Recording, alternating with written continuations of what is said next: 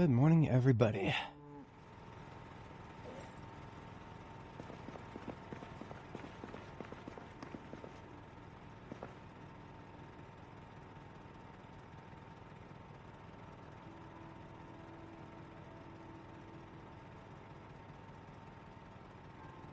We might get maintenance level 10 today. We'll probably definitely get axes, well, we'll get through level 8, that's easy. TBA as to whether we'll get further than that.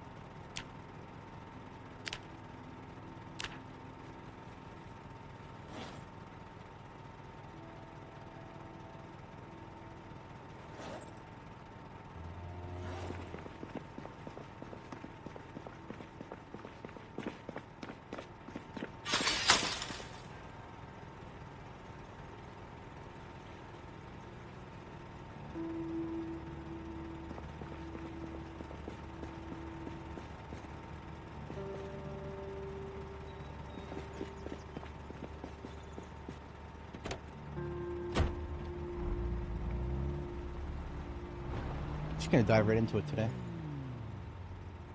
As soon as we get some food, of course.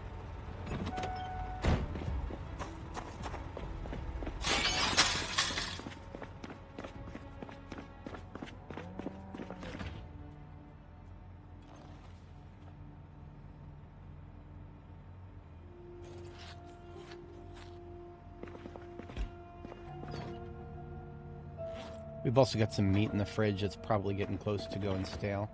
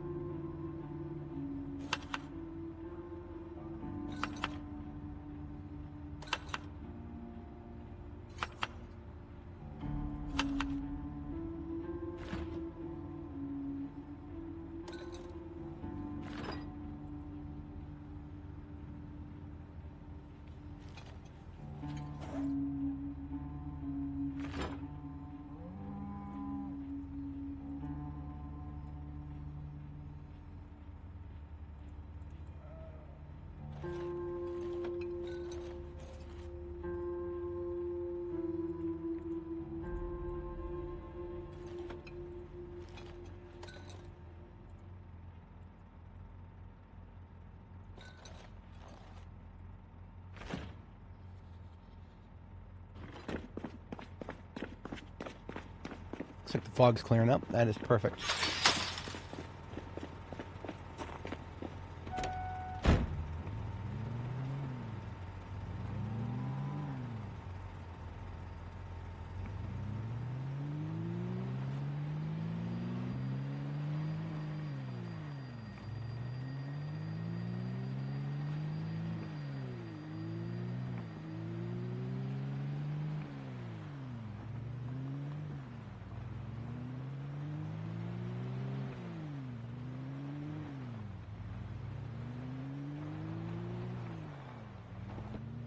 All right.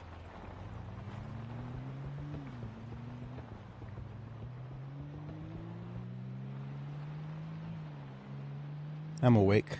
Right? Yeah, I'm awake.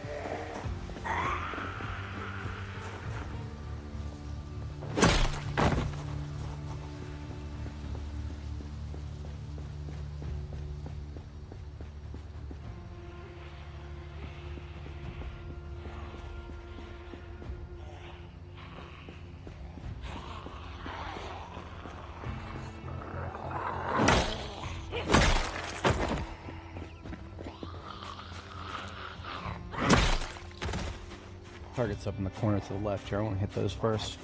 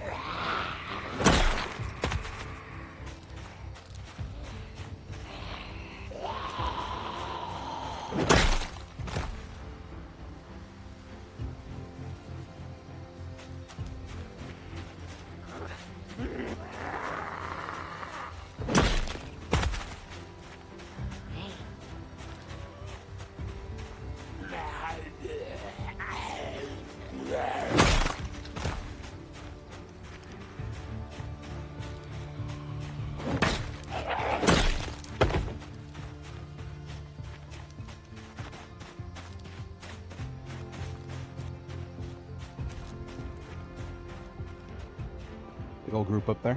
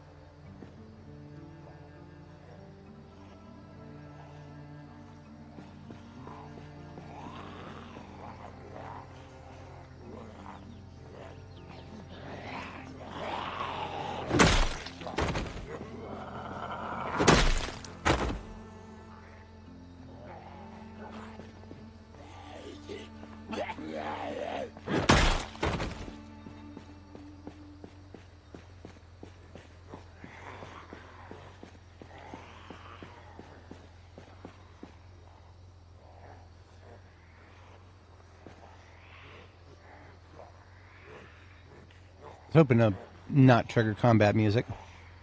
I was like playing that game with myself, but don't think we're gonna win that one now. 3 of them are aggroed on us. Oh, maybe.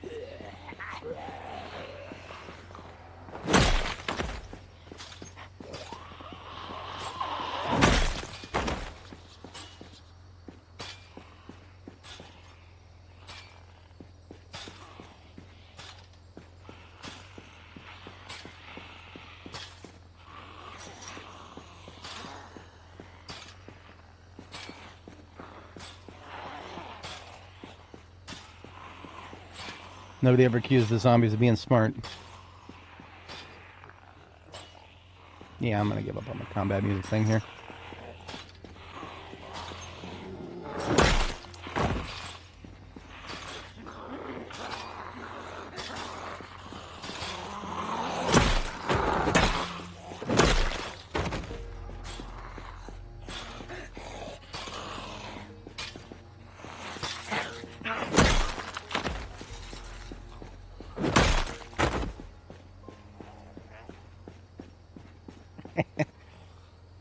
I was almost certain it would trigger there. Okay, doesn't have to.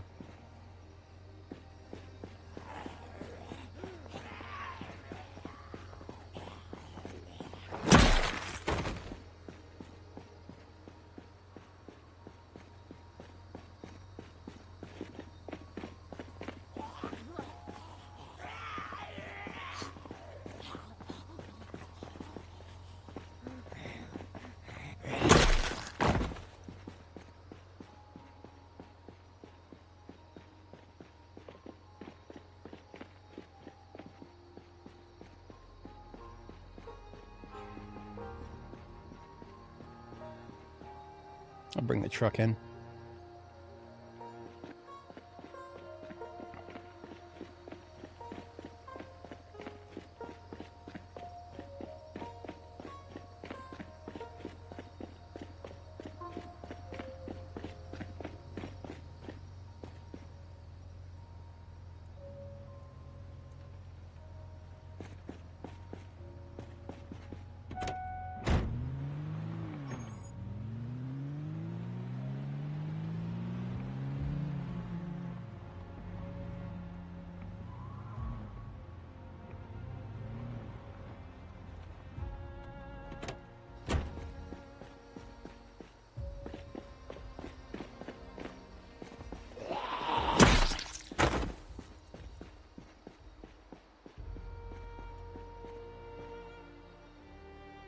That is the Louisville Central Hospital over there. Louisville General, rather. That is a place I will hit at some point in the not-too-distant future. I've never actually been there before. The first time I cleared a good chunk of Louisville on one of my characters, linked in the description, that's anime. We cleared St. Peregrine's on our way in, and that was enough hospital for me for a long time. I don't expect to find a lot of loot there, but for the sake of saying that I've completed it, that might actually be on the agenda today.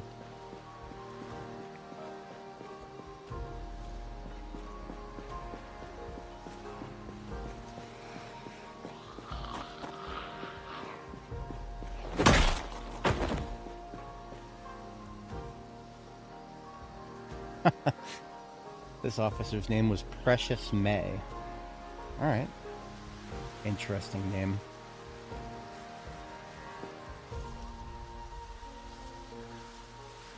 My weight limits are a bit sensitive right now, so I will grab some loot into a bag, but I'll leave the bag.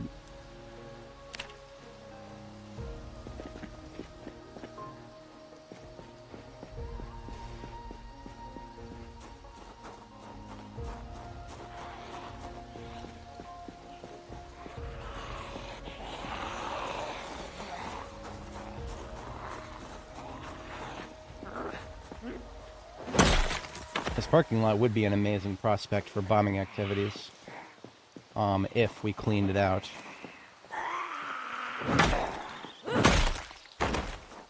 But it doesn't feel right to be doing any bombings right now, not when I have weapons experience that I could work on.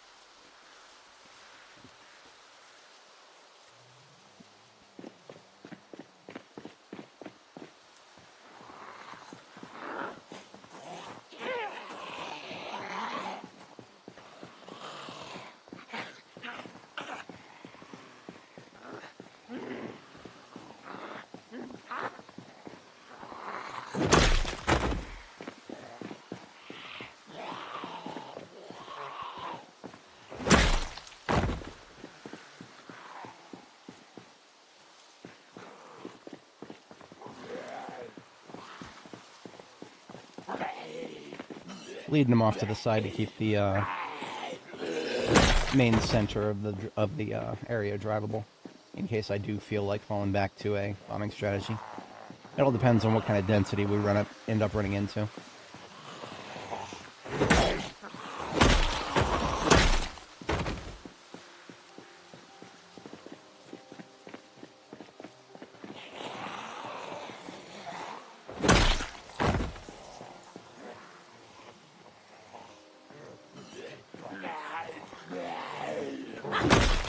I'm also going to want to steal that step van up there. That is a labeled step van that I've never had in my collection before.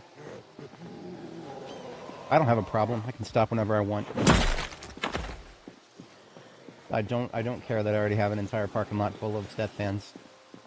If there's another one that I want, I'm taking it.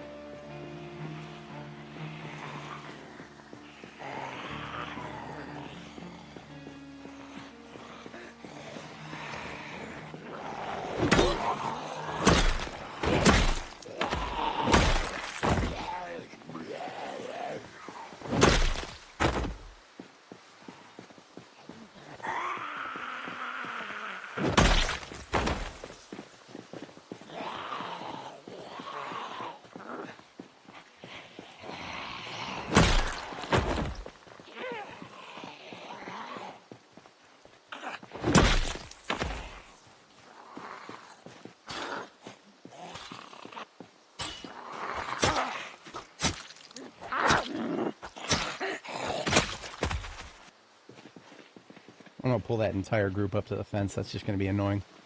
Give her a little poke and then move elsewhere. Ah, I got another ambulance up there. Probably a perfect engine in it. I need to control myself when it comes to the ambulances, though. It's that raccoon up there that I keep hearing.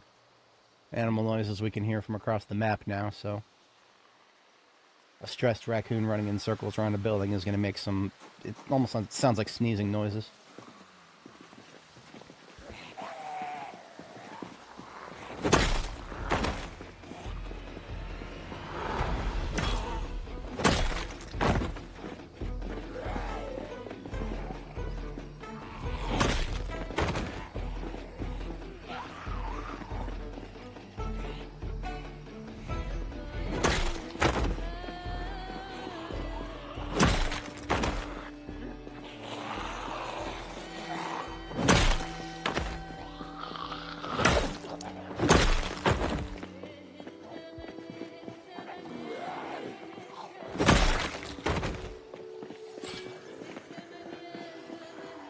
Okay.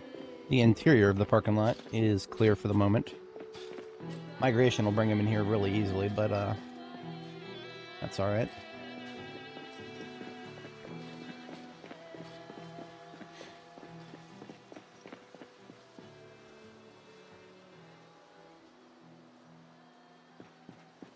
How is our current weapon holding out? It is about a third integrity left, so we've got a replacement in our backpack waiting for the handoff when it breaks.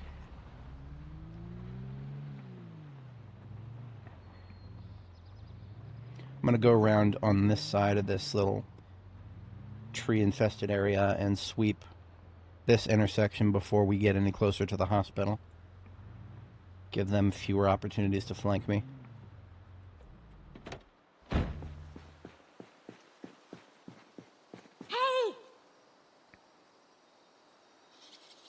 just far enough away that we're only going to catch the ones with the good hearing here.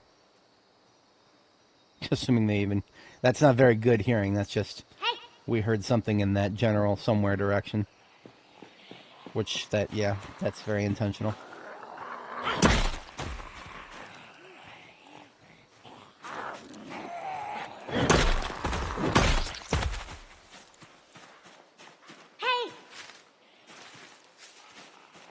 Bushes. My forever enemy.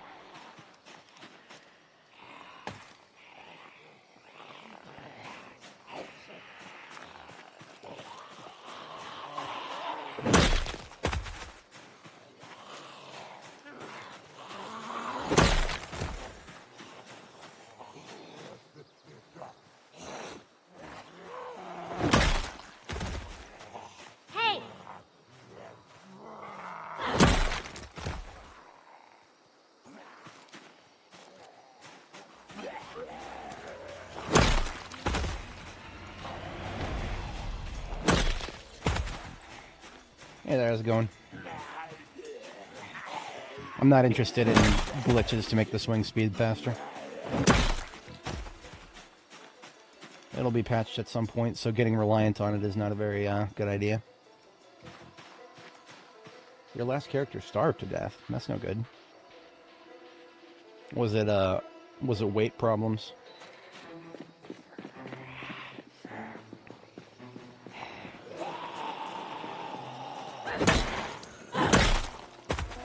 Don't trust that tree line up top here. Just a couple kills on this side of the road. See how they're kind of... I don't like this. Get out of those trees. Come out and fight me in the open.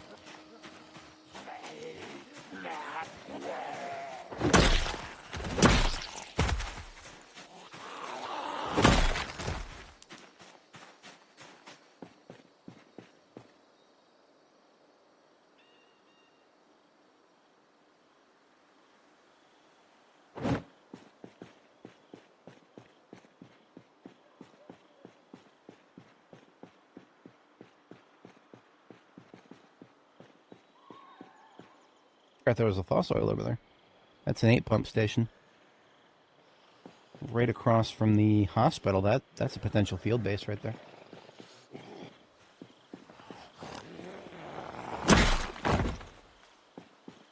Hey! Oh, severe cold. That's gonna do it. That's gonna do it.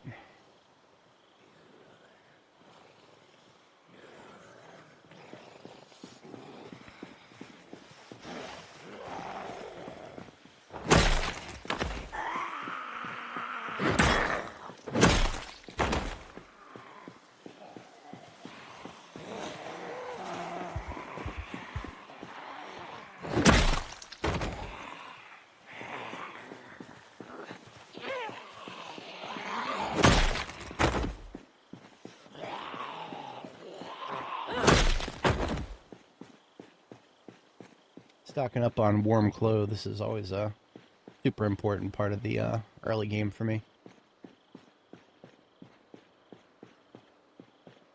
The military gear can get actually really warm if you stack it. Military t-shirt with a green or urban camo jacket. And then the regular shirt too. Green camo, urban camo, and foreign camo. Melius are the higher insulation variants. You get desert camo and tiger stripe for the lower insulation variants. They're still pretty warm. I mean, they're still warmer than I would normally wear.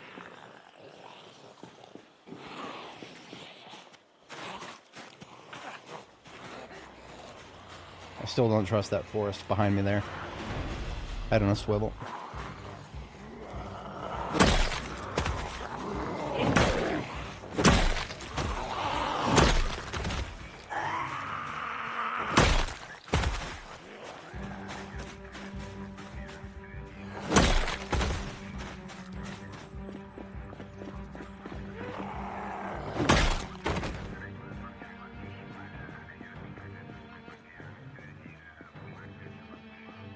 Looks like the gas station has been looted and trashed.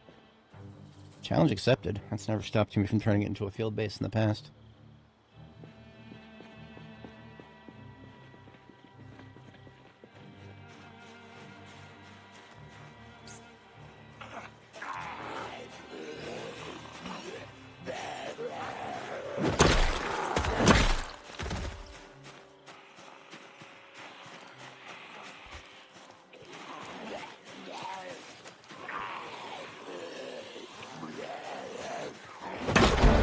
Maintenance level 10. That was faster than I expected. I should probably be using weapons like this a lot more early game. Weapons like this that break, but last just long enough to get me plenty of maintenance experience every time they lose condition. Yeah, so we're maintenance level 10 now. And that means being both maintenance level 10 and Longblade level 10, we are getting peak efficiency with swords. So I literally have no more excuses. I could start using my katana with a clean conscience. Because there's now there's no other scenario that I should wait for to make sure that I'm getting the most out of it that I possibly can before it breaks. Because I can't, once it breaks, it's gone forever. I'm not going to use it until it breaks. If I ever start using it, it will be just for fun, and I won't use it until it breaks. I'll switch to a different sword long before that.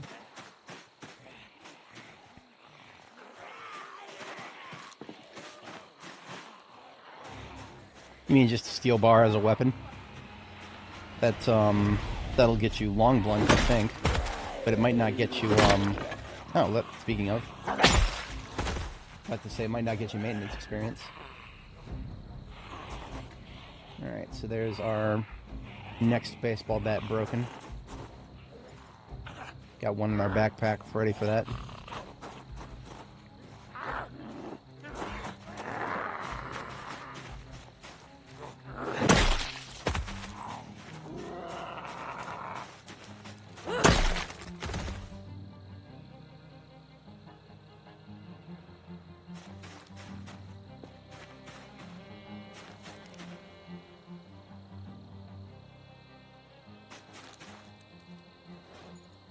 There's my broken rail spike.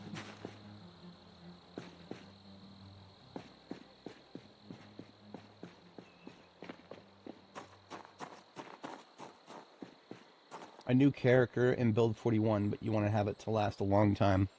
Well, B41 will get you a lot of food supplies, but without animals, you'll eventually run into situations where you'll be thinking about your weight long term.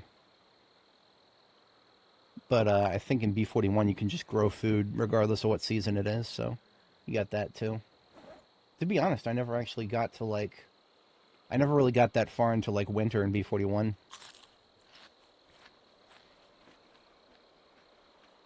I only played the game for 400 or so hours, something like that, in B41. It wasn't until I started seeing B42 come out and I started messing around with it that I really started putting the long hours in and actually got a character to last a long time before and I didn't even lose quite as many characters early on. It was mostly just a case of, oh, hey, I could do that better. Let me try starting over again. I got a little bit addicted to that. See, this shit down here, that's what I was hoping to smoke out. These guys that I never even saw down here.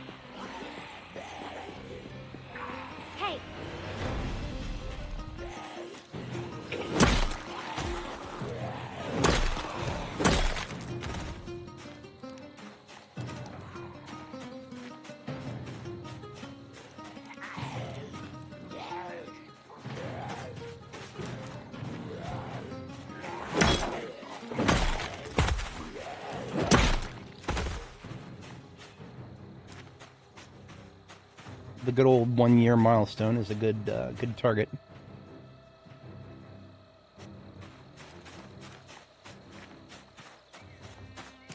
These days, I kind of just think of seasons as a change of pace. Right now, it is October 1st, so it's getting in the fall direction. I feel very comfortable without getting too hot right now, and that's an amazing thing. Now that we're past the hottest of the summer months.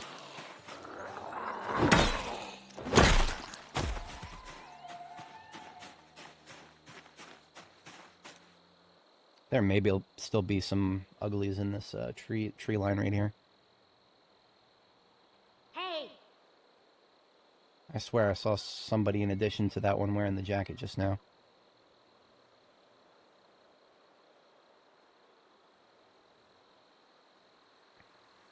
But I ain't going in there to chase her. She'll come out eventually. Yeah, chickens are amazing.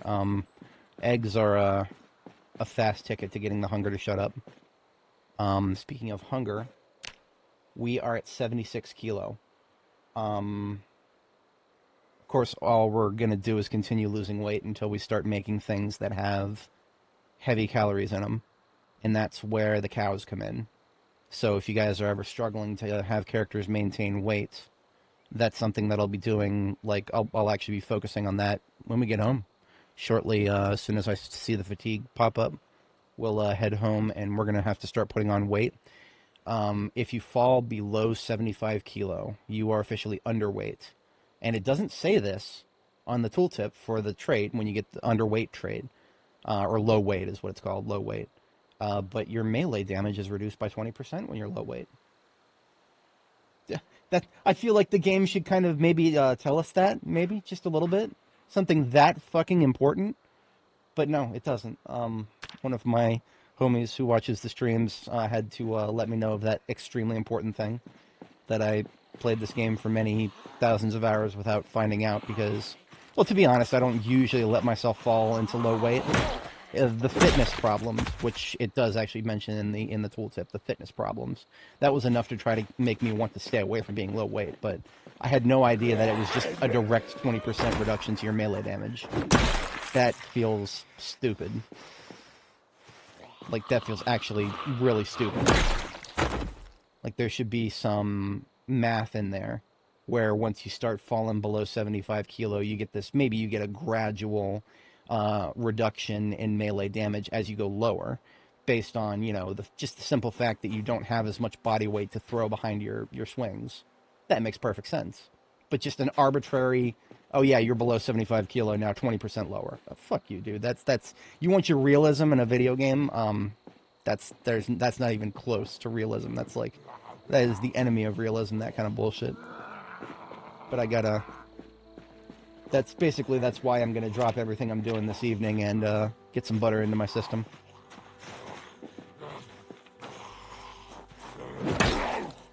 Oh, speaking of the fatigue, there it is. Yeah, if it was not for the fact that I need to go home and make some hefty meals, I probably would drink some coffee and stay at it. But, no, we need to get some weight on before we run the risk of getting to 75 kilo. So, we great progress today. We cleared that parking lot up there. A good chunk of the gas station cleared. That gas station is going to be our target. We're going to build a base there for taking over the hospital. We're very close to the next level of axes. Like, I literally just need 110 or so experience, and then we're axe level 8, which is something I've never done in Project Zomboid before. In general, I've never actually gotten to high-level axe before. I always focus on other weapon types.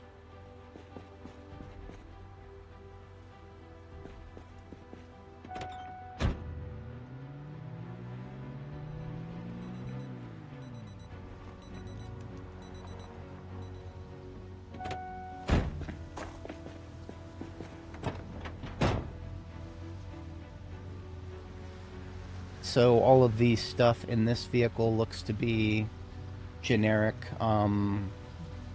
stuff that could either be, you know, it's basically forged stuff. There's nothing specifically special for glass making. Outside the fence, we're good. But I do want it because it looks pretty. It's the engine quality looking like. 66, so nothing special.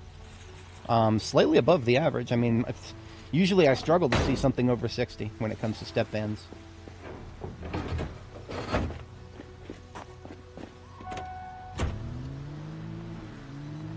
The restaurant there, the Southern Hospitality van, we have seen that one several times. It's pretty looking, and it also might be above average, but I'm mostly just grabbing this for the novelty.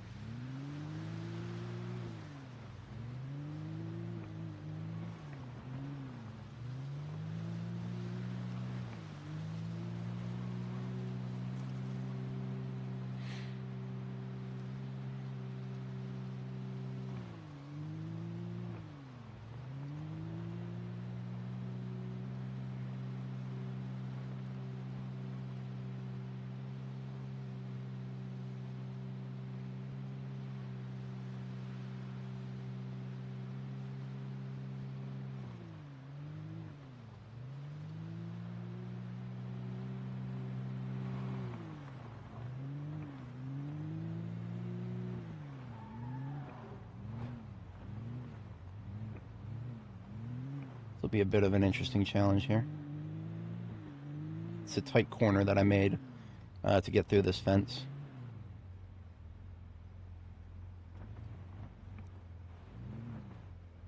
You know what? I'm not going to use the rail yard at all. We'll just go through this way. I think I can make it. I think that was not good. That was my trunk right there. Well, looks like we're fixing it again. This area used to be littered with corpses, but most of them have now decayed. So we can actually get through here now.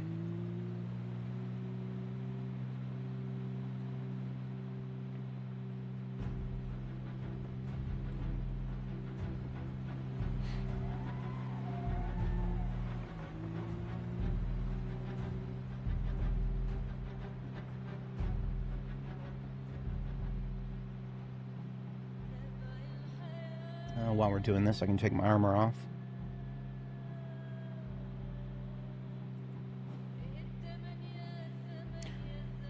Forgot that we don't have to worry about the rail warning lights there. They don't.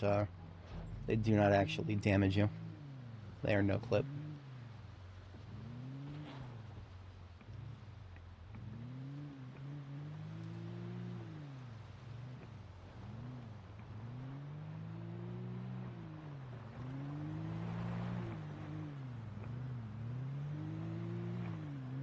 For anybody joining, welcome. We are getting some axe experience today with the baseball bat with rail spike, which is one of the best axe weapons to level with, in my opinion.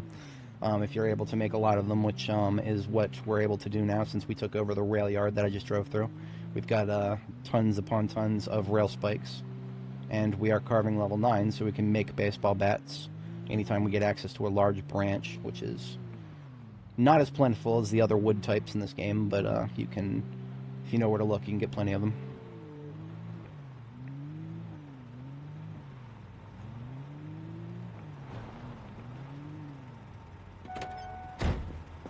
We will finish getting the step van here sorted out momentarily.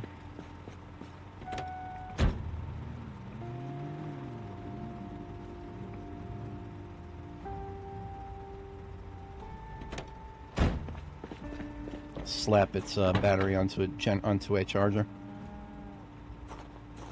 Gas tank is big, but it needs to get touched up with welding first.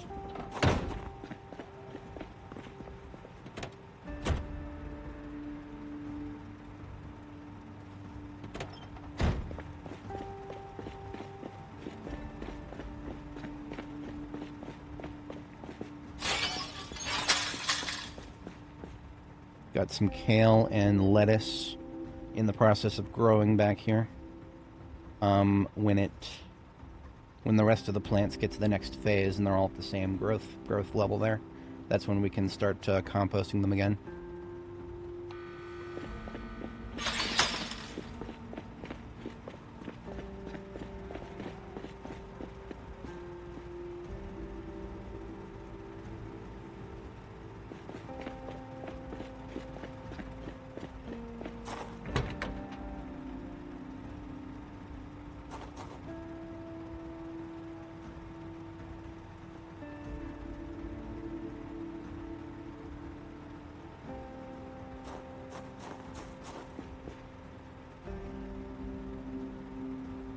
Looks like both the gas tank and the rear door could use a repair.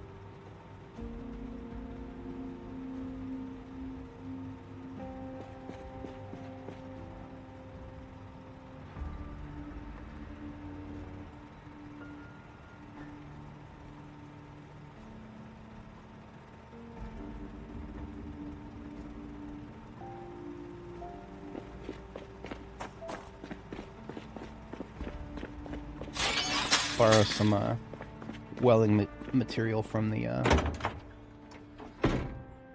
fabricator here.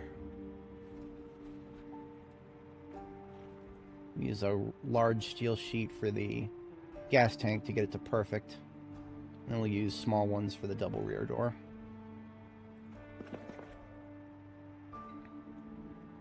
Actually, the torches, I would prefer to use the uneven ones over here. Assuming we still have any. I cleaned them all up. Ha, forgot about that. Oh, we've got some over here too. One could say I have an abundance. But that would be tempting me to say that I have enough. And the truth is, I never have enough.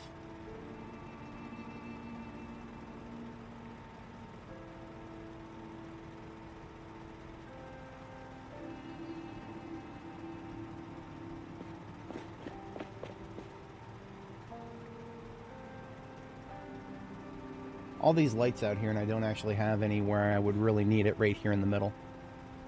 I'm gonna have to fix that at some point.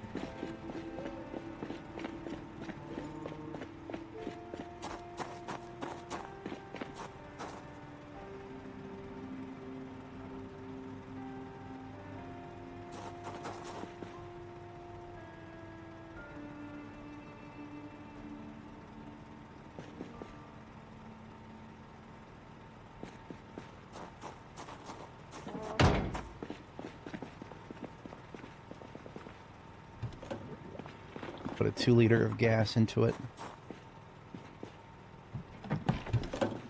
And it is now capable of firing up.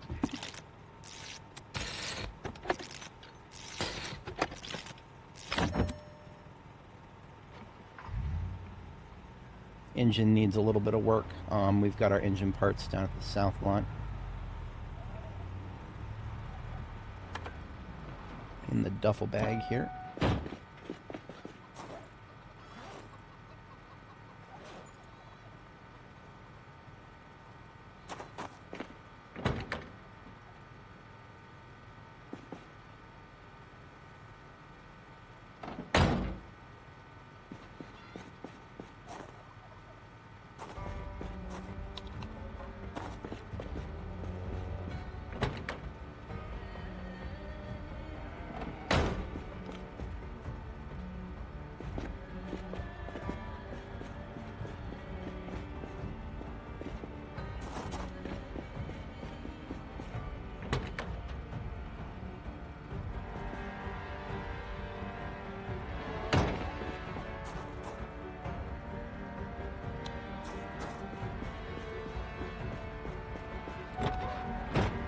We'll put some gas in the tank later. It's bedtime for now. Get our first bedtime in.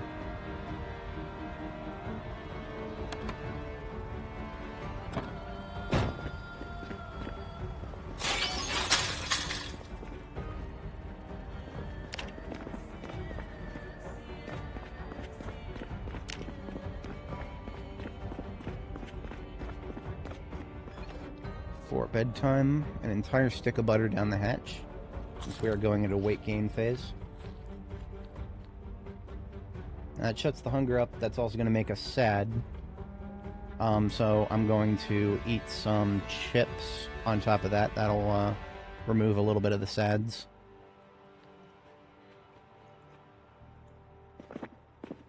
Now you saw that we went straight into rapid weight gain. I don't actually know if that's because of fats or carbs. I want to say that's probably because of fats. Of the stuff we've been consuming, I believe fats is far more likely than carbs. But I ain't no nutritionist, so I don't know for sure.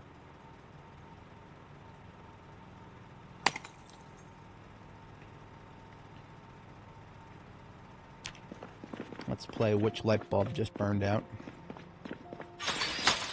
Oh, look at that, the one right in front of the light bulb replacement dash. Oh no.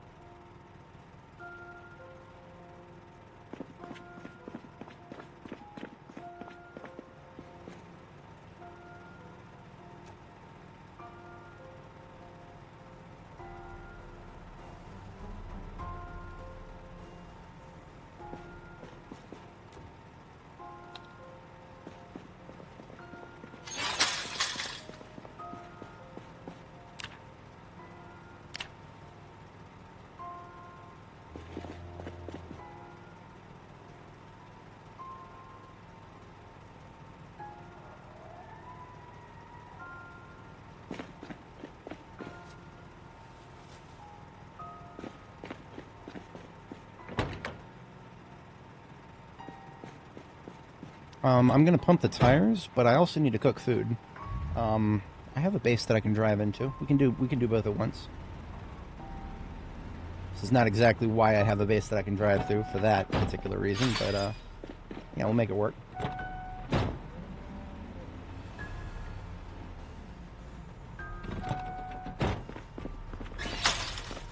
I would drive into the base far more often if it was not so 10 seconds of inconvenience.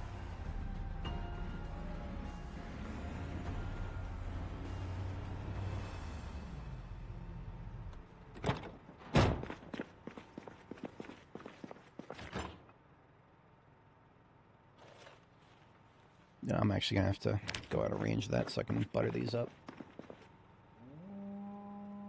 71 already has it going.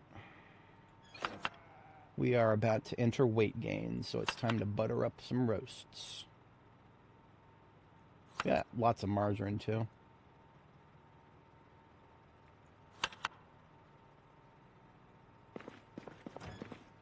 Oh, I was supposed to be using the margarine up here first. Oops.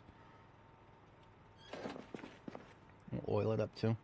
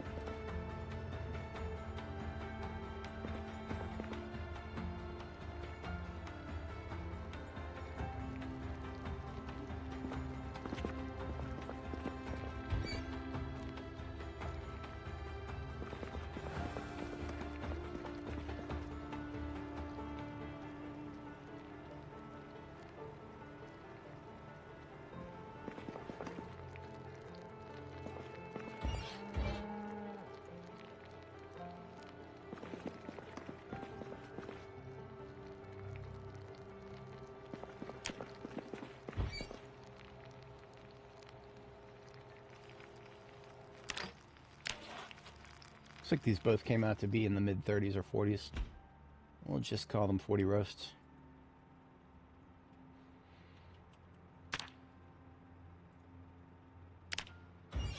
And that's food for tomorrow. We'll overeat a little bit to keep up the calories while we fight.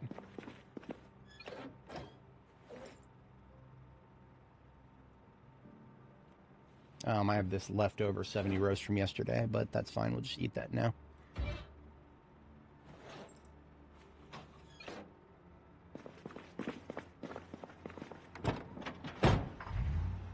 And we're going to go fill up this one at the gas station now that the fire is taken care of.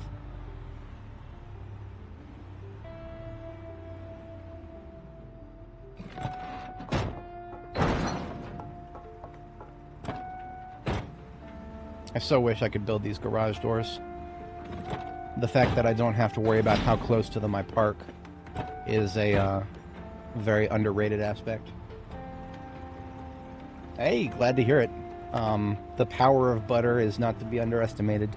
Cows are your best friend. 5 liters of milk get you that stick of butter. Now, I get this sinking feeling that butter is currently just a thing that the devs are perfectly aware of, is a little overpowered, and they're going to nerf it at some point. I don't know what form that could take. They've already nerfed it once. It used to be that you could make butter even more cheaply, like it didn't require as much milk before. Then they increased it from, like, what was it, as short as a liter to like 5 liters now. I don't remember the exact numbers though. I think this one actually might have the gas port on the right side.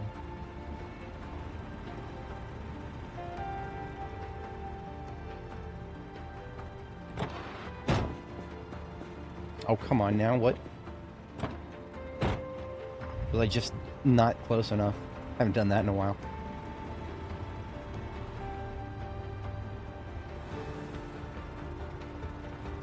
Yeah, some of those cows are amazing. The one that I have currently is not one of those. She does not produce 20 liters a day. She produces like a quarter of that, but I don't hate her for it. She produces some. That's really all I need, as long as I'm diligent about milking her every once in a while. Just means I can't walk outside and get 4 sticks of butter. This is a big gas tank, so this is actually going to take the rest of the evening here. I need to... This is Louisville. We have had many random wanderers show up at this gas station, so we're going to fire up the generator and stand there for an hour. We're going to perimeter check.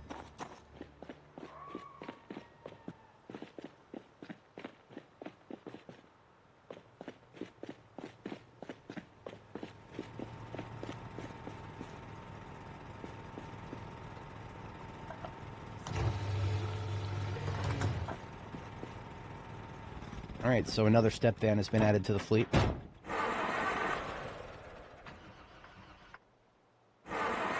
Now, of course, engine quality 66, so that means a 34% chance of that happening.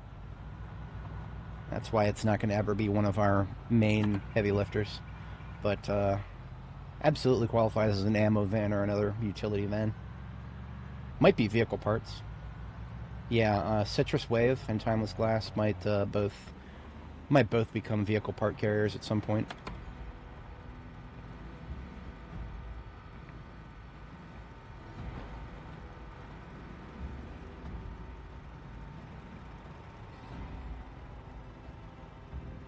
Where to park? I'm actually going to put it up here by the generators for now.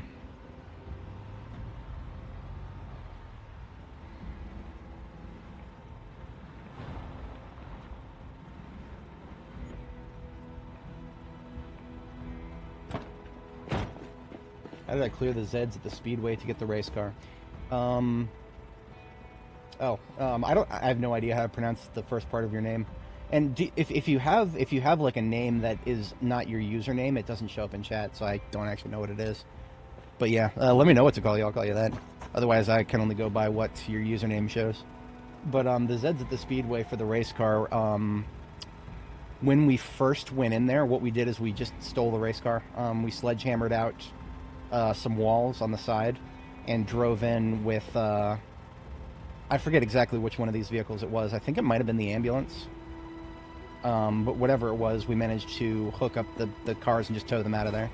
So we didn't actually fight a ground war for anything other than just making sure that there were no zombies that would interrupt us while we hooked up for the tow.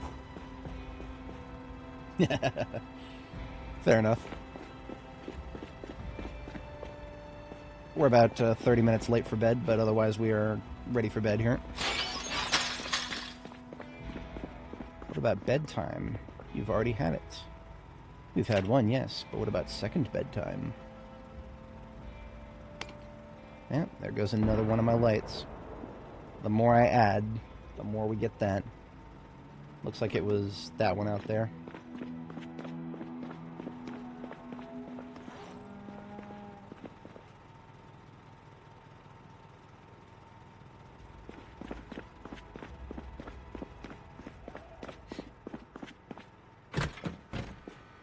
Oh, lettuce died.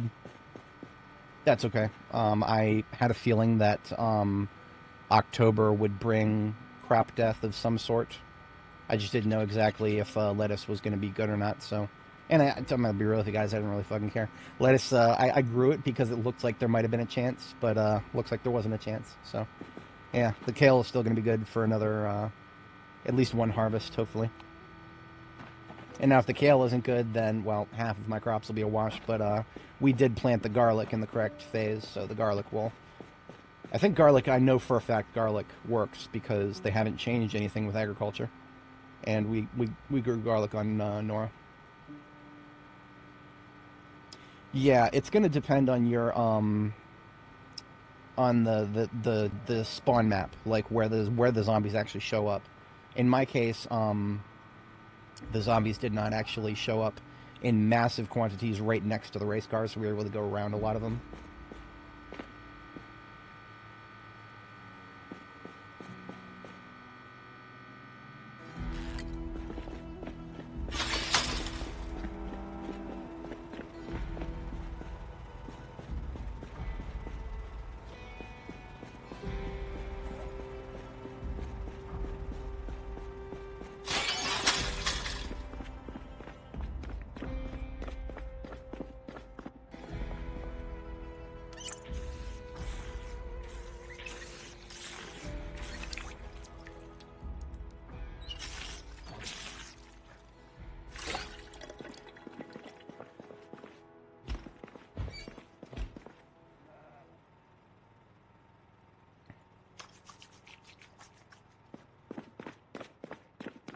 Yeah, well, it depends. I think I was a little bit whelmed by how many Zeds were actually inside the buildings. I vividly remember on previous characters there were more than there were for this character's run. But that's true for a lot of things, unfortunately. I feel like Apocalypse really has been nerfed. Um, I'll withhold my opinion on that overall, but it definitely seems like it's a little bit lower than it was before. I have to step away briefly IRL, and as soon as I get back, we will be clear for some more combat, because we got great weather today. Get a little bit closer to the hospital. All right, be right back, folks. Just a moment.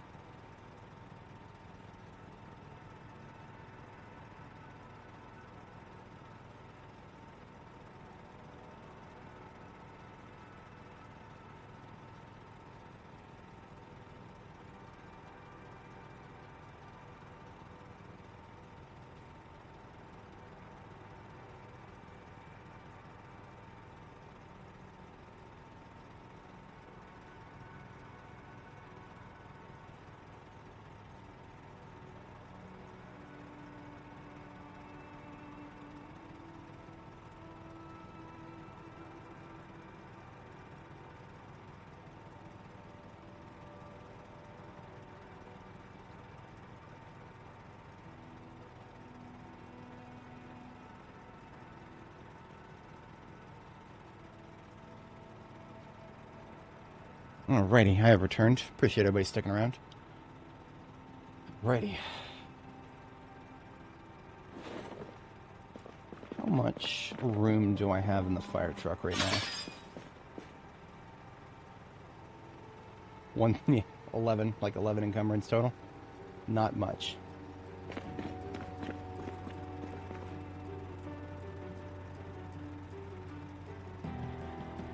That law enforcement officer that we looted had a 9mm.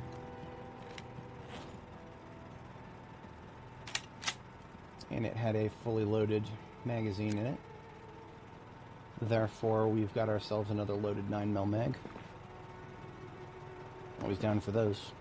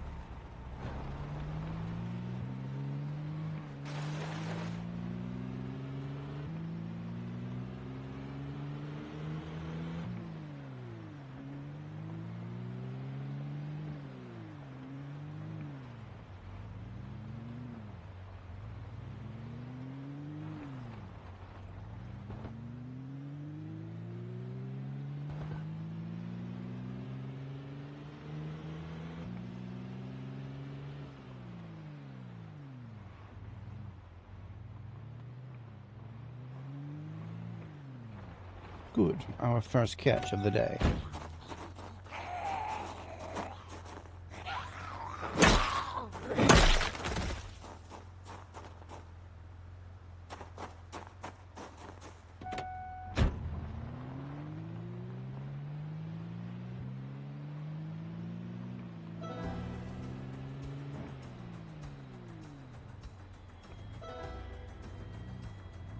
I'll probably clear the rest of this fence out later on to make this a more straightforward supply run.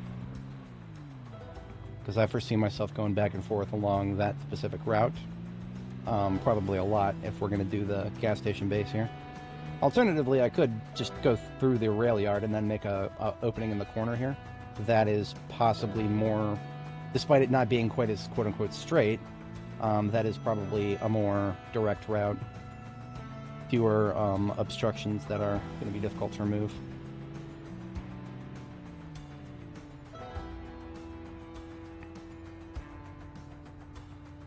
Alright, here's our destination for our next field outpost. I thought I had cleared this forest.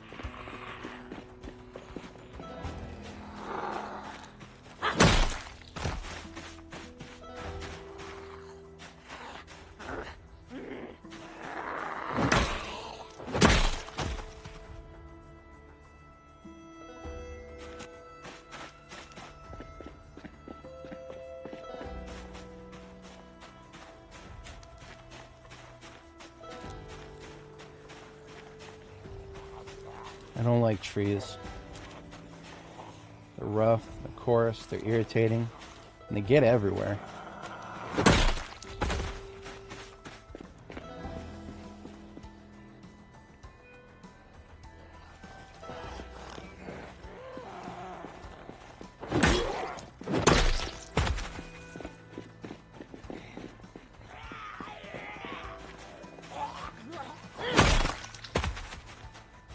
Oh, are these the houses with the gravel floors? I think there's several of these, actually. Why do these houses have gravel for floors? Welcome to Project Zomboid. I think these houses were just never really finished on the design front.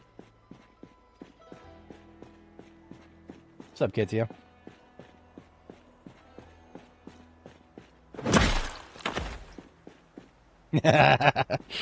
Well, no, it's actually, I'm actually kind of okay with this place being looted and trashed, because that just means I don't have to think about the windows at all. They're all gone already. There's nothing to save. They killed them all. And not just the small ones, but the big ones and the medium ones too. I ate them.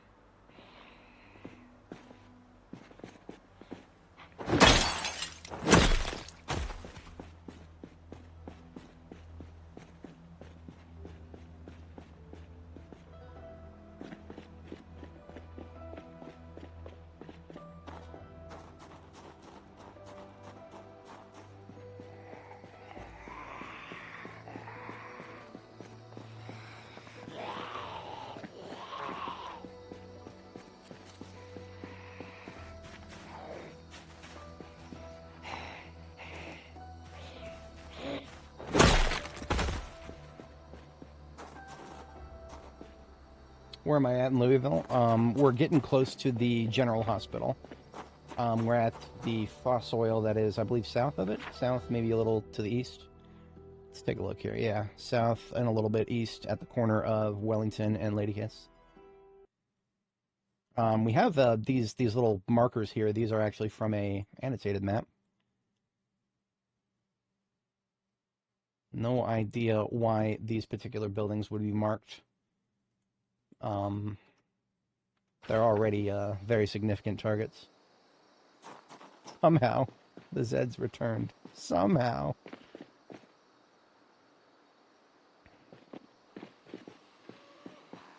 Hey.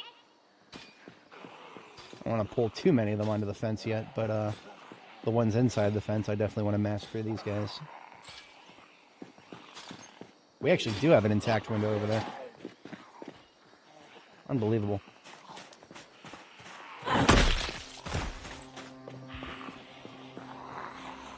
They're gonna find it. They're gonna find it and they're gonna erase it.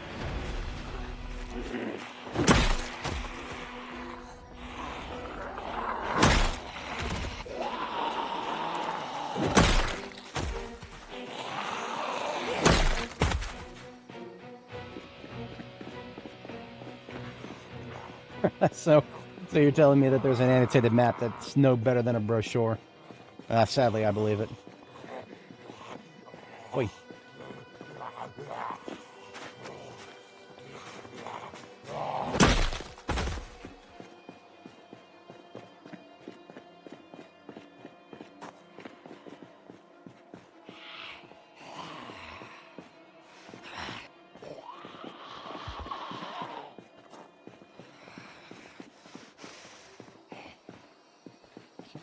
Almost got me. Right this way. We do this so we don't have to get the corpses out of the way later. I'm gonna base here. It shan't be whatchamacallit, loaded with corpses. And by killing them in the grass, that actually means I can bury them if I so desire.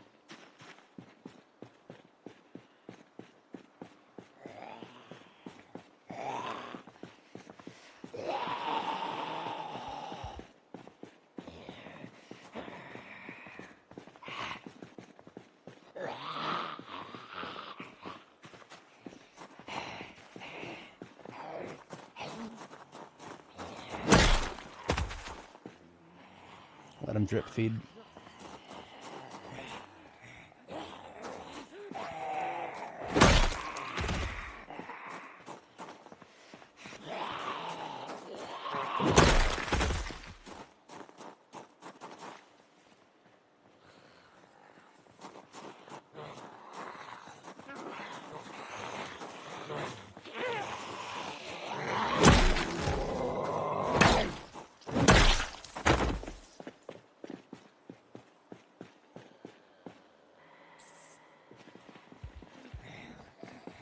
A couple still coming out of the house area there.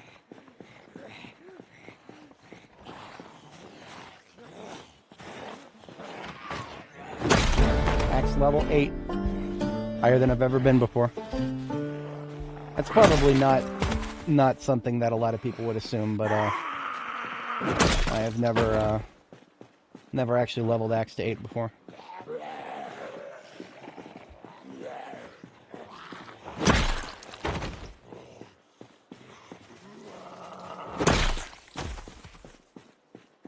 Now, from what my buddy told me, we've got the bonus at being level 8 axes means you have a little bit less stamina eaten per swing. Apparently that is like a unique thing to level 8.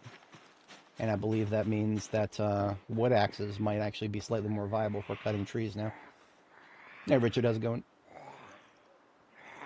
Who's groaning at me? Are you still inside? Yeah, look at that. The vagrant around the corner there. She's going to be annoying, actually, because if I don't want any of these corpses on my lot, I'll have to lure her. We actually do have three windows intact. 1, 2, and 3. This gas station layout here is a little bit different from the ones I usually set up bases in. So I'll think about how I want to proceed with that.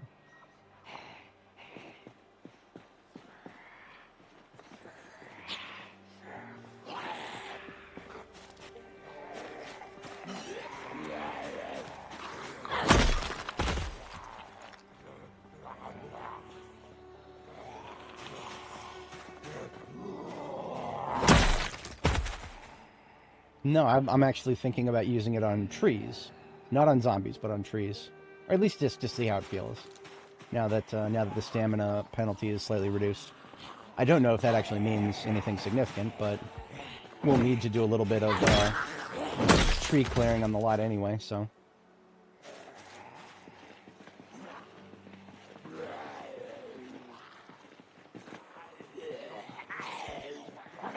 3, too slow to the top.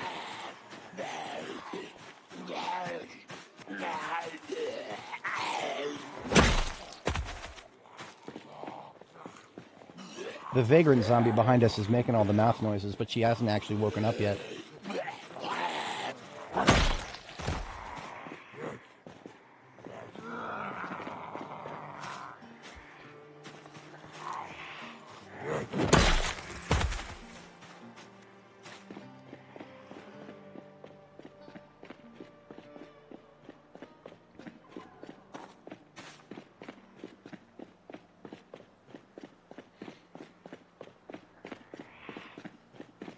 Get up. Oi.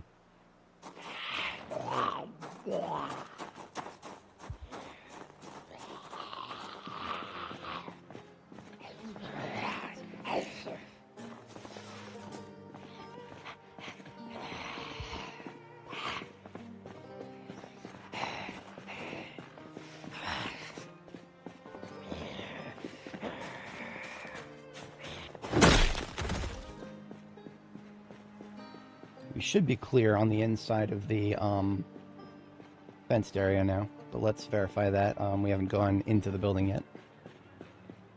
And do what Ray Epps told us. We got to go inside the building. Inside the building.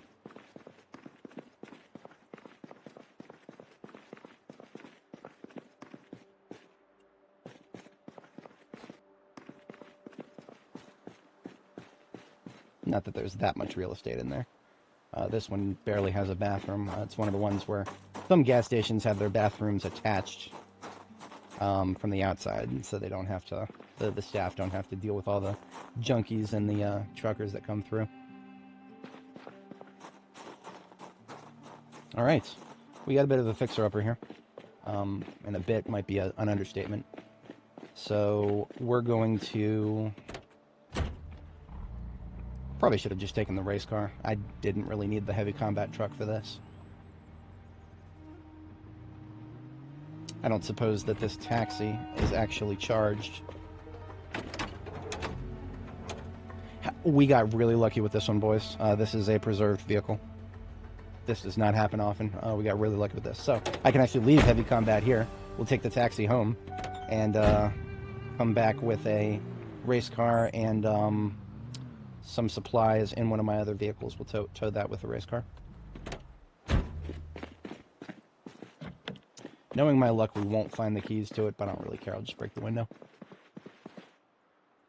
Believe it or not, you can sometimes find keys to cars on shelves, like just regular store shelves in a building.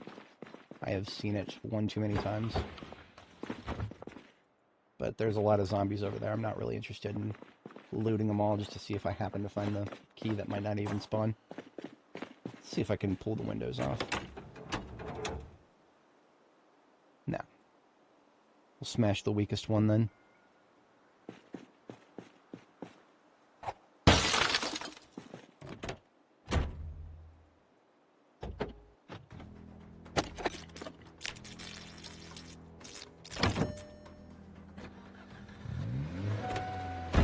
Now, if I am going to drive a vehicle anywhere ever, the driver's side will have a window on it.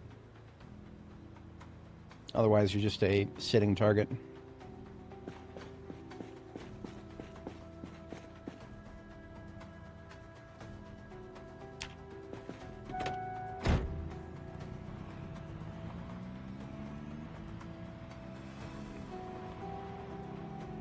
So what we're going to do is we're going to take this back to our main base at Jericho, and of course if there's any backfill like this motherfucker here, waste his ass.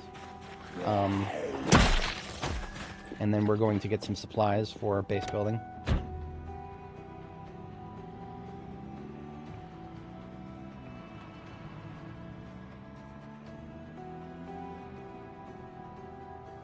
And you know, I think I am going to do exactly what I said before. We're going to turn this four-way intersection into a five-way intersection. We're going to take out the corner of this fence here, and that's going to be one of our ends. Normally this would be a very bad idea, but we are very familiar with both sides of this fence at this point, so we can do this and be reasonably assured there's not going to be a zombie waiting for us on the other side. Yes, so we just got that earlier this stream. And I think what really helped us finish maintenance was actually the fact that we kept using The fact that we kept using bats that were breaking on us. I think we actually got a lot of maintenance experience for that. I'm here for it. Should have done it earlier.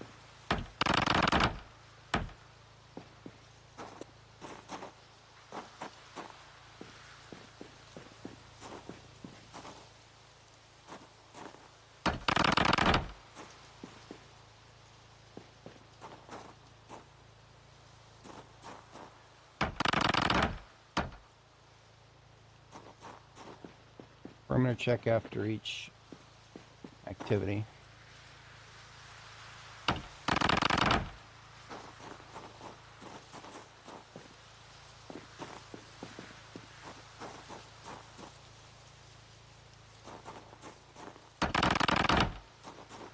Perfect. Now, I wasn't assuming that I would be able to do this in the previously, so I did leave a corpse in the way here. I would never personally worry about cars to such an extent that I'm planning my character around them. If you live long enough, cars will come naturally.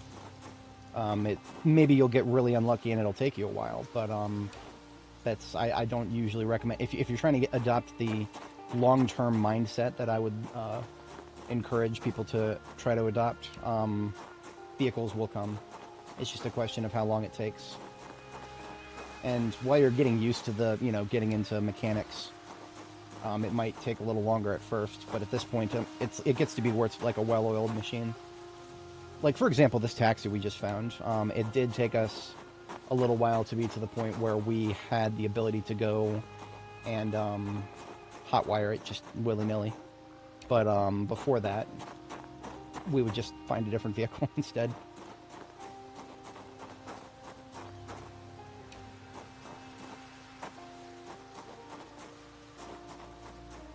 I'm not going to waste too much time on this. This is a better overnight activity, real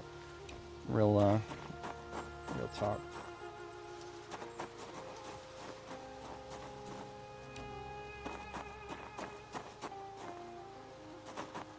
Yeah, I'll clear the rest of these roadblocks as an overnight task.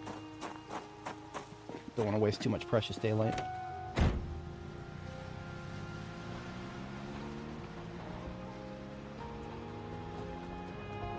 See, if you think about it, professions and traits will help you out in the long term, like very, very, very long term. When it comes to hot wiring vehicles, level 3 mechanics and level 1 electrical, which are the prerequisites, those are not as long-term things. You'll get to those long before you'll start running into things that will be truly difficult to get without professions. I mean, I've kind of taken that to the absurd extent, to the point where I start with... my character's build right now is almost completely a blank slate in every way except for the +1 to axe. That is the only weapon skill that we start with. Other than that, we've got fast learner and no other innate skills other than physical ones, which are the hardest to grind. Oh, it's only 2 mechanics. I thought it was 3. Okay, fair enough. Maybe I've been confusing 3 with the VHS cap.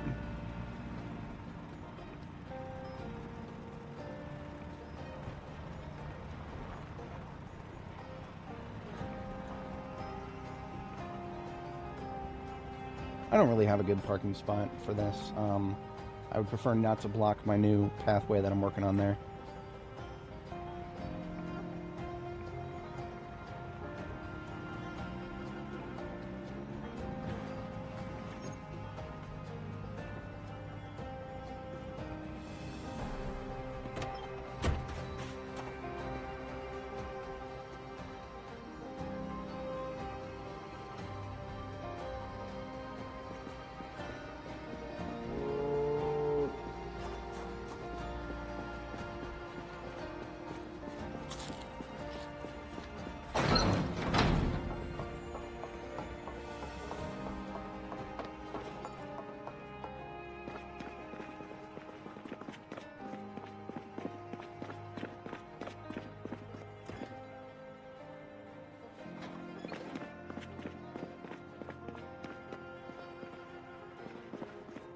So, fun fact, if I just take KY Ranger here as one of the vehicles, that just enables me to make a lot of things right off the bat.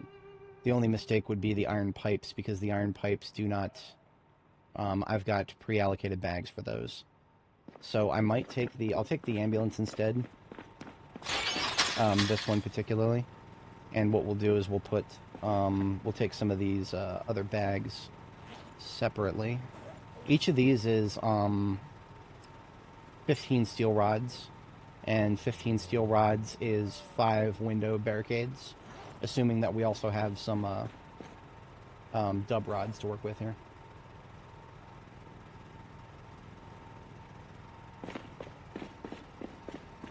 And these over here are our gate bags. Each one of them contain the materials to make one of those lovely double wire fence gates that I use a lot here.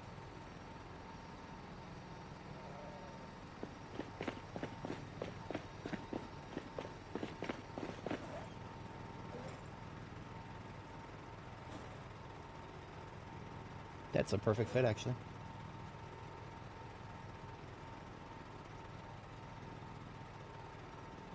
I'm going to hand carry another one of these bags of S-rods, because then I can do... some S-rods would be... steel rods would be needed to do if I wanted to do some stairs.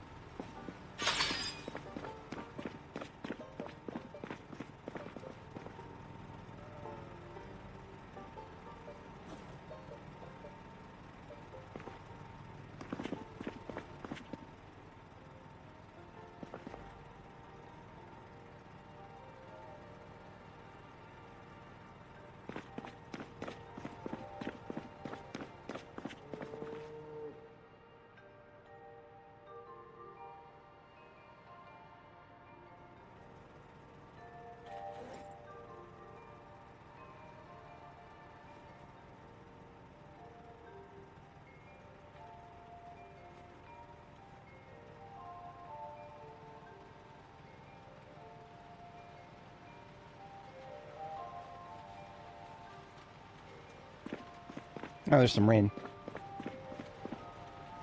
Nails, of course. Every once in a while. I need them and I don't have them.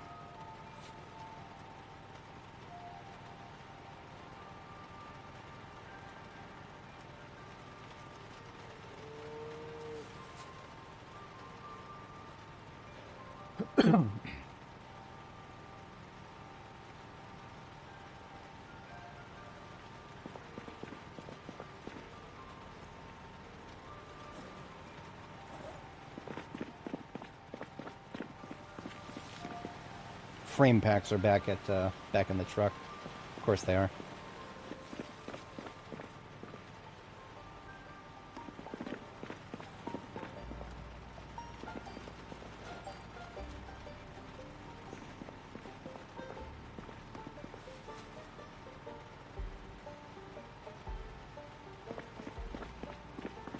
Crowbar, if I have a spare.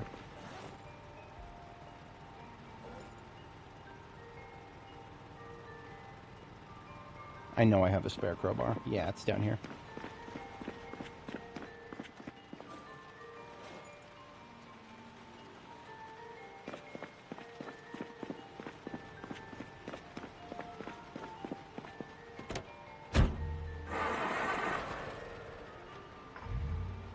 Yeah, gear is a bit of a rabbit hole.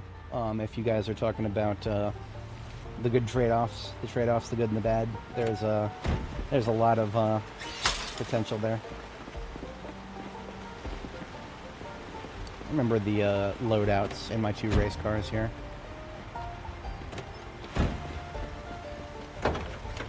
This one's never been unloaded.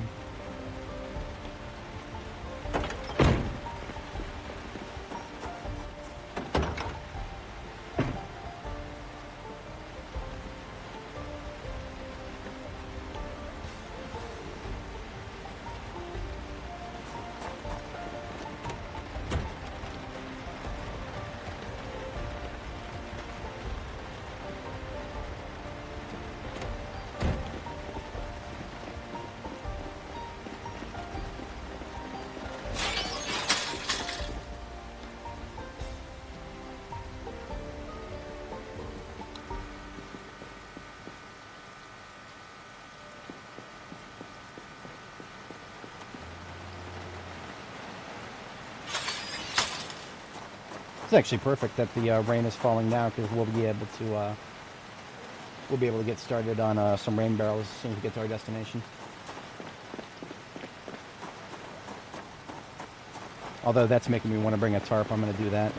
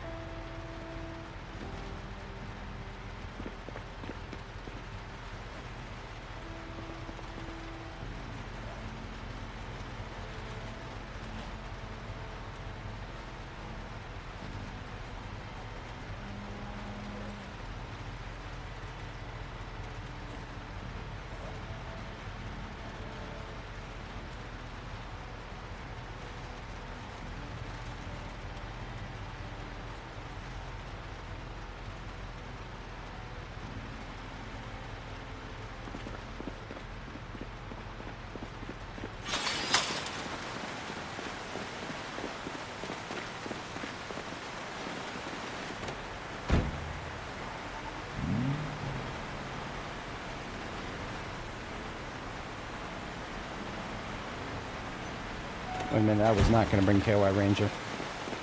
We're taking the Welling ambulance, right? That was an oofers. You go back for now.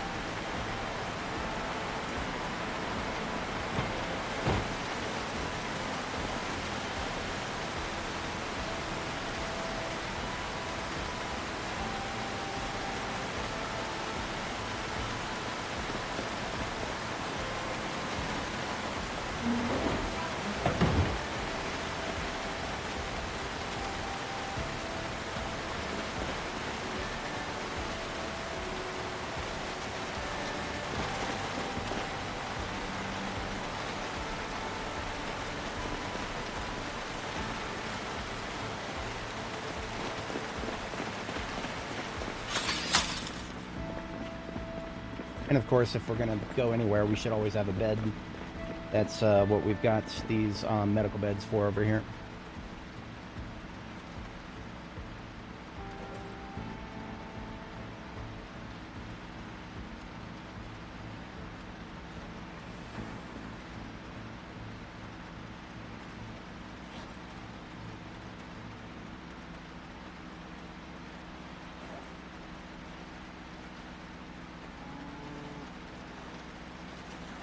Alright, we have everything we need to build a very fantastic base. Until I realize I forgot something, but until then I think we are definitively on the over-prepared side instead of the under-prepared side.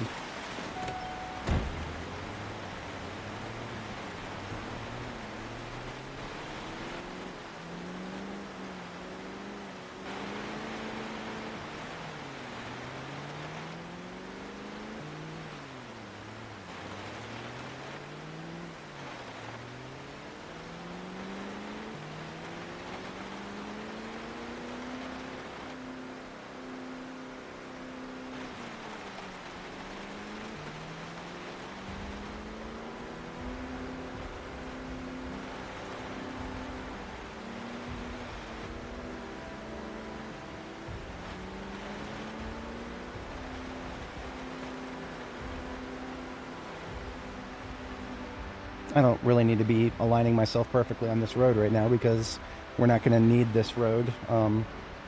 Where we're going, we don't need roads, we need rail yards.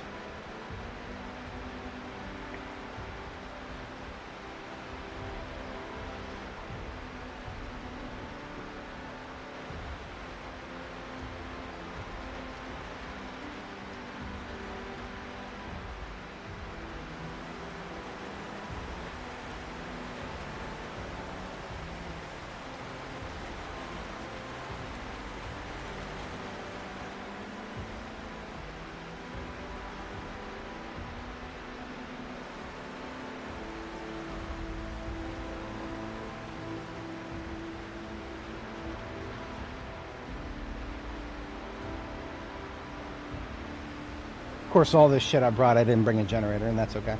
I actually know of one somewhere in the local area that's a yellow one that I never brought home to base. We found it, but we didn't have time. We didn't have the capacity to carry it, so.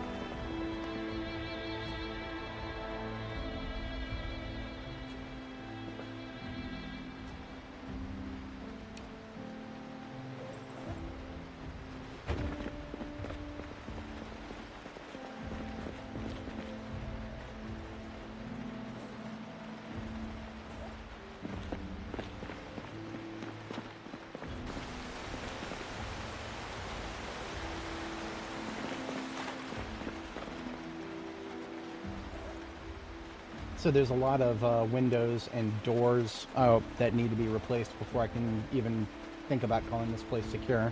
But we've got a closet here with only one way in or out, so we get this door particularly rebuilt, and we've at least got a safe place to sleep, which is what we'll need to do. We'll need to sleep in 3 hours. So until then, let us focus on getting that door in, and then we'll take things prioritized after that. I want to get my rain barrels put up probably first, actually, as soon as we get that door put in. Logs over here.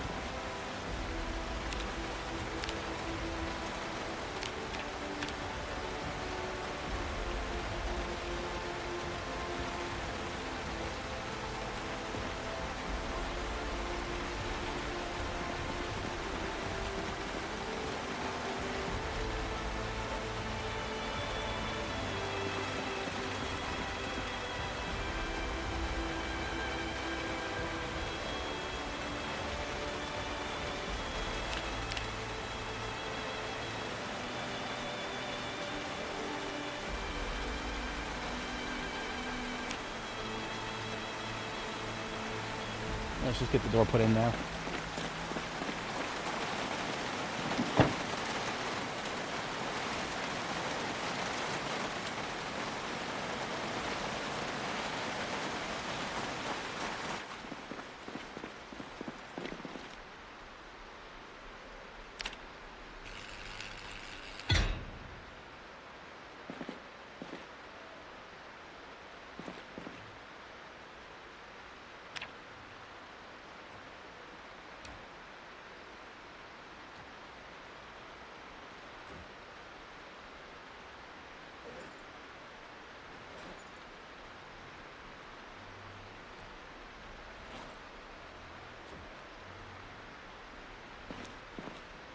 So why was I able to bring a high-quality bed so easily? Medical beds weigh only 15 for each part, so that's 15 plus 15. That fits in a military backpack. So I literally have military backpack spares, specifically hanging around near where I store these medical beds I stole from the military checkpoint. So we have medical bed carriers available to us. Should be keeping this close to the bed. There we go.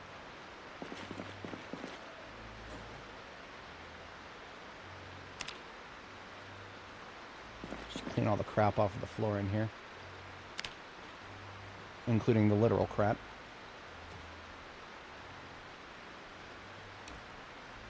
Could have trash. Yeah, we got a trash can. We're gonna need it. There's a baseball bat in here. It's almost broken.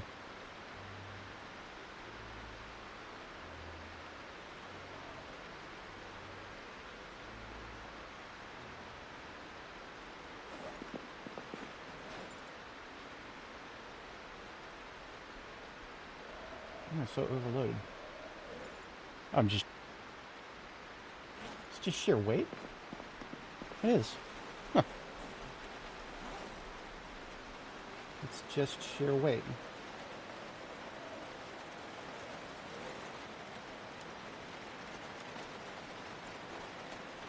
Something is off here. I feel like I left something in my inventory, but I can't find it. No? Okay.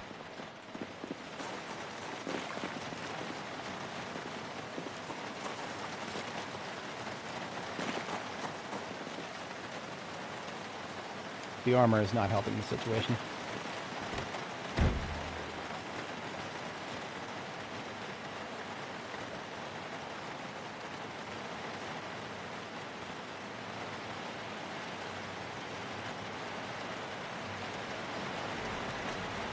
So when I don't have a generator just yet, I'm going to go ahead and make use of my headlights.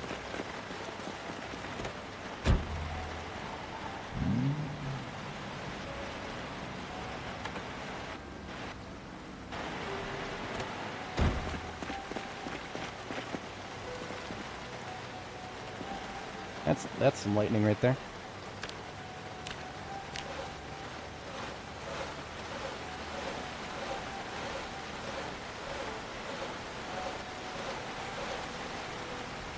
A lot of lightning.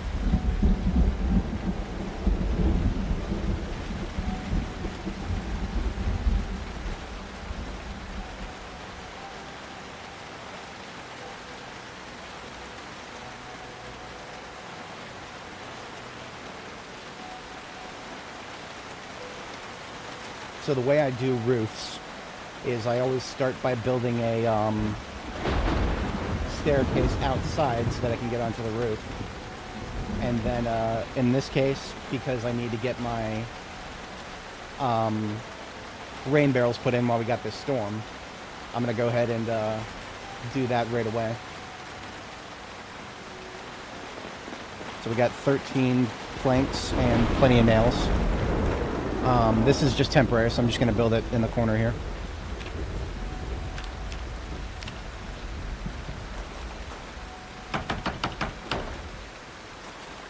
I need to make a snap decision on where I want the rain barrels to be. I'm not going to overthink it too hard. Sometimes I overthink things way too hard.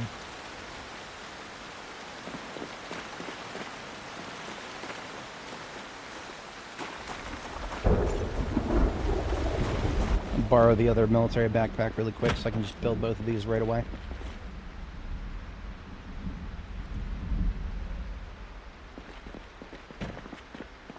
Need one plank from the floor here.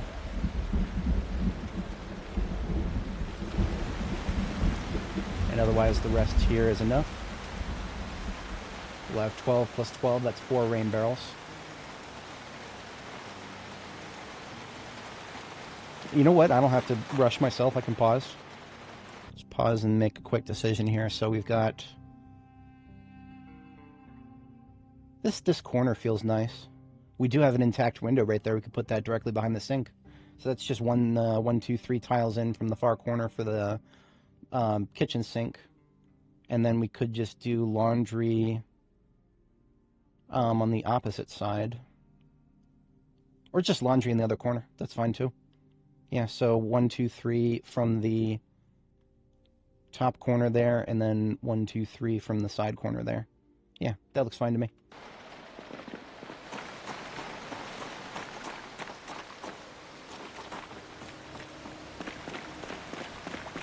One, two, three, so that's going to be the central one there. And since I actually have tarps to work with this time, we can put tarps directly over where the water sources will be. I like doing that when I get the opportunity to.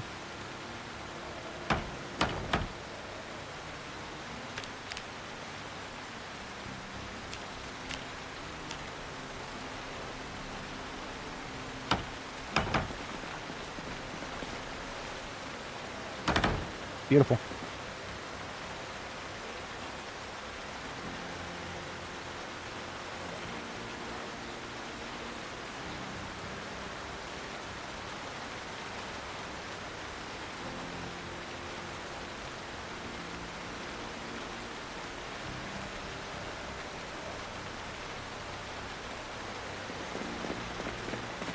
Right on time for bed.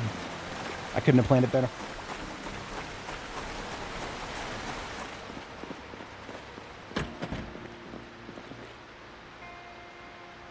Did I leave the... Yeah, let's turn the headlights off. I don't think we'd be at risk of running the battery down in one night, but it's the principle of the thing.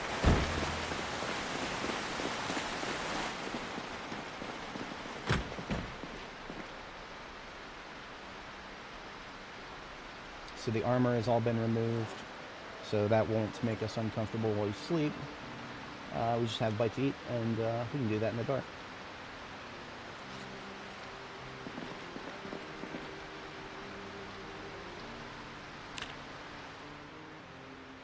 I would have imagined you can get a good night's sleep, a secure night's sleep that easily in Louisville, but, well, I make it look easy. I should hope it would be easy after 3,400 hours.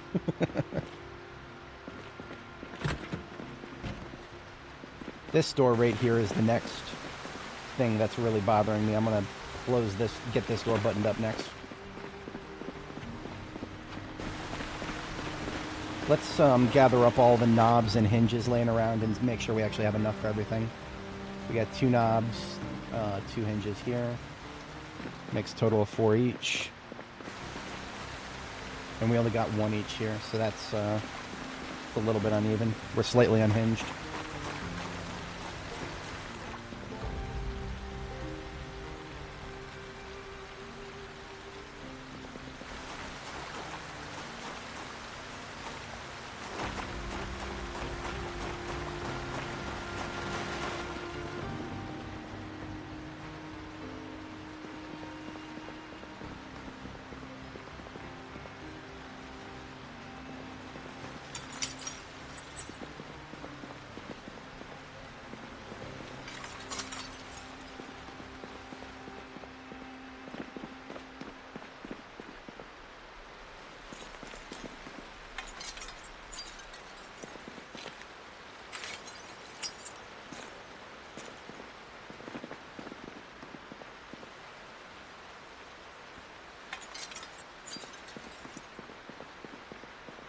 Alright, so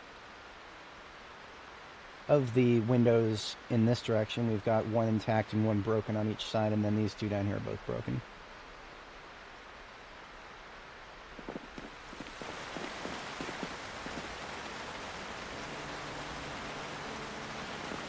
Total of 4 steel sheets, full-on ones to work with.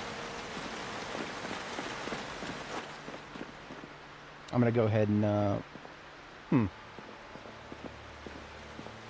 no, we'll use the S-rods instead of the steel sheets.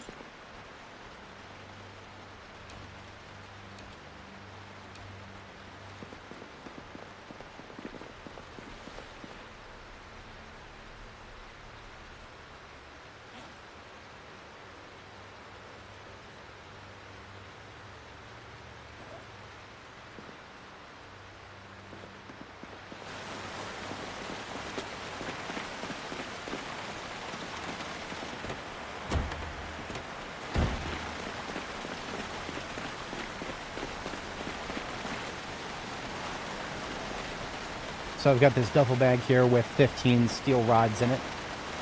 And I'm just going to grab another torch in case my current one runs out. We should now be able to do easily. We should be able to do 5 of these bar barricades.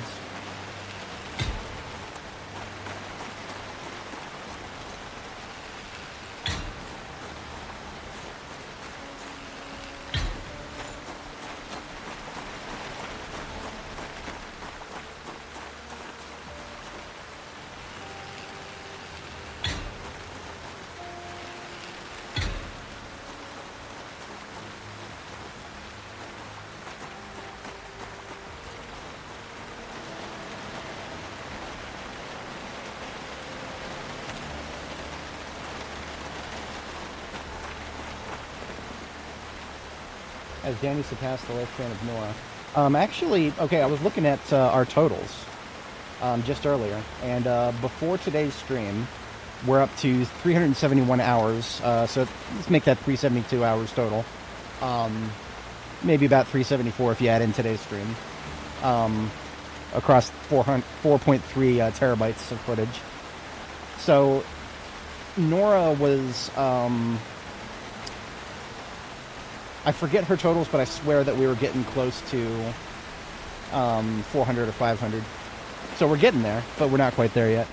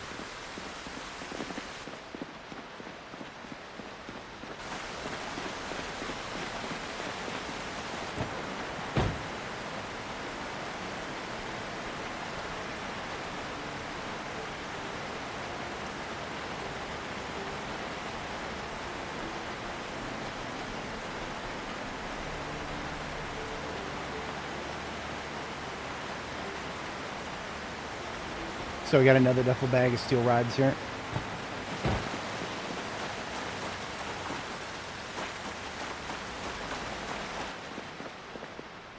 I don't need to use, in fact, I don't want to use all of them up. What I'm going to do is just gauge which of these windows are most vulnerable to getting hit. And this one at the bottom here definitely is, because we got this chain link fence surrounding the entire building, but no fences to the south direction mostly, and a little bit none to the east here, so we'll double barricade these 2 walls specifically. What are we short on? Oh, torches. And we've second one that we got is almost empty.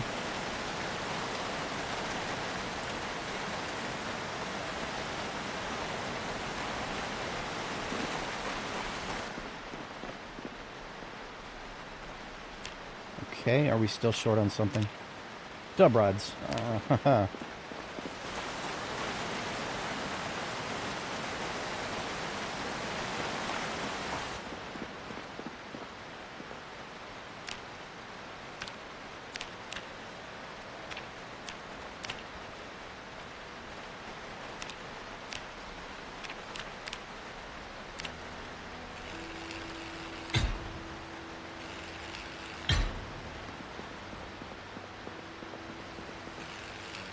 Alright, so of the remaining steel rods in here, I want to make sure I'm saving at least 4, because we need 4 for the stairs. So I'm just going to drop 2 on the floor here, and leave the 4 in the bag. Actually, just turn this bag into a stair bag. For that, we'll need to split one of these steel sheets.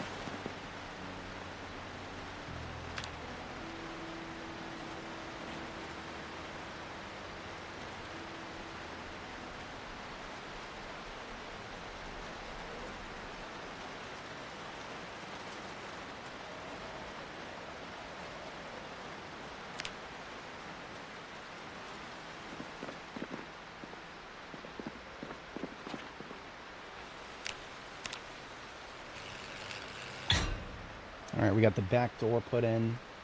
I'm going to cut one more steel sheet tomorrow and then put these 2 front doors in, assuming we have enough hinges. We do. We actually do. We have exactly the correct amount of hinges. That is a stroke of luck. I'll put the front doors in tomorrow, since it is now our second bedtime.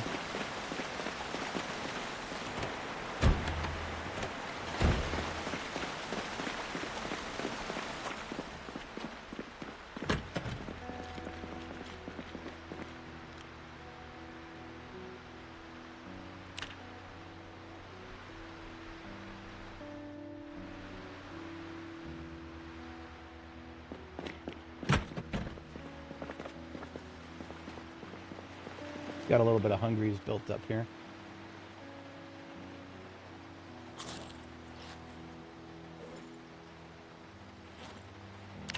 Still in weight gain, that's good.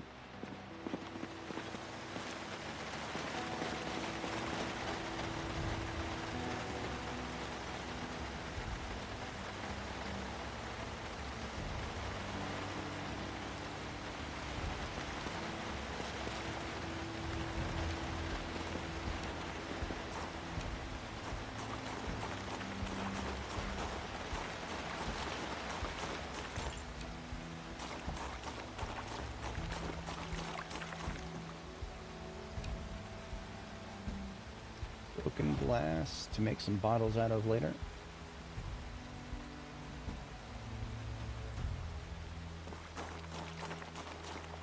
I think that's all the glass in the area.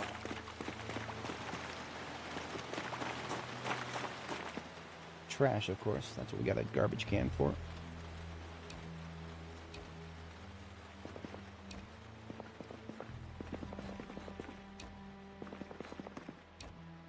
I'm skeptical that the rain would be done after a storm like that, but it could be.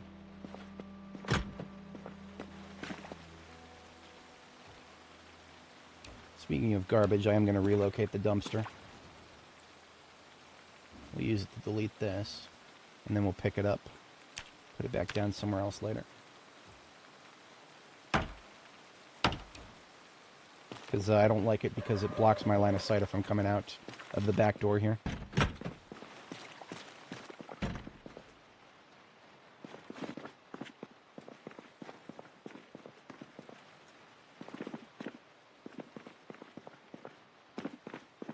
In case the rain actually is done, which I don't think it is, but just in case, we brought a couple buckets of water. I'm going to get those dumped in and put them on the ground to capture any leftover rainwater, just in case it actually is done. I assumed we were in for a couple days of rain. I'm totally okay with it if we're not.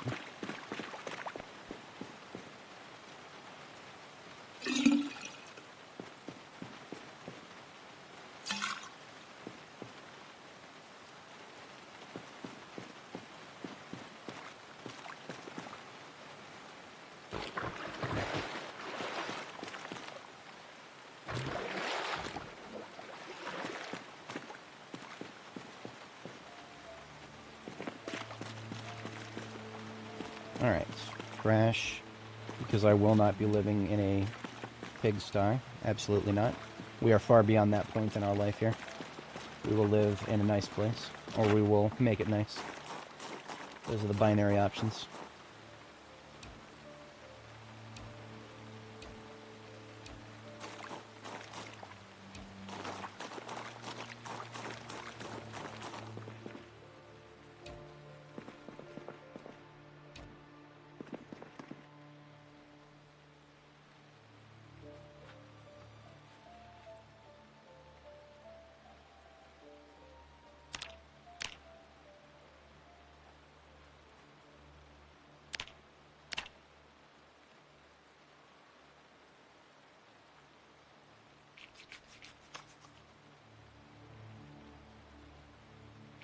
Of course, toilet water does not touch our skin under any circumstances.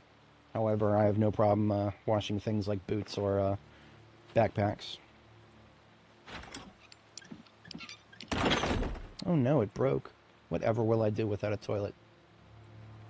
And don't ask that question in this game.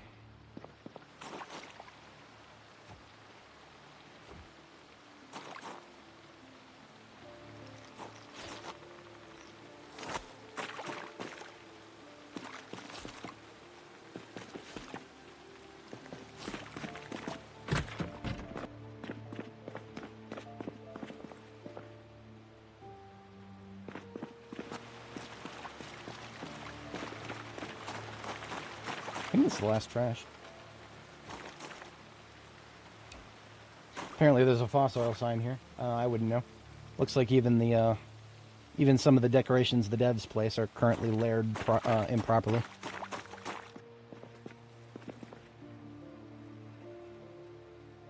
Alright, I said something about building doors. Maybe I should actually do that.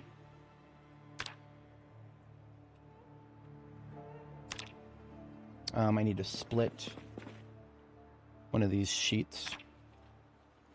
And then we should have everything we need. We'll have 6 small steels and plenty of door knobs and hinges.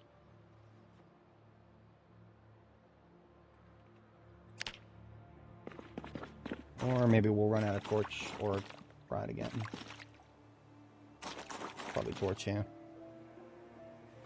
Sorry, I had 50 of them.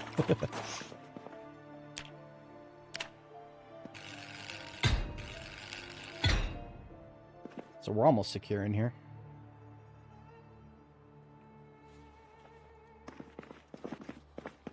Hello, a little bit of trash left.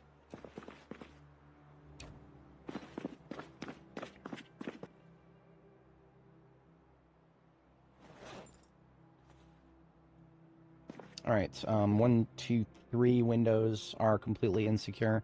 I was thinking about hitting them with steel sheets. We've got 1 steel sheet on us, and then we've got 2 steel sheets in here. Yeah, we could do that. Let's do it.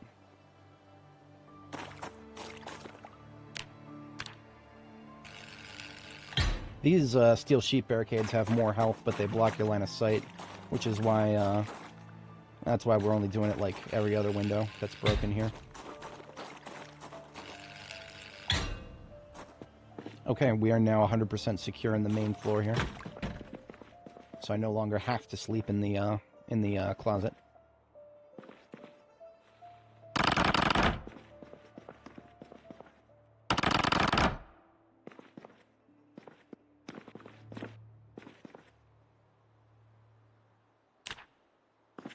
Looks like we are hungry again. Let's have a Kit Kat bar here. It's a legally distinct Kit Kat bar.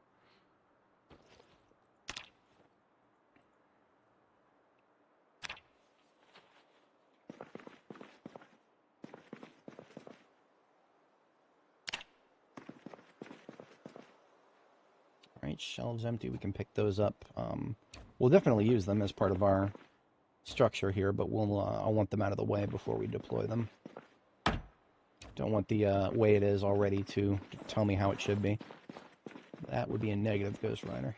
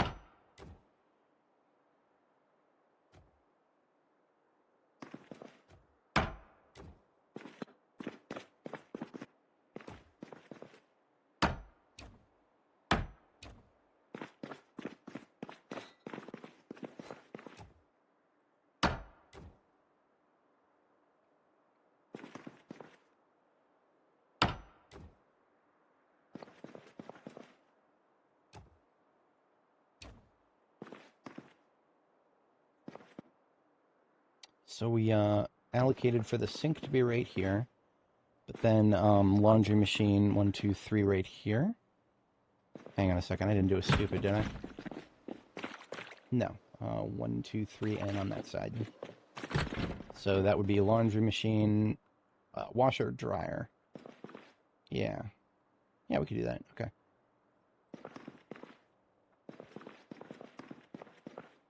Now I can almost hear somebody asking why do we need a laundry machine at a small field base?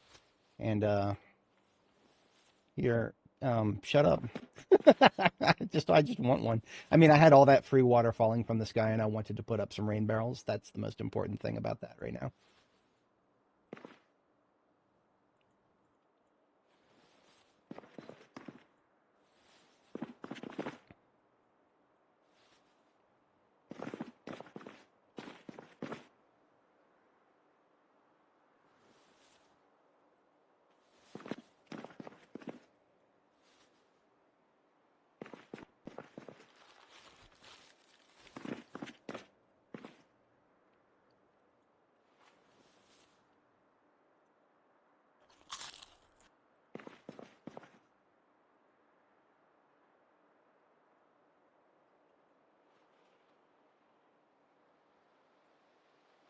Alright, everything else on the floor is either food or water related, or furniture.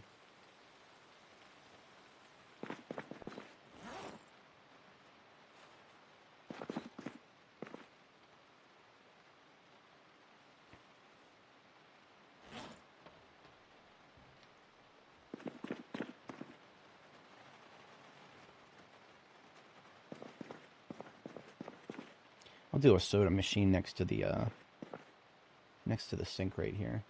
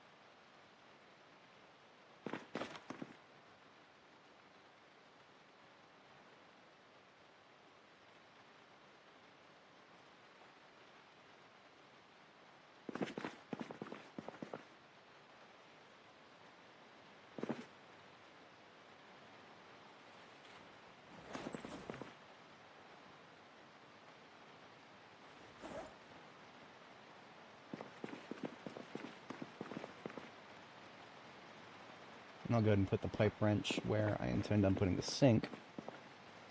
Right there.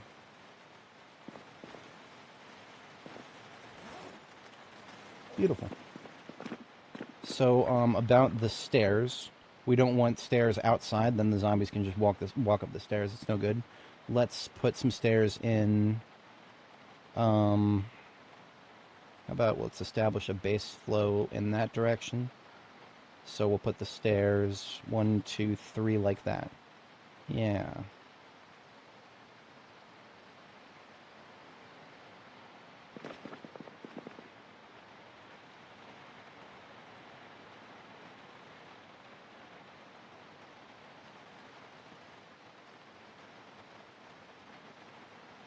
Right where the duffel bag is, but that's an accident. I wish I was that forward thinking, but no.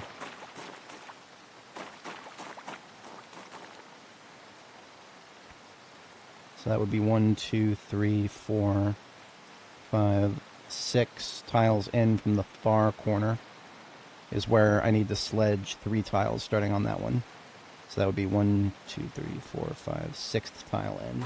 And our sledgehammer is not in there because of course it's not. We do always have one in our fire truck.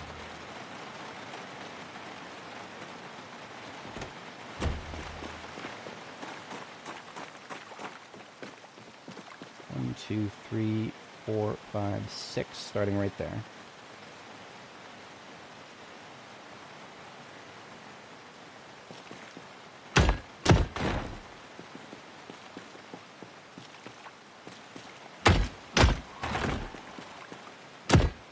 And with that, we can make a staircase indoors. We no longer have need of the staircase that is outdoors, and therefore we dismantle it. We claim the planks.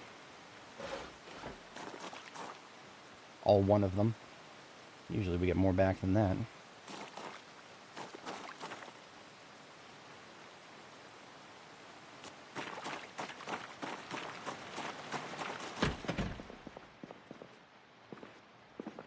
We will need another torch for this.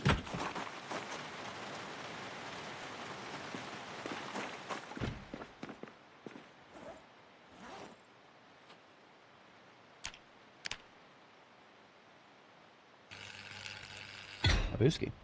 Protected indoor staircase. It's beautiful.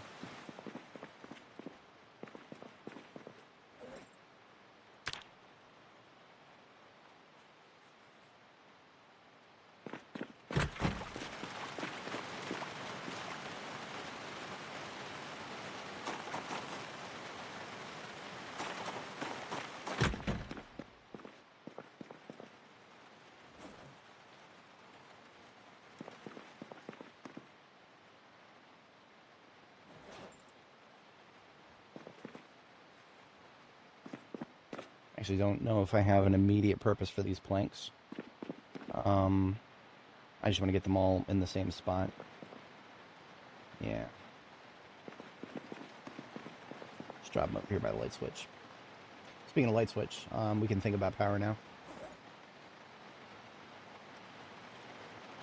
Now, in a gas station of this size, it would be tempting and almost logical to place a generator somewhere where it would power all the pumps, but honestly, do you really need more than one pump? Is there going to be more than one U filling up at the same time? Each pump costs as much as electricity as a light does, and each pump has two sides. So what we're actually looking at out here is 16 pumps, and now all the gas stations also have lights above them too.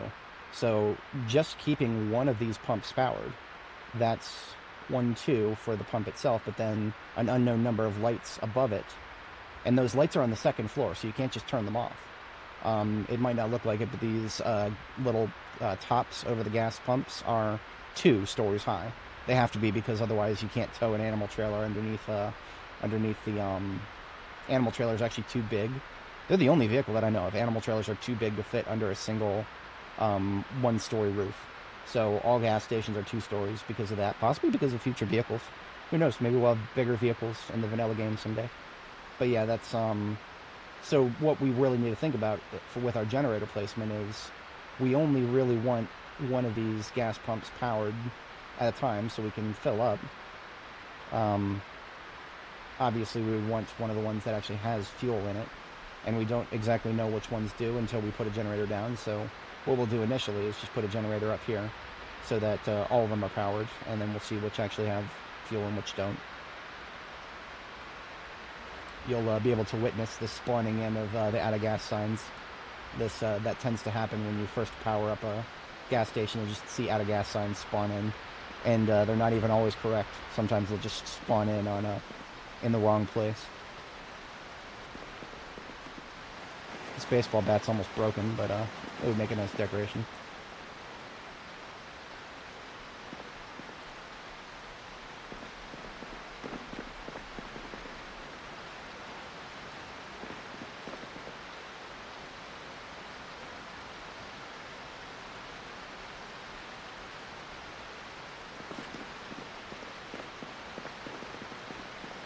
Decoration. What? There's some more trash hiding under the rug. Classic. So I plan on putting the stove up here so we can put the stool next to it.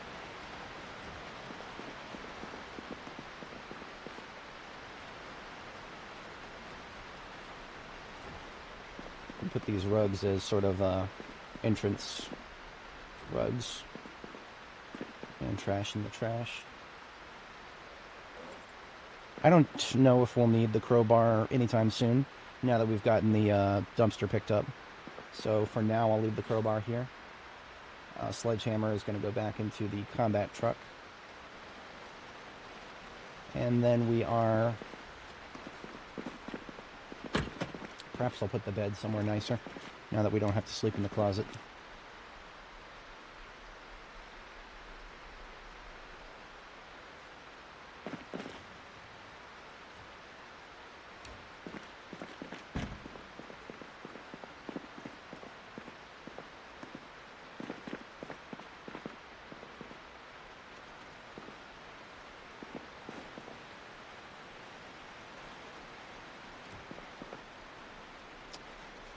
Washer, dryer, furniture crate maybe? I don't know, it's kind of hard to make wood match up right. I'll put that in this corner maybe.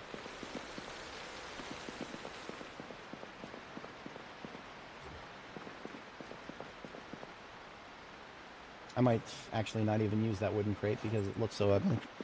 That's, you know, at this stage of the game, when I'm this far in, aesthetics mean more to me than they've ever meant before. There's a part of me that would even want to put the bed right next to the window, but zombies, if they see you while you sleep, when you're sleeping, you are visible, and zombies you never move, right? So if I put the bed here and then I sleep in the bed, I'll be standing here and the zombies would see me. That would incentivize them to come towards me. But if they don't see me, then there's nothing incentivizing them to come straight for me. So as much as I sometimes like to put beds near windows, for field bases like this, no, that's fine. I'll put it over here.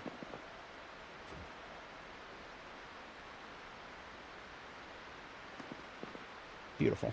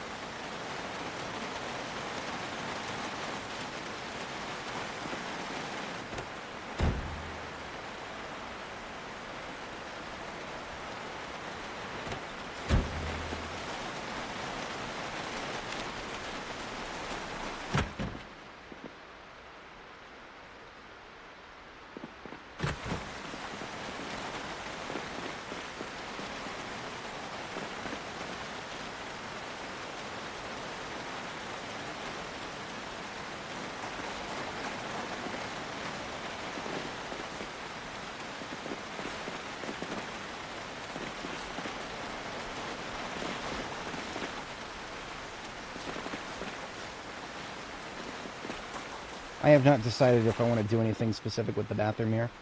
I might. I did leave room open for myself if I want to make a door to get in here around the staircase, maybe. TBA. It would be useful to have ways in all corners. Some gas station bases have invulnerable walls stretching, like, for example, like this wall right here. Completely invulnerable in this direction, but that's it. I mean, every other direction there's points of ingress all over the place. So this is definitely not one of those gas station bases that's valuable because of all the not ways in. Alright, we're going back to base. We're going to make some more chunky food. We are still in weight gain, but if we keep this up, we'll not be in weight gain forever. We should be done with the ambulance. The ambulance is primarily a welding vehicle, and we have welded what we need. All the defenses, the stairs, and, yeah, I didn't think of anything else off the top of my head that needs to be welded. I was gonna do gates, and I still might. I'm gonna go ahead and just leave the gate bags here, because the gate bags are standalone. I don't need the rest of the ambulance if I just have a couple of these gate bags. Basically, with the gate bags, I could replace some of these, like, just chunks of these fences with drivable gates. So I might just leave one up here. And then if there's another that I want to make later or something, I'll have another one here.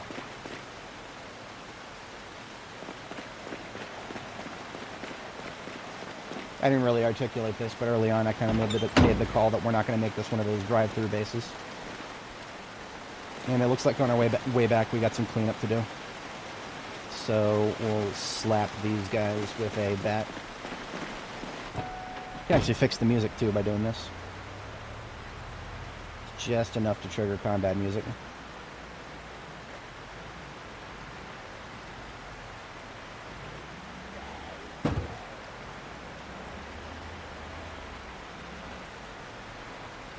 Up. There you go. Combat music any second now. There we are.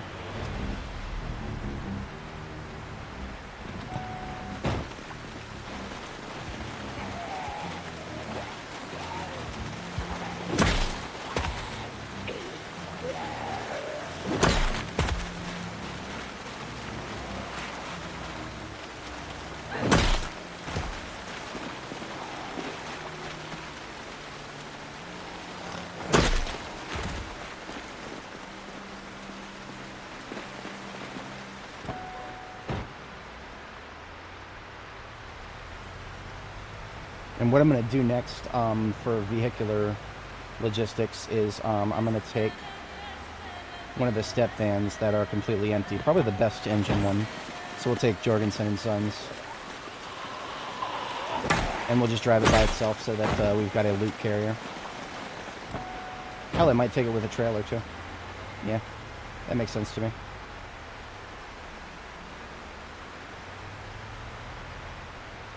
Seeing as we've got a lot of rain, and that means no big, heavy combat right now, we've got some more time, we can get these out of the way.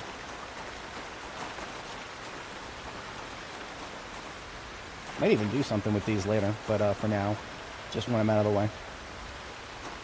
When a player places them, zombies can attack them, but they won't flop over them or anything. They'll just stop and start attacking them. They're heavy, but that basically just makes them mobile barricades.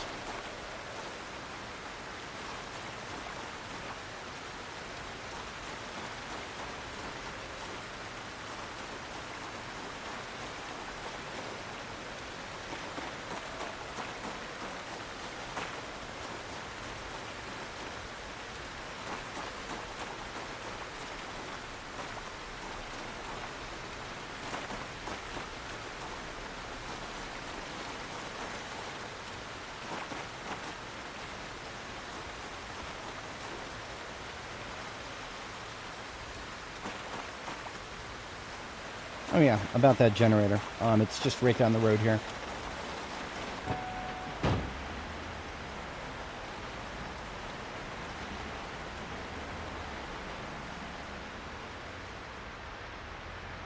When I saw it a few days ago, I realized I wouldn't be able to carry it at the time, so I left it for pickup. It was probably down here.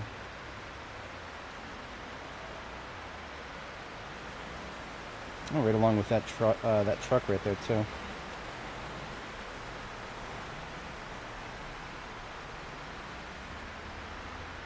There it is.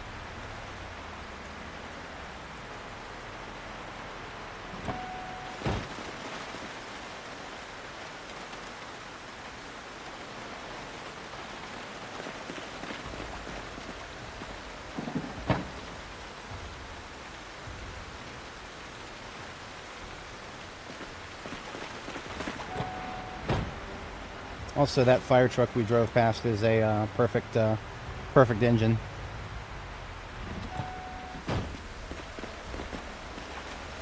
Right there. Cop. Do you have any guns? Nope.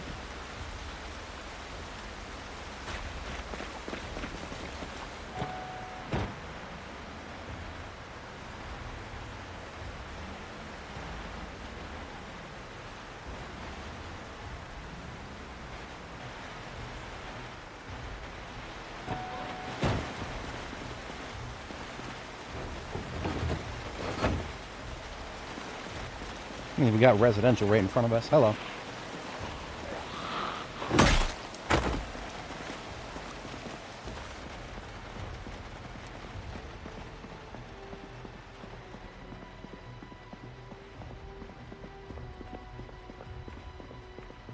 Do I want green? I don't know if I want green.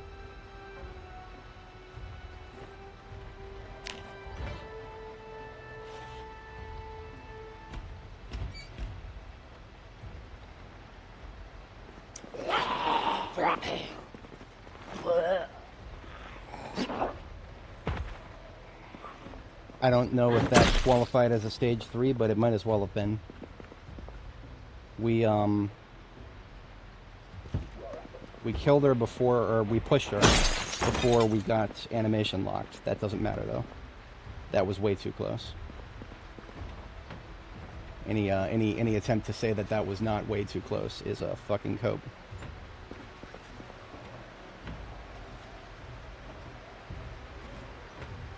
But for one moment of carelessness, that's always how it ends.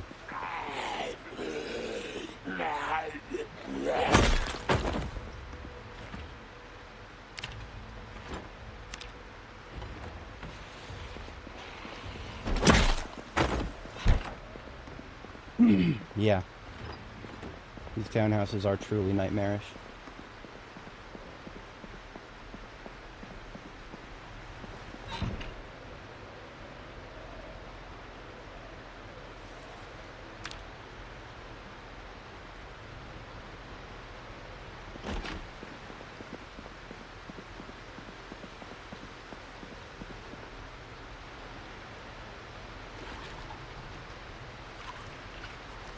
the thunderstorm is compounding everything because we're getting audio cutouts. So even if that zombie's footsteps were audible, there's a chance that they would have just been not audible. How do I get spike nail? Are we talking about the rail spike bat? If you're talking about the rail spike bat, we looted a it's a level 4 carpentry recipe. There's some other prerequisites I'm not actually 100% familiar with. We probably got it from a magazine at some point. But yeah, level 4 carpentry, and you got to find rail spikes, which rail yard of some sort. There's several of them out there. Deep breath. We're good. We're good. Just clear our clear the area here.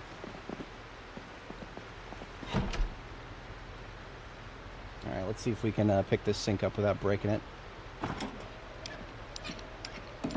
Success. That's what I needed. Well, I needed several things, but that sink is a perfect start.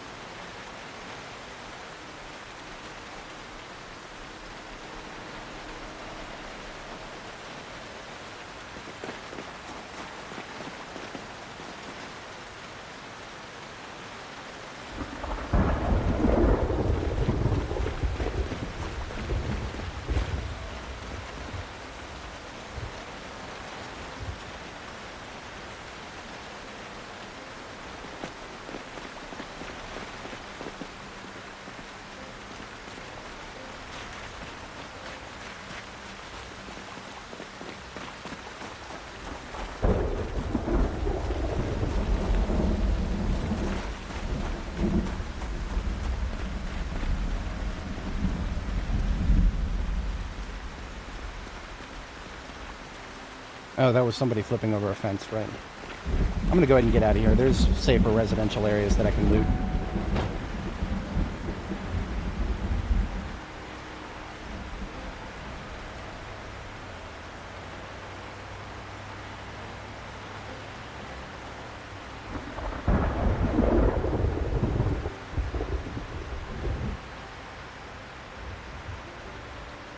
It's a heavy thunderstorm.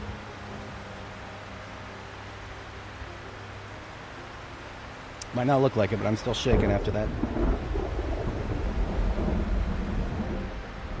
It's not an experience anybody should have to go through, but sometimes there's a lot of corners, and clearing them takes so much time that you get a little lazy. That's all it takes. At that point, it comes down to your reflexes, and that's a losing battle. If everything depends on your reflexes, you're going to lose eventually. That just means you've got plenty of room to make a mistake.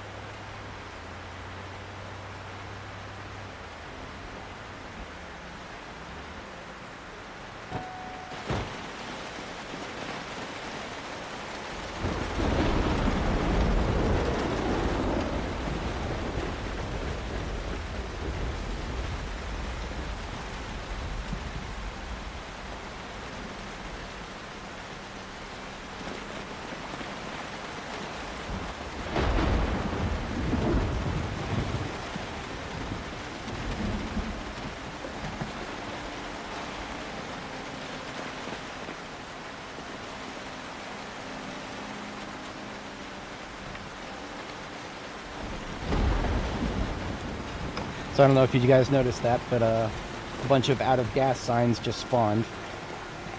But they're all full of shit, or at least some of them are. And we found somebody, 2 people. We almost tripped over one. Nice.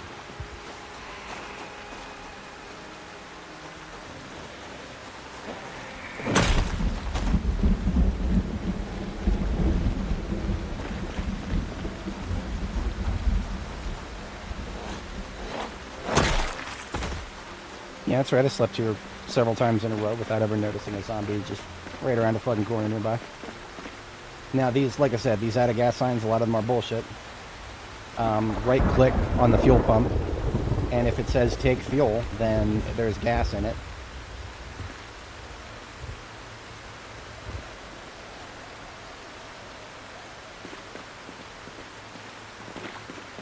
Yeah, literally none of these are out of gas. These signs just appeared for no reason.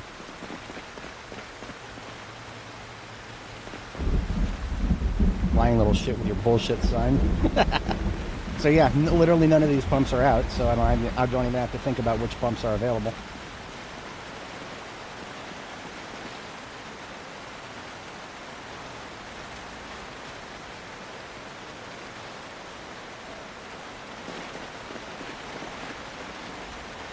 So real quick, I'm going to use one of my favorite websites, b42map.com. I always shout it out. It is one of my favorite tools for this game. And what it does, it's got speaking of tools, it's got a tool in it called the generator overlay. So we're going here to Louisville, and we are going to our gas station right here, 8-pump fossil oil. We're going to go to floor 1, so we see the roofs, and then we'll go to tools, generator radius. And we only want one pump to be caught by the generator, so this placement will be a little interesting here.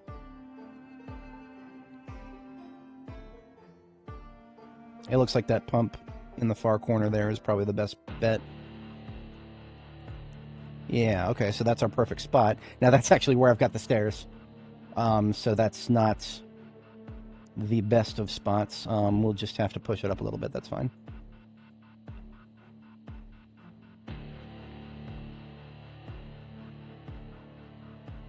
I'll make it easy for myself and reference it.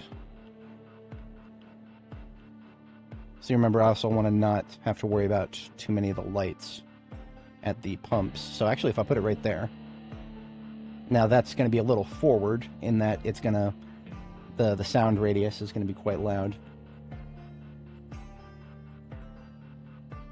Oh, now that's interesting. I never knew this. So what we've got right here, the orange circle, is the sound radius for the generator itself. So that's actually not far at all. I expected the generator sound radius to be a lot farther than that.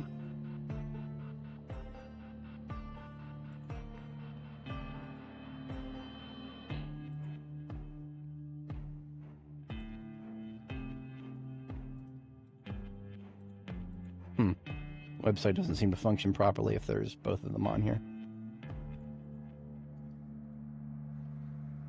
So yeah, basically just in the middle of, oh,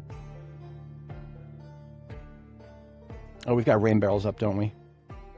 1, 2, 3, and one already right there, so I'll have to put it over by 1, and that's perfectly fine. It should still catch everything we need, maybe 1 or 2 extra lights at the gas pumps. If I wanted to move it in 1 tile to make it easier access, that's still fine right there. That's fine.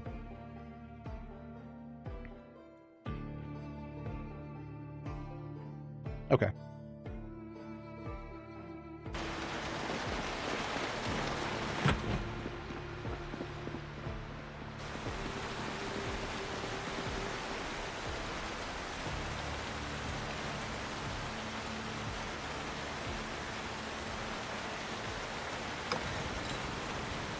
So it's now powering 6 lights. Actually sounds low. I expected more. So we just want to make sure that we go turn off lights that are not very useful. It's only powering 2 pumps, which is exactly what I wanted. So none of the interior lights are on. So these 2 exteriors.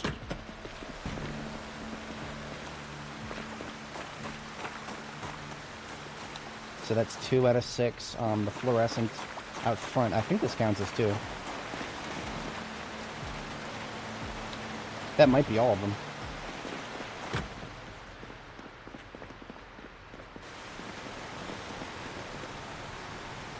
No, there's 1 set of lights still on.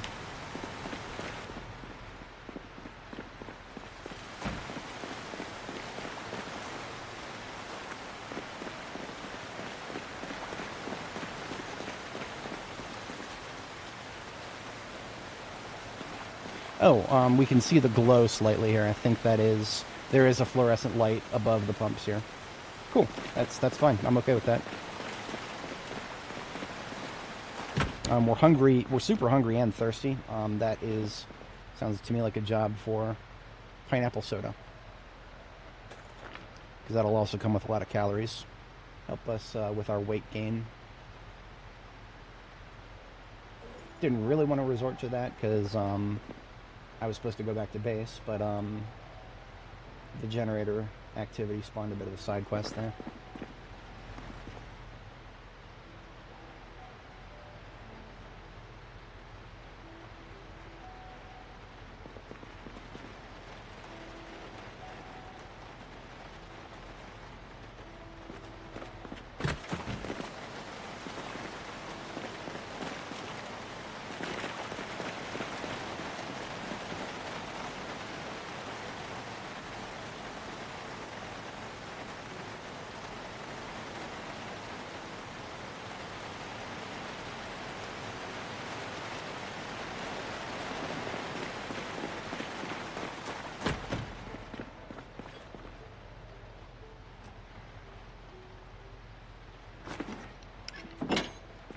Now we can actually enjoy the lovely rain barrels we put in. Primary up there has 66 liters already.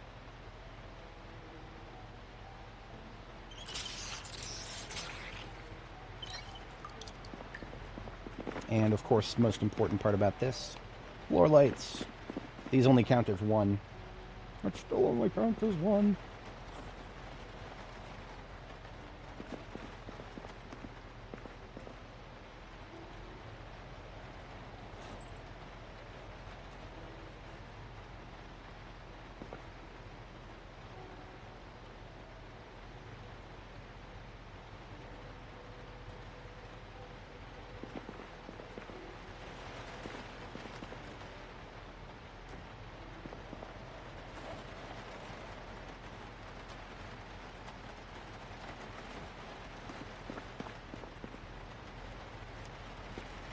And all the cookware he picked up can go in here.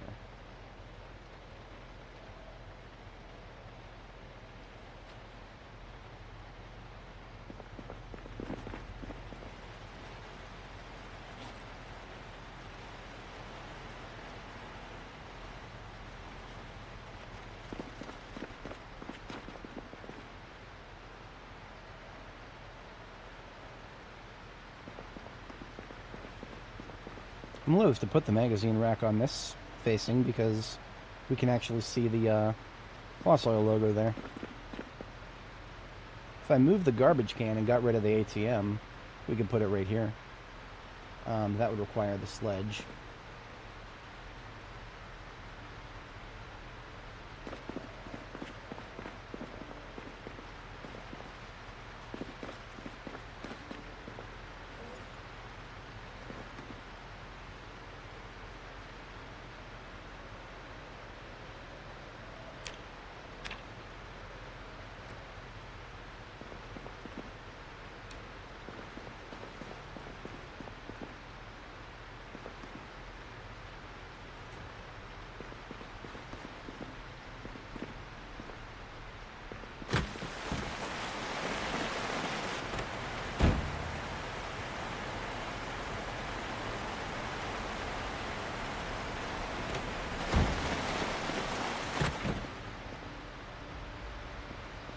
If I was going to go for a green aesthetic like I've done before, then I would have definitely kept the ATM just for decorative value, but I have done enough green aesthetic at these places for a while. That's more like it. Now we can put reading material on there.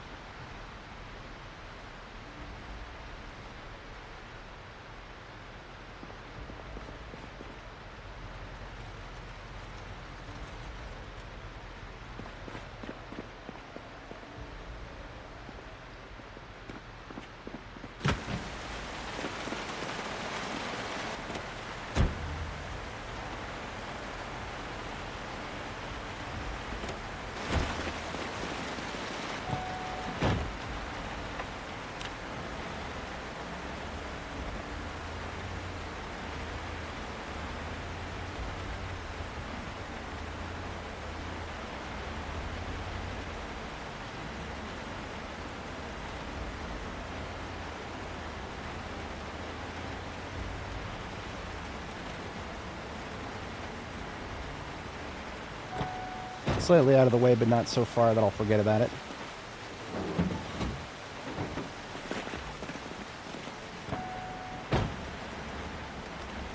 There's an entire parking lot with vehicles that we can harvest for donor parts. But in the meantime, this ambulance has been extracted of anything valuable, so I can take it home, and we'll come back with a different vehicle tomorrow. Or not tomorrow, but after I catch my first sleep here.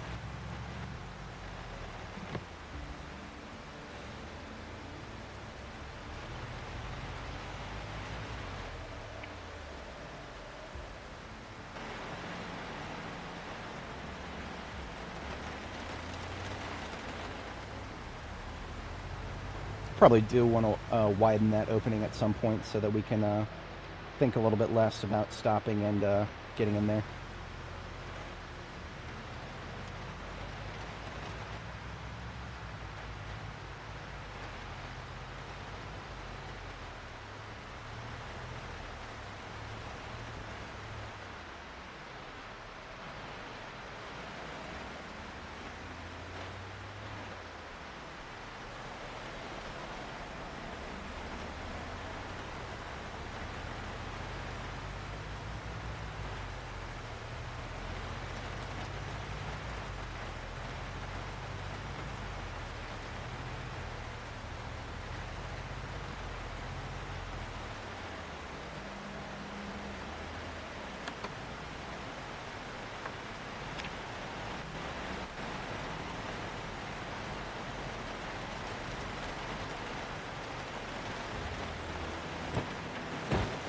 That's not a perfect parking job, is it?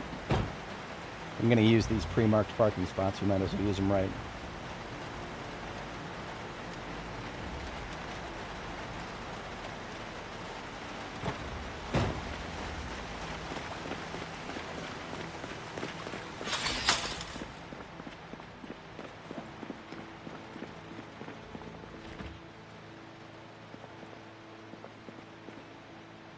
I'm going to do the lazy thing, just have some chips. Make sure that we stay in weight gain, but we'll cook after we catch our first sleep. We're going to need some gas cans at our destination, so I'll make sure to grab a couple of those. Otherwise, it's mostly just furniture that I want.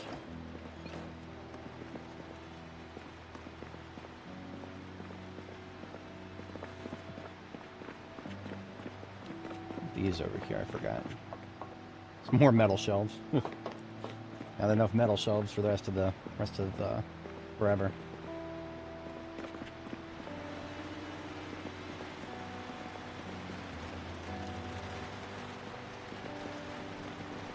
I did delete a lot of the fridges.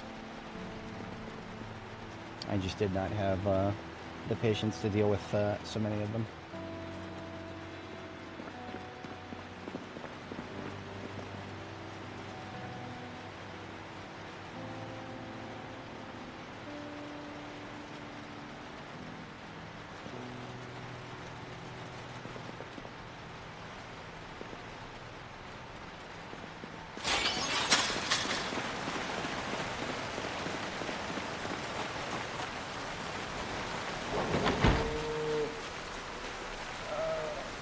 Pet the baby turkey.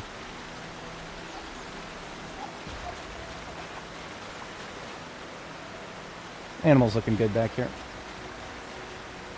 Probably a little smelly in here, but yeah, no, it works. I had some grass that I'm carrying around to give it to the animals.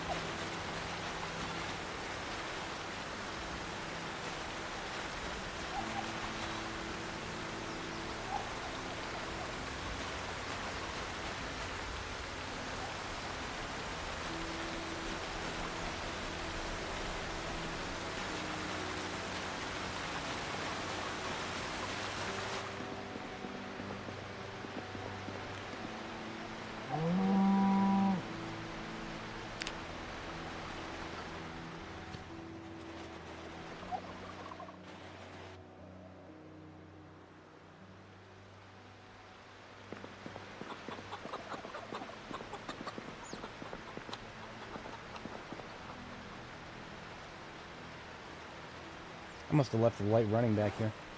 That would be an oofers.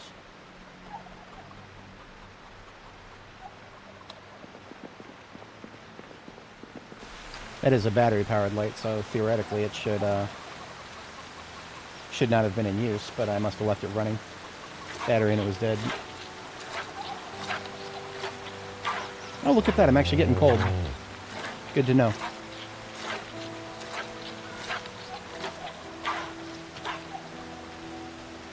We're at 7 liters, and now we're at full. Okay. Wasn't expecting that.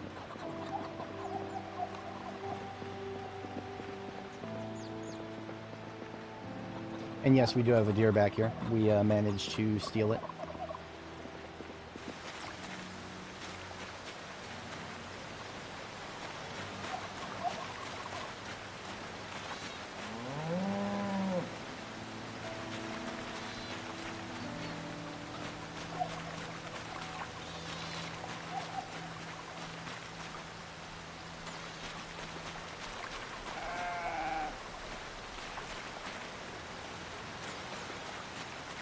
Turkeys have yet to lay a single egg, ever. I don't think they're ever going to. It's alright. We can always have turkey dinner at some point.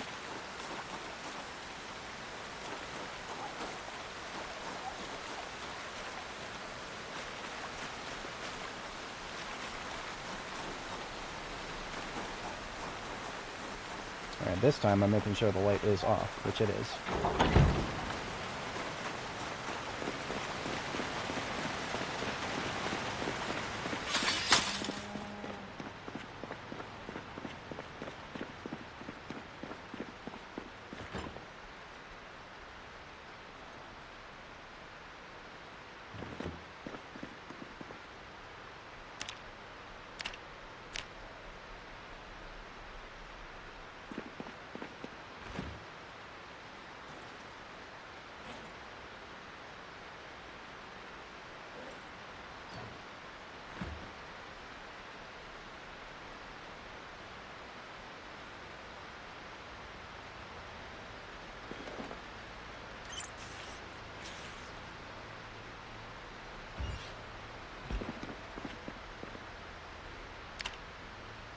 I'm still in weight gain, and we probably need to start thinking about losing weight. Ah, there is a white industrial fridge back here. Good. I think I can actually back up one of my vehicles close enough to pick that up. That's going to be tight, but I'm going to give it a shot. That's going to be really tight. I'm not going to give that a shot.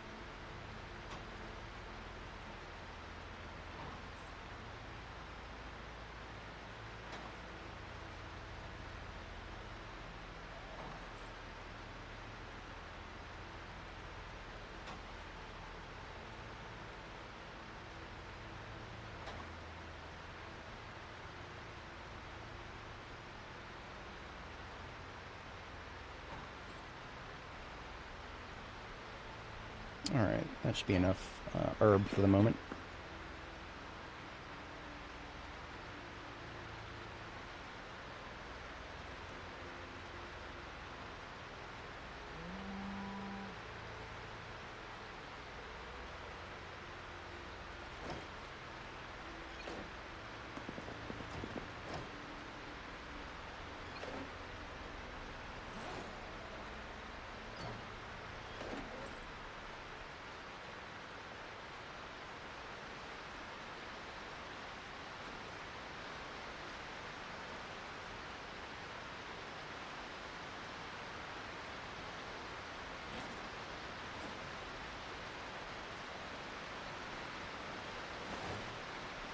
I can pick up the fridge. Got it.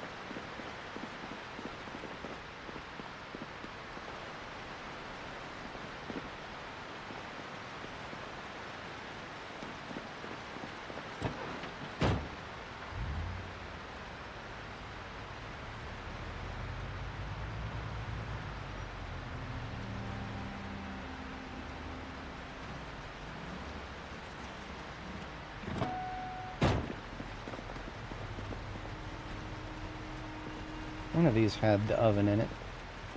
And I'm here for a spare oven right now. Who had my spare oven? Huh, maybe not. That's alright, we'll find a spare oven somewhere.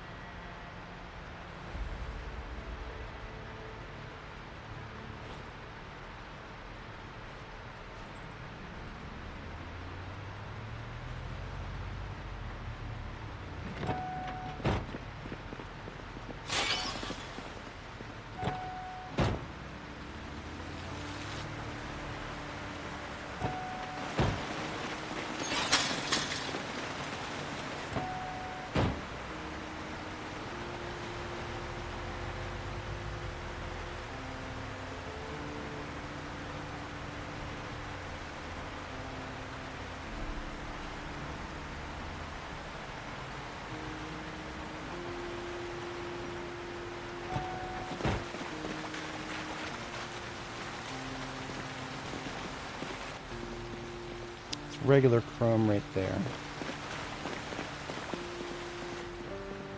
Another regular chrome here. I can't remember if one of these had one of those black and white ovens. There's an industrial one over here. I do like the industrial ones. And this one is just regular chrome as well, so. Alright. Industrial oven it is.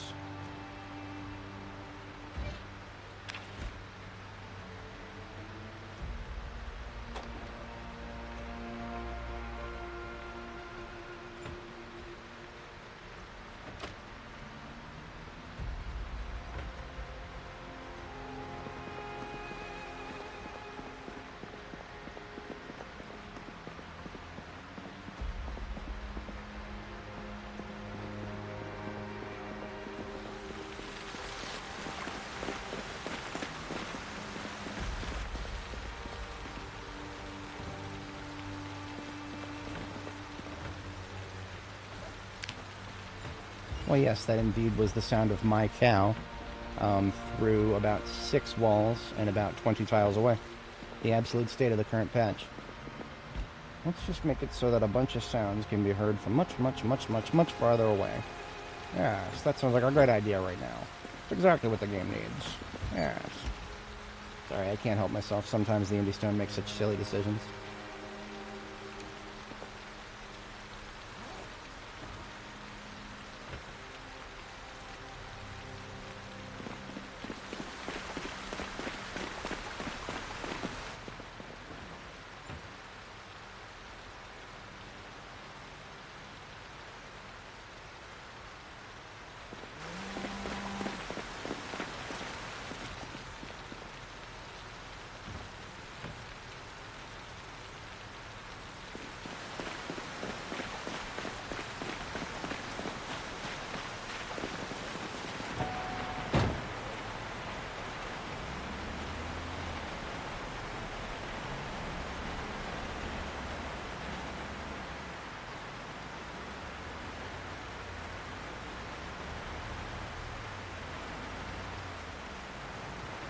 We're going to be a little late for bed.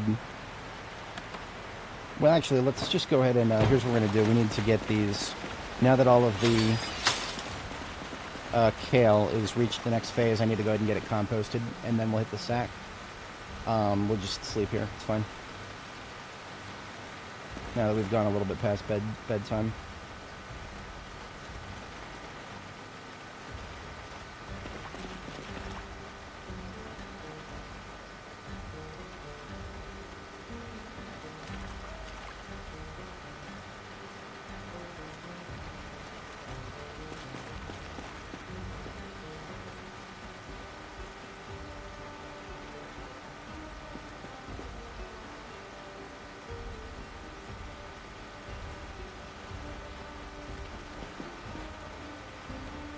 Some of these are already down to days from weeks, so we might have harvestable kale within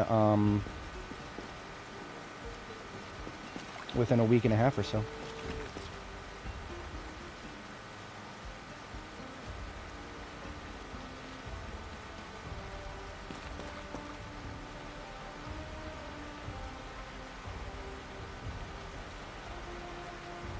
I missed a spot.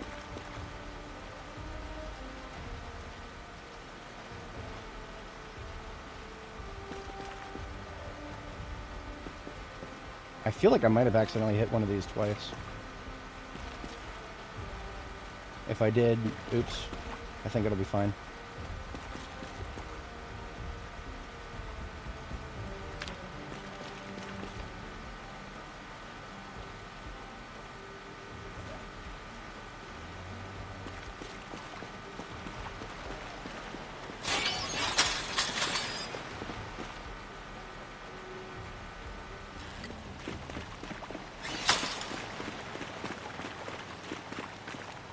I'll actually need one of those where I'm going, so I'll hold on to that.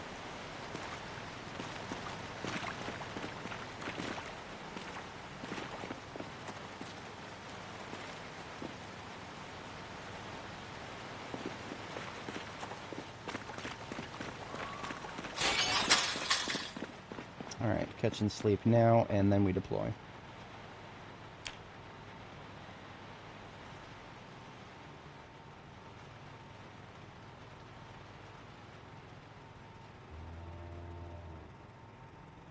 Great fog. That's gonna be alright.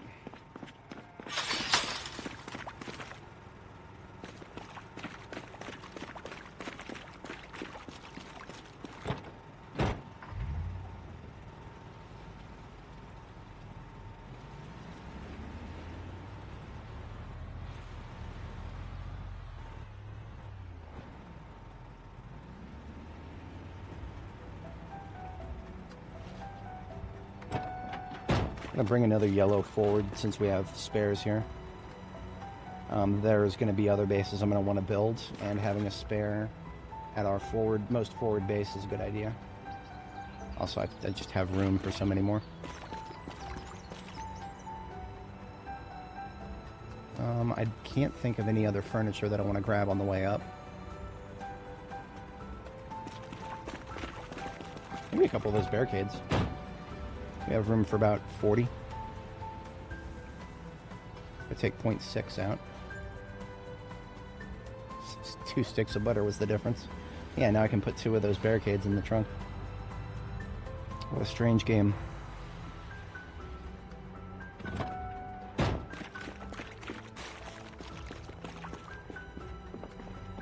Blue furniture is a match for our current aesthetic.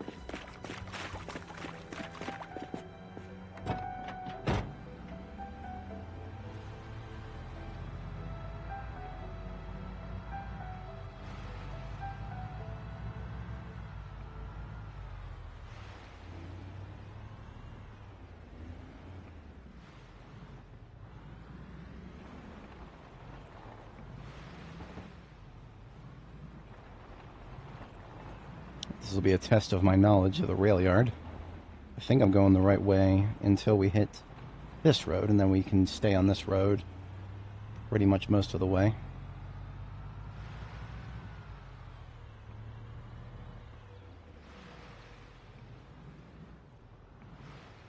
There's 2 buildings there in the rail yard that I've never looted. If I wasn't carrying so much stuff, I'd probably take a look at them, because that's probably an easy target.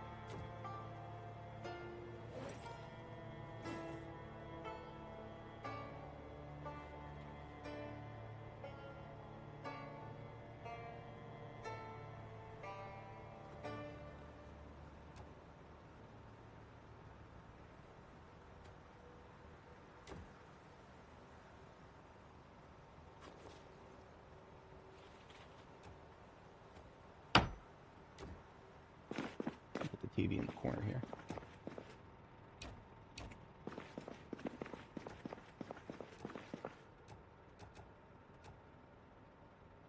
Yeah, I wish I could do it like diagonal faced. That's one thing The Sims still has over this game. I know, right? No, that's this game has always been the best mod for Sims 1 ever created. That's what this game has always been at its heart. We picked up a lifestyle hobbies mod.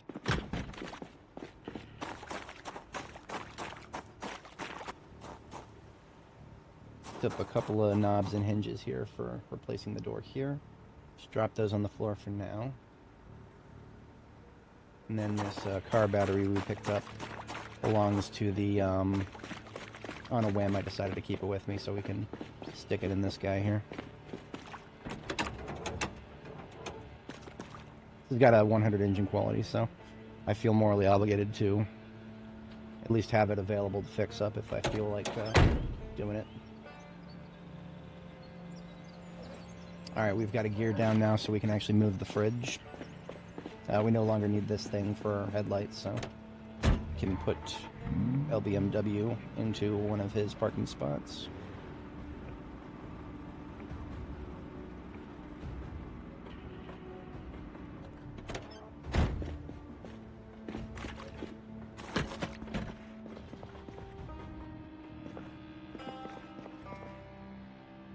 Garbage can's somewhere in the kitchen area. I think you can walk straight through the garbage can, so it actually makes sense to me to put it under the stairs, because right now, current build of the game, you can walk right through, or sorry, you can put anything you want under the metal stairs, but if it's something that blocks movement, then it will block movement. So I couldn't put like a box there, because the box would block movement, and I wouldn't be able to go up the stairs, so. Alright, let's just drop the backpack and put my heavy weapons in it.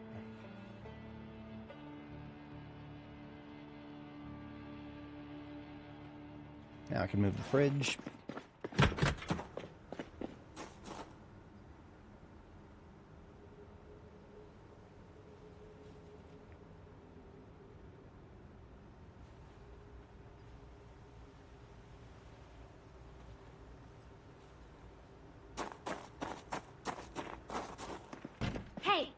You know, I didn't intend on doing that, but I don't really care, because this area should be secure. If anybody hears that and comes running over, then I deserve everything that follows. So this is something I didn't consider. The industrial oven's got that backsplash that's going to mess up my my fossil oil logo there. So I'm going to put it in here for a moment.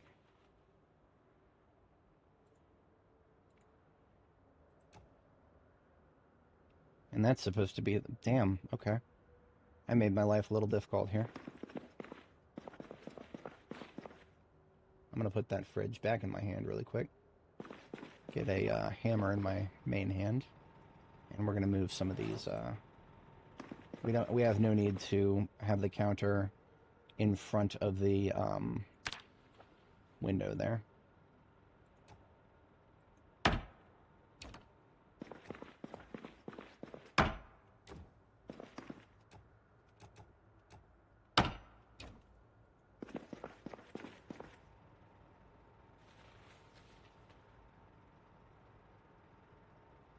This run has been going over nearly 2 months. If you're talking about IRL months, that sounds close to being correct.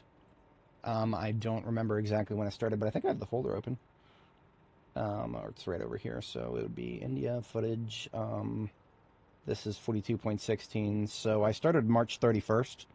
So yes, we are coming up on 2 months IRL. As of May 31st, it'll be that'll be mathing. I'm mathing right? Yeah, 1 and then 2. Yes. In game, we're coming up on a year and a half. Well, so my track record, actually, if you look at the playlist in the description for my 2 previous characters, both of them survived 3 major updates. We are on our 2nd, so it is possible that the next major update will break us. I have no idea, to be honest. I'm just going to take it as it goes, and we'll get as far as we can. And if we have to start over, I will probably start over. I may take a break from Zomboid at some point in the not too distant future.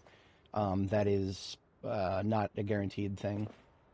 Just it's going to depend on. It's going to depend very much on whether the save breakage is worth it, if that makes sense. If the devs just change a couple of really small, silly things, and then say, okay, yeah, now everybody's save is broken, I'm going to be taking a break from Zomboid if that happens. But last time we had to start over, it was it felt more worth it because they had changed a lot of the defaults for Apocalypse, so the early game was a different experience. And because of that, that felt like something absolutely worth starting over. If they have not changed enough so that the early game feels like a somewhat different experience, then I'm probably going to take a break from it. I don't want to burn out on Zomboid. I really don't. I love this game a lot, but I'm not going to just play it forever no matter what. I am perfectly okay with taking breaks from things if they are, even if I'm having a good time.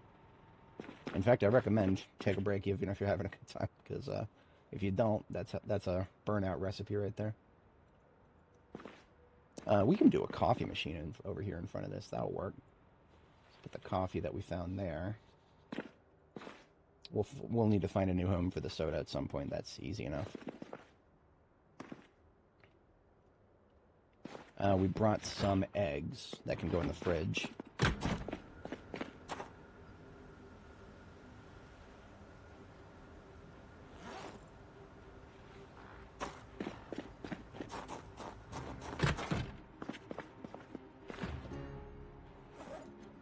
But yes, when we don't play with any mods, we maximize compatibility with the next update.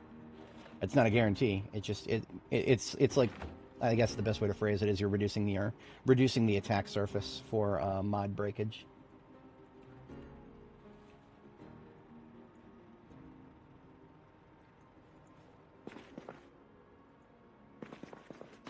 Yeah, if I did the soda machine right there, that'd be fine.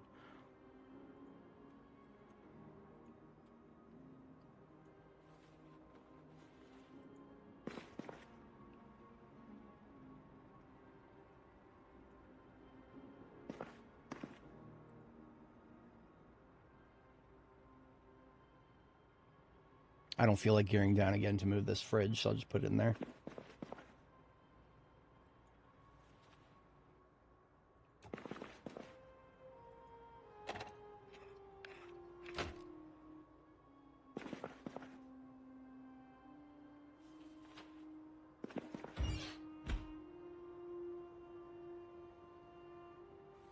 Now we're talking. Now we're talking. It's looking more and more like I wanted it to look. I'm starting to feel it. Now we should actually cook something with the infrastructure we brought with us here. Just gonna make something simple because all we brought were eggs.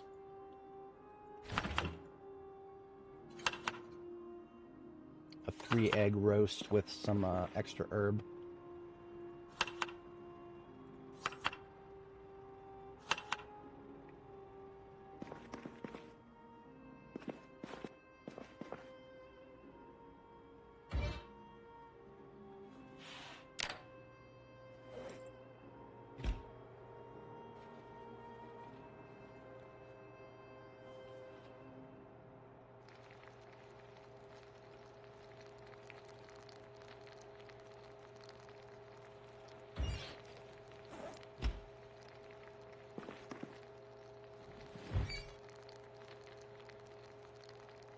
I think the fog is clearing up.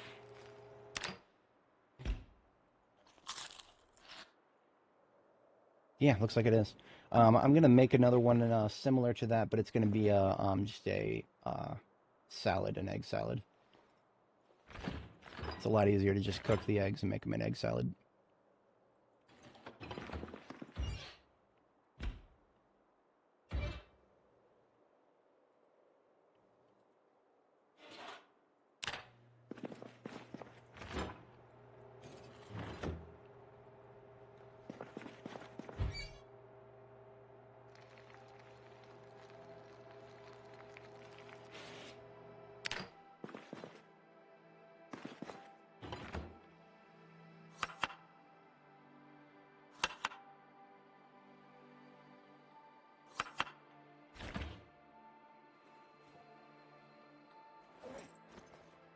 That ought to do it for food for the day.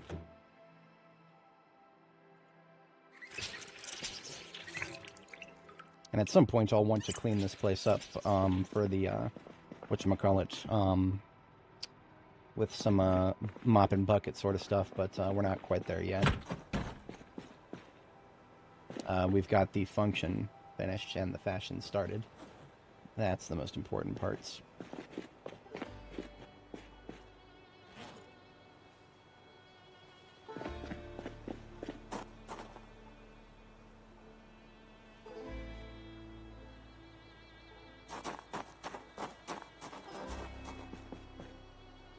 So, let's make it so we can get into the hospital parking lot here. That should require a gate right here. We'll need, we should still have a few torches here. By a few, I mean, we have 13 in here. So we're fine on torches.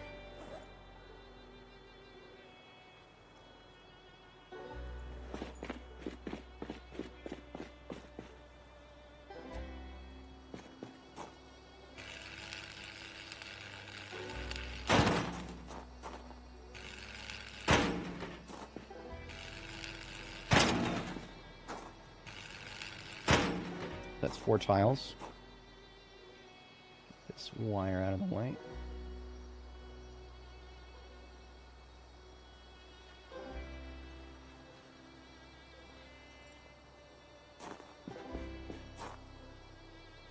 And then we got this duffel bag here. I call this a gate bag. It is a bag full of materials to make a gate with.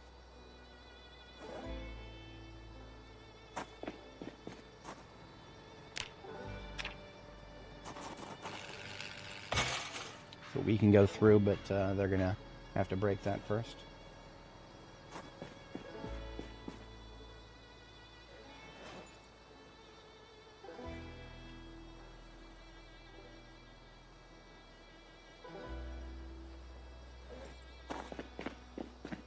Maybe reassemble this gate bag later on from locally sourced stuff. I'll leave it there to remind myself.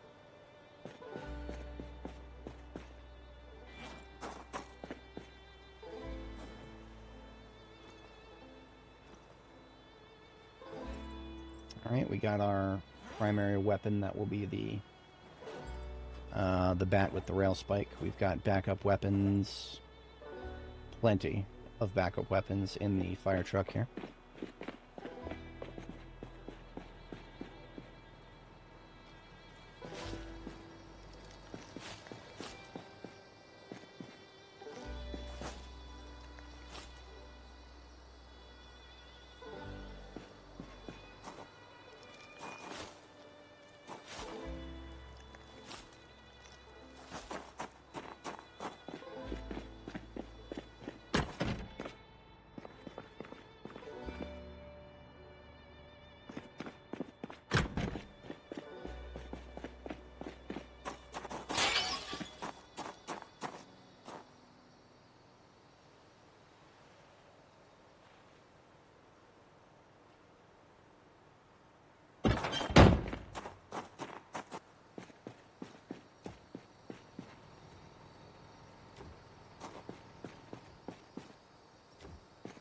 I like it.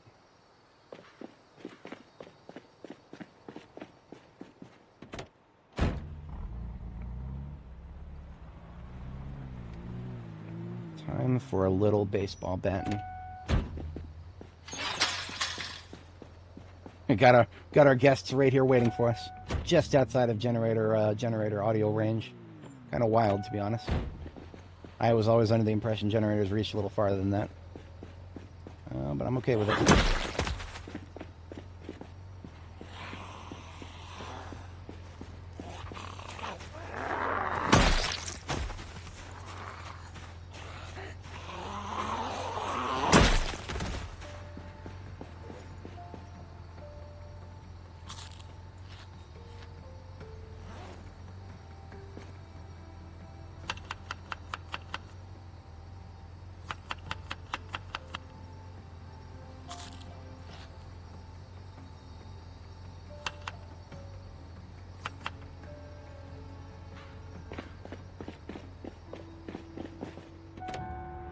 egg salad is very light on the calories, but it'll help shut the hunger up.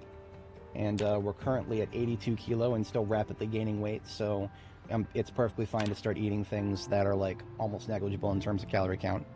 Meanwhile, we're going to be running all over the place during this fight, so that'll burn a lot of calories. Ideally, we'll stop gaining weight just short of the high weight threshold, which is 85 kilo.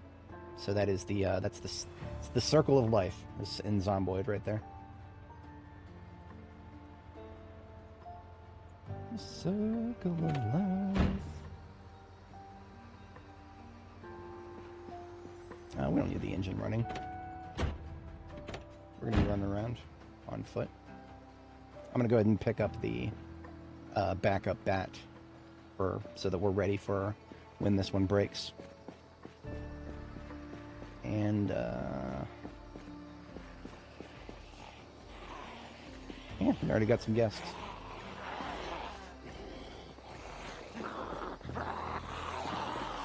Now, that base we just built is not just for the hospital.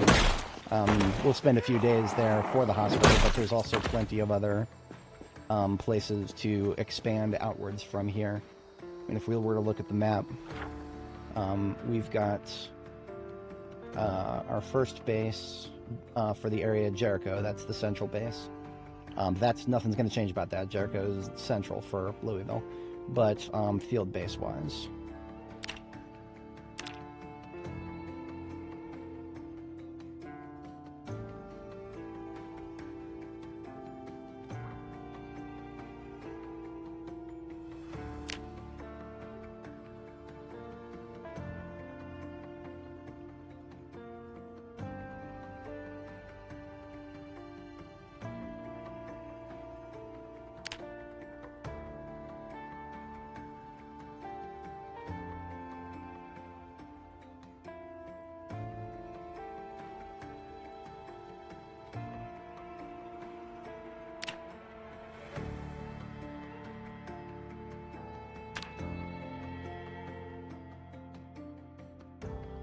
Actually, we're a little early on that. These two big green boxes are the tops of the gas station, so like that.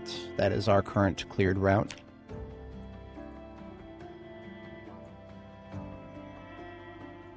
And we can give this place a nice big B because it is a proper base with all the amenities.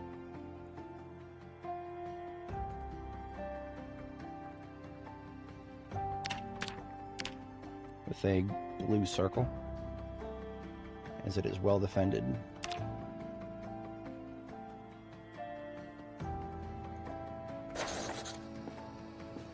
But the point I was making is from there, as you can see, the B that we have just established, that base, that is a great place to strike out from in all directions, not just the hospital.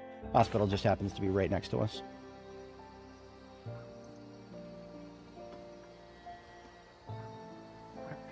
Or agua.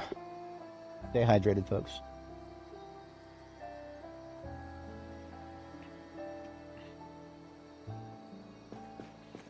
Hey!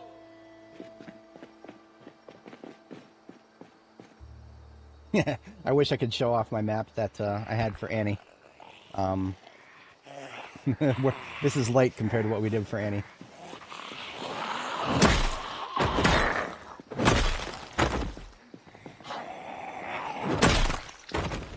You'll see how only 3 of them there locked onto us. Everybody else moved, but they didn't actually lock on.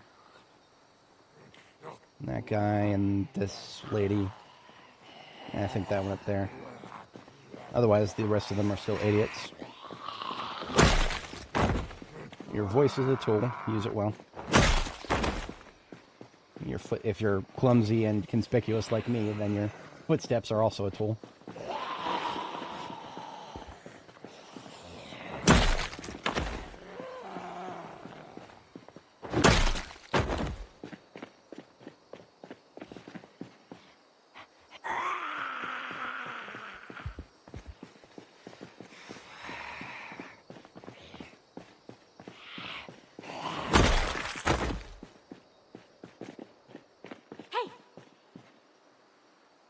There was one down there, so I'm gonna be careful with that. she heard me.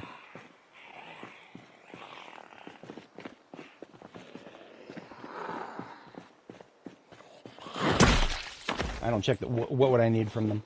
What would I need from the zombies?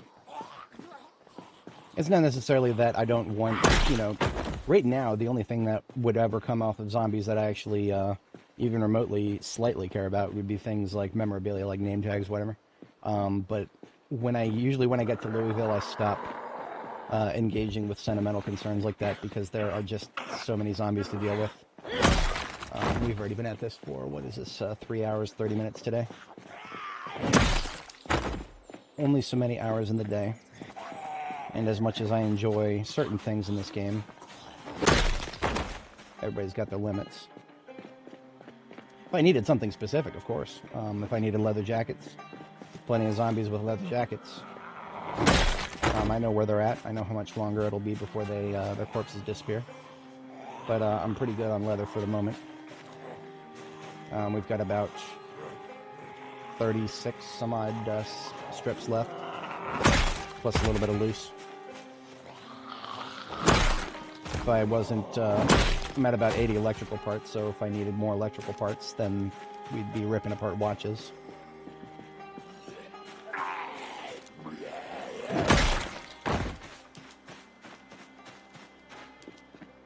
Alright, so we have not actually gotten close enough to the building itself for the zombies that are going to be inside to spawn in.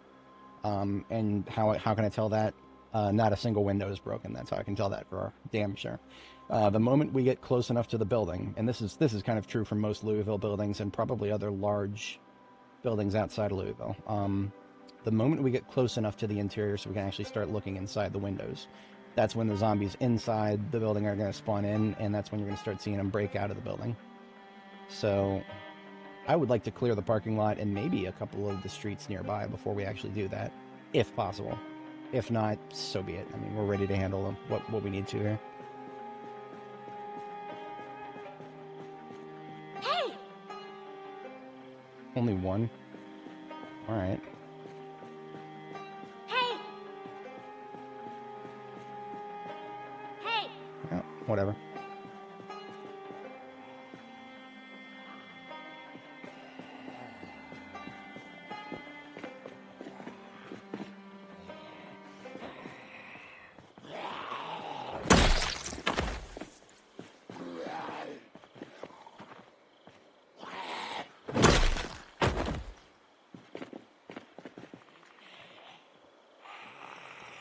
The way I figure it is, when the interior spawns in, we'll know it. There may even be a lag spike.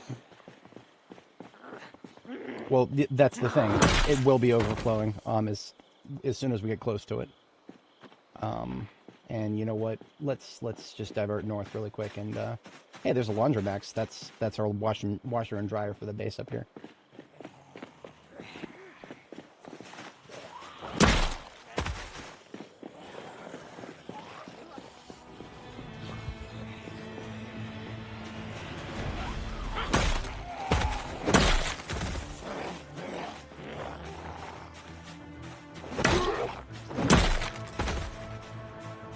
LV is the city. Yeah. Now let me show you the map. Louisville General Hospital, right there. And the Louisville train station, right there. Central Park, right here. We don't have the map explored. I intentionally did not pick up any maps of Louisville and read them, because I wanted to get some more annotated maps for Louisville if we could find any. So yeah, it's... I mean, you can see the UI. You can see part of the town map, but yes, that is the city that we're in. The urban area, like the actual, you know, where the skyscrapers are and everything, that's going to be further in this direction a little bit. If you're looking for downtown Louisville specifically. Hey! We have now spawned in the interior of this building. Yeah, as you can see, now they're suddenly breaking out.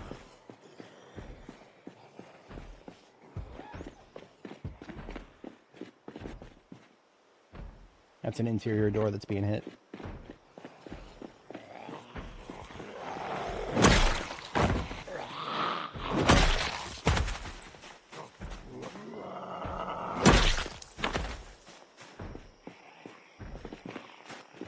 There's a checkpoint in order to get into the city proper.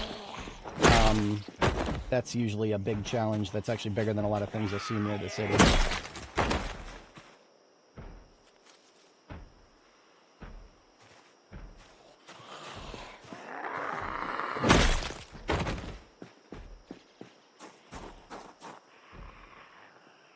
Probably some coffee in here. I'm not overly concerned about that, but it'll be a tertiary target. Coffee machine would be amazing, but believe it or not, there's a lot of places that actually have coffee in it that don't have a coffee machine. This could be one of them. Now this place, it says debt consolidation. That tells me it's an office. There most likely is a break room with a coffee machine somewhere.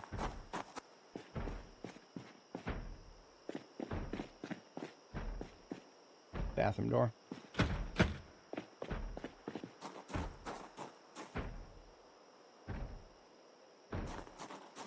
And you're going to force me to break a window. Why not?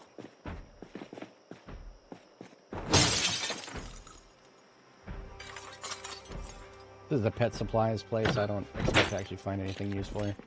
Dog food, cat food, rotten stuff, most likely.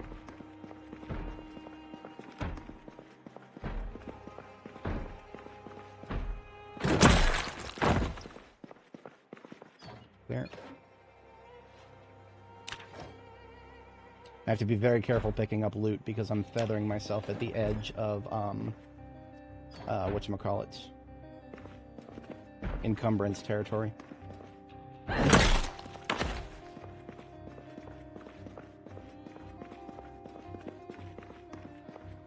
like I said, it's all sentimental stuff at most. These are currently non-functional, the crates. And now, I mean, if to be honest, if there were any animals in them at any point in the past, they would be dust by now. We are 1 year, 3 months, and 3 days into the apocalypse. There are not many creatures that can live that long without being fed or watered. B43, I believe, is going to introduce simple NPCs, so I'm thinking, well, when I say simple NPCs, what I really mean are,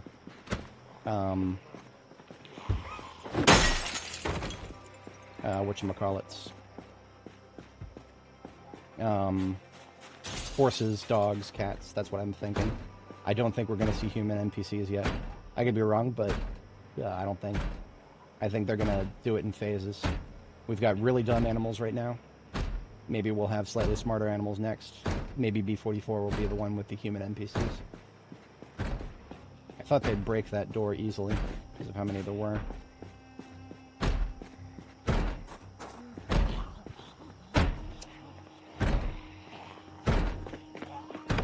Yeah, see, I didn't want to go straight for that window. Run past it first.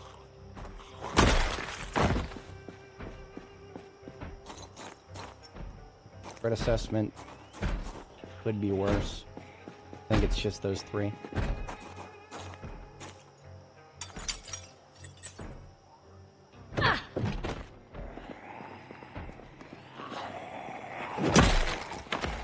These all combos. Nice.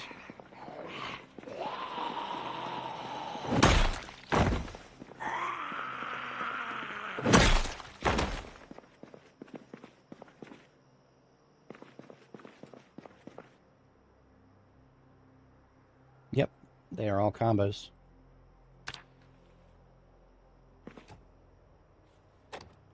So what I'm going to do is just pick up a couple and leave them by the side of the road for pickup. Because carrying them around would be way too heavy for now.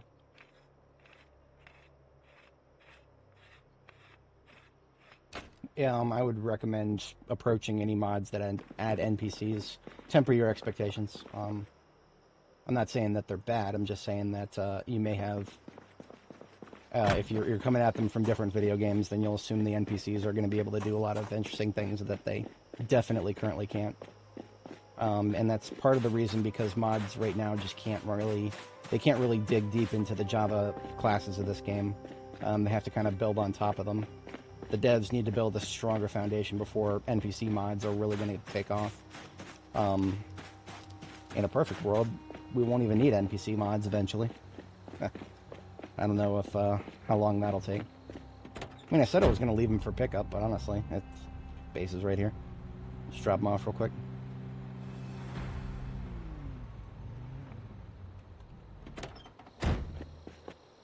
We're right at the tail end of fatigue anyway. We're going to get fatigued pretty soon here.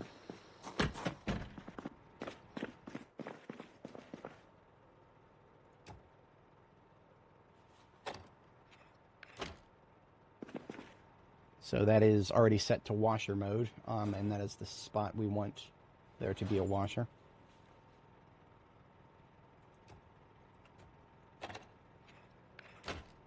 And that one is already... That one's still set to washer mode, so we set that side to dryer.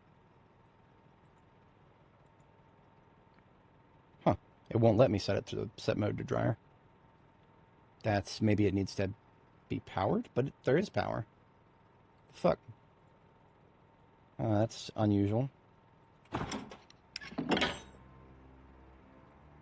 Oh, it just won't... Okay. If it's not plumbed, it doesn't seem to... Oh, this just doesn't fucking work. Okay. Well, it's just...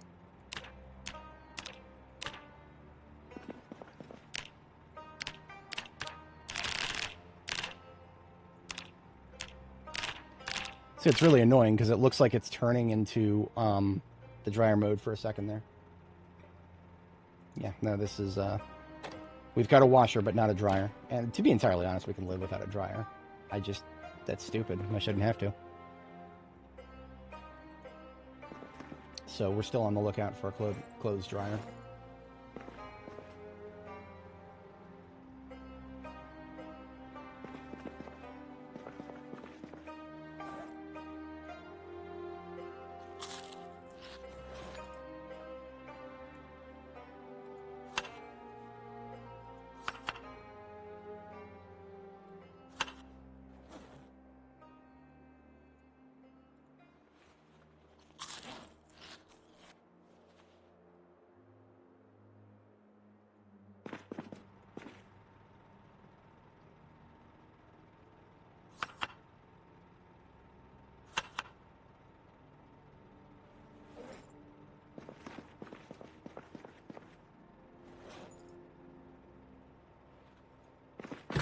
I'll clear a few more Zeds out, but fatigue is going to hit any minute now. And I'm not going to fight it. We'll just kill what we see in the immediate area and then call it a day.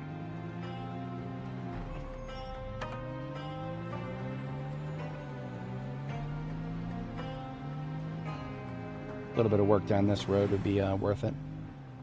Or what is this, a dead end here? Okay. Interesting.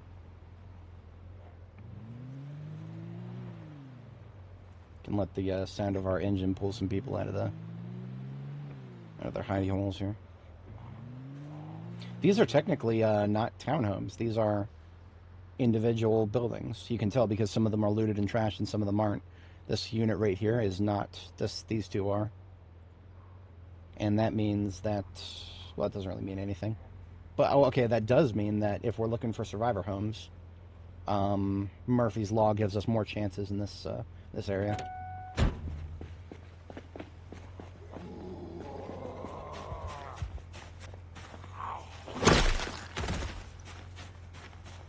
They look like townhomes, but they're... I mean, I guess, do townhomes have to be connected to be qualified as townhomes? I feel like they probably don't. And we might be hearing somebody on the other side of the fence. That's why I don't like these fences. Yeah. Yeah. Multiple somebodies on the other side of the fence.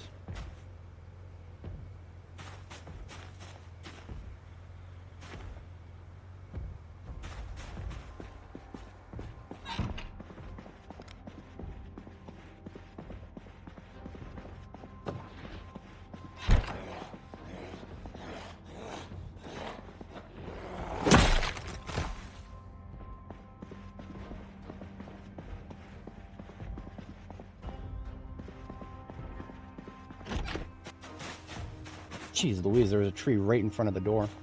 I somehow didn't notice that.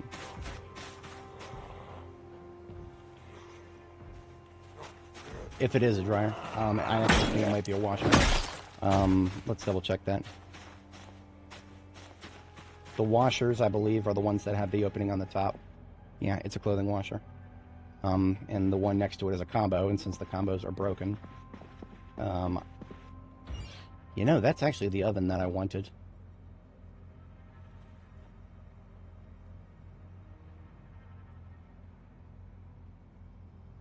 Too late now.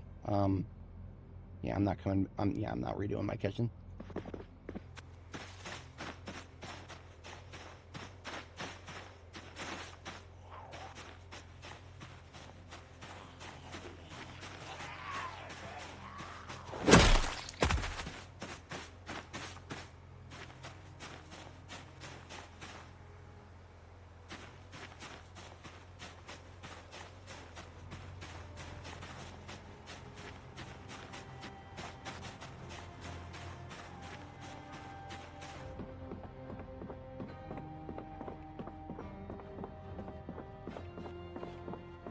So many corners in these units.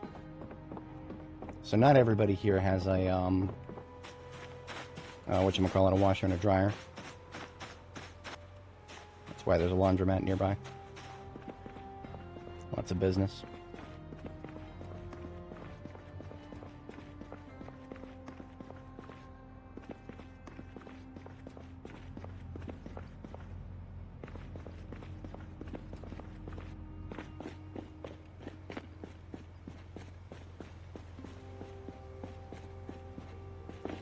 Surprised we haven't been hit by the fatigue yet. I was expecting it any second.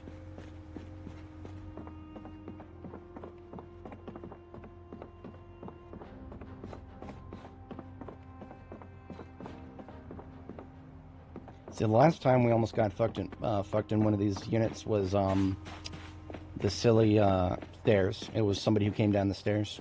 That lady in the green hoodie that almost nailed us earlier this stream. That was a lady who came down the stairs, is what that was. It's easier to check these kitchens from the outside.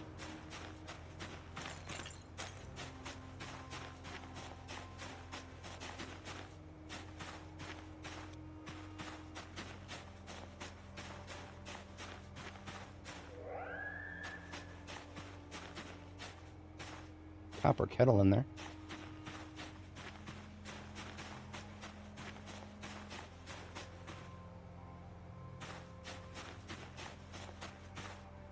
Ooh, that is a washer, I believe. A wash, okay. Okay. A clothes washer and then a fridge, and that's it. The people living in these townhomes are smoking something.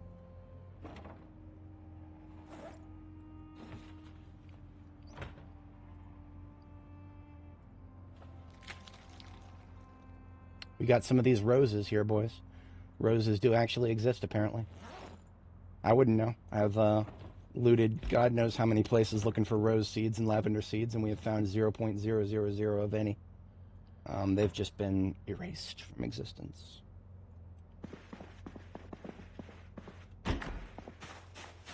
No, I don't continue saves if I lose a character. We actually, okay, so fun fact. I think tomorrow is going to be the 1 year anniversary, IRL, 1 year, since I've suffered a combat death. That was, I think it was May 20-something. And for some reason, I want to say 25th. It could have been 20th. Now I'm curious. As soon as we get back to base, I'm going to take a look at my video history and take a see about that.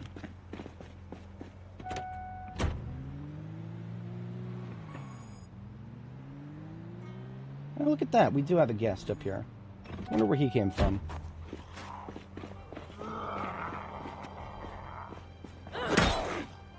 And there's the fatigue. Right as I got to deal with our guest, fatigue. Yeah, sadly, that makes perfect sense.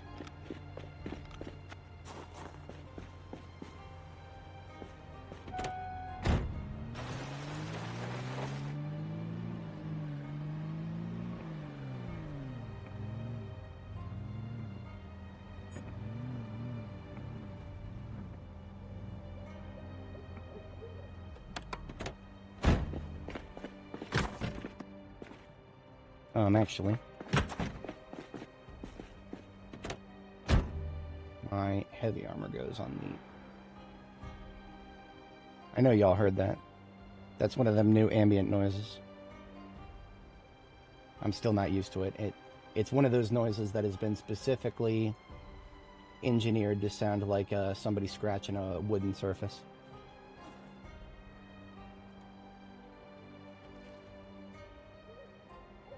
Alright, that's my armor removed. Died 5 times last. I'm very sorry for your loss. I am a big advocate of people getting better. I do hope that you're able to keep your characters safer in the future.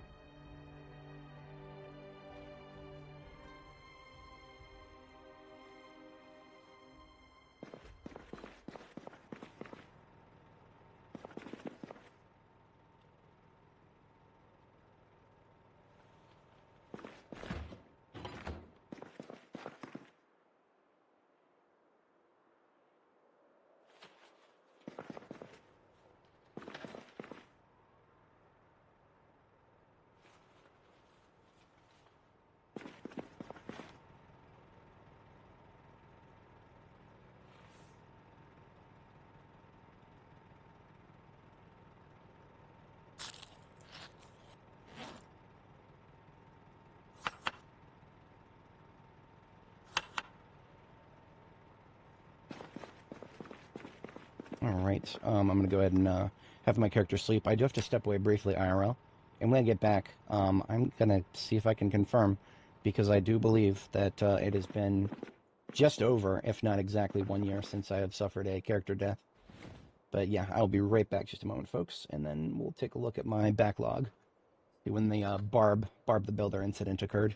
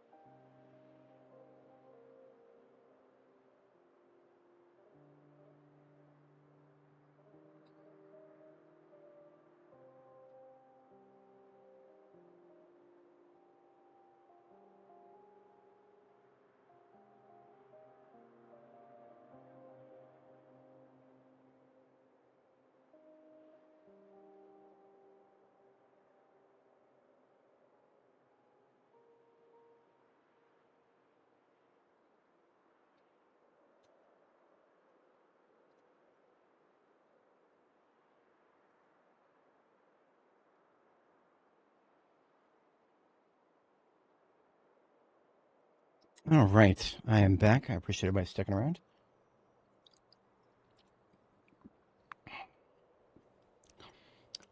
I'll send us back in time.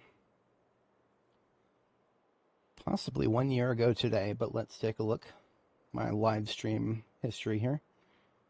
We're going back many parts here. Purple thumbnails are Dani the Drifter. Orange thumbnails are Nora the Explora. And dark red thumbnails are Annie Mae, or light red.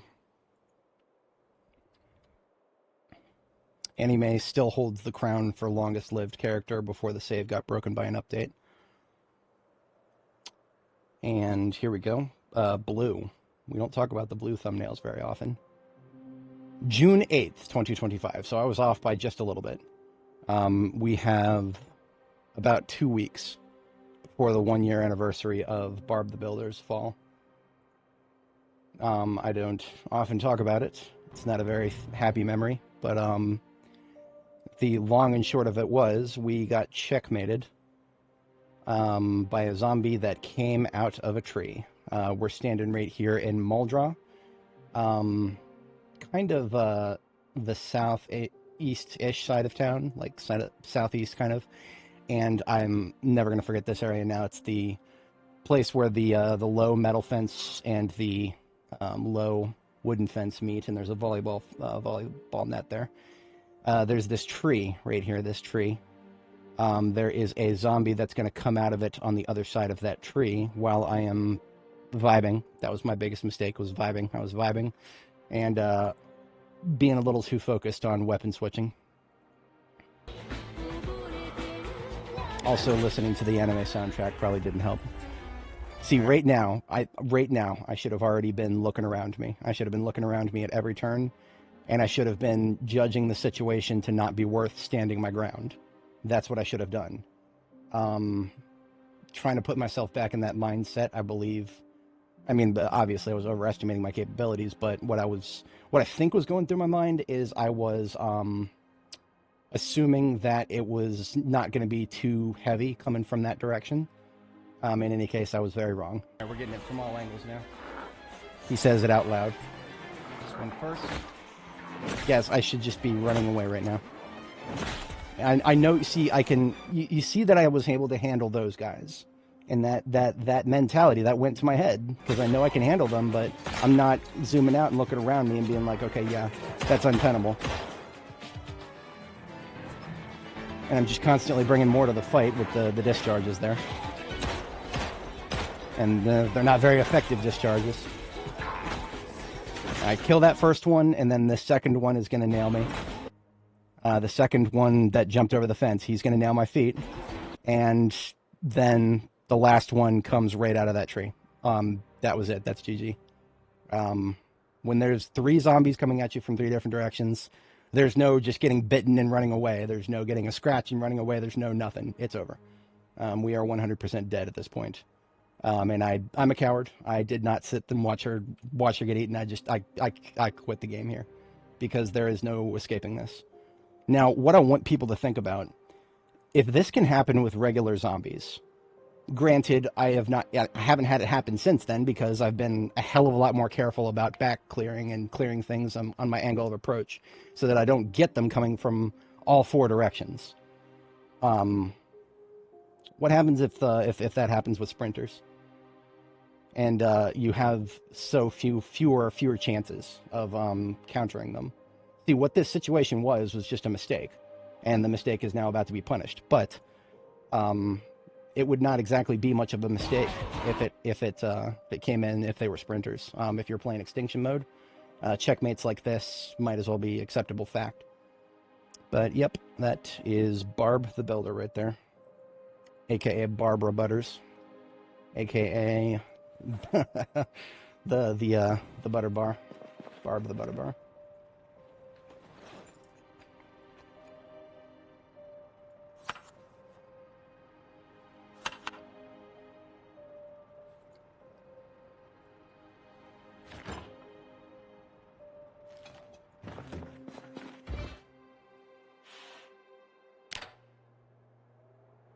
On both of my, all three of my characters actually, Annie, Nora, and this one here, Dani, we have put memorials down at that exact location to commemorate and to remind ourselves that no matter how good we get at this game, we can and will get surrounded if we let it happen, and so we need to make sure we don't let it happen.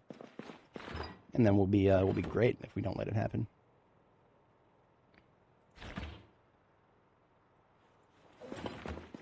That will be tomorrow's food right there. No problem. I intentionally made it sound like Bob the Builder. I should be so lucky to have Bob the Builder helping us out here.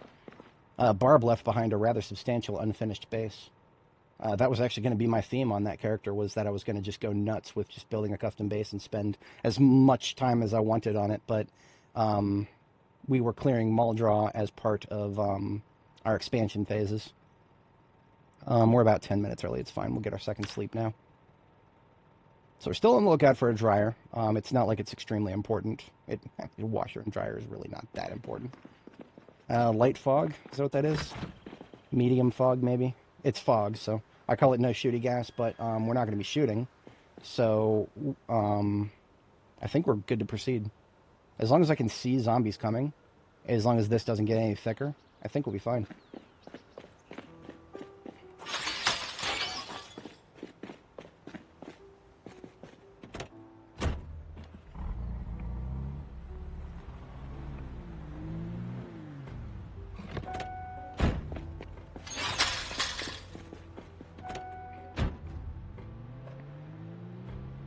I'm going to stay on this side of the hospital today and check and see what the neighborhoods or the area surrounding looks like up here. Now, as you can see, still 0.0 broken windows in the hospital, which means the hospital is still not spawned in yet, and I'm totally okay with that. I don't want it to spawn in yet if I can manage. I'd like to clear areas around it first if we can swing it. So that's what we're going for now. What is this? This is a retirement home. Yeah, it's a nursing home. Cool, okay. We have no need to spawn in the interior of this one yet either. That lady who was screaming, she heard me consider the idea of going in there and spawning in the interior, but I don't need to, so we're not doing that.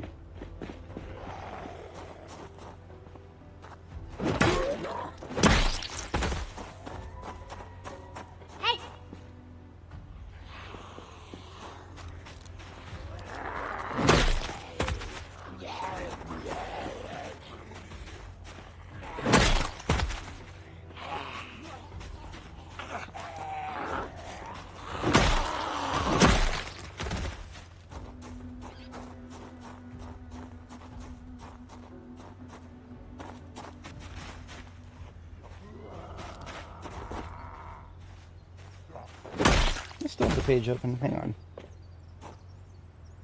No, I closed it. I didn't. What I wanted to point out really quick, if I still had it open, Barb the Builder had similar protection levels. Actually, some of them were greater. Barb the Builder had full armor by my standards. That didn't save her though, and that's because the situation that I got myself put in was not a situation where armor would have helped. Even if it had absorbed, I don't know, 6 bites, we were stun locked. We couldn't move. That was over. Where those six came from, there would have been 10 more until it was over. What am I looking for? Armor is in the passenger seat.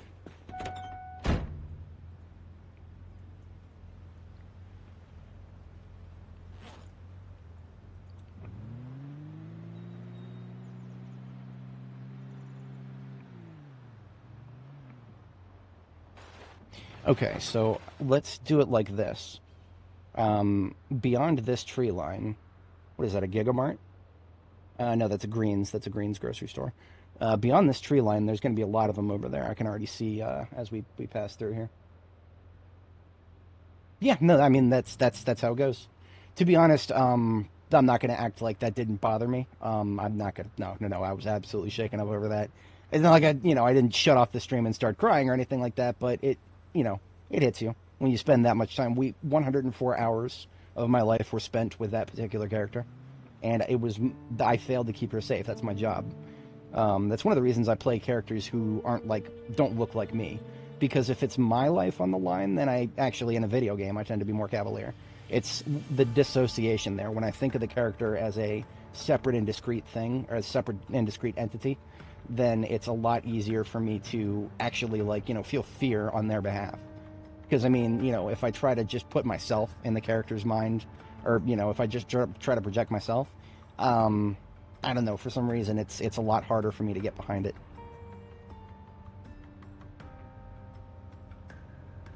Oof, sorry to hear that, Mr. Brad. If you got bit by behind, you may want to, well, I would say that audio cues would be one place to start, but in the current build of the game, audio cues have a tendency to get broken sometimes. It's possible for a zombie to approach you from behind with no footsteps or mouth noises or anything. That was a meta event, and it looks like it was to the right. So that means a lot of zombies to the left of us could start moving towards us. All those guys are just moving away. But now I'm concerned about this direction.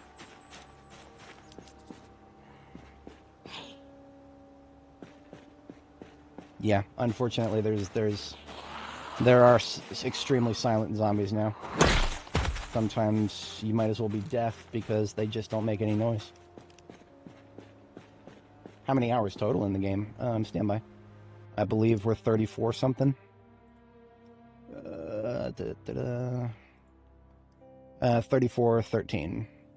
3,413 hours.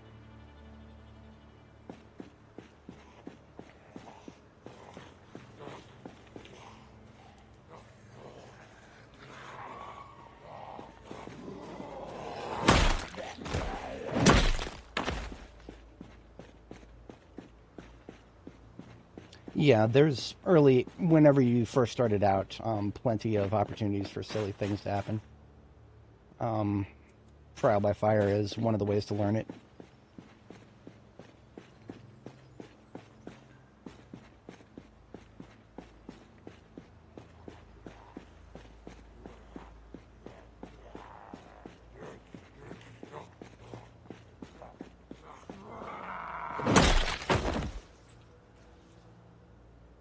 It's not the worst thing in the world.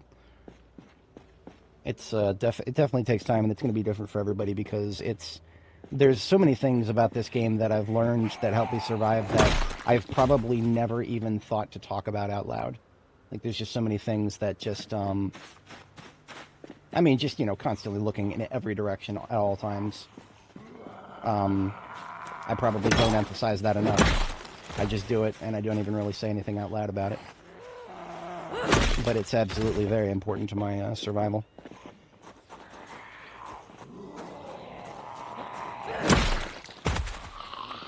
See, like, my positioning right now, where I'm standing in a place where I can see everybody on this side of the corner. Same with the other way. So basically just the corner is an arrow pointing up at me. So that way, if I was to stand right here, then there's a blind spot around this corner. Same with the other side. If I stand in here, there's a blind spot in this corner. Knowing your blind spots is incredibly important, and I probably don't talk about that enough. I always say that if you feel like there's a lot of zombies coming at you, turn 360 degrees and walk away. Just like the Xbox 360. Turn 360 degrees and walk away. Because remember, you walk faster than all the zombies can do anything, assuming you're not injured.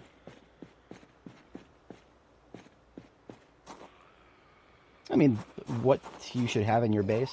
Okay, well, what you have in your base doesn't have anything to do with getting bitten from behind. If you starve to death, absolutely. You should be finding more heavy foods, heavy form foods. I can actually give you an example. Green's grocery store, that's pharmacy. There's Green's. Step over here at Green's. I'm actually in the market myself for food, so we'll clear the place out and take a look at some of the food options.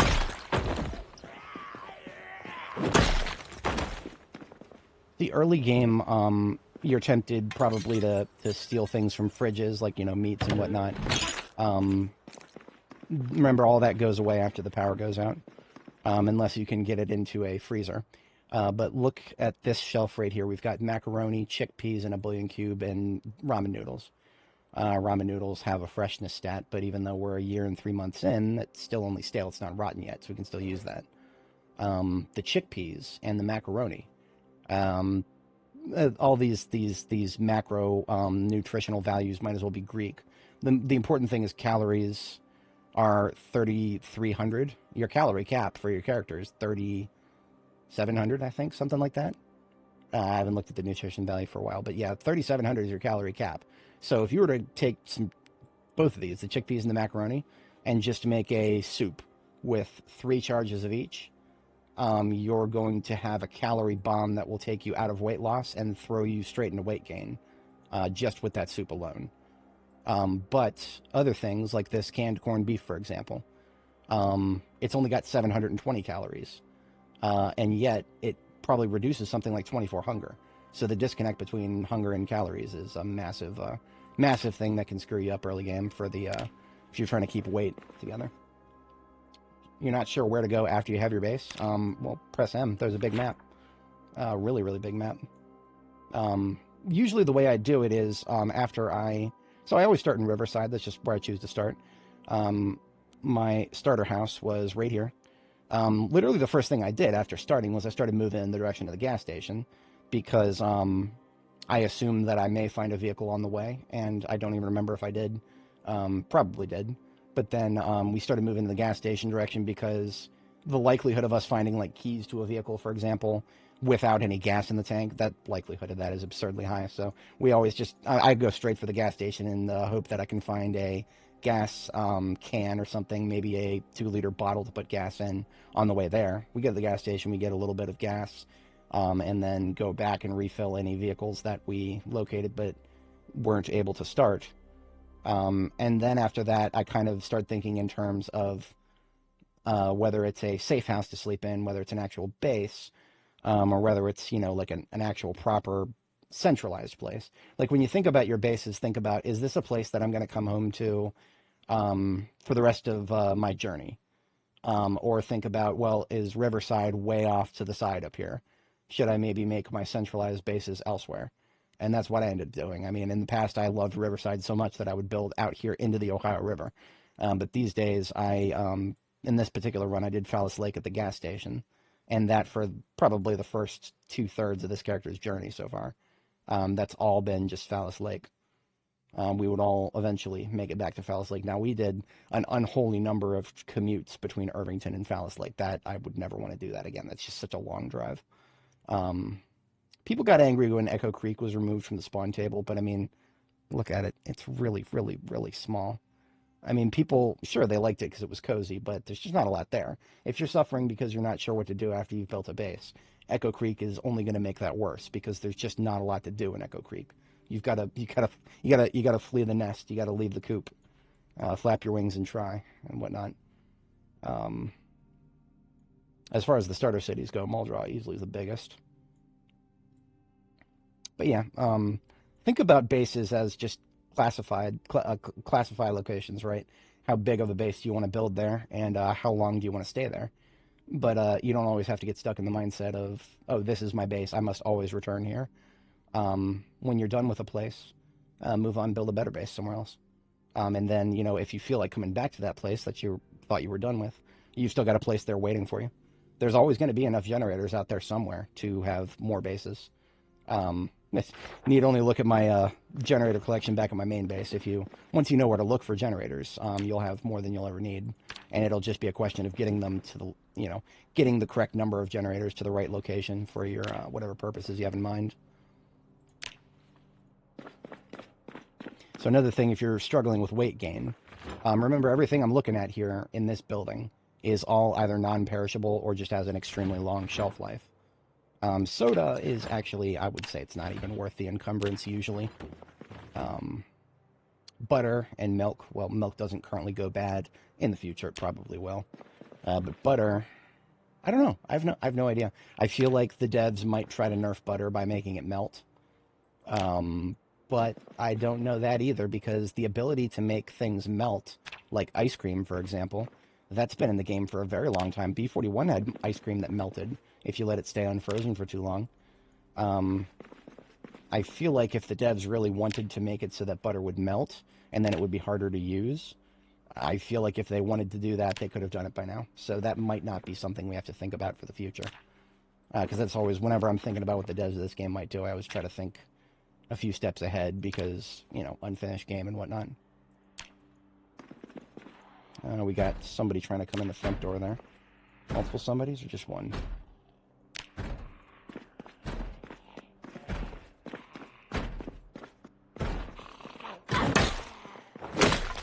Oh, there goes my bat. We have a replacement ready.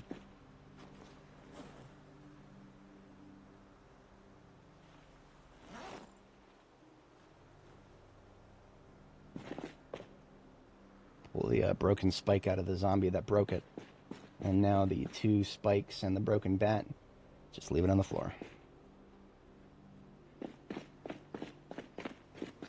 I swear I saw another one walking in this direction here.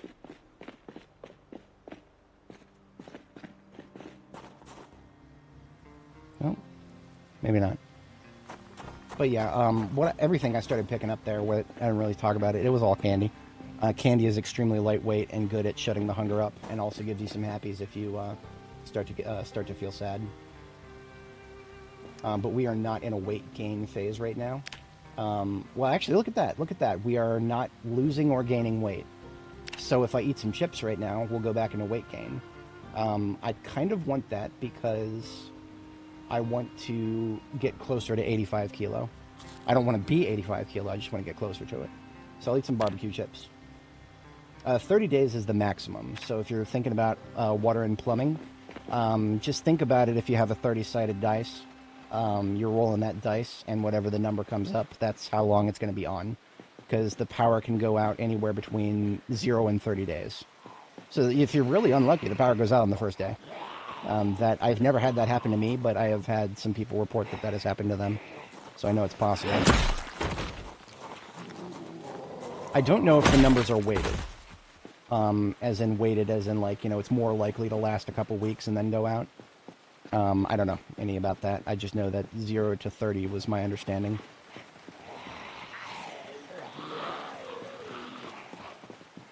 That's another thing that I don't usually talk about with the zombies. I lead them to where I want them to die so that it's convenient, so I don't have to move their corpses out of the way. It's a lot easier to make the corpses move themselves. Even in B41 this was true, I just never really put 2 and 2 together while I was playing B41. But this also ensures that if I just run up and start attacking them where they stand, that's a recipe for getting them to come at me from multiple angles. So by leading them away from the groups, I'm splitting them up and vastly reducing the chances that I will get surrounded. And I don't have to do that all the time. I mean, right now I'm just kind of doing it because it's ingrained habit. I'm not going to be driving around back here too often.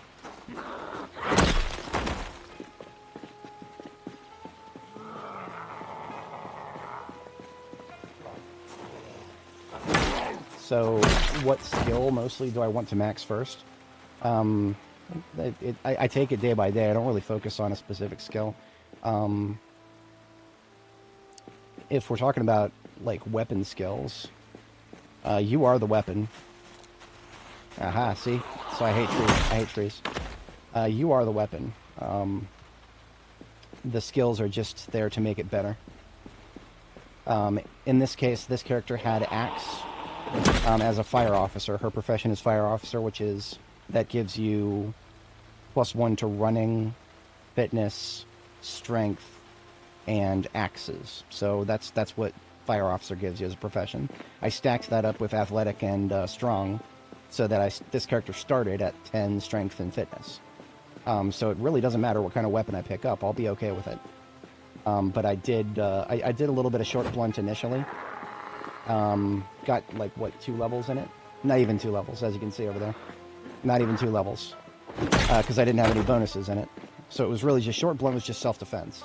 That was not like a weapons that I was gonna kill a lot of zombies with. We have a rather large group down here. I'm going to focus on piecing them away from each other. Now, when we're talking about crafting, if you're talking about crafting skills, I had no innate bonuses to any of them. What I really did was I let the game tell me what to work on first by, what books I found first. Carpentry is always great. It helps you defend your bases. Okay, you know what? Let me rephrase that slightly. I did actually focus on the skills that I could watch TV shows for. I did, if you want to say I focused on those. I would watch Life and Living TV in the mornings to get cooking experience, and then in the afternoons to get carpentry experience. That's only relevant for the first 3 levels, though. After that, I didn't really focus extremely hard on either of those. Cooking is one of those things, if you just cook for yourself often enough, and then read the book when you get a chance, you'll level to 10 eventually. You won't have a choice in the matter. You'll eventually be cooking level 10, and you'll start to have leftovers all over the place, and it'll be really fucking annoying. Yeah, divide and conquer, like Ulysses says there. If you don't already understand what zombie behavior looks like, the differences between when they know you're there and when they don't. Obviously, these two right here, they know I'm here. They're making the mouth noises constantly. They're just broadcasting their location to the world as they move towards me. Remember that if a zombie is moving towards you, but it's not making the mouth noises, like this one here. No mouth noises, but now he's still coming at me, so... She might not have actually known that she was coming at me until she saw me. Like this one right here. This one right here, I can tell he's not coming at me because he just changed direction. Little subtle things like that might seem obvious in hindsight, but are not always. Like this one here, I have no idea if he knows I'm here. He might just be attacking the wall because it was in front of him and something set him off. I think he heard my footstep just now. Yeah. I am conspicuous, so visually speaking, if they face my direction, they're highly likely to catch me at some point.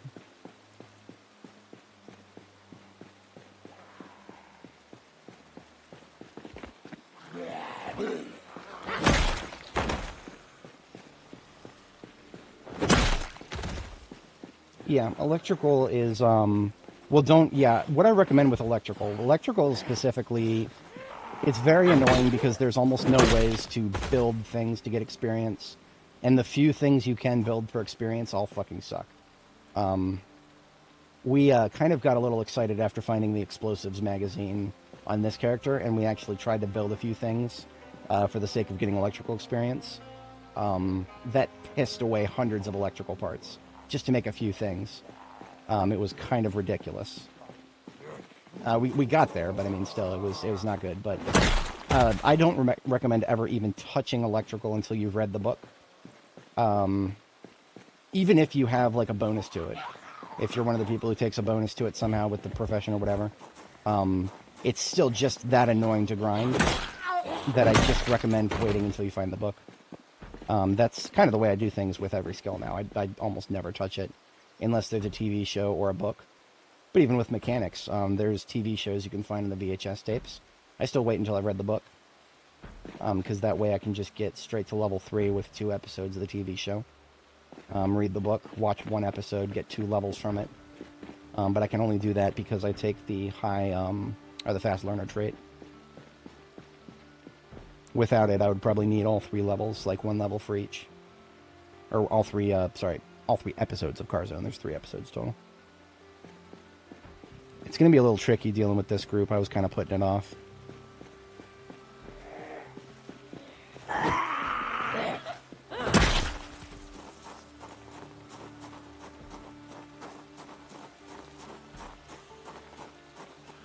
Be aware of your line of sight blockers too. This small tree right here. That was a line of sight blocker that I almost didn't notice. The trees that do block your line of sight versus the ones that don't are, sometimes the differences are very subtle. This one here doesn't block my line of sight, but this one does.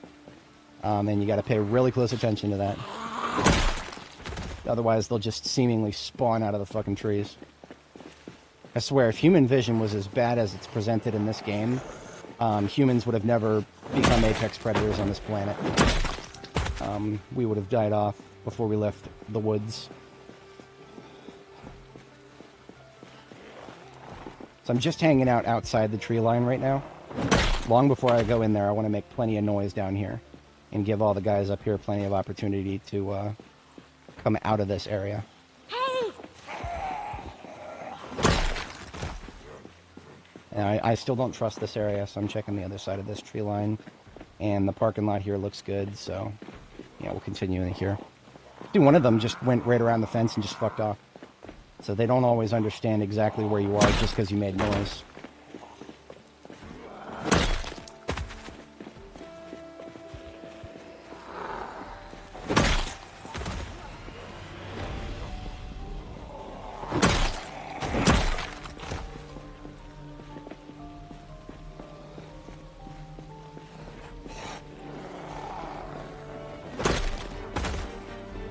Crawling Zed can you push that hard?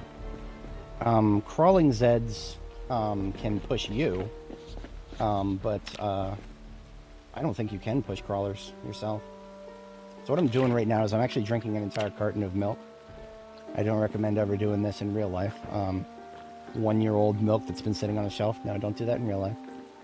But in this game, where milk doesn't spoil, it's still quite nutritious and good for the weight gain process here. We're back in a rapid. I think a 1 liter of milk is like 700 something calories if you drink the whole thing.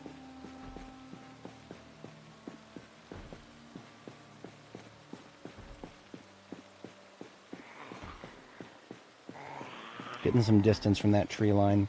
I actually feel a little safer closer to these houses right now.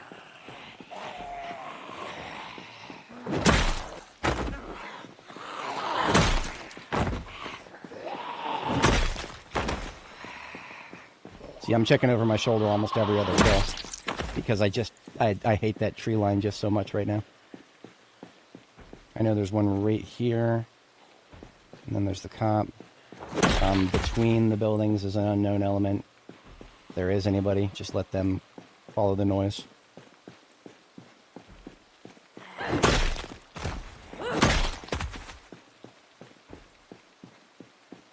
Okay, that's not bad. It looked like most of the ones back here decided to cluster. Do I have a meta build for B41? No, I never established any sort of meta for B41. My longest lived character in B41, I never figured out long-term weight gain. She was down to 66 kilo, and she was still losing weight. I actually gave up. That was one of my longest lived B41 characters. I just got frustrated with the weight system and gave up. B42 gives you many more options for putting on weight, namely the ability to go milk a cow and get your own milk. B41... Well, milk spoils in B41, so milk is still out there, but good luck. Good luck getting a lot of it.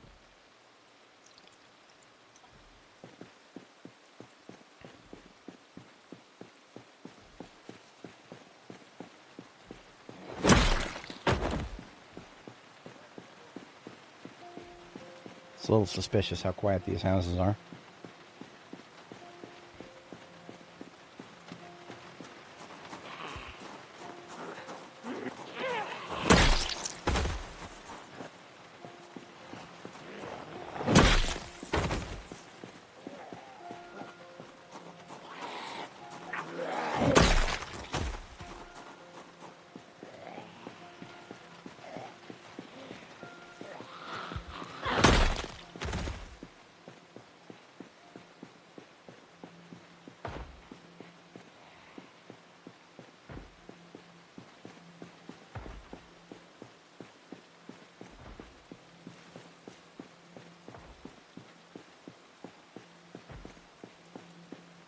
Right now I'm just kind of scouting. I'm not going to try to like full clear this particular segment because at this point there's likely backfill behind me, so if I get too loud, I'll get surrounded.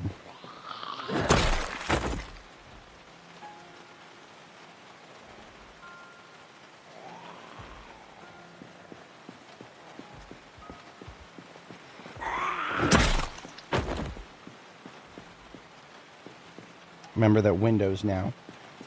You can swing right through them. So can they, so keep that in mind. Just assume windows aren't even there if you're going to fight really close to them.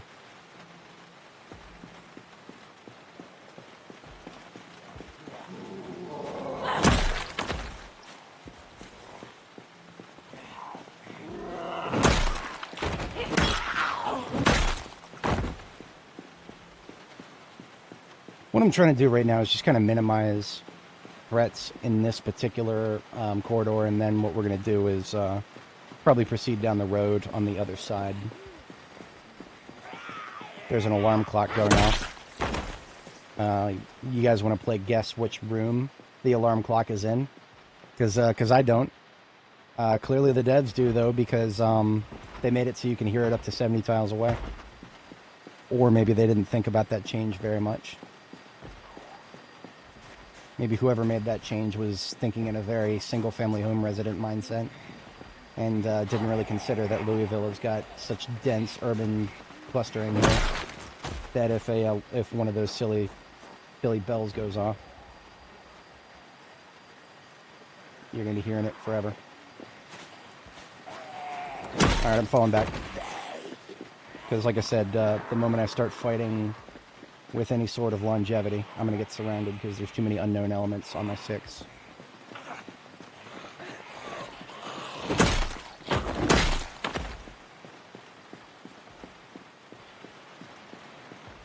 Yeah, see, like this one right here. No idea exactly where.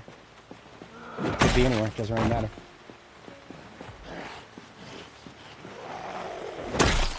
Which one? If you're talking... No, of course not.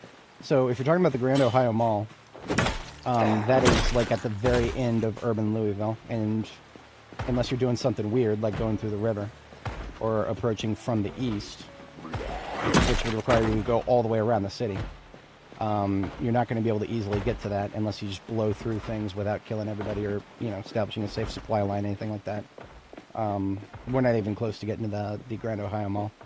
Last time I did that was on my Annie Mae, probably part 60-something. Her playlist in the description. I am a big Dead Rising enjoyer, but let me tell you this, there are more zombies in the Grand Ohio Mall than there ever were in Willamette.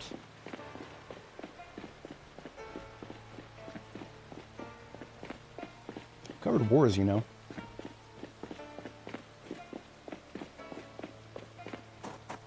What I'm going to do is I'm just going to run down this road. If there's one hiding in between the trees, then let them show themselves. They're going to have to struggle to catch me.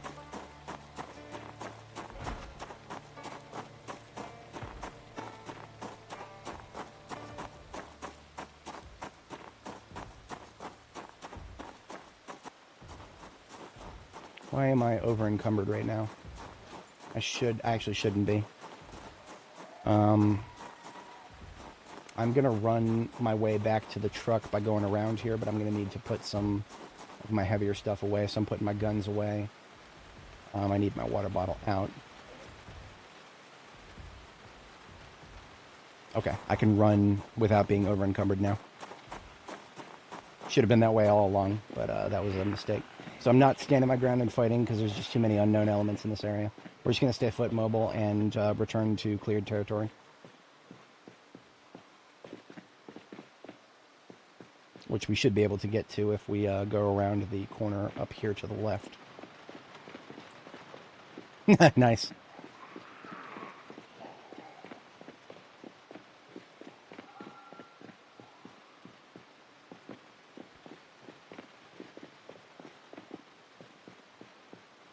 That is one of the big ones right there, Lowry Court. Be careful with that one. So here's a place that I need to clear, but I don't have the safe approach to do so. This little corner right here where all these dudes are chilling, that's in the vicinity of the hospital. So what I'm going to do is go around them, hug the fence this way. I'll pull a few of them, and that's perfectly fine. I won't pull all of them.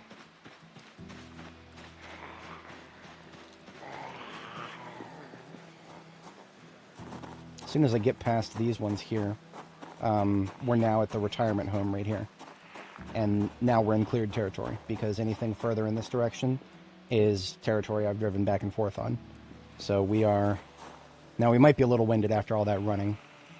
Remember that discomfort, we're at stage 2. That slightly reduces our stamina regeneration. We're fitness 10, so it's not going to we're not going to notice it that much, but we should remain aware of it. I'm going to have a bite to eat real quick. We'll have some candy.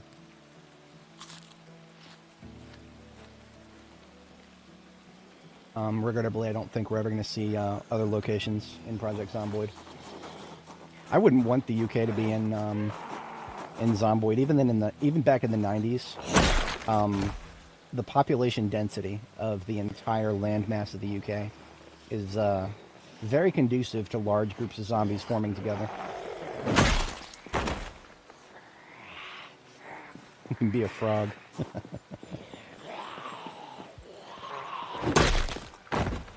Is that the I don't know who my father is mod? Sorry, I'm really mean. I hang out with Brits a lot, so there's a lot of making fun of Frenchmen going on.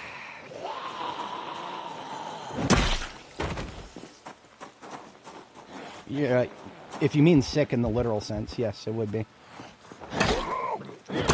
I just remember that Louisville, Kentucky is probably a fraction of what London is in the 90s. So this, just imagine the density in this city and multiply it by a slight factor there. Maybe like 1.5 times, 1.8.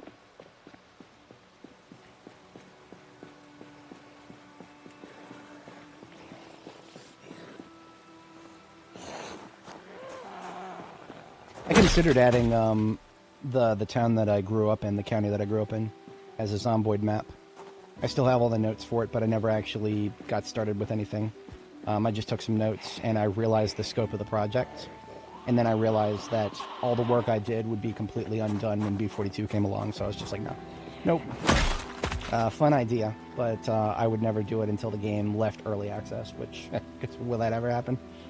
I still have the notes, though. Sometimes it's interesting to look at.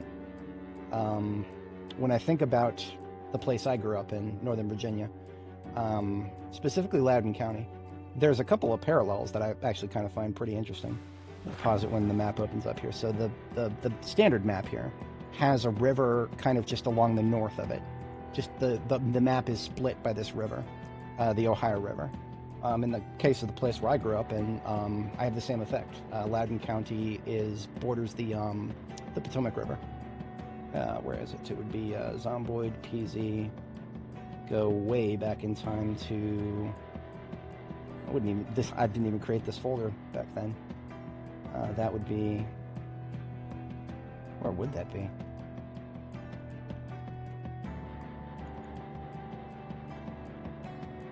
That would be, wait a minute, this is, there we go.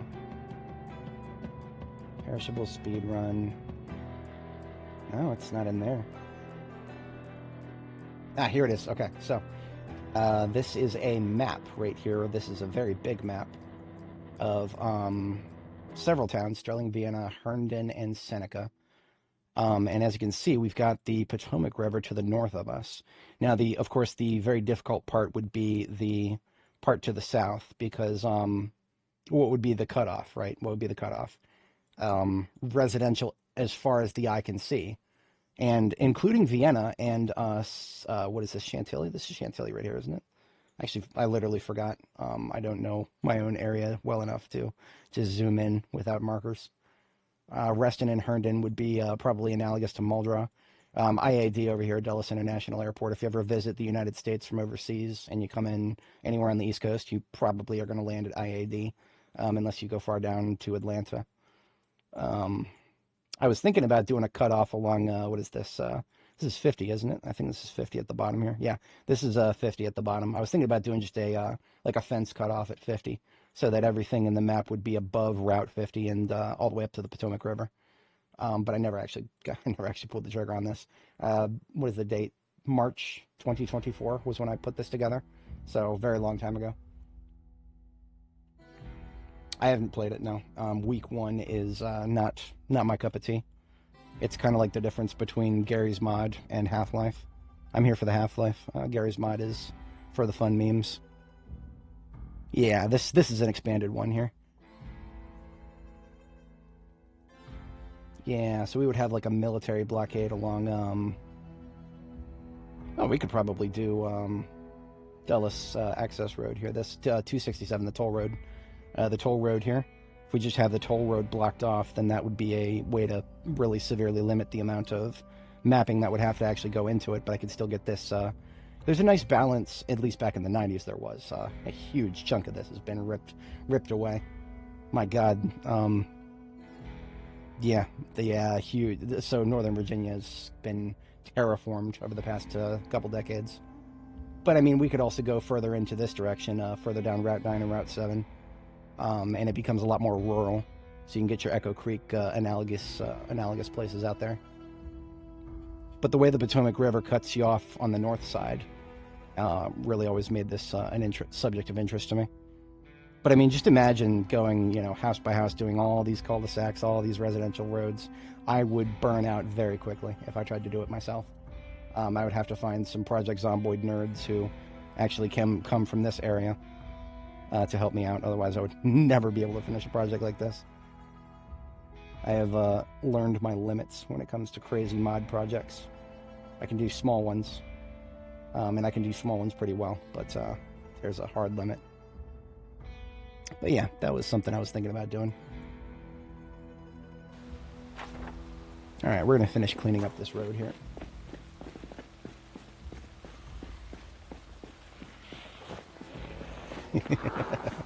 And get everybody's attention.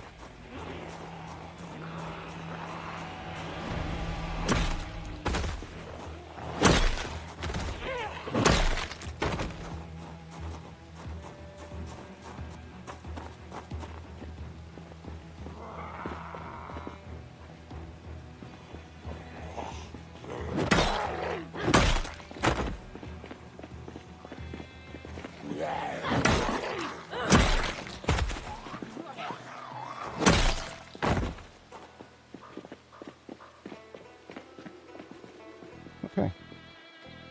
Not bad at all. I'm going to go get the truck before I proceed. Should have done that a while ago.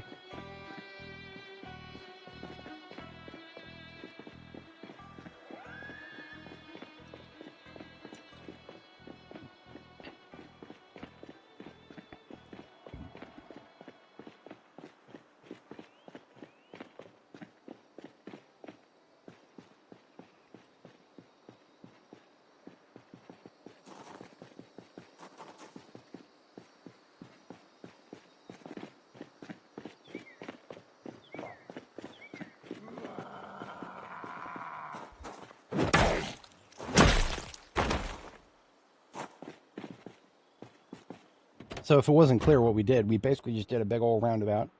We went through these trees and then up that roadway there, and then just all the way around the retirement home here on the outside of the fence. So we did a pretty solid sweep of anything that would come from the east when we're dealing with the hospital. Like at this point, I could go weapons free with firearms at the hospital, and I would probably be pretty confident that nobody would be coming from this direction in massive quantities. Keyword being massive quantity. There would absolutely be some stragglers that I missed that would be coming out the woodwork, but it would not be like, a huge horde. As long as I do not spawn in this building up here to the top, I do not want to spawn that one in. I remember this one on Annie's Journey. That's a big one. I do not want to spawn that in right now. So if I don't get close to it, the zombies inside will not spawn, and we can focus on other things first. That is how we'll proceed with this. Let's go ahead and clear this street next. I will bring the truck back a little bit and leave it running. If I leave it running, it will be a magnet for zombies to approach it and get distracted by it. See if we can find whoever's growling at me back here. Sounds like they're slapping a window. That could have been a second floor window. In fact, I'm almost sure that was a second floor window. If I'm not mistaken, these units have the second floor balconies. We can't see the front of them, so we can't really tell. But the layout looks the same as the ones that do have the balconies. In which case, zombies would be on the second floor right around here. But I don't know. What I'm going to do is just kind of leave them alone, and I'm going to leave the truck running. So if they come out of there, and they don't have very high attention spans, the truck will pull them in. Let's go to the north first here. Deal with these guys and any other foot mobiles. We're going to keep a solid distance from Weatherby up here. What's it called? Lowry. Weatherby. Holy frick, we actually can see in the windows of this. That's rare. Most of the Zippy Marts have windows that don't work properly. People Playground. No, I don't know what that is. Doesn't, it sounds odd. Is it like a sandbox for Sims? that title, People Play, that makes me think it's like the Sims, but one of those silly sandbox versions of it.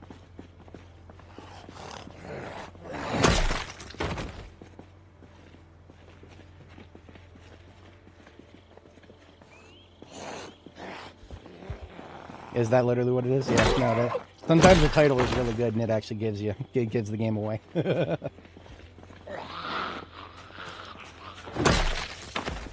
Is it on Steam? Because that honestly does sound interesting, but I've never looked into it. I've never even heard of it before today. So I just inferred what I just said off of the title. See, when you want to evoke like the Goat Simulator sort of franchises, you can't necessarily do it with people as easily because you say People Simulator and you're gonna think, oh, The Sims, but you make it something like that and suddenly you can understand what they're trying to go for. That's another hospital or whatchamacallit, ambulance wreck up there. We could have 4 ambulances in the fleet.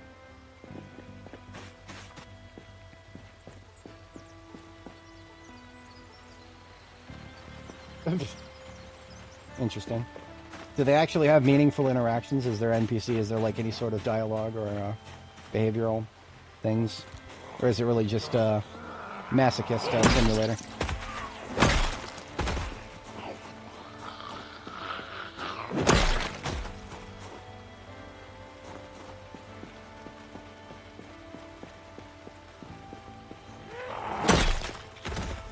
Masochist simulator, okay, so it's like, yeah.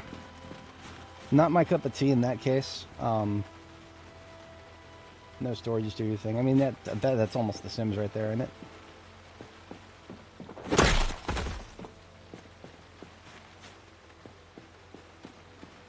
If there is a story to The Sims, it's escaped me. I just make some custom Sims and screw around all day.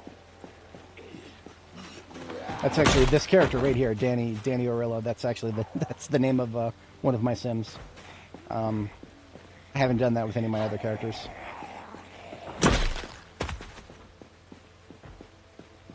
Her life in this universe played out very differently from her life in The Sims, but that's because there ain't no zombies in The Sims.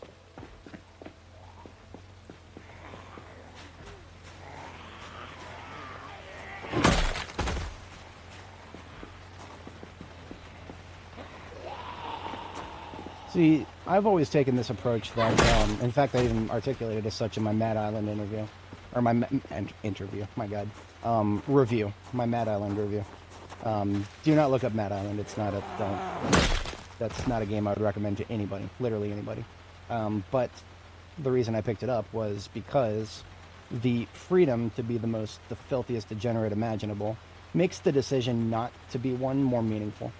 So when you're in a world where you can do horrible things, but then you just choose to be chill anyway, your choice to be chill is a hell of a lot more meaningful than just, you know, being a decent person in a game that only allows you to be a decent person, if that makes sense. I mean, you know, The Sims, you can do some wacky shit, but there's a lot of things you can't do.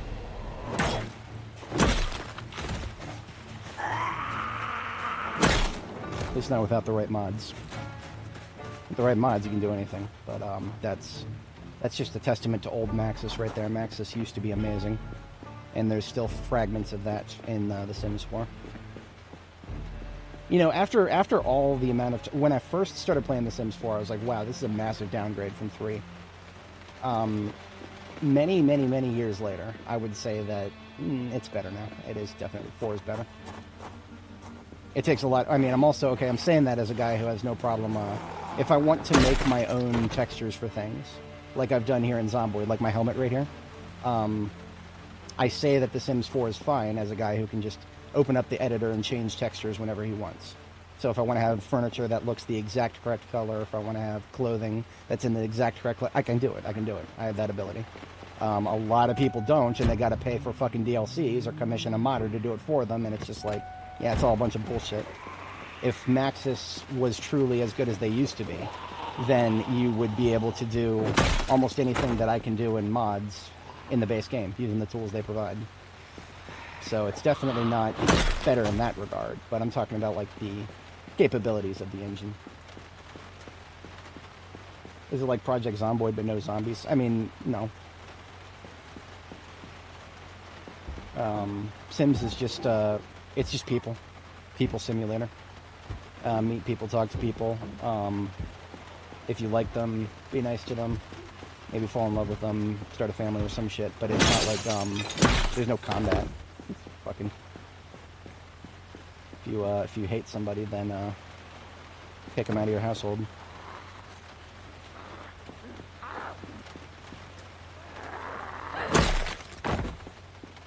If you want an idea of what Zomboid might be someday when they add NPCs, your best bet would be a game like RimWorld. Although you've got to keep in mind that the devs of this game will not, and I'm saying this definitively, they will not do all of the things that you can do in RimWorld. I do not know how far they're going to take that, but you can already see the fact that they don't, they're not going to let you, like, you know, do what you can do in RimWorld, like with the NPCs. You can start families and whatnot. They're not going to let any of that happen because the Indie Stone are, I don't want to call them cowards. There's a financial motive behind this. They don't want that Gizmodo hit piece to come out. The zombie simulator that lets you watch children get eaten by zombies. The devs of this game would lose their absolute shit if the game's press came out with an article like that. So you'll never see anything like that in the base game. So, and now I'm talking about RimWorld specifically. In RimWorld, if your colonists have a kid and you don't like that kid, you can turn that kid into a hat. That's you can literally, you can sell the meat, you can sell the liver, you can turn the human leather into a hat. You will never see that in this game, not in vanilla, because the devs of this game are just they're Brits. I mean, come on now, Brits. They're just with Ofcom. No, you're never going to see that in this game.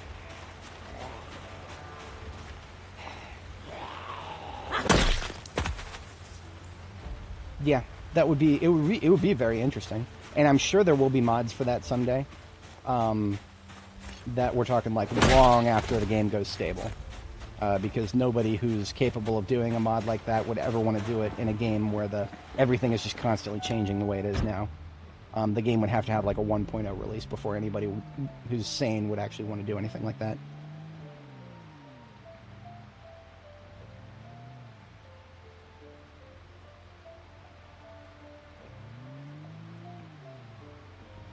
I mean, the concept is already in there for animals. Now, of course, none of my cows have actually given birth yet, but my cows are carrying calves. Someday those cows that are back at my base in Phallus Lake right now in this character's lifetime, someday they'll give birth. They have been pregnant for well over a year without giving birth, and I think there's something under the hood going wrong with that. We never had this problem on my two previous characters, Nora and Annie. We had more cows than we knew what to do with because they were breeding so quickly. But the devs changed something in the sandbox settings on how long it takes for animals to give birth. But I mean, the precedent is all there. You're just never going to see it applied to people. You're not going to be able to fall in love with somebody and start a family with them. Because, again, like I said, the devs don't want to open the can of worms that would come with how to deal with children. I don't think that the devs of this game are willing to do like what Fallout would do, for example. Fallout would just, oh no, the children NPCs can't be harmed. They'll just run around. If you want to go in there to the Institute and wipe out everybody in Fallout 4, you can shoot the kids as much as you want, nothing will happen. They'll just continue to run away. They're all invulnerable. and I'm not like saying that's a bad thing. They do that because if you show violence against children, specifically in video games, there's like 20 countries that'll immediately make it so you can't sell the video game in that country. So it's a very pragmatic decision. You'll never see that kind of stuff in most games because otherwise they're just denying themselves sales. And who would do that? I mean, money makes the world go round, right? Yeah, well, I mean, it's the older Fallout games could probably get away with more than what current ones can. There's also an older Bethesda right there. Bethesda has changed a lot over the years. I'm actually not the biggest Fallout nerd, but I've played 4. And some of the previous ones are on my bucket list. I will play them someday. I have been reliably informed that New Vegas is the best. So I'm absolutely going to experience that someday. Might even stream that, depending on a few things. Most of the food we picked up can just go right here in the corner. I will separate the canned food.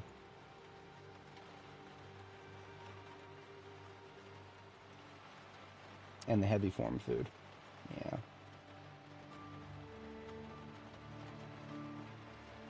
I didn't even realize I accidentally picked up a bunch of toilet paper.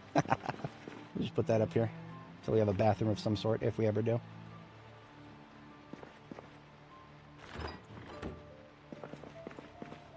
Right, yeah. Fallout 76 being a live service made me never want to touch it. And I feel about 60% vindicated in that decision. I have heard that it's gotten better. I have also heard that they're charging you money if you want to play on a server by yourself, which is that's just a sign of the times right there, isn't it? That's absolutely just a sign of the times. About a decade ago, that would be an unthinkable notion, and there would be people rioting in the streets for Bethesda to not do that. Unfortunately, gamers today have no self-respect. And every time a company does something unethical, you'll just get a huge army of kids who have no self-respect whatsoever. Just like, yeah, man, I like getting taken advantage of by corporations. I love it.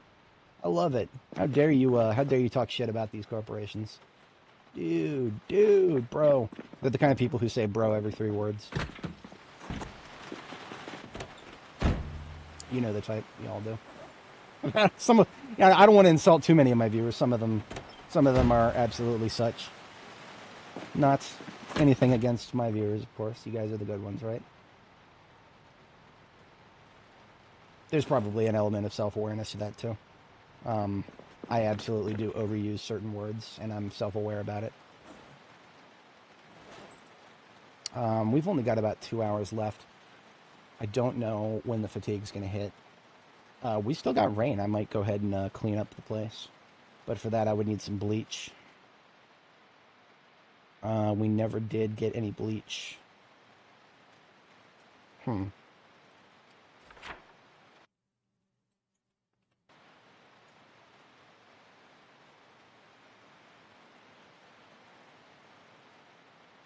Where was the laundromat that I got the dryer from, Jericho? I actually can't remember now.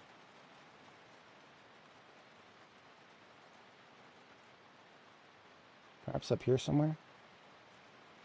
I'm pretty sure it was somewhere up here. I can't remember where, though. One of the reasons that I play Zomboid so much specifically is that Zomboid is just one of the only games in my... Actually, one of the only games that I know of. Literally one of the only games that I know of that's just under active development, constantly being actively developed. And the devs have not in any way tried to extract more money out of us. I'm not going to count the charity merch thing. They literally are handing away money to Doctors Without Borders with that one. The devs of this game don't even have a fucking merch store. And I've said this before, if they just had a plain Spiffo t-shirt, I'd fucking buy it. I'd spend $20 on that. Why not? But no, the devs of this game, to their absolute credit, have just continuously cooked and just coasted off of sales of the game. They do not try to extract money from us. Now, of course, if that changes, you'll see a huge drop off in my interest for the game. because that right now is the biggest appeal. I've talked about this a few times. In real life, I'm trying to save up money for a down payment on a house.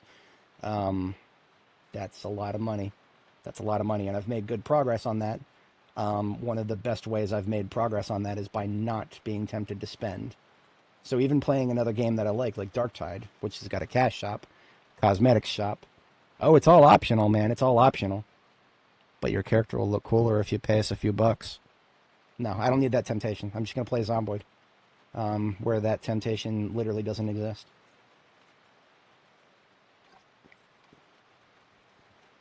Removing yourself from temptation is a very strong strategy that I wish people would think about more.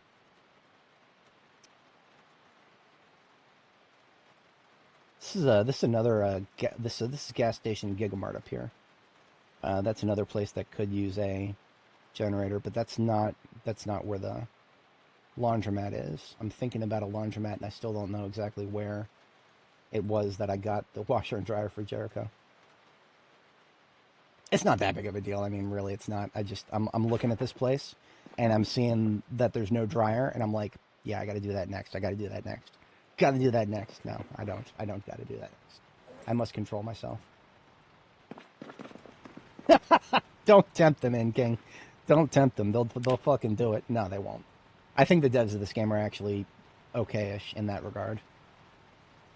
But that doesn't mean that the temptation isn't there. Maybe it is.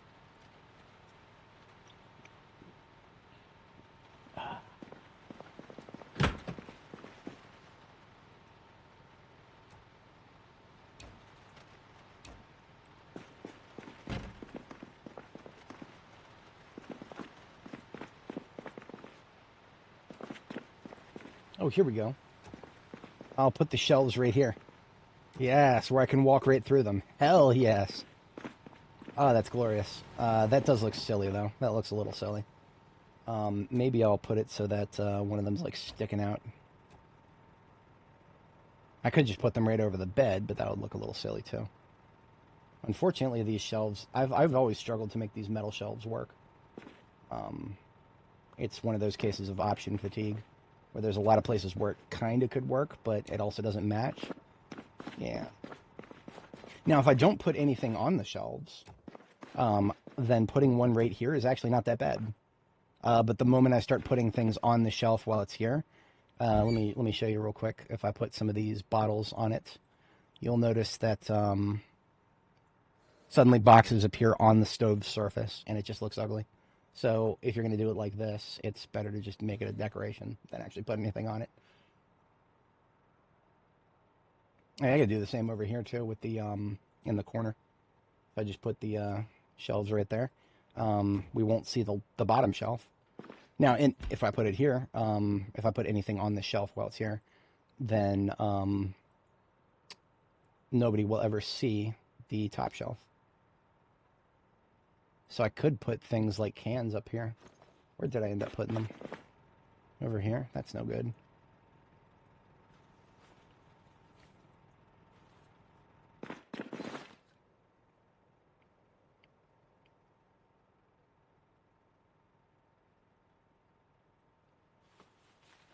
I am aware that we've lost the music. It feels like it's happening faster nowadays. I mean, it's not like we had any shortage of combat earlier. Plenty of combat to give the music a kick. Yeah, see, that doesn't look that bad. That really doesn't. That looks fine in the corner there. Now, the walls are a different story. I want those walls to clear up. Oh, the hospital bed is... I talked about this before. The hospital bed is the most lightweight way to carry around a bed that gives you a good sleep. Hospital... I'm not even being ironic when I say this. The hospital bed is the best in slot for beds because it only weighs 30 for both parts. Each part is 15. So you can carry it around more easily than other beds. And this is more relevant to early game, where a lot of you guys are talking about your early game. Hospital beds don't require any tools to move around. Meanwhile, if you're trying to move around a bed at anything below level 10 carpentry, you get that chance of the bed breaking in half, and suddenly you can't move it all over the place, and that's really stupid. I've never liked that. Speaking of never liked that, we're actually in weight loss now. Weight loss at 83 kilo.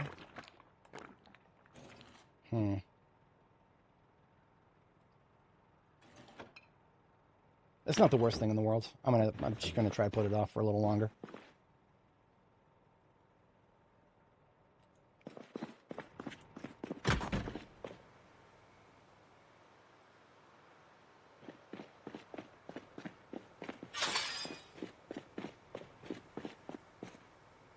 We'll take the race car out. See if we can scout out the area a little bit, even though it's nighttime.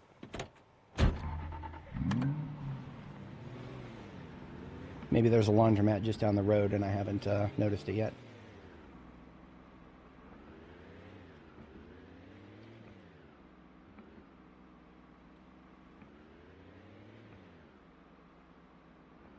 There's no way out of this parking lot. So the laundromat's up here in this corner. That's the laundromat that we found already, but it's only got combos. The whole thing is combos, and combos don't work right now, so not really actually an option. Keeping our distance from the hospital itself, I would wait for a morning where we've got good weather, and then I'll feel a lot better about opening up the hospital, letting all the Zeds come out of it.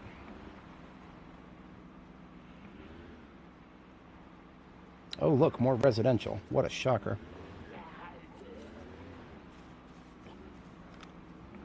So I turned on my flashlight, and now when I aim out the window, I can look around with the flashlight through the window. It's a very underspoken thing, only fixed as of recent.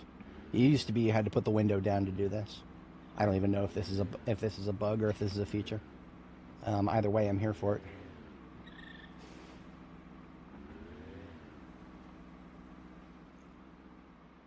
Zippy March. Ooh, I know where we're at right now. We're in a very dangerous area right here. There is a laundromat directly in front of us. There's also the first 4-story apartment complex down Main Street, right in front of us. I recognize that building way too much. That is a very dangerous building.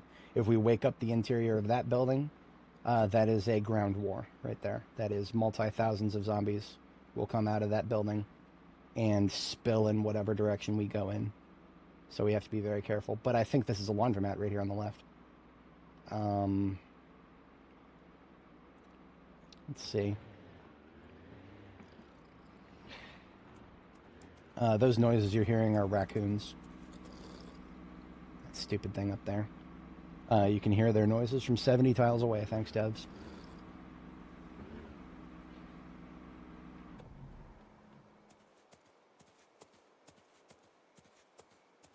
But yes, like I said, this is do not be fooled by the emptiness or the darkness here. It's about to get really lit. So what I'm going to do is take a calculated risk here. We're going to hope that we don't get close enough to this building to wake up the interior. Because if we do, bad. Very bad.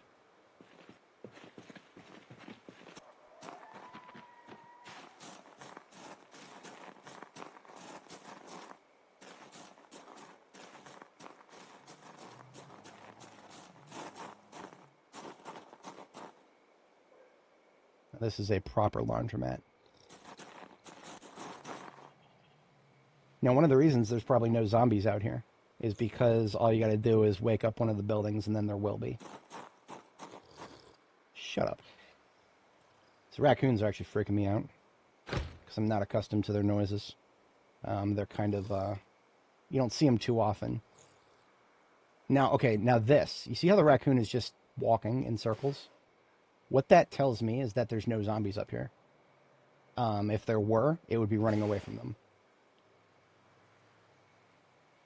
But yeah, this is officially spooky. I would expect to see 1 or 2 up here. I'm gonna suspect that it's all because of that building. Okay, so here's one right here. All the way over there.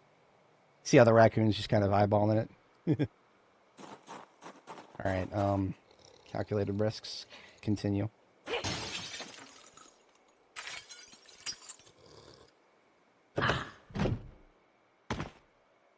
Behold, washers and dryers. Dryers are the ones that do not have the opening on top. You put things into the dryer from the front.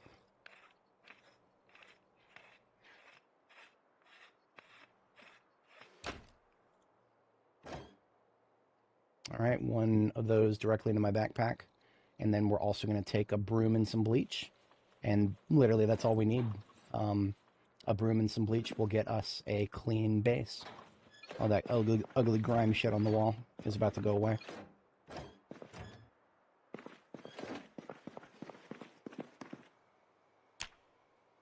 This isn't even required, but whenever I do laundry, I sometimes take a laundry cart too. All right, so far, tentative success. Now we just get out of here.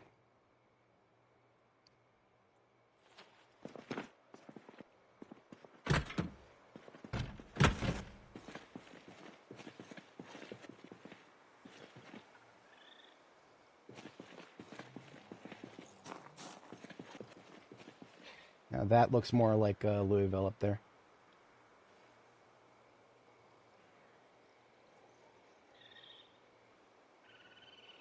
Now that is rather spooky. All you can... Now, okay, so, isn't it funny that zombies get attracted by farm animal noises, but not these fucking raccoons running around? Now that's interesting, isn't it, boys? These stupid raccoons running around making noises everywhere, spooking me, getting me flipped out because I'm hearing noise all over the place. Zombies don't react to it. Only the other animals. Interesting. Very interesting. Seems a little selective if you ask me. It's like the animals that are useful to you attract the zombies. It's almost as if they're trying to make animals a little nerfed, aren't they, boys? I'm sorry, I don't want to be too cynical. I feel like the devs might have taken it personally when we said that all you need to do is find a cow and you're set for life. Don't say so. Don't phrase it that way. Don't phrase it that way. Make it sound like it's very difficult, even if it might not be.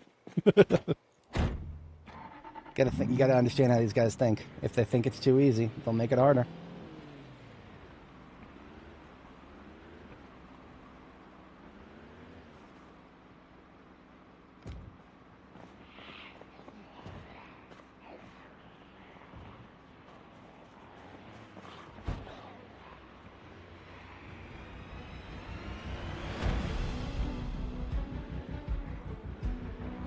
Still trying to keep my distance from the hospital itself.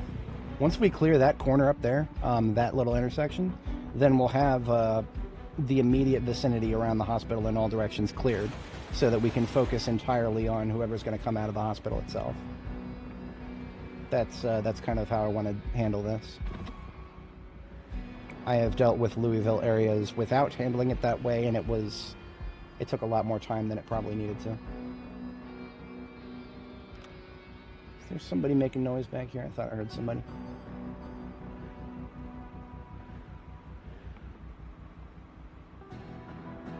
No, I'm just hearing things.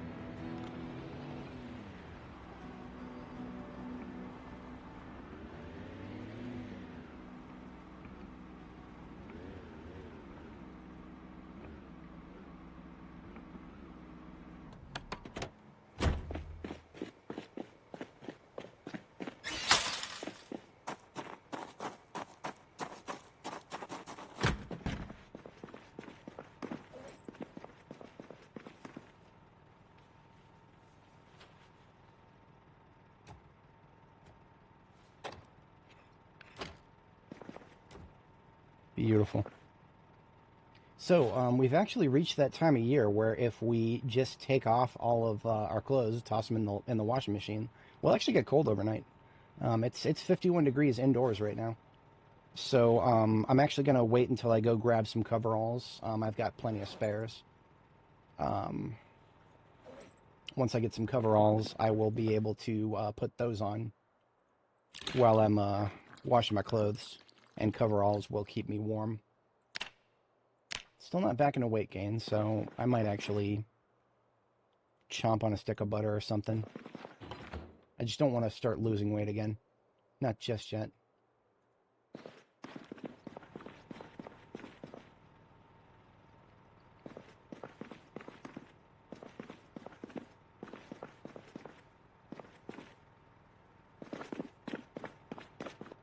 I don't usually like to store the bleach anywhere where the right-click menu will threaten to accidentally add it to my my recipes. Yeah, right there is fine, I suppose. Far enough away from the kitchen. Alright, second bedtime is a go. Depending on the weather tomorrow, we'll either get started on clearing that last intersection around the hospital, or we will super dense fog, then I'll just do some cleanup here. But it's looking good, so let's get started. Now our rail spike bat is about to break. So let's play it like this. Let's go ahead and use up this rail spike bat until it breaks, and then clean up whatever we're working on with swords, and then head back to Jericho to pick some stuff up, including some more bats. We'll have to craft some more, so that's fine.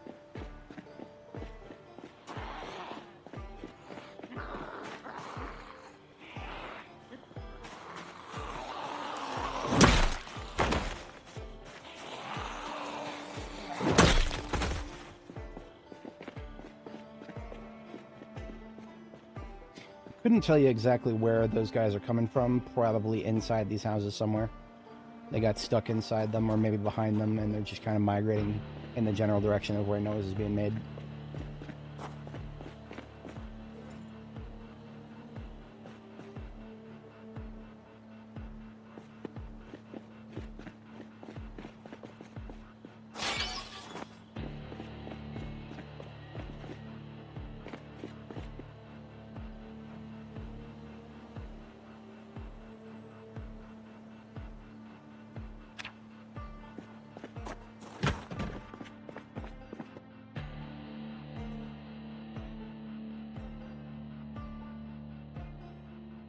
Eat half a stick of butter.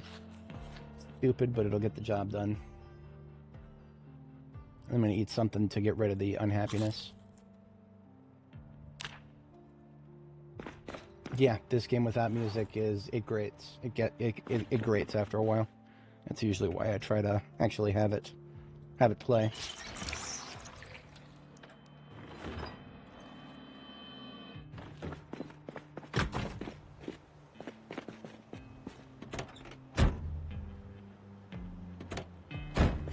Shouldn't need heavy combat right now. I'll just take the race car in case there's something we want to tow.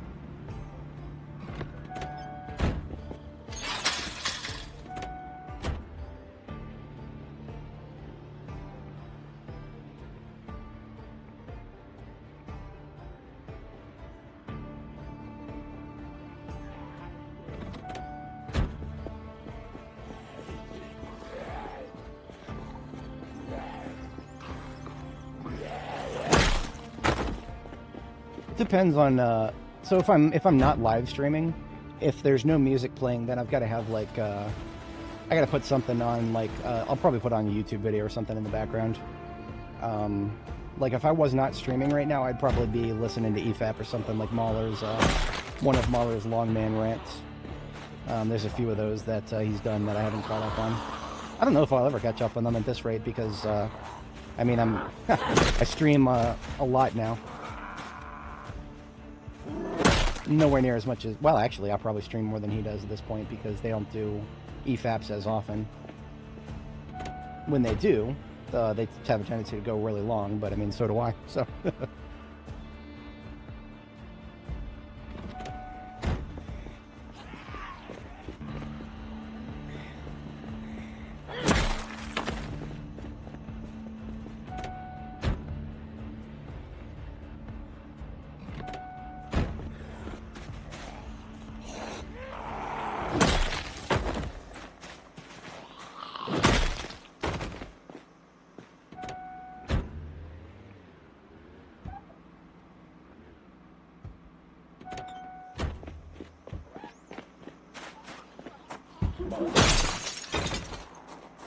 If you're gonna break the glass, I'll help you.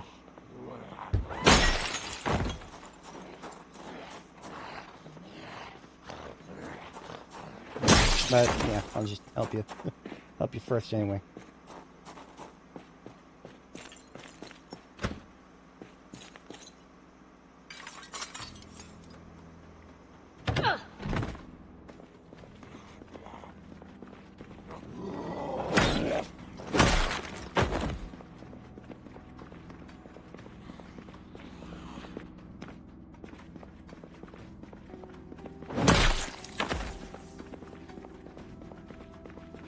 a convenient mart, so I expect... Yeah, we've got some nice stuff here. I don't know, what I just picked up, that actually might be more calories than I can afford right now. Because after eating that half stick of butter, I'm going to be in weight gain for at least another kilo easily.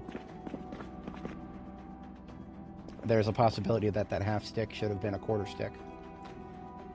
My lighter is actually a little bit low, so I'm going to go ahead and take this lighter because it's full. Nice. Ah, soda machine. We need one back at base.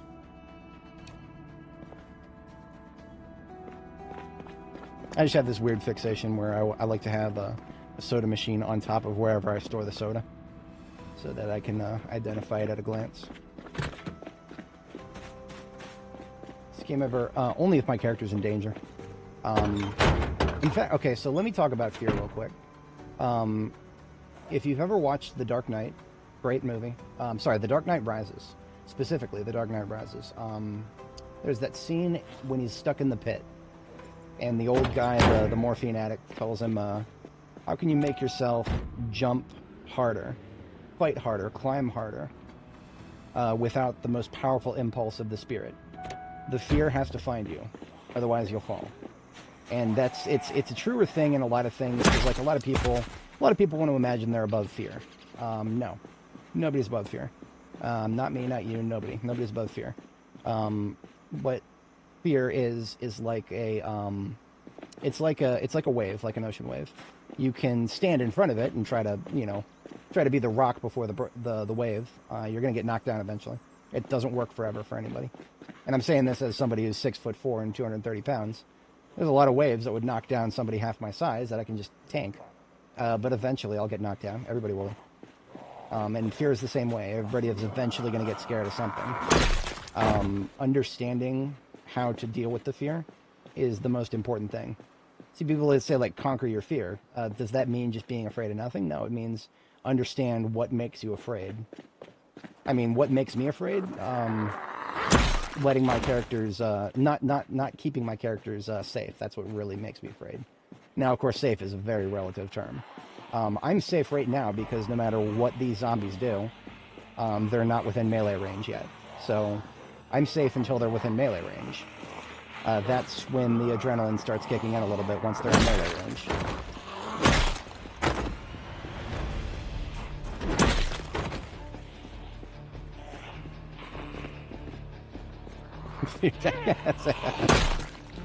Yeah, I'm 6'4". It doesn't really show well in the...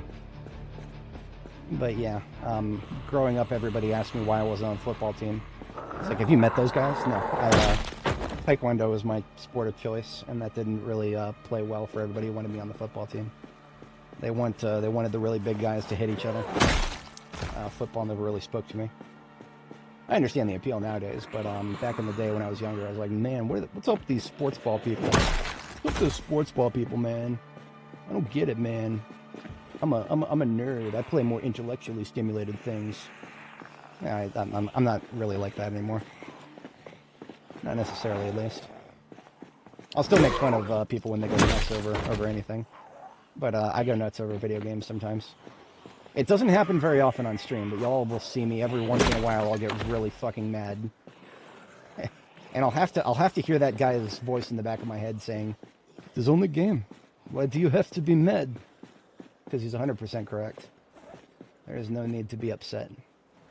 Jimmies should not be rustled.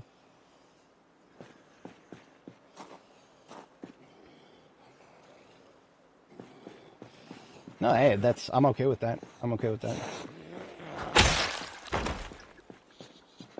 I am perfectly fine looking shorter than I actually am because being tall is one of those things where it's like a lot of people will say that being tall will make you more successful with the ladies, and all I've got to say to that is statistics do not mean absolute shit when it comes to individual experience. Absolutely not. And especially another thing is, ladies will always tell you that they're interested in a tall guy. But when push comes to shove, they don't actually really care that much about height.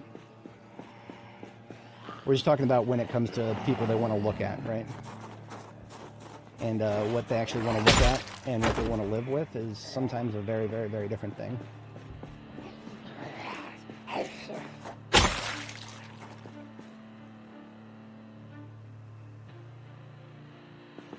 Also, the back pain is annoying to deal with.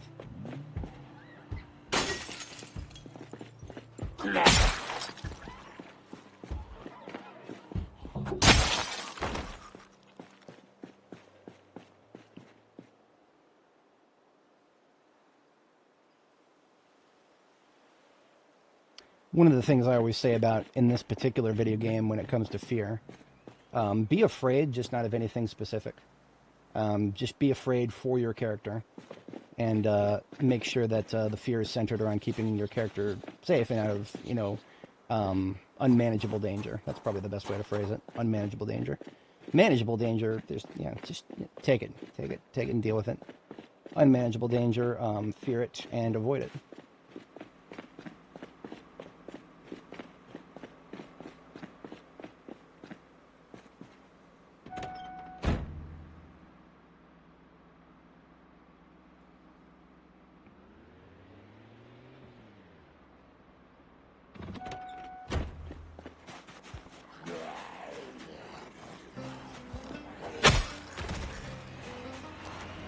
So I do plan on going back and getting another, well, actually, I'm not actually accomplishing much skill-wise by using Longblade.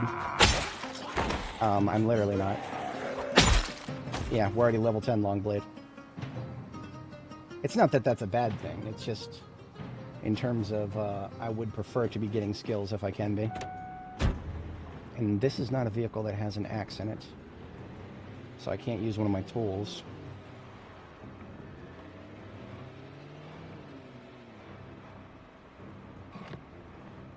That's actually, that's a better way to phrase it, anxiety. And it's not always a bad thing, it's a bad thing when it happens when it doesn't need to. If you care about your characters in this game, then there's a lot of things that should give you a little bit of anxiety, just a little bit. Obviously, that should never persist longer than whatever situation causes it, because otherwise, then that's not a good thing. Anxiety is one of those things that's like, if it pops up when it's supposed to, it's a good thing. If it pops up when it's not supposed to, like it happens a lot with a lot of people, then it's a bad thing. You could say the same for fear, but I would say that fear is actually a little bit more intense than anxiety. And there are some things that, like spiders, for example, I was horrifically arachnophobic when I was a kid. Jumping spiders helped me cure that. I got to a point where what I did is I desensitized myself. I used this thing I learned about in psych about, it's called systematic desensitization. I started just by trying to get myself to look at pictures of them. That was actually kind of difficult at the time. But then I started looking at different kinds of spiders, and jumping spiders actually kind of look kind of cute. So I started kind of like zeroing in on jumping. I still have some videos of them on my hard drive somewhere of jumping spiders, and just in their natural habitat, just hopping around doing their thing. They don't make webs the same way other spiders do. They kind of just like use their ability to make thread is kind of sort of like a safety line for them, like a bungee line almost as they jump. So that if they jump and it's just suddenly a chasm, then they're actually tethered to something and they don't fall into infinity.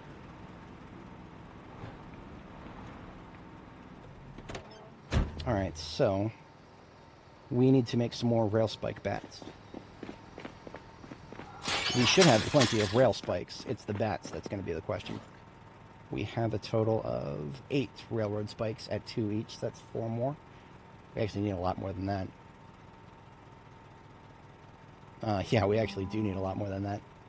And you know where we can go to get some? I know where we can go to get some. Let me go ahead and put on the game's music, since the game's music wanted to die. We can fix that. Hey, look at that. There's the game's music. We can't make rail spikes, can we? Hang on.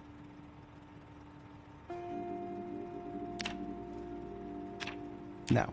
We can make a spiked baseball bat, but that's long blunt.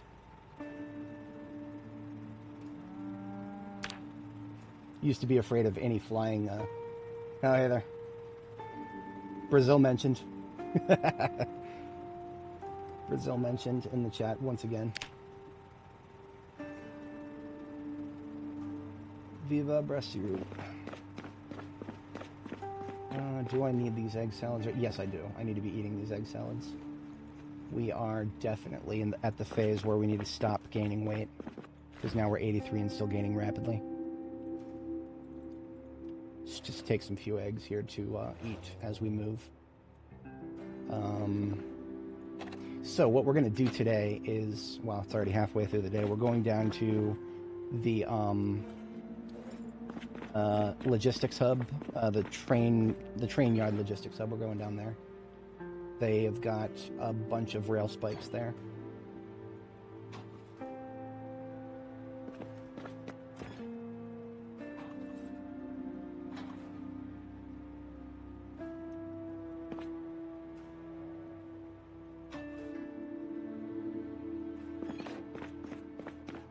Yeah, that's okay. So that's a serious decision that's going to affect my ability to drive through.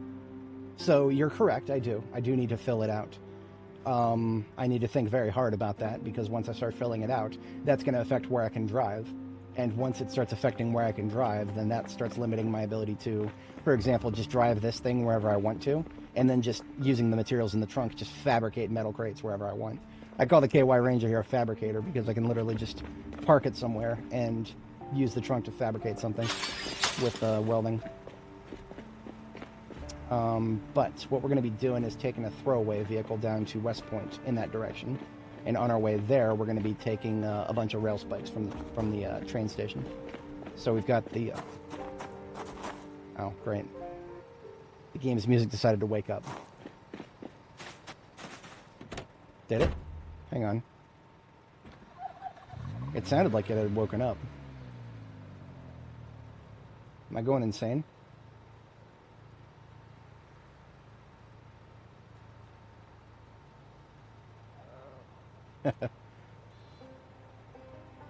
We'll see. Maybe it'll come back. In any case, this taxi will get us back to West Point, and we're going to be taking the railroad to get back.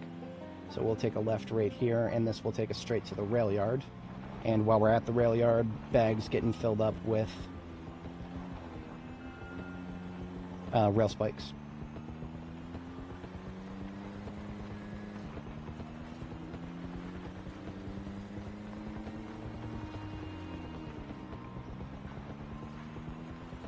We have since learned that this road, the railroad tracks, driving on the railroad tracks, does actually damage your tires and whatnot.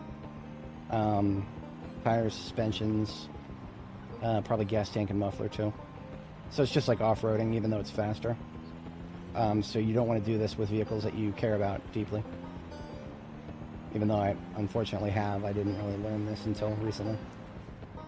So we do have other ways of getting back and forth. And 31 West is honestly pretty clear at this point. But we'll take 31 West on the way back.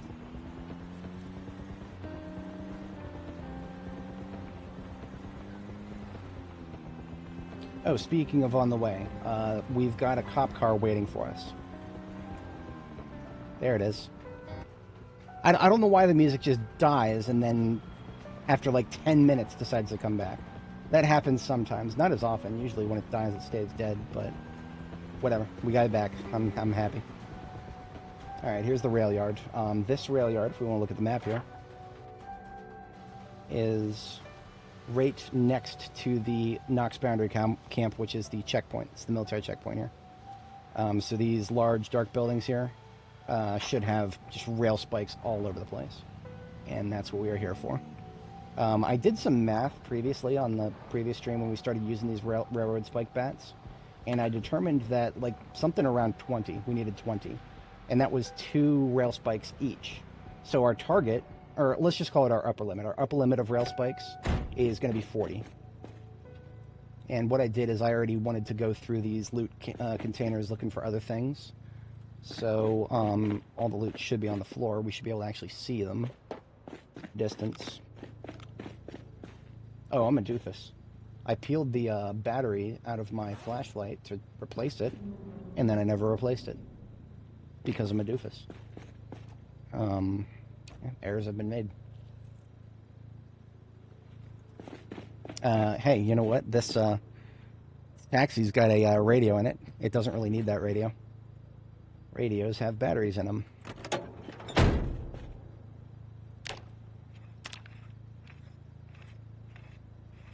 Hey, look at that. Now my flashlight's got a battery. It's fantastic.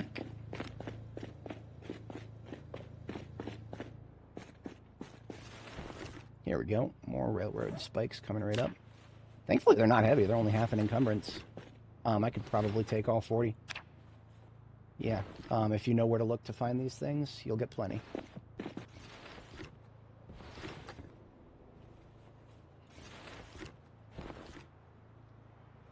Honestly, they don't weigh as much as I thought. I kind of want to take even more than 40 now. Maybe we'll set a target at 50. If we find enough, which I think we will. Yeah, we'll find enough.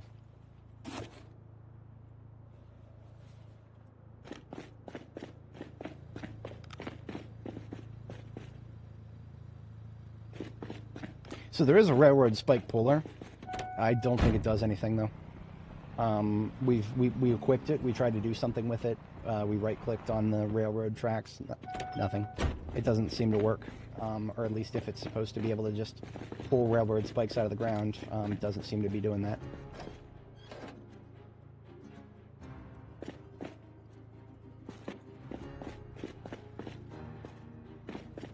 Now this is one building we've been back and forth through a number of times now. Oh, here we go. 10 railroad spikes just right here. We're almost at 50. Hell yeah.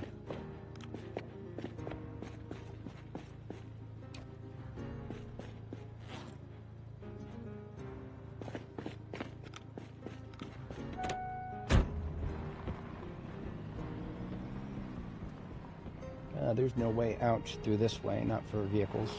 I have to use the garage door.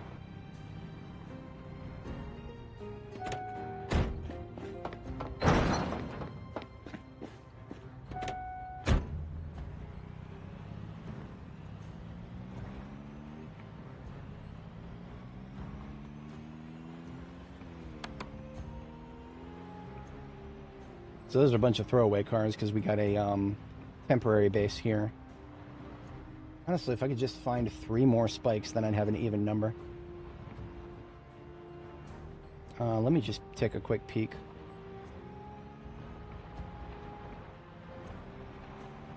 At one of these adjacent buildings.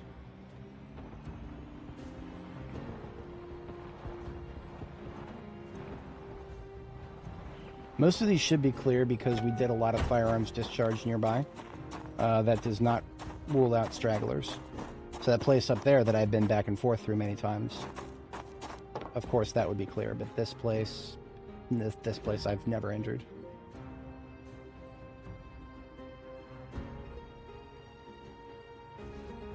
I will always take welding rods if they're in front of me.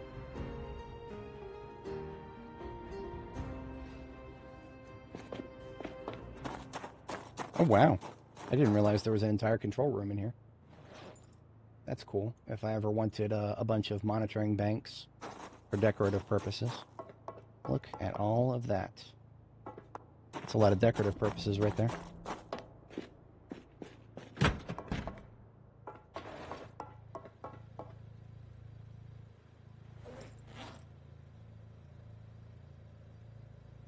I must program myself to not be infatuated with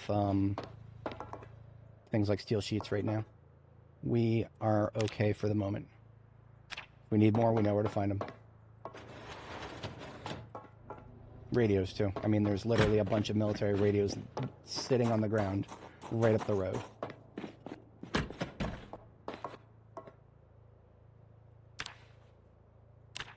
Huh, no railroad spikes so far in here. Maybe this is a different loot table in this building. It's okay if so, just good to know.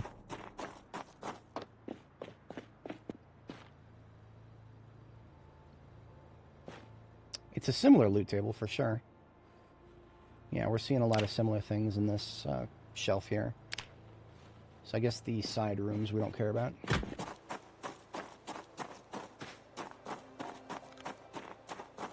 Now this is where my obsession is getting the better of me. Okay, here we go. 3 railroad spikes. That we have an even 50. That's all we needed. That's more than we needed. Way more than we needed. I am now officially getting way more than we needed. I'm being a loot goblin. Just gonna clear these shelves and we're out of here. No, we're full on railroad spikes. Don't care anymore.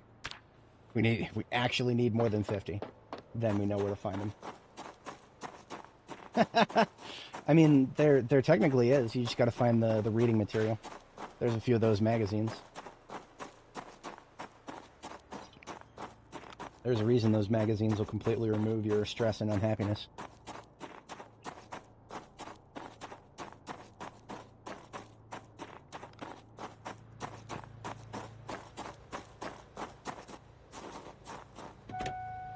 Now, even though there's a lot of room in the taxi itself, the taxi it's a throwaway. We're going to get rid of it. So there's no point in loading it up right now. But what we do is after we go down this track right here, we're going to swap out for a cop car that is waiting for us on the side of the road. I fixed it up a couple of streams ago.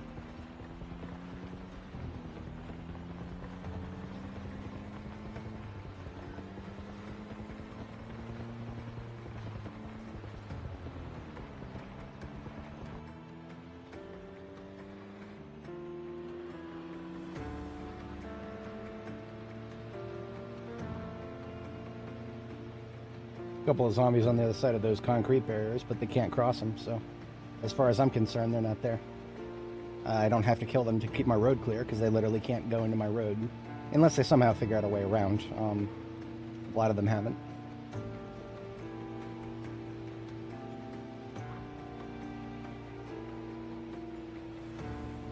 There we are. So this was, originally, we found this cop car really, really early on as part of a roadblock. And we moved it out of the way at the time. Looks like it's pretty low on gas. I'm gonna steal some gas from my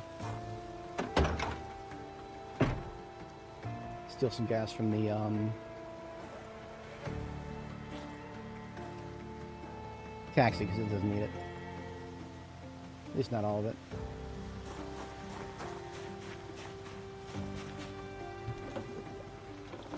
Just maybe 4 liters or so.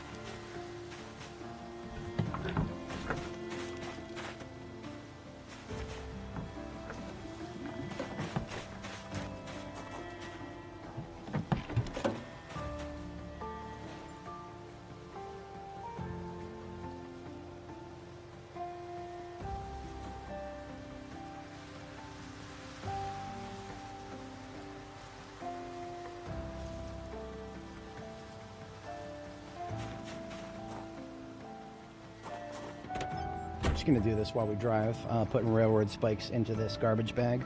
Then we can put that bag on a seat. Can save room in our backpack for other things. So what do we do now that we have this cop car? We're going back to West Point, and we're going to pick up one of the many ammo vans that are waiting for us there. There's still 3 more. 2 of them already have a vehicle staged to tow, I believe. I think. We're going to find out. I just don't remember.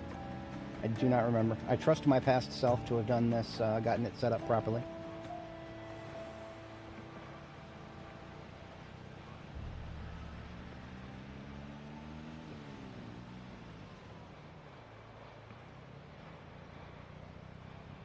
We also might have some large branches back at West Point that I can carve into baseball bats. I know we have an actual literal baseball bat just chilling on the floor. But we can make them now. We just need to find the right wood to make them from. Got to be careful on this particular stretch. While we were towing, we had an incident.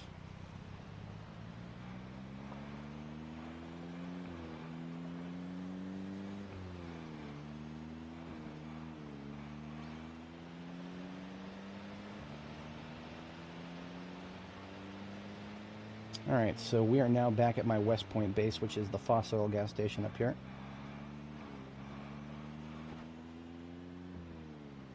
And okay, so there are technically 3-step vans waiting for us here. Only these 2, Plonkies, Bravo Plonkies, and the mail van.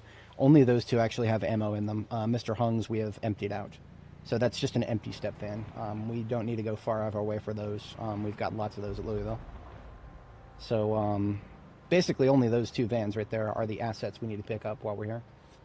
Oh, shut up. Silly meta events.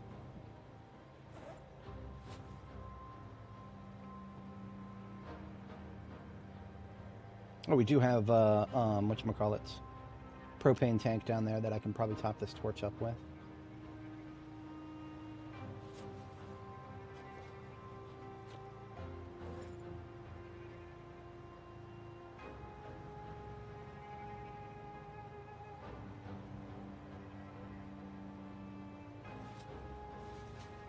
So the passenger seat has already got a few things on it, and that's okay.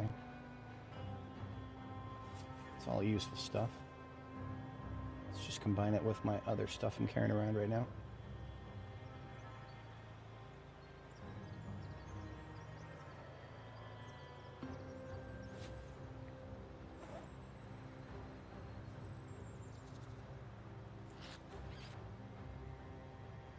What you just heard was a meta event.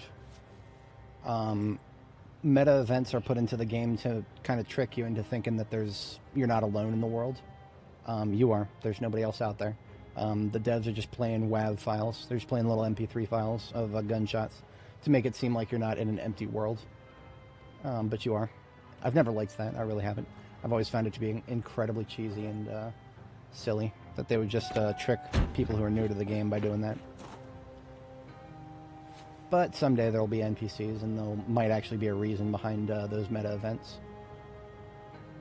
Not at the moment, though.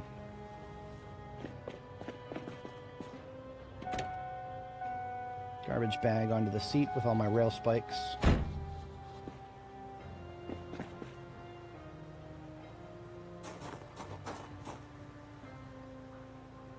There's a lot of steel on the ground, but honestly, my metal boxes are overflowing with steel back at Jericho.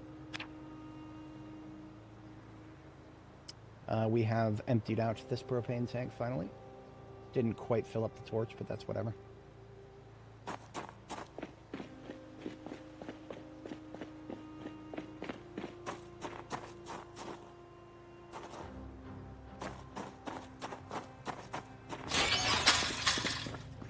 Lots of guns over here.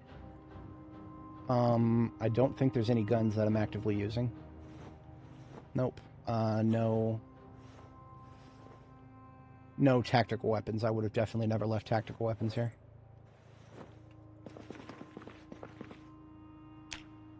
Once again, we stopped gaining weight at 83 kilo. I'm just going to keep it like that. We don't have to get, like, closer. We're good.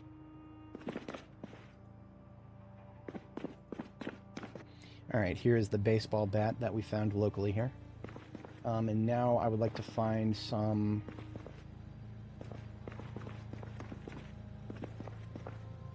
coveralls. These are white ones, aren't they?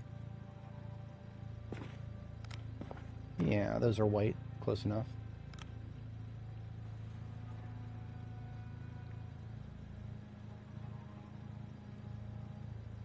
There was a welding torch. Oh, no, I left that here. Now there's a welding torch here. There wasn't before because I'm a doofus.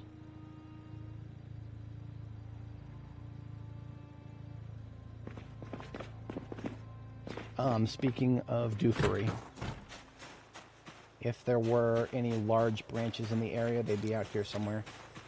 There's one. Okay, so every one of these large branches is a baseball bat waiting to be carved. Now, the act of carving these things into baseball bats, that actually takes a lot of time. If I were to carve them before deploying back to Louisville, then we might be here all night.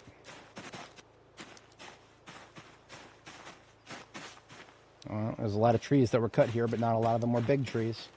Because if they were, then there'd be some large branches here. We found one. I had higher hopes, to be honest.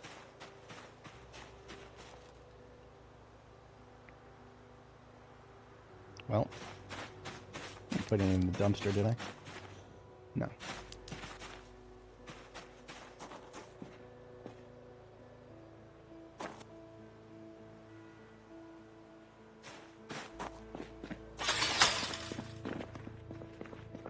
Suppose there's plenty of logging opportunities back in Louisville.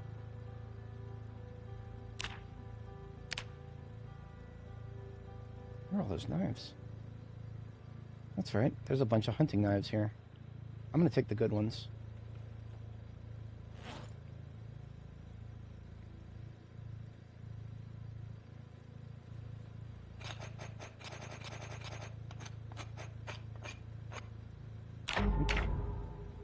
Alright, so we've got 2 baseball bats now.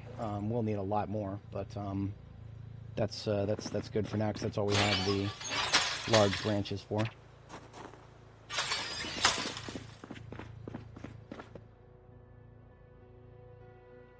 Nothing further we need here, right? Just parsing my brain really quick. No, we're good. Let's roll. Clay would be nice, but I didn't bring any sacks again. Bit of a doof move, but I have been known to doof.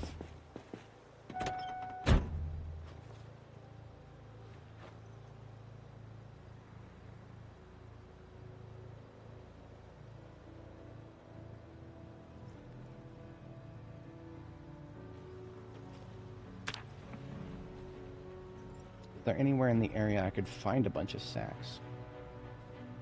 Probably not.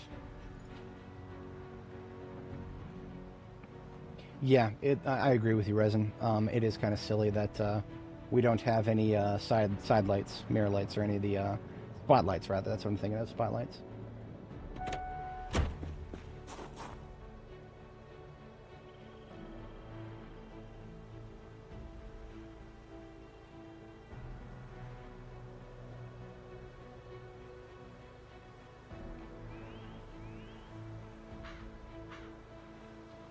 That's more like it. Okay.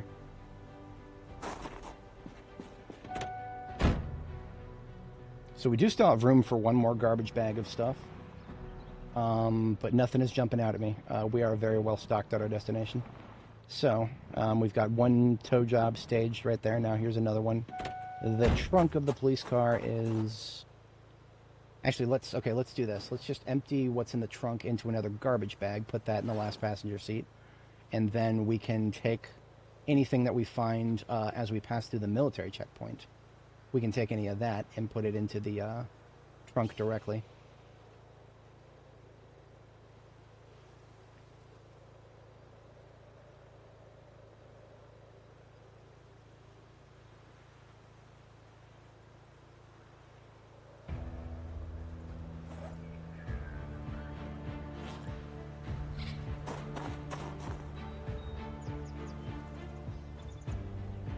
And then I'll be able to do the same with this one.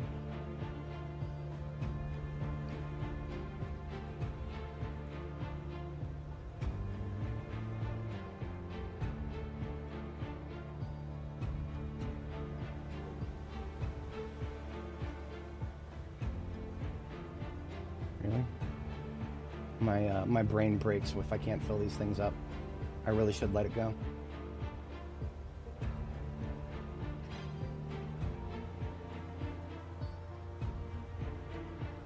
Should let it go, but I can't. I'm just pathological.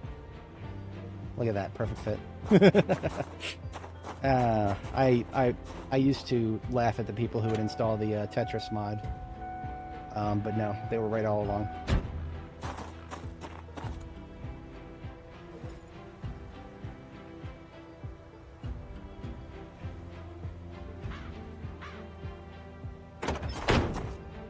Alright, so now we have 70 minus 30, that's 41. We have 41 in the trunk, so I can pick up one of the generators on the way.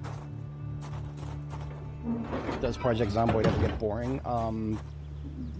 Kind of. I mean, I have the remarkable capacity to tunnel vision, like there's no tomorrow.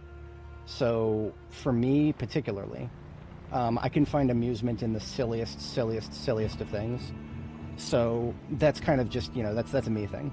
If I was trying to put myself in the mind of an average person, absolutely, 100%, this game can get incredibly boring. One of the only reasons I'm playing it is because of my capacity to just tunnel vision and lose myself. Just having fun doing logistics and shit.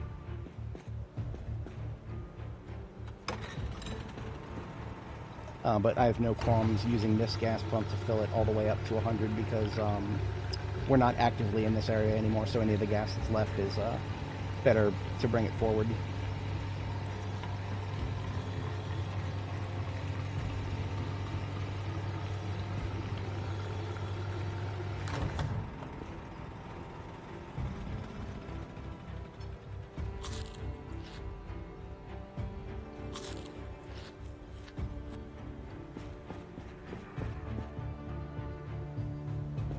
Can't remember if the mail van should be full. More or less. It's good enough.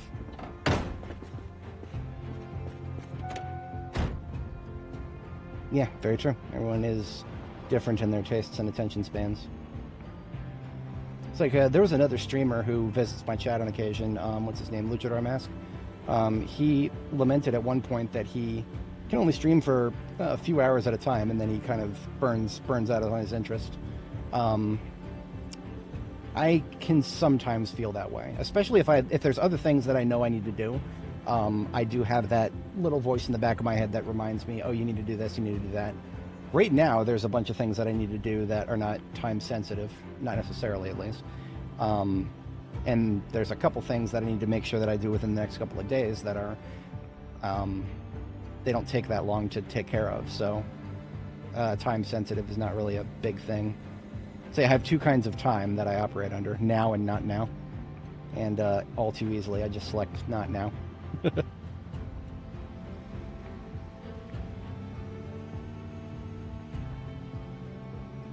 I'm actually pleasantly surprised at how easily the police and Nyala can do this too. This is a lot easier than I suspected. I actually have a Twitch account. It's even older than my YouTube account that I'm posting on right now. Twitch.tv/Thunderbraze. It's the same name as my main channel here on YouTube, but I don't stream there. I find the platform to be stupid. Everything I've heard about it makes it sound like it's. I don't like it. I really don't like it. The kind of people that watch Twitch. If you've looked at the average Twitch chat, I'm not saying that they're all bad or anything like that. Nothing. There's no overarching statements, but the expectations of people who watch Twitch seem to be a little different, at least from the audience I've found here on YouTube. My YouTube audience does not seem to, or at least, okay, so every once in a while I'll get somebody drop by the stream here and say hello in the chat, and then never respond when I actually get around to reading the message. And I think what those people are the people who have the same expectations as they do for Twitch. As in, they expect the streamer to immediately reply to chat every time they see something. And if they don't, they just tab out to a different stream. I'm not saying that that's always the case, but I have seen way too many people drop by and say hello and not get an immediate response and then just never reply when I finally catch up to them. There's only like a 6 or 8 second delay, something like that. Where am I at? I'm still walking up to the box now on my monitoring window. So that's like what? That's an 8-second delay. If you can't wait 8 seconds for the YouTuber to reply, then Twitch is right over there, buddy. That's all I can say about that. It's kind of, yeah, I'm probably wrong about this, but I feel like Twitch is the home of people with much lower attention spans. I've never heard anything about Kick. I know that some people stream there. I've never even opened the webpage before, so I would have to look into it. I have tried doing multiple streams at once to YouTube and Steam. You can stream on Steam, by the way. I know that not a very well advertised feature, but there is a Steam broadcast feature that lets you. It would actually show up on the store page for the game. So if I could stream on Steam, I would. But I've tried it, and Steam's client is absolutely fucking terrible. It is one of the most inefficient encoders I have ever seen. The one time I tried to do it, it almost bricked my. It almost bricked things. I don't know what it is about Steam's encoder that is just that bad, but every time I've tried to use an external encoder, like every time I've tried to use OBS to send it to stream, to send from OBS to Steam, it's never fucking worked. So Steam is one of those platforms that I would love to stream to. I would be streaming to it right now if it worked. But Steam, they're good at some things. Everything else is an experiment. Steam is good at selling video games, and that's, even the Steam Workshop isn't that good. Steam Workshop should just be a fucking GitHub is what it should be. It should just be a GitHub clone. If people want to download a mod, they should have version control available to them, branches, forks. But no, that's a lot of work, and Valve doesn't make a lot of money off of that, so they do it when they get around to it, and that's if we're lucky. Yeah, and I mean, it's not, I'm going to be real with you. If Twitch was not... The thing that I dislike about Twitch is everything I've heard about their moderators, the Jannies on Twitch. I have heard very, very silly things about the Jannies on Twitch. And I don't even know if they're true. Like, I haven't even dug that deeply into them. But if enough people are saying it, it's just enough for me. There's just enough negative publicity about the platform that makes me not want to bother learning how to use it right, if that makes sense. Like, I don't even care at this point if what I've heard is true or not. It's just, I have a limited amount of time in a day to figure out how to do things right. And YouTube has been the best value proposition for that so far. Mostly because I'm here on YouTube anyway. If I was not streaming right now, I would be listening to somebody else.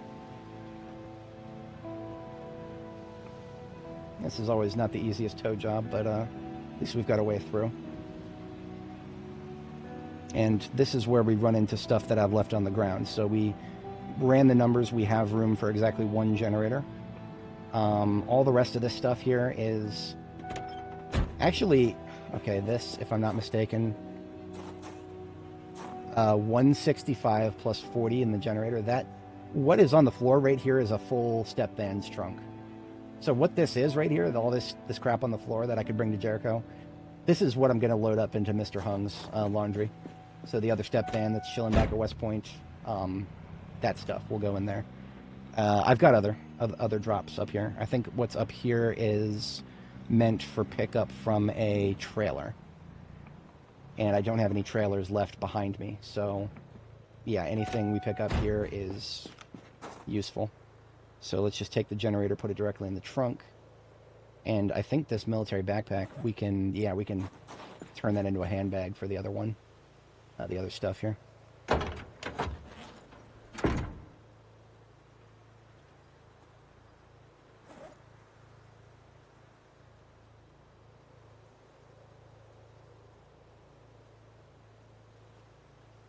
Perfect. I'm going to take like 5 encumbrance of stuff from over here and put it on the driver's seat, because that's what you can fit on the driver's seat while you're in it. Everything else from the backpack that's on the floor can go in my main backpack. And then we pick up pick that up as an offhand bag. We can fit 2 floodlights into that. And then the radio can actually just go directly into the cop car. The cop car doesn't have a radio in it because we pull... Oh no, it does have a radio, but it's damaged, it's garbage. We can pull that out, replace it with a shiny, brand new military radio. You can only do that in light bar vehicles, Floridas. But I actually kind of do want the premium tech cam radio as a decoration, so I'll take that. And that's everything that was on the floor here.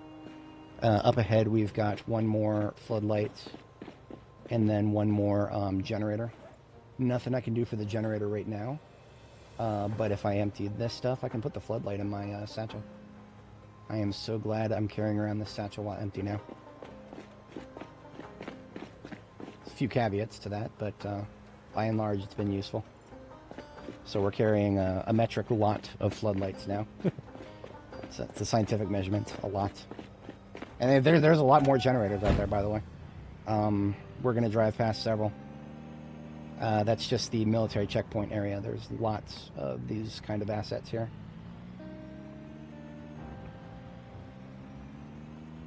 No, I don't have any mods. If you look in the video description, we talk about what mods we will use and what we don't. Anything that adds something to the save file is not something I'm willing to install.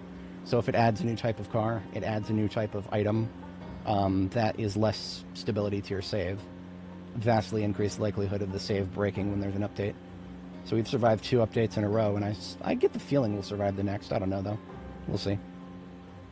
Whenever there's an update, you always just look at the first line of the patch notes and see if the devs say, save games will not be compatible going forward. because they'll usually give you a heads up when it's not.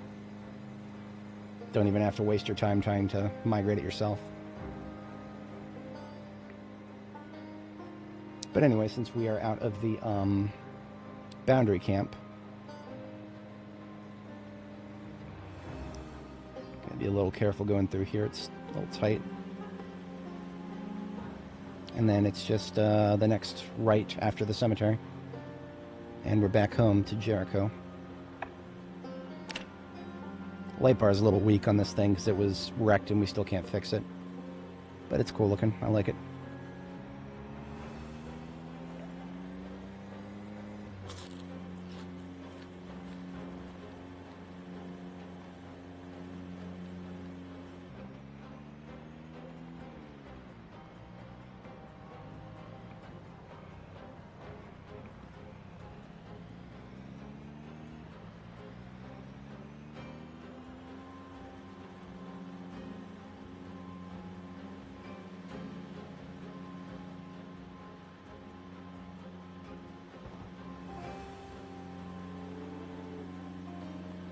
My cows welcome me home.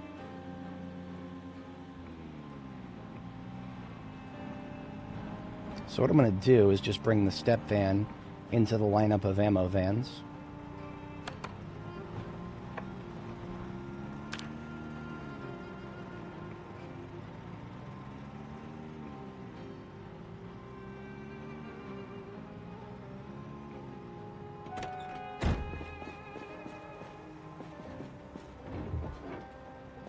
Is the blue one completely full? Yes, everything except driver's seat. Shit. So, I guess in order to keep my my appearances correct, we'll move the blue one over a little bit. Do I have enough room? I think just barely. Can pick the charcoal burner up, and we can park a little bit into the grass here. Until eventually we'll get some gravel. So I'll move this one over a few spots so that we have room to put the 1, 2, 3, 1, 2, 3, and then 1, 2, 3 will be the next spot right here.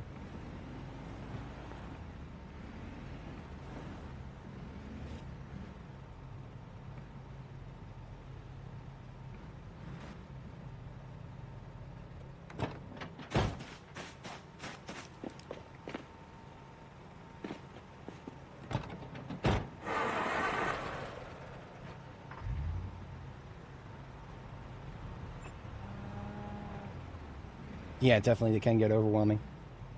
That's actually the part of the appeal for me.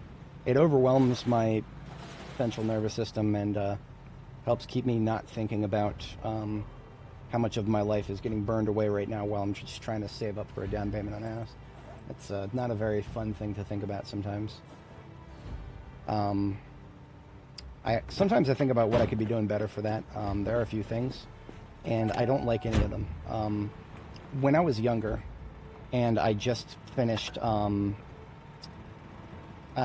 came out of one phase of my life and into another. I was like late 20s at the time. I ended up with some student loans because I went to George Mason University for film. Didn't work out for me. I ended up dropping out, but I still had student loans to pay off. So what I eventually did is I got a job, but one of the reasons that I just started working at a grocery store is that I had another job in the works in order to get my security clearance for that job. That was like a 1.5-year endeavor to get my security clearance. That's just, if you have it, you know what I'm talking about here. Security clearance takes fucking forever to process. While I was waiting for it, though, what I did was I worked at the grocery store. But then once it finished and I was able to start the job that I had applied for, like, 1.5 years before then, I continued working both for a while. So for a little while there, 80 hours a week, and almost all of my paycheck was getting dumped into paying off my student loans. That kept me so busy I didn't even have time for video games. Like for that particular phase of my life, I was just so locked in that I didn't have time for video games. I stopped playing things for a few months straight. Then it, of course, it got overwhelming. 2 full-time jobs, 8 hours a week, that will burn anybody out. It doesn't matter how old you are. You will eventually burn out if you do that too long. And if you don't, you're just going to be dead in the head. Like, you're not going to have time for fun or anything like that. It's miserable. I've seen it happen to other people. It's not fun. But got my student loans paid off within a year with that setup, and that was a very fantastic thing. But thinking back to how I felt when I was working through that, I don't want to do that again. I don't want, especially now that I'm in my mid-30s instead of my mid-20s. So, old people will cynically tell you, you're still young, you can do it. No. When you're in your 20s, you can do a lot more than you can when you're in your 30s. Not saying that I'm not like trying to act like an old man or anything, but energy levels are a thing. They absolutely are. So if I tried to do what I did before, just, lock in and make lots of money and not think about anything else, I'm not saying I couldn't do it. I'm just saying it would be absolutely miserable. I know myself well enough at this point to say that if I just locked in on that, only in that, then, yeah, it would just be absolute abject misery. So I've elected to take a bit of a strange road and just make sure that I'm keeping my expenditures as low as humanly possible, so that I can actually save money up instead. But I do think about that a lot, because there's things I could be doing better about it. Like making sure that my car doesn't get towed. I could do that, because it costs money when your car gets towed.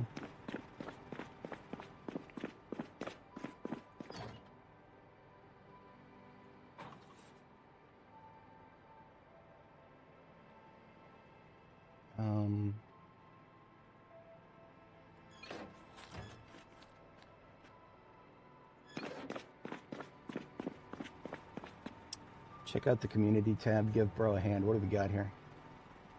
What do we have here? First responders bar.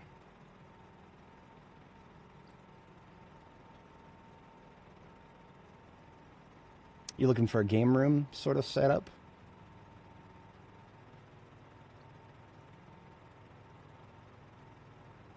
I'm thinking jukebox in the far corner. Well, you've already got laundry back there, don't you? If it's not too late to move your laundry infrastructure, that's the first thing that would come to mind. But if you're already locked into laundry being right there, probably jukebox in the corner where that wall is. Maybe move the garbage can somewhere else. I don't know about the snack machine. That would be a bit of a tough one. Game machine. I hate putting things on east walls or south walls because you can't see them very well, but south wall does kind of make sense. You'll need seats. You got seats for the card table. Card table's great where it is. I would probably move the milk dispenser somewhere, or the milk dispenser. I just assumed it's milk. Maybe in the corner behind that. I don't know about the soda machine. Laundry gonna go to back room. Oh, in that case, yeah. You've got room for the jukebox and the game machines in that back corner then. I don't know about the lockers. I've never been a fan of lockers, so I'm not well placed to advise. The dartboards are going to be hard. Dartboards are never easy because they're 3 tiles long, and they can only be placed on certain facings. I don't know if the dartboard is really going to work out well on a base like this, especially if you've got the kitchen right there, because these right here, these are some of your cleanest north-facing walls. So if you've got a north-facing variant, which it looks like you do, there's literally no 3 tile wide west-facing walls here. So it's gonna be a tough one. Now you can probably get away with just 2 tiles if you move some of the citrus posters. You could possibly do a dartboard right next to the entrance if you got rid of the. But I don't know if these can be rotated. It's been a little while since I've tried to do a dartboard. The soda tables. Honestly, I've always liked the layout of these soda tables for the. I know this gas station at the end of Muldraw. I've always liked those the way they're placed over there. So it's actually kind of hard for me to think of a way to fuck with it. It's kind of hard. What do we got? We got some more floodlights, don't we? Of course we do.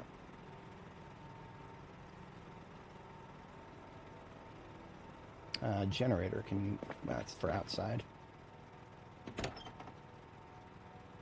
our collection of rail spikes right over here.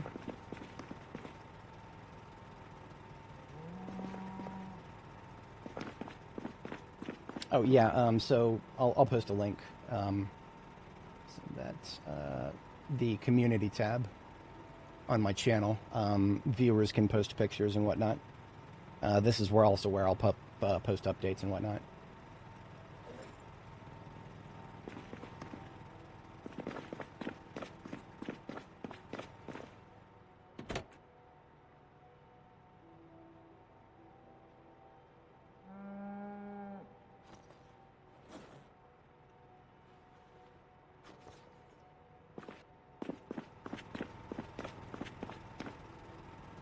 I'm just going to drop the bats that we brought from West Point. I'll drop them on the floor here. Get those converted into axe bats. And what's left in this bag can just kind of got homes everywhere. Hunting knives can go there. Steel block, that's over here for smithing.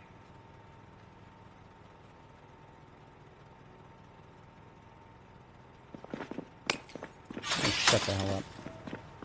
Light bulbs, man.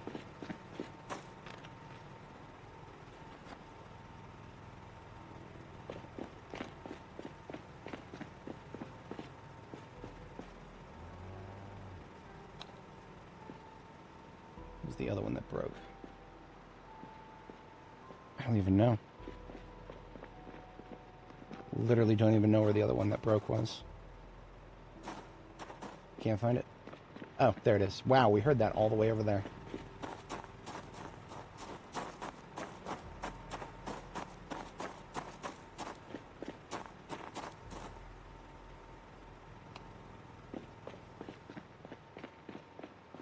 Trying to illuminate your entire parking lot is a losing battle with time. I would not be doing this if I didn't have a massive surplus of light bulbs.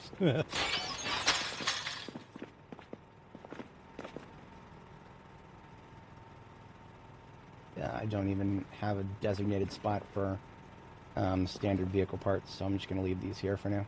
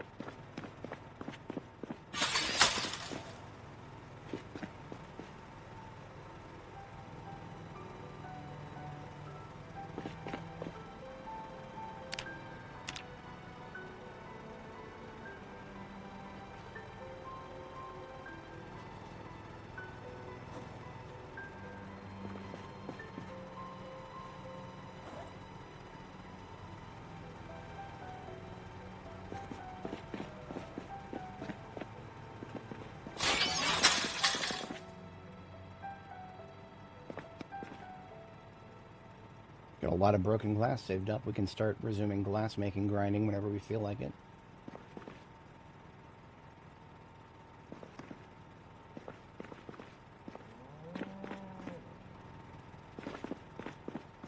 Almost in time for bed.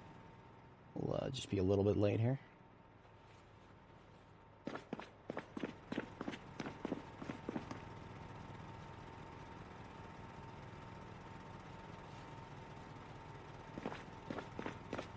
is for the kitchen. This magazine, we'll just put it at our forward base.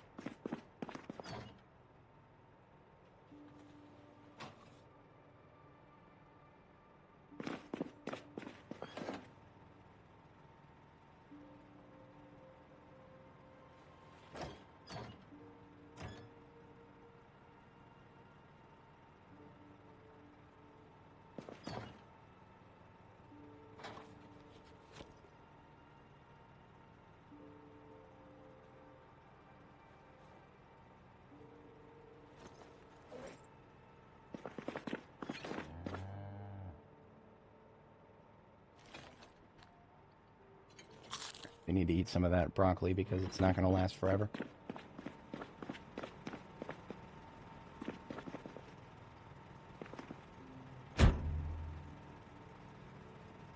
In this last garbage bag in the cop car, we will sort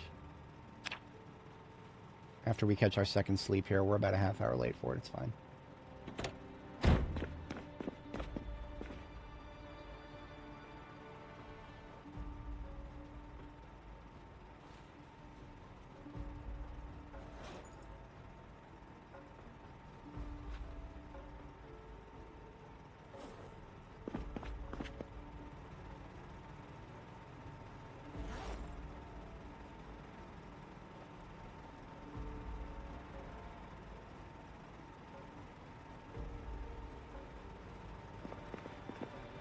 Most of it is vehicle-related stuff. Put away this, I don't know, too late. Okay, bedtime. Overdue, as it were.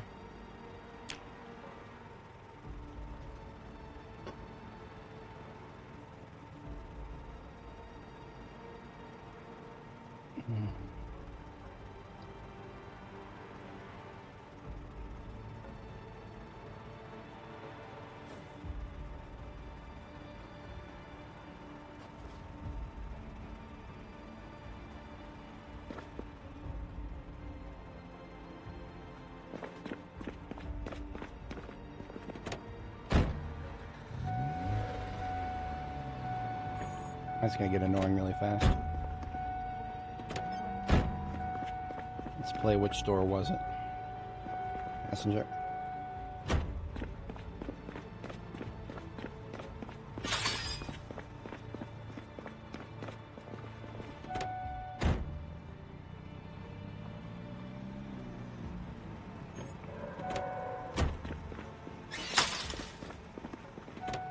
These things look really sleek now that they're fixed up, the police cars here.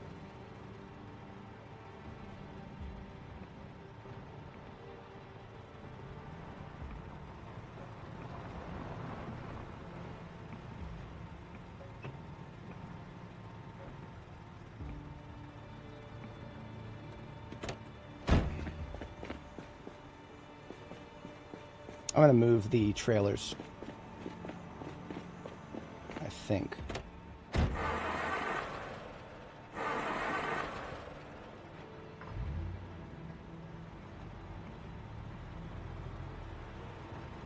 Yeah, I'll move the trailers.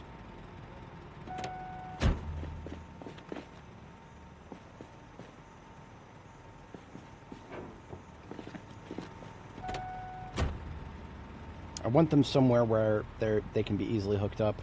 I don't want them taking up an entire parking spot, though. I have an idea.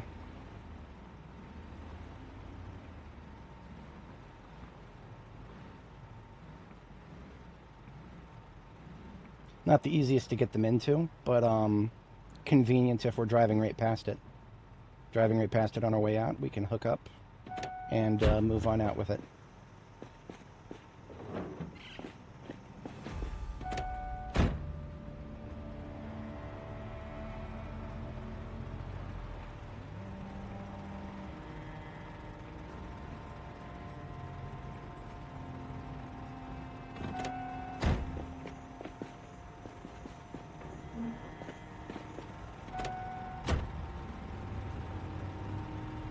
I probably should not get used to being able to drive right over my generators. I think the fact that we can drive over generators right now is probably not functioning as intended. I feel like in the future they may be something that we can run into and cause condition damage to them if we do. For now, though,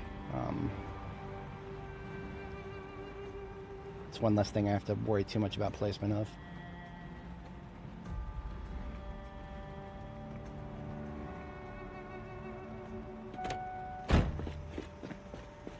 Who's still in state police here? Is it?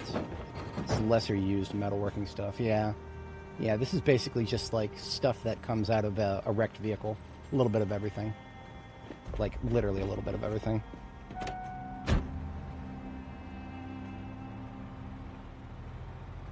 And that's why I keep telling myself that I've got to stop thinking as though I'm about to run out of steel sheets. I just need to remember where I actually put all the damn things. Okay, here we go. Let's do it like this. Let's do LBMW in the first spot, and then West Point Police, and then Louisville Police, and then State Trooper can go back where it was. I like that. So we're going to leave a spot open for the other LCPD car, which is waiting for us back at West Point. That's our last ammo van transit.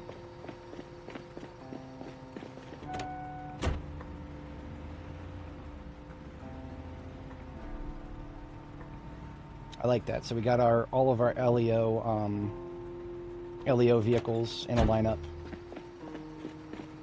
and then the race car next to it, just because it matches.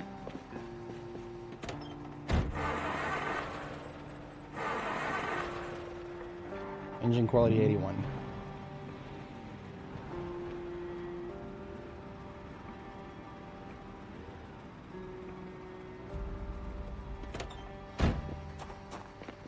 Now that does make me want to move the other side here. I'm not beyond doing so.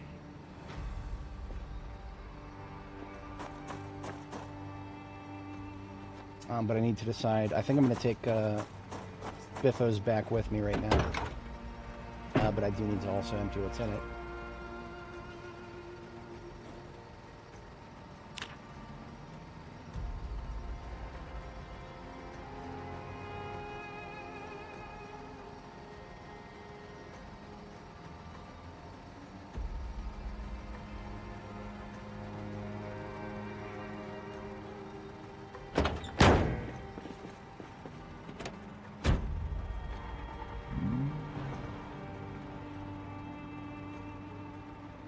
I'd like to have a towing vehicle at our most forward base. So that is currently the gas station in front of the hospital. So that means the one of the two race cars should be up there with us. And for now, it'll be the Spiffo mobile.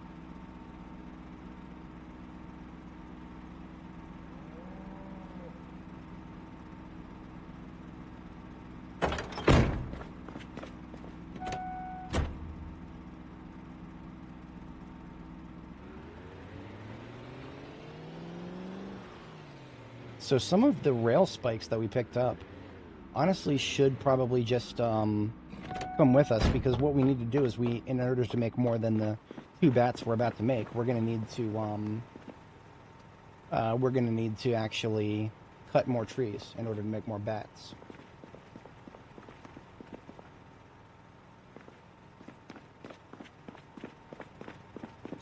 The power of Christ is about to compel you. Though I walk in the valley of Louisville, I fear no evil.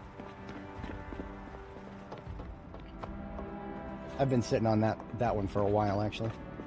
I just drop off these suspensions, and then we are... probably should top up the generators here so that we are good to go for a while. We'll take a few perishables out of the freezer, and then we are good to go. Just put these with the other ones for now.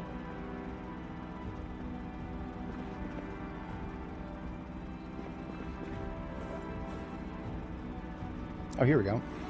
16 rail spikes in there already. Take 2 of these bats and a bunch of these other spikes.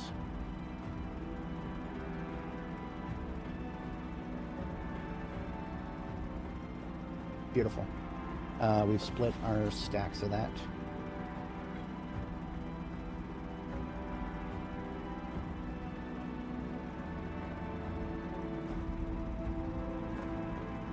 Some metal baseball bats here. I wish I could do something with those. But you can only use wooden baseball bats for these rail spike things. The other thing we'll need is leather strips.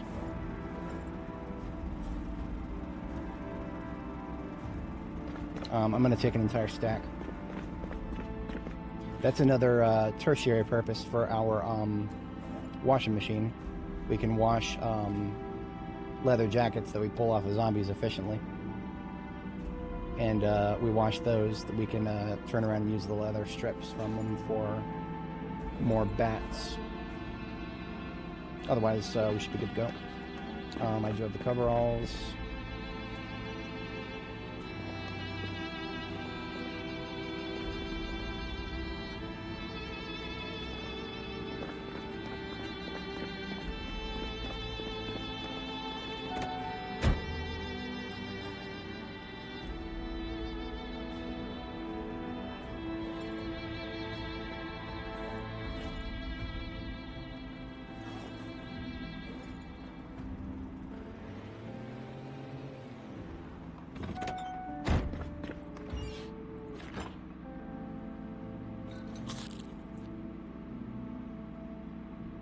Yeah, this broccoli is honestly not going to last much longer because it's been in the fridge without being frozen for a while. So I'm going to try to salad it up here.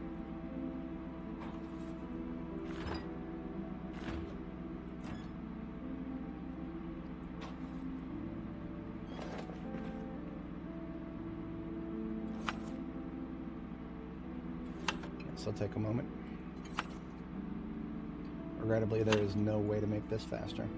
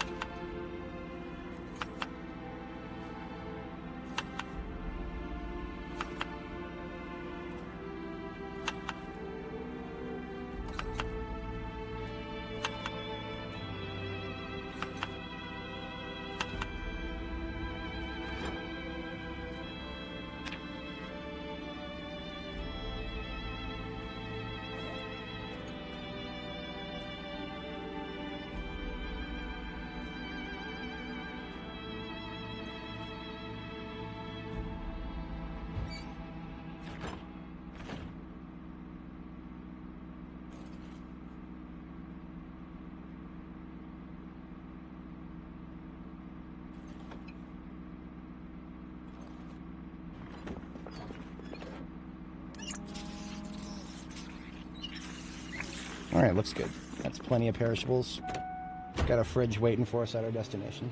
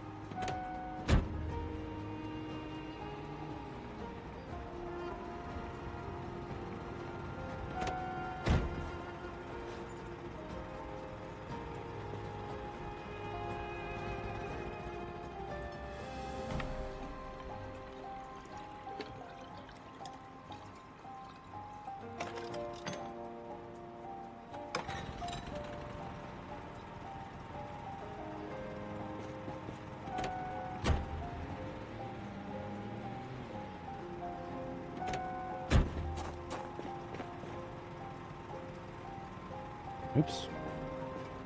Trauma bag right here.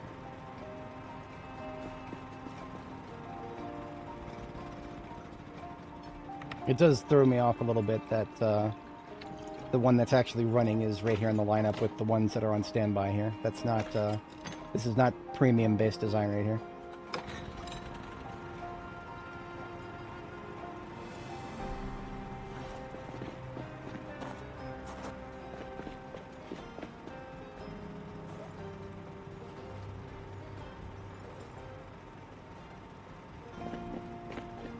Alright, so that's all the generators here, topped up, so we can afford to be away from this place for a little while if we need to. We might need to turn around and come back within the half hour. Maybe I forgot something else, but I think we're good for the immediate moment.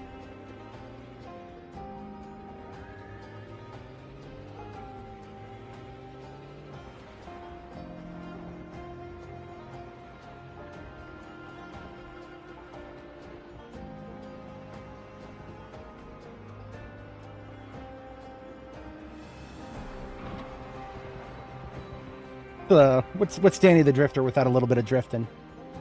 I've never done that before, in this game at least. I've never done that in real life either, hell. I've ridden in a race car. Well, okay, not a race car. It was a barely street legal car that had race parts in it. Race car parts in it. I got a buddy who's, well, I haven't talked to him in a very long time, but one of my buddies from high school was a enthusiast of that kind. And I rode a few times in his car. Man, that thing was a fucking monster. I feel like he would possibly get in trouble with the law for driving that. But I think he gets away with it somehow. No idea exactly how. Alright. Who needs the freezer? Hey, Luchador, how's it going? Grats on 10 months. Mega grats. I was going to cook up some... Yeah, let's cook this rabbit meat. Start sticking that into some of these salads here. Might need more than one slab. Let's cook up both of those.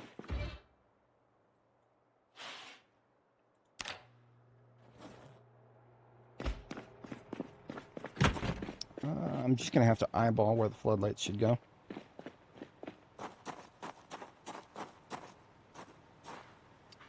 I found a few metal bats. They were all in the same place, actually. We were locating, it was survivor houses. We found like 3 of them in one survivor house. I imagine you'd find a nice concentration of them in sports stores.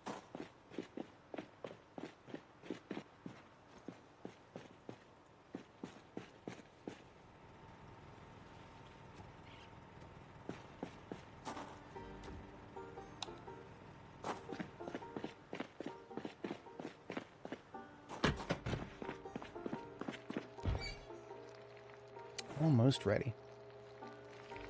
That's what I'm talking about. Oh, come on now.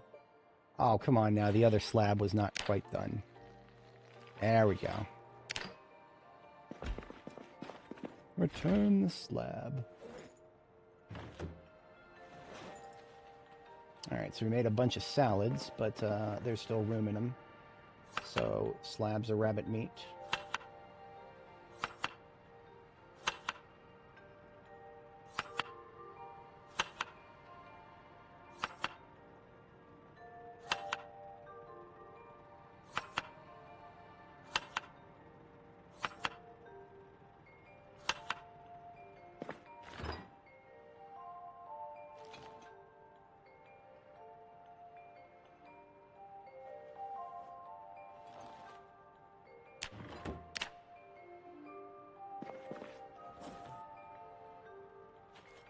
Bite to eat, stay ahead of it. Alright, so let's get started setting up a crafting station for our... Oh, there's a wooden baseball bat right here. This one is incredibly damaged. So here's a trick, and I've never tried this with this specific crafting recipe, but I think it might work. So what I'm going to do is repair this baseball bat.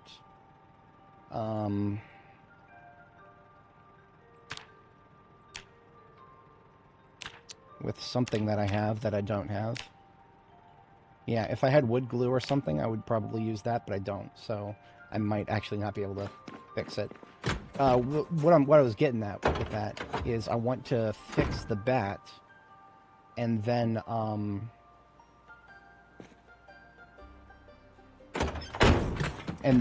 use it in a crafting recipe.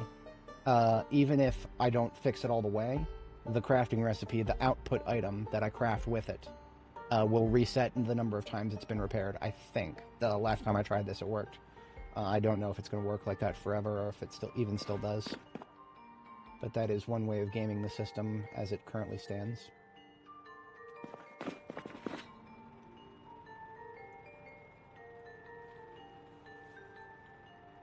So we do actually have some duct tape here. That's good.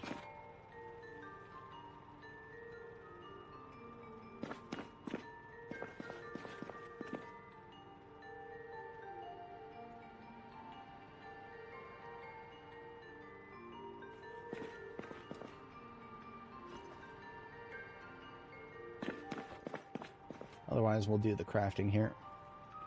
It's fine. Gas cans and spare engine parts go outside. And honestly, the welding torch go in here for now.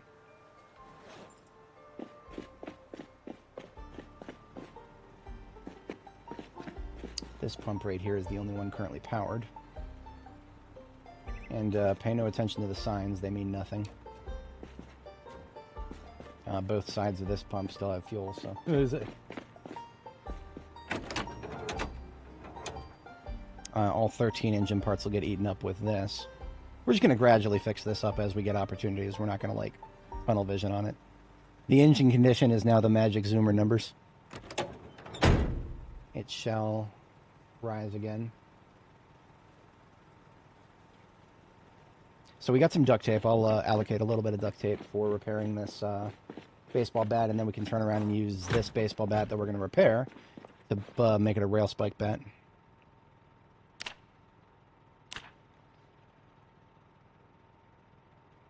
Yeah, so that brought it to half, and then we do that one more time, diminishing returns. This will bring it to 2/3, hopefully. Yeah, 2/3. But then, if we turn around and actually make the weapon itself, it should, keyword should, become a unrepaired item. So it'll inherit the condition, I believe.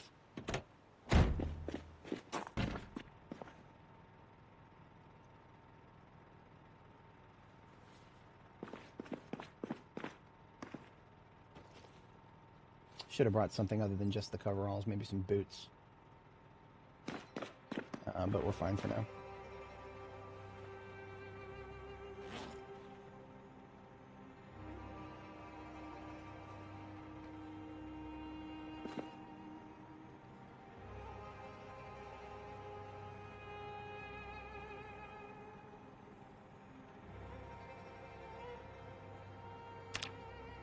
Oh, of course, club hammer and hand drill. Yeah, so. We have a few of those at Jericho, but not here. Hey, I knew I was forgetting something, I just knew it, but this is why I built another club hammer at Jericho. I'm probably going to go build another one.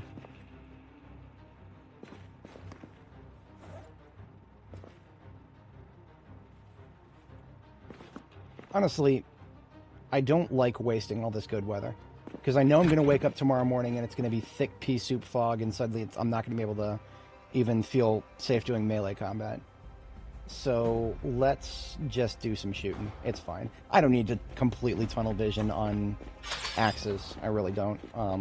Let's make use of the rest of the day's worth of good weather, and then tonight we'll go back to Jericho, grab some club hammer and hand drill. Oh, hey there, 718. Good morning. Yeah, we go hard here. Been at this for about 6 hours. Coming up on 7. So we still haven't gotten close enough to the hospital to spawn in the interior. And now that we've decided, or have we? I see animals. I see rats running around inside. I don't know if that happens before zombies. But I don't know. All I can tell you is I'm almost 100% sure we haven't spawned in the interior. If we had, we would fucking know it.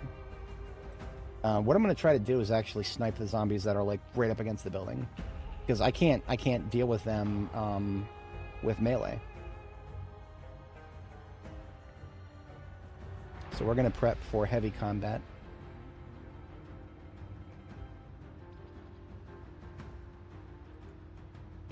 And when I say heavy, I mean heavy. We're going full gunzo.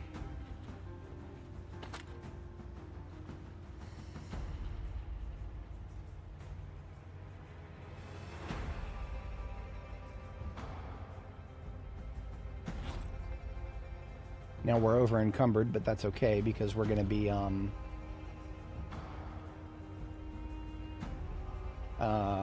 foot mobile and dropping the rifle when we need to switch to melee. So the rifle that's in our hands is not actually a slot weapon, it's a superfluous weapon for super long range targeting, and when we don't need to be super long range targeting, we just drop it on the floor. We don't want to be weighing ourselves down so much.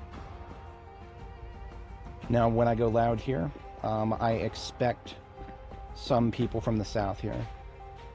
So actually I'm just going to deal with those I can see right now from the south. I fully expect more than these two that I can see. These houses are probably full of targets that I didn't clear, or that didn't come outside when I was going in between them. So that's fine. They'll make themselves known, we'll kill them. Okay. Here goes nothing. I don't think this is going to wake up the hospital, but if it does, we're kind of ready for it. I mean, we've got the heavy combat truck. We are ready for literally fucking anything as long as we don't lose access to the truck. So here goes nothing.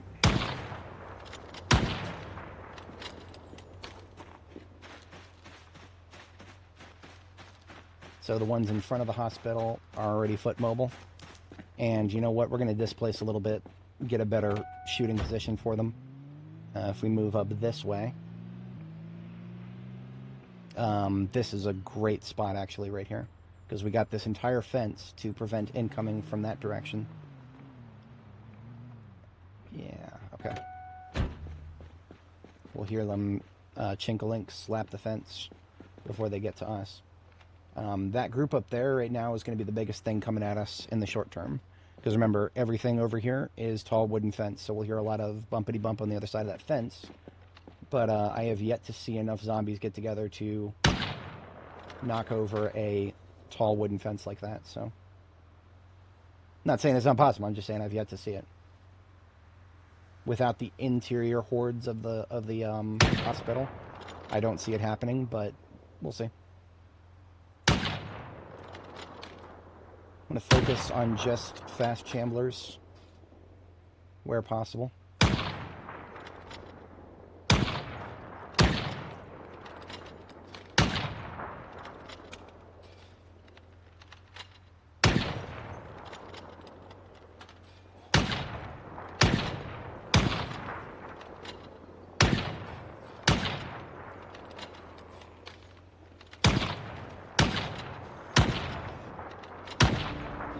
Shit! Not good. I vastly overestimated my clearance of that forested area. We're alright, just slightly taken off guard by that.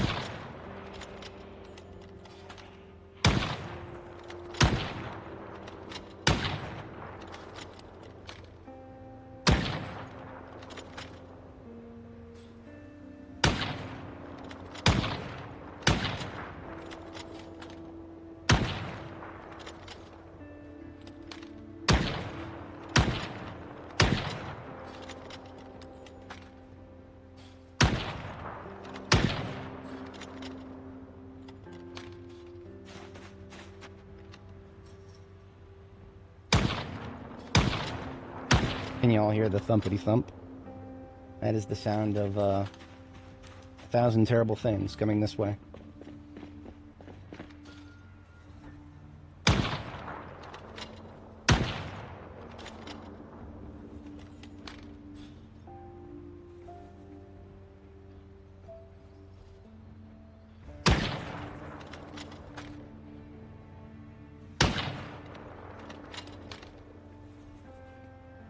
Alright, ammo check for 762. 108 rounds left. Doing great. To be entirely honest, I expected a little bit more from the left there. But that's okay. Like I said, we have not woken up the interior yet. I do still have great expectations for the interior. I might be disappointed. Real talk, I might be disappointed with the interior. Like I said, I've been very whelmed by my experience overall in terms of just zombie counts and threat levels. It really does feel like Apocalypse has been nerfed. And I'm saying that more definitively as we get closer and closer to the 400-hour mark on this character. It is what it is. I'm not going to say, like, I really wanted there to be a billion zombies, because remember, I'm not here for the kills. I did, however, very much enjoy that I could go to specific locations and have thousands of zombies coming at me. I don't want thousands of zombies coming at me for a row of fucking houses, because that doesn't even make sense. But for a hospital like this one, I think we might have just spawned in the interior, actually. I didn't intend on that, but... Yep, there. Okay, there it is, there it is. Y'all saw they just appeared? Okay, there it is. So, if we shoot again, the hordes of hell are upon us. Just based on that density we just saw, yeah. Okay, we've done it. Fuck, I feel like I need a drink now. What we just dealt with is going to be peanuts compared to what we're about to deal with. But we've opened that can of worms.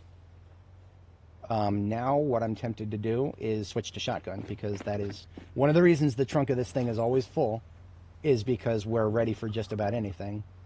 And we're about to test just how ready we really are here.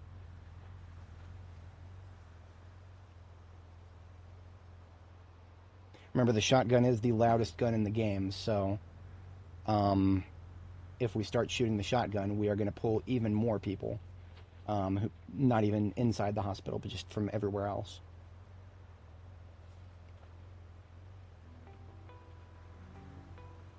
Alright, we opened up a carton. Let's open all the boxes that are still in our inventory, load that in our backpack, grab the shotgun bandolier.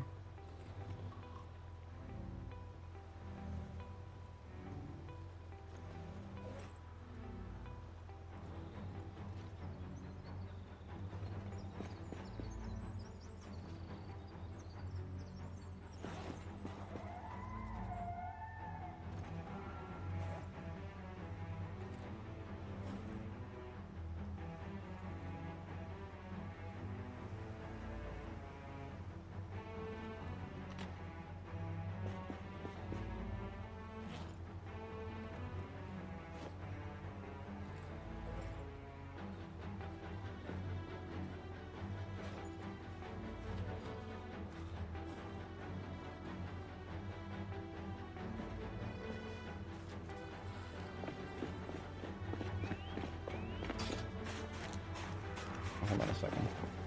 Oh yeah, the shells need to go in backpack. There we go. Still actually over encumbered at this load. That's disconcerting to say the least. Once that stuff goes in my backpack, I should no longer be over encumbered. Any thoughts on making a base at the Louisville airport? I did once. It wasn't bad, but it was very far out of the way. Once we were done with that area, there was nothing else to do.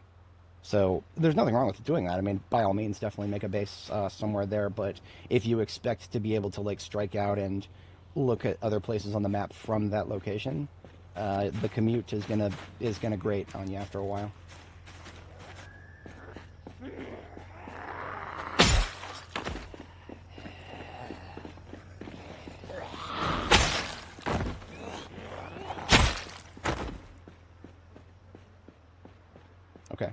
I'm thinking I need to give up on the rifle. We're putting the rifle away for now. I need to lose something. I'm carrying too many guns. Rifle's getting put away. Shotgun is taking its place. Alright. I need the magazines for the M16. I actually picked out the M16, but I never took the magazines. There we go.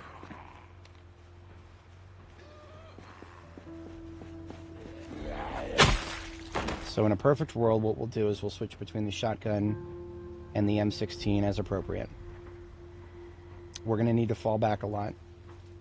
And if shit really hits the fan, if we just can't get a clean approach vector, we'll jump in the truck and we will use the parking lot nearby. We'll use the parking lot nearby as a place for a pipe bombing.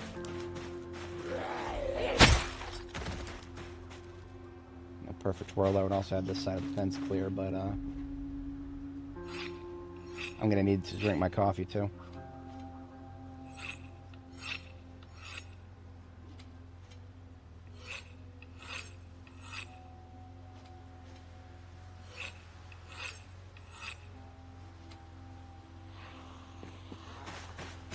Kind of feel a little crazy not getting maintenance experience anymore. But we're level 10 now. We don't need it.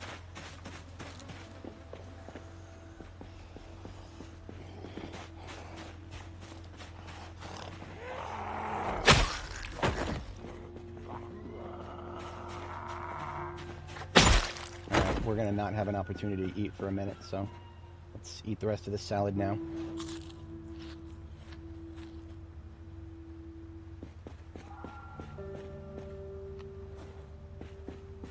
We got coffee on standby for when we get tired.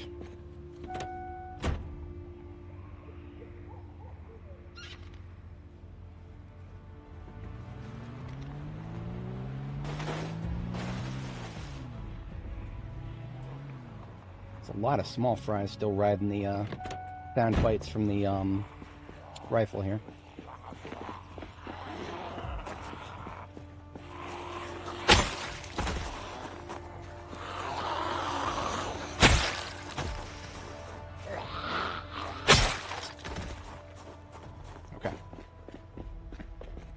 Should have actually probably select an angle of approach for the hospital itself now. This might not be the best place to hit it, seeing as we've got targets coming around that fence. This is why I didn't want to spawn in the interior yet, because I knew that we would need to be very choosy about which direction to come at it from, but we can't be anymore. At this point, we just need to start getting them out of the building.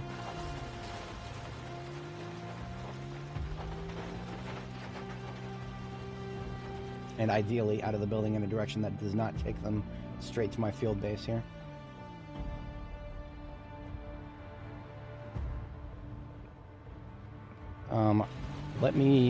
I never even really looked at this wall here. Windows on this wall, lots of them. Okay.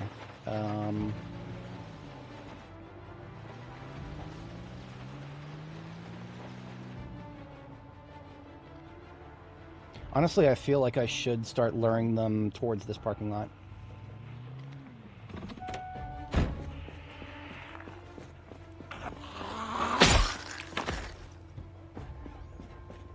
First of many windows to be broken there.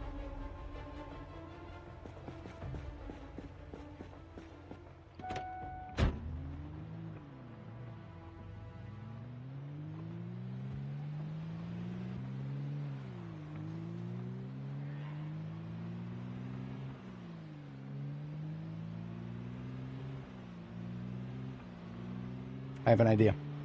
I have an idea. This might work. This might just be a token gesture. Got a sledgehammer right here. We're going to very quickly do this. Just one. That's all we need. because now we are in this parking lot. We're surrounded by fences.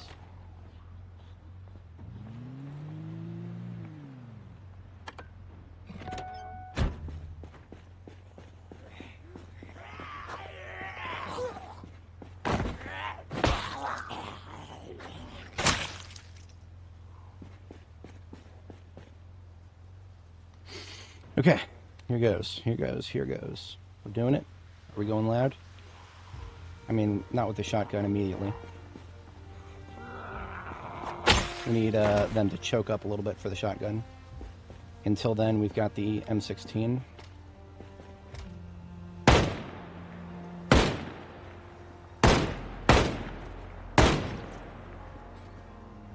Okay, I need to... Should have done this already, but let's actually get a pipe bomb placed. Alright, we got a pipe bomb linked to our detonator. We're placing one on this light right here. Alright, we have a pipe bomb set if we have to fall back and use it.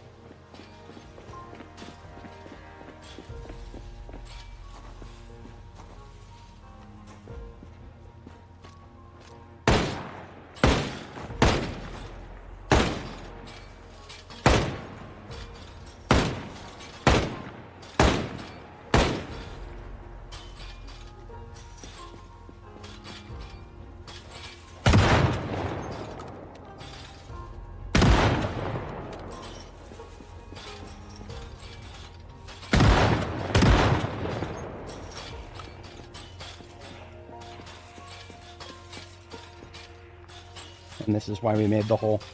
I don't know how long this will work, but we'll be getting some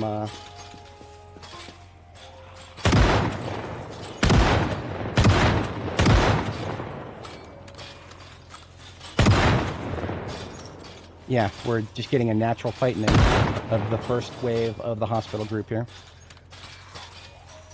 But as you can probably tell, this is possibly not sustainable. Nope, this is not going to be sustainable. Not forever.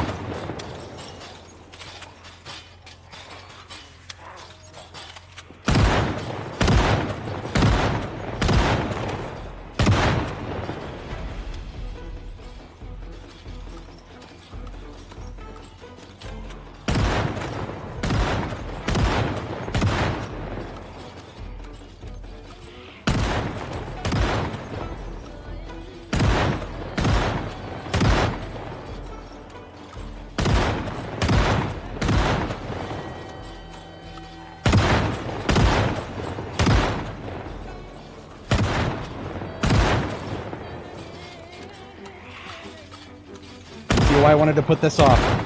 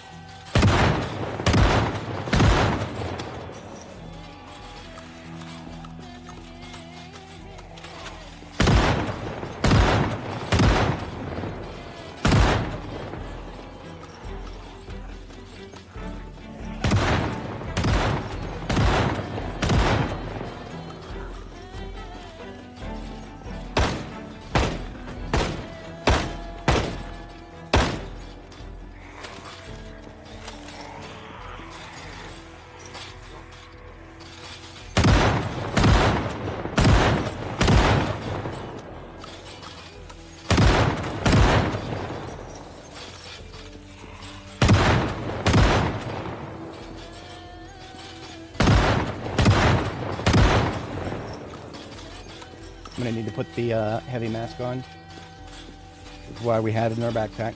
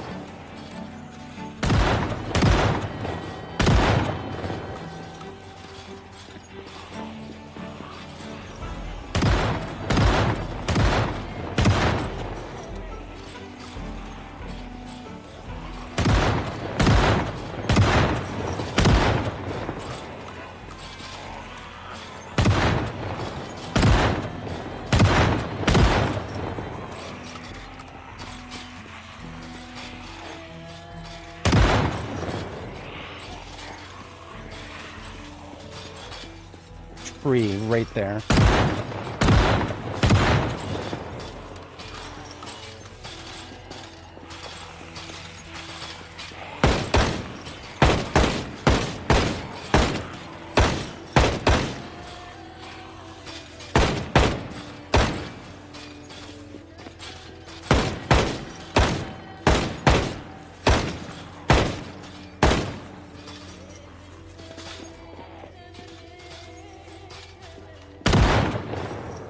There's the fatigue. Falling back for a second to have a cup of coffee. It's all part of the tactics.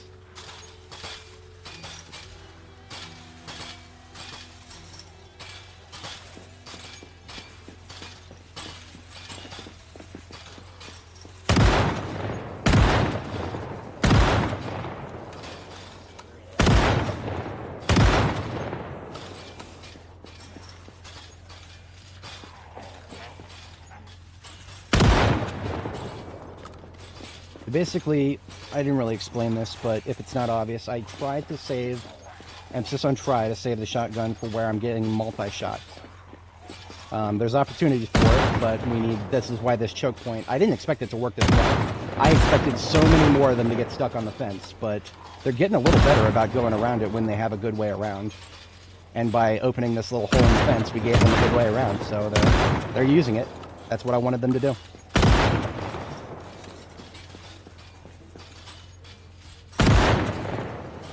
I need to ammo check shotgun.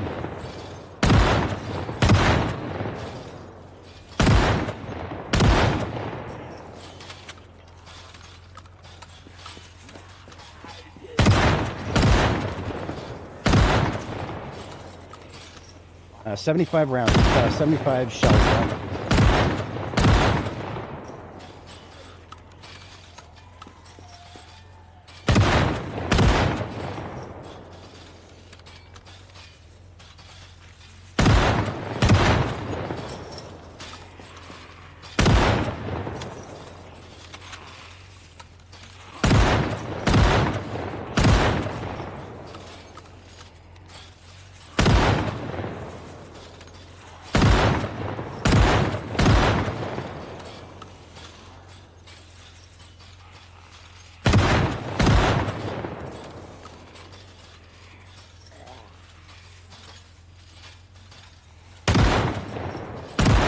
We have a brief moment. Step back really quick. Grab a couple boxes, just two.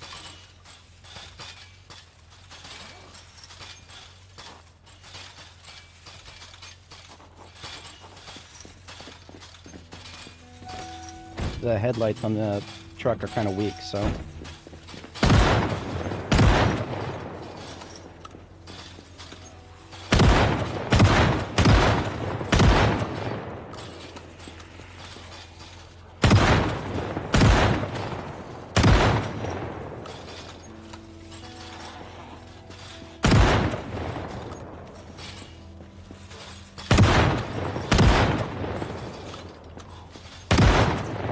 Let that sink in. Terrible. I love it.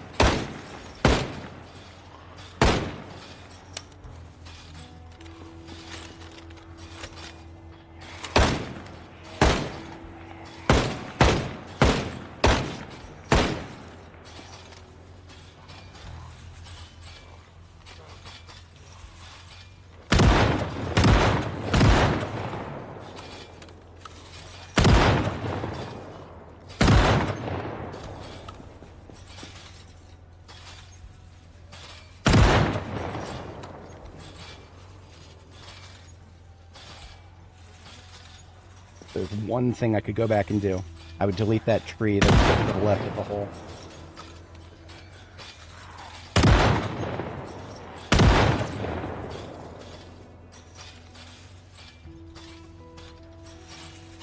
One of them standing inside that tree right now. I can see it. Alright, let's plink a few of these guys.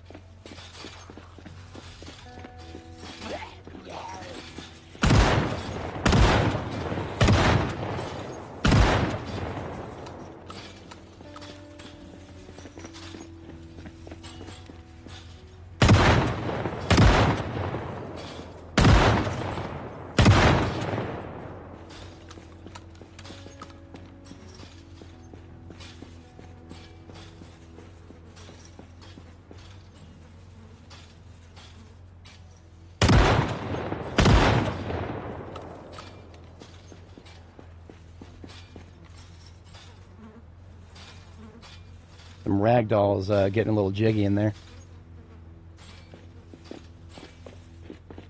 Alright, so light is a big problem right now.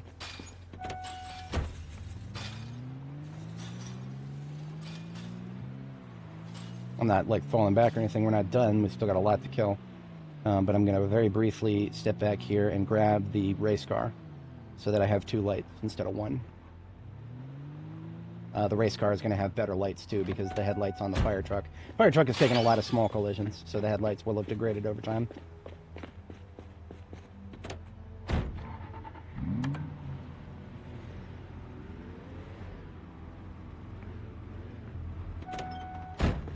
Fuck. We have a guest. I need to go deal with it now.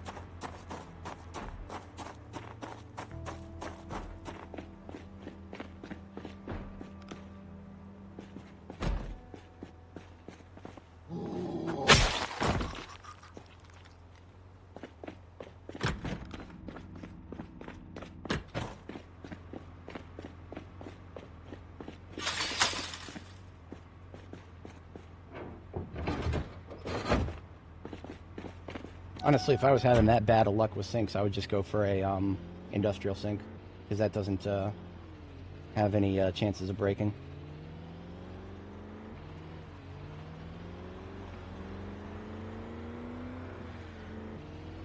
So I can park the race car much farther back than the fire truck.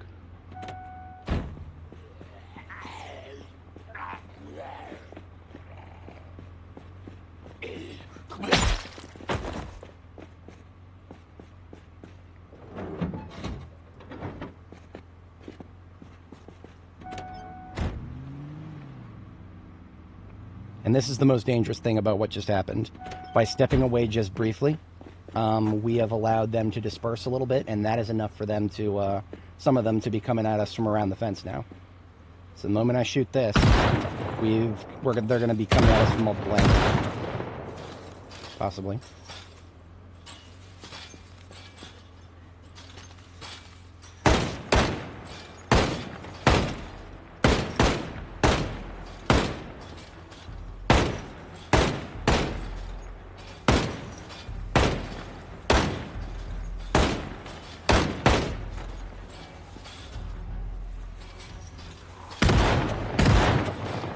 I think we cleared them off to the side.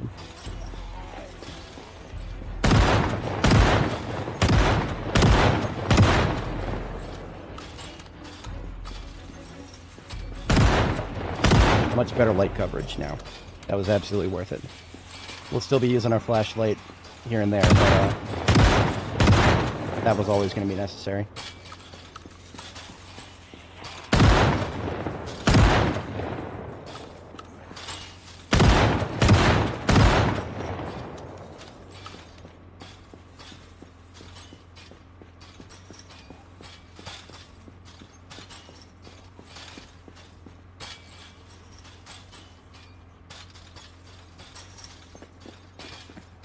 I'm going to bring the fire truck a little closer on this side. It'd be great if I could just get some eyes on the back line here.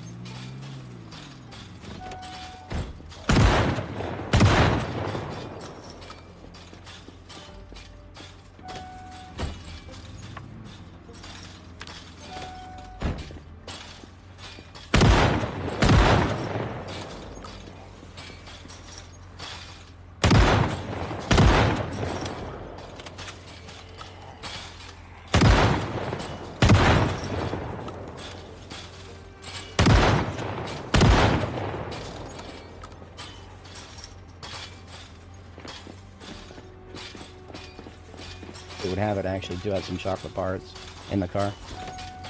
Where will you be when hunger strikes?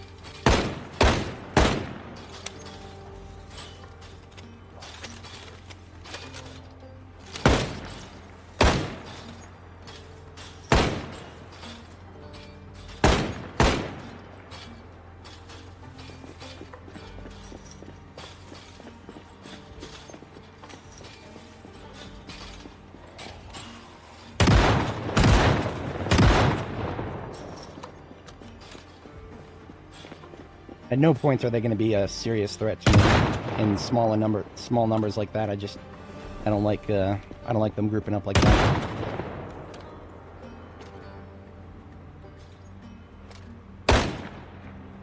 Shout out to my homies in the chat who taught me how to do this.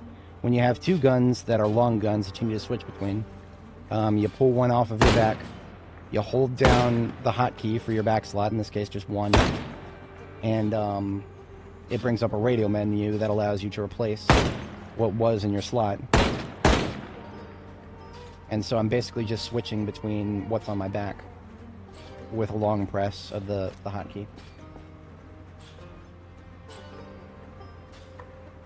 As you can see, still plenty of them coming at us. This is why I didn't want to start this fight yet. I think I already mentioned that, but yeah.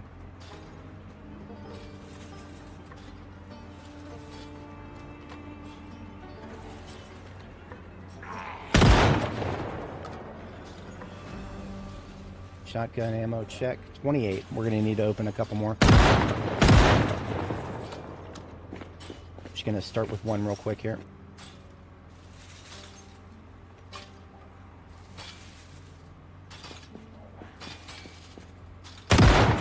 Just one at a time.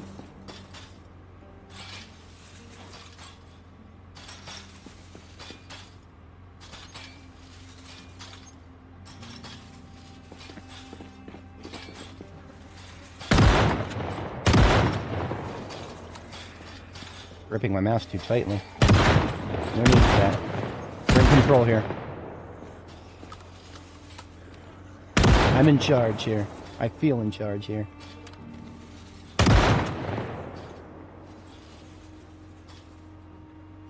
See, if it was daytime, right now would be a perfect time to switch to the sniper rifle for mop-up. But because we got locked in the evening, there's no switching to the sniper rifle. Targets will be in total darkness if we try to shoot them at this range, and there's nothing we can do about that. We got some strong headlights here. Nothing strong enough to reach that range.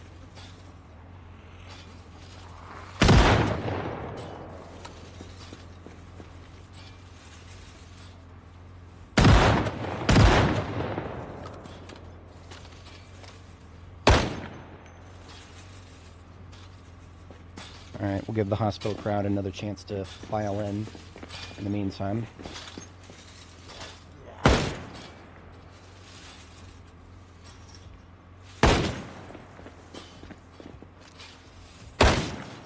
Honestly, this parking lot has been a lifesaver.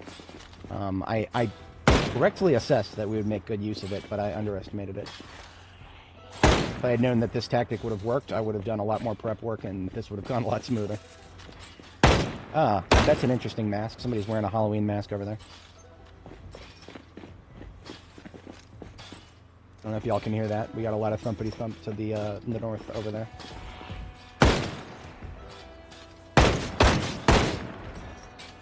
I'm actually not helping the situation up here. At that point, we're pulling some in that would not have been pulled in.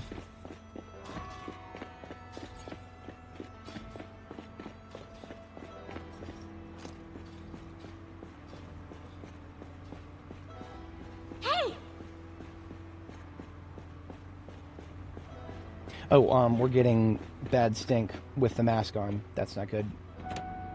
Replacement filters right here on standby.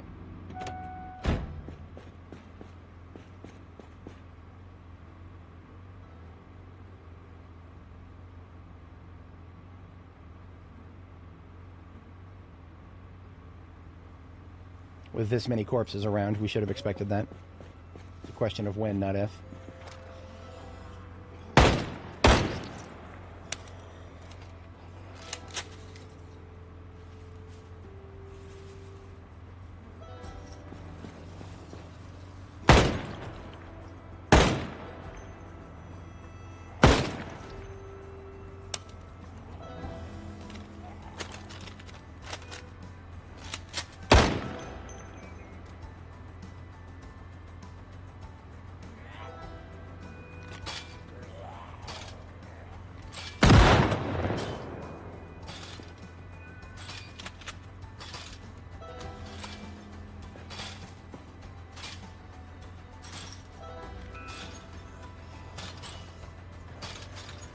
Bring your pretty face to my buckshot.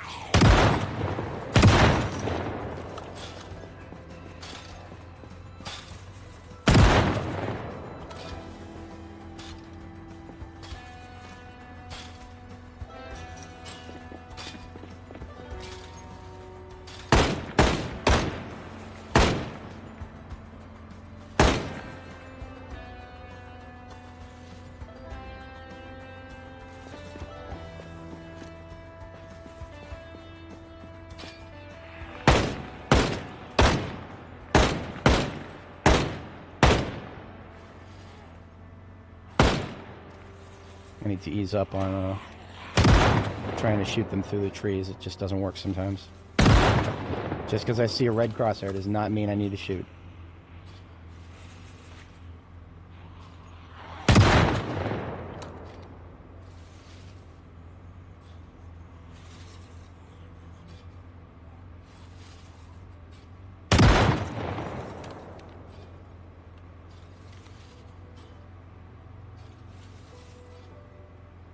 Couldn't tell you how many we killed there. Probably a couple hundred.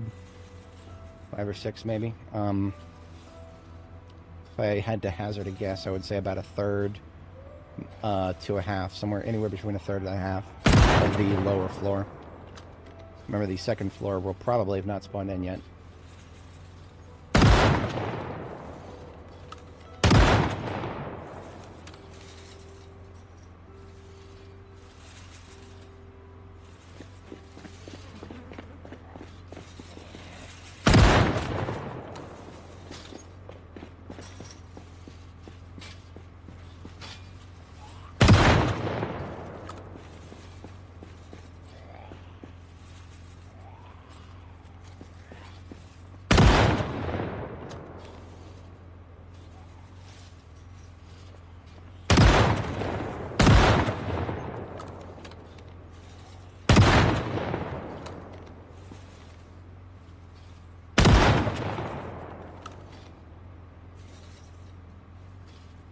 Okay, here's what I'm going to do.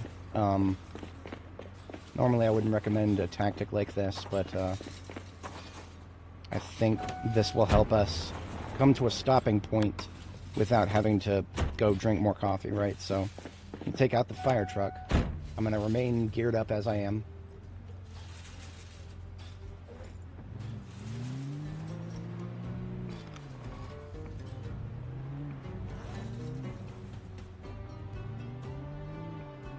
Now, I don't want them filtering into the parking lot too much, and I also don't want them coming down to my base.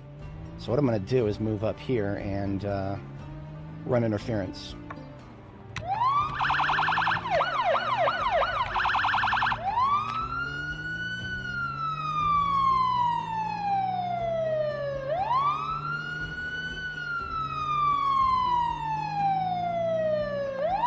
So I want the last loud noise that they've heard in this area to be up in that direction.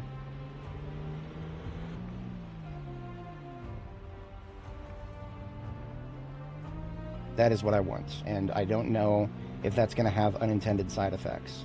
This is Louisville. That could have worked out great for us, or I could have sorely underestimated what could come from this direction now.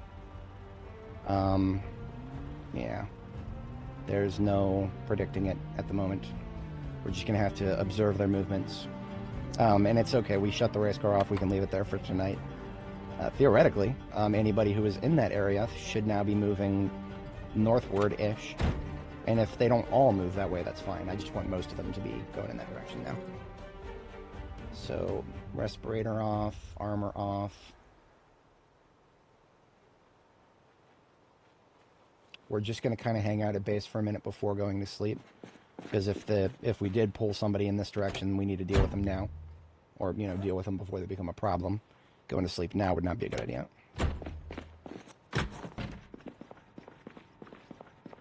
I was kind of whacked out to see that we had somebody make it all the way to this door. That was a little wacky.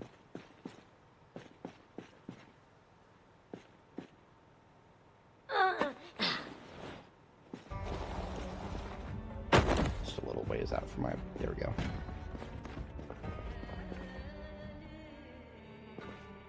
Well, we've got a washer and a dryer now. I say we use it because that was a pretty busy day right there.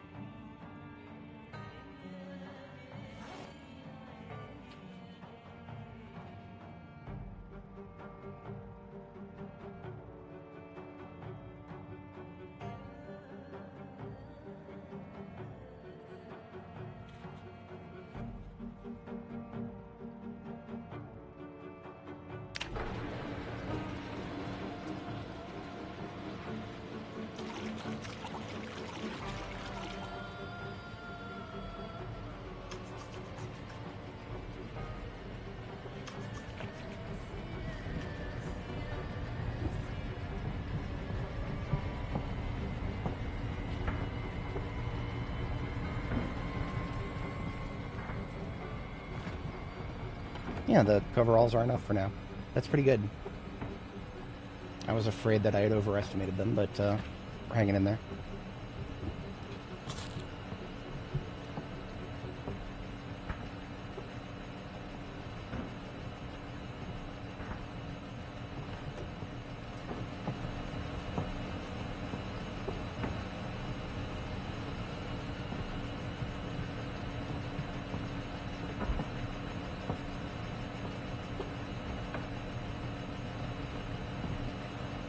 Knee pads and elbow pads always get it the worst, so as soon as they look not messy, we are good to put it in the dryer.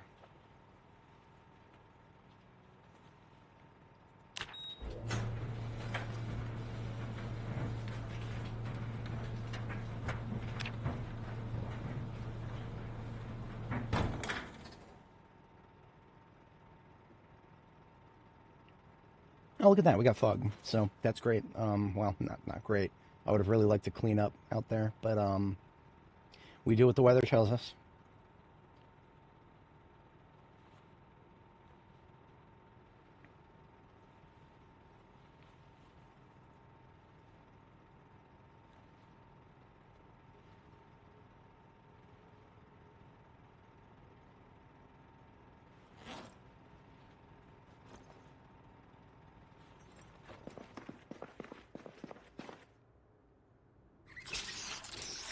Game fun solo. I like it. It's going to be different for everybody, whether you actually like it or not. That is very subjective.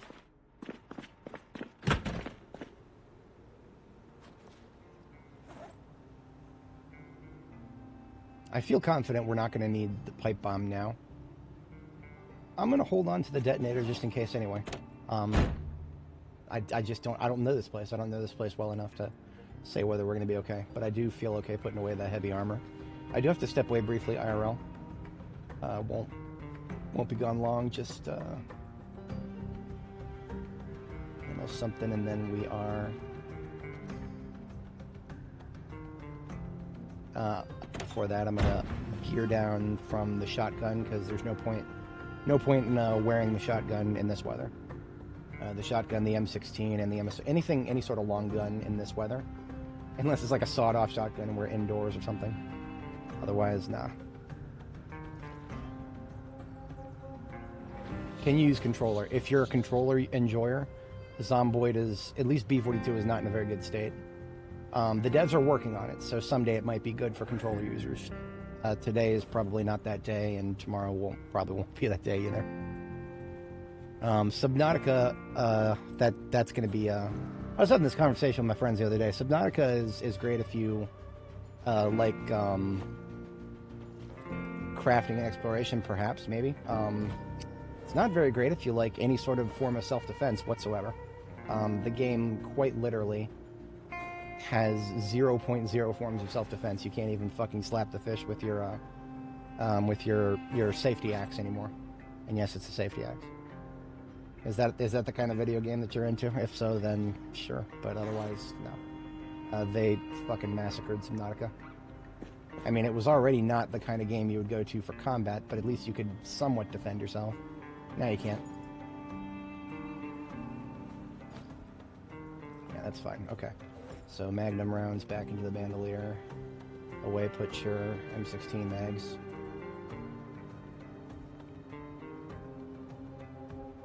And everything else is empty.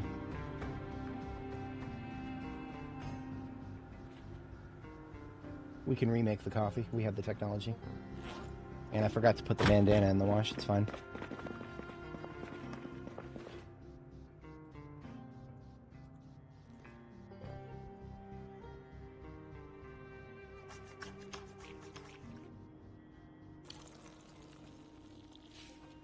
No, I've not played Pro. I've heard decent things about it, but I've not played it.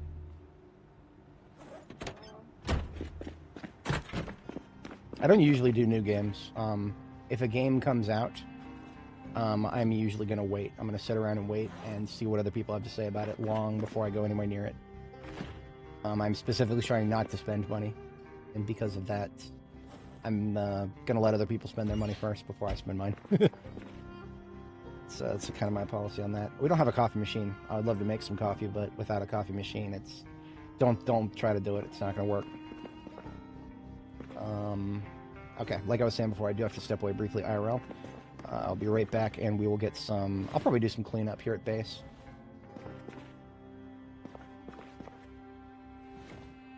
Seems totally random which direction you face. Alright, be right back. It's my favorite game. Right now, this one. Of all time, probably... Nah, that's going to be a very... But by genre, Zomboid is currently my favorite survival crafting. For RPG, it's Skies of Arcadia. For... Oh, that's a tough one. I'll have to think about other categories while I step away here. I'm just going to be gone for like a minute and a half, if you're interested. Be right back, folks.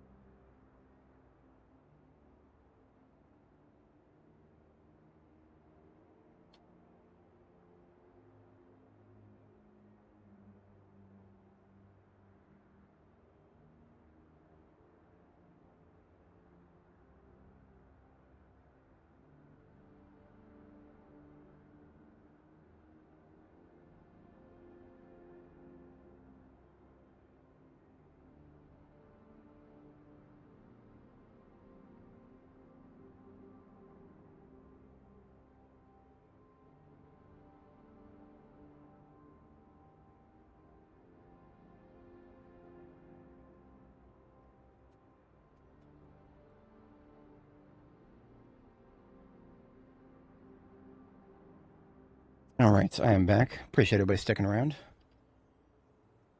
Favorite classic game would probably be Legend of Zelda: Ocarina of Time. And if we had to pick things like horde shooters, looter shooters, Darktide probably. Probably. I mean, Darktide, it's not been getting any better lately, so that's a bit of a complicated answer there. Definitely has not been getting any better. I was bitching about that earlier. One look at my Steam profile on the, where is it? Games. Should show it based on playtime here, yeah. Zomboid Heroes and Generals, this game doesn't exist anymore, so strike that. 7 Days to Die, this game, another one that's gotten worse. Ark, never touching that again. Warframe, I don't have any strong feelings about it. I liked it, like all 1,900 hours I've spent in it were fun, but for one, the most important thing for it right now is it is not the kind of game to play if you're trying to not spend money. Warframe will get me to open my wallet if I play it. So I have not touched it in well over a year. It will probably be several years before I touch it again. I've heard mixed things about the latest DLCs. The Warframe devs feel like people who just go out there and they just do whatever the fuck they want, no matter how wacky the story is. Like at one point, they Warframe 1990s, and they just did some fucking 90s nostalgia hype as a part of an entire little side quest. It was fucking wacky. I never even really got into that because that was after I put it down. But anything under 100 hours is not really something that I'm going to point at and say, well, okay, the Old Republic was fun. Again, that's another game that if I start playing it, the wallet's going to open up. So, no, I'm clean, man. I'm clean for now. RimWorld, I can unabashedly recommend RimWorld. Great colony simulator. You can turn people into hats. It's great. You can massacre an entire maternity ward and sell baby livers to people. It's horrific. It's evil. And horrific and evil things will happen to you if you lose, so don't lose. Terra Invicta, extremely niche. Team Fortress, easily my favorite PvP game. If you had to ask me what my favorite PvP game was, right there, right in front of you, Team Fortress, great. Let's talk about new games that I might actually play. I looked at this last night and I was a little groggy.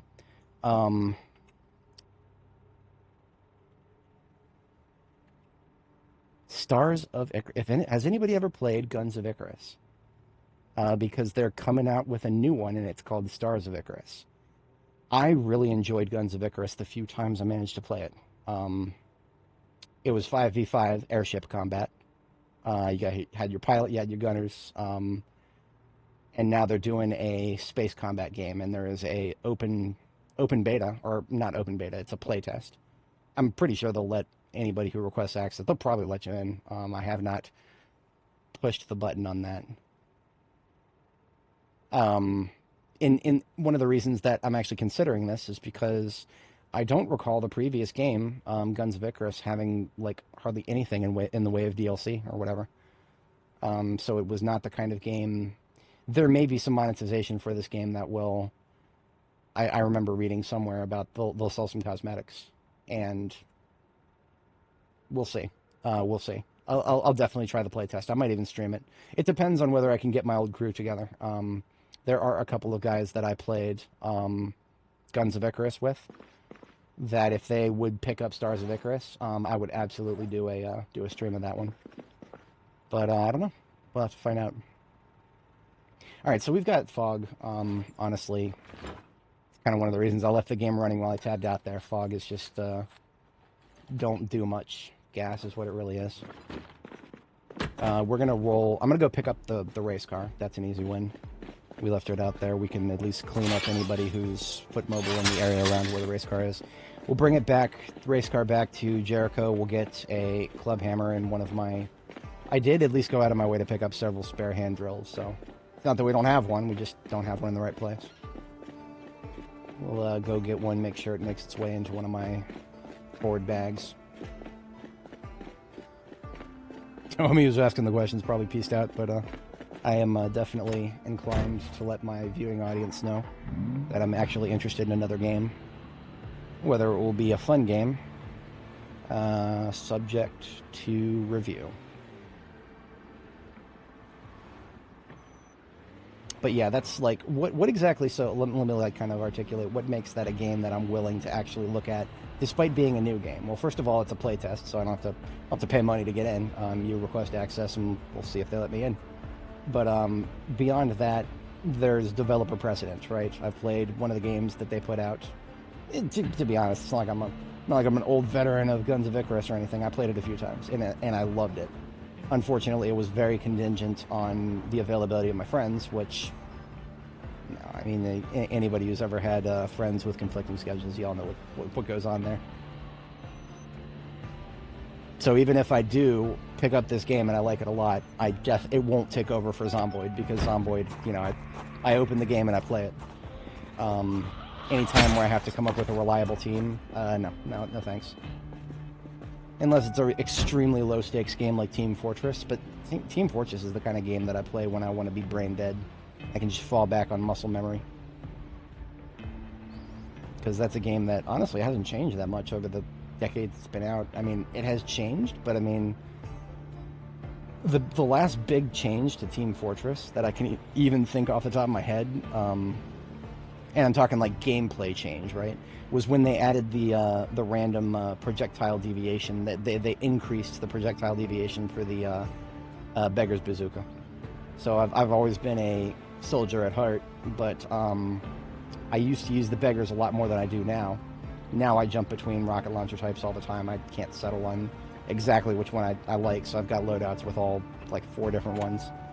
And the Beggar's Bazooka obviously is not what it used to be, because you cannot...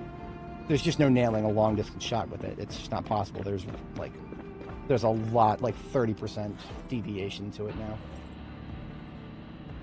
I'm not even saying I dislike that particularly. It was very powerful before they nerfed it.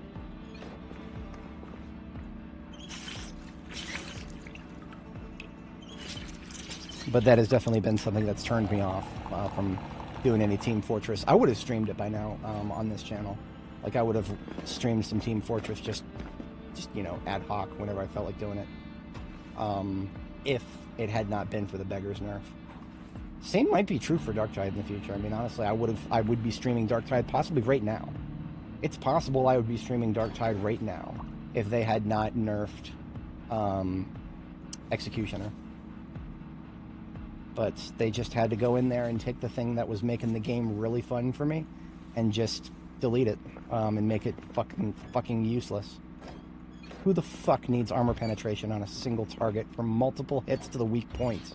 Nobody fucking needs that, Fat Shark. Fuck you. I'm still mad. I'm not over that. I'm not over it. I really shouldn't talk about shit like that on stream. That gets me pissed. I've done a pretty good job at not talking about things on stream that get me pissed, because I don't want to do that.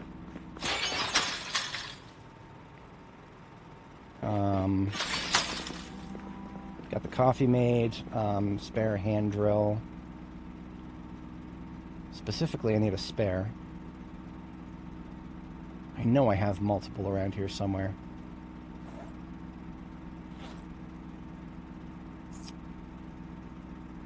Alright, well, we'll just hold on to these then. We'll make sure they go into the duffel bag that we're carrying around. Also, okay, some wood glue will come with us.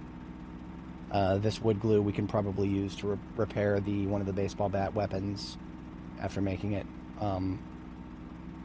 Yeah, so that worn baseball bat, we might be able to make it very close to pristine with this.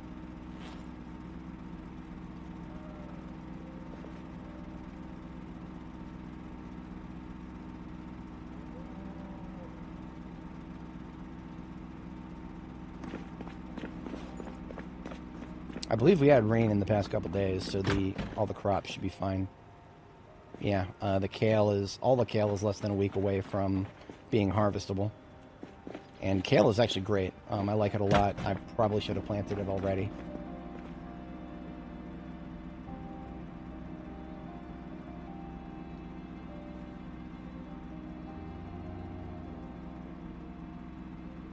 Do I use pipe bombs? Yes, we use pipe bombs. I actually placed one just a little earlier in the stream as a fallback weapon in case my plan to hit the hospital over here, in case that plan didn't pan out the way I wanted it to. We had a So I need to take, hang on, before I finish that thought, bag of M16 magazines coming with me. And, how about some dub rods? Okay. I feel a little bit better kitted out right now.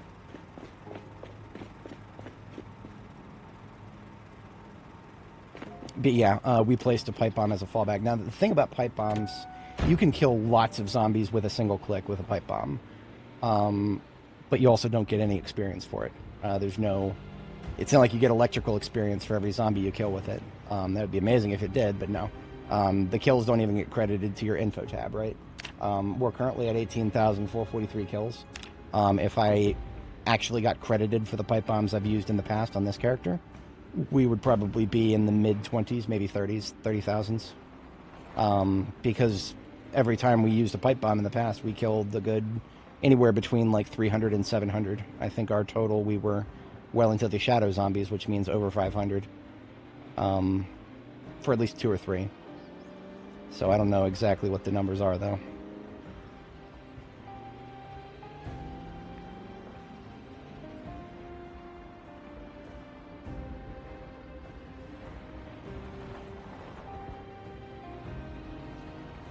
I hate fog.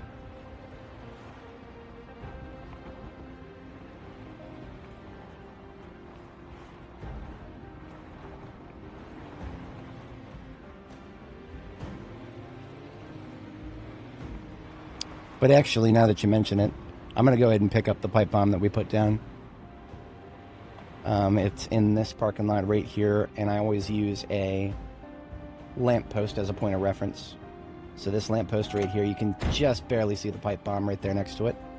We're just going to disarm that, take it back, and I'm going to unlink it, because I do not want any negligent discharges of pipe bombs. It will be linked when it's deployed and not a second earlier.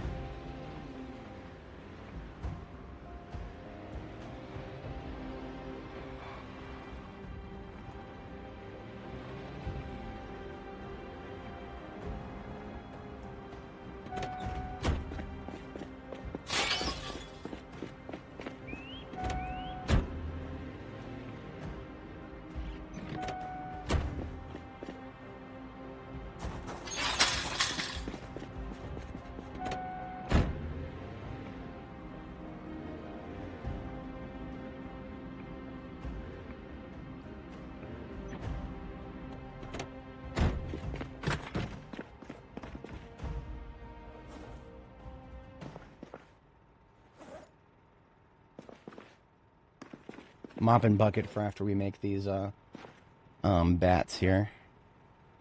Club hammer and hand drill and wood glue go into the railroad spike bag.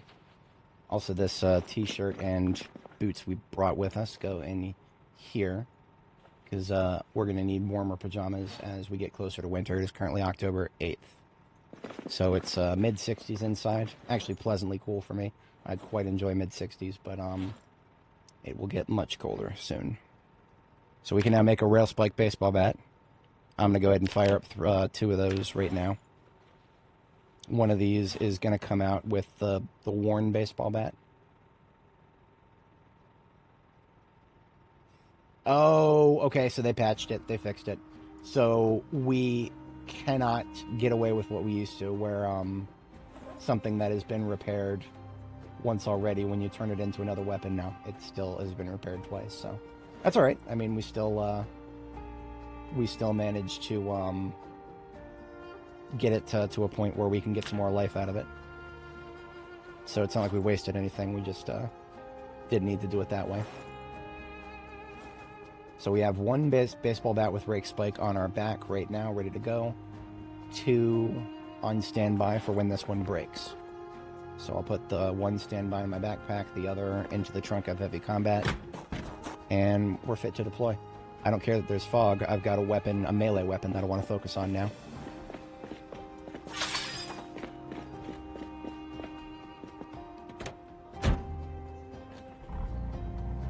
Heavy armor is going on.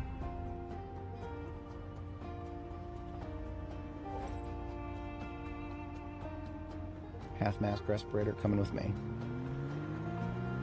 Of course, right as I say all that shit, it does look like the fog is starting to lift. That's alright. We're going to focus on melee for cleanup for now. And like some kind of a doofus, I forgot my food. We've still got plenty of those salads made, so I'll just grab, take a bite to eat of one of them, and then we'll take another.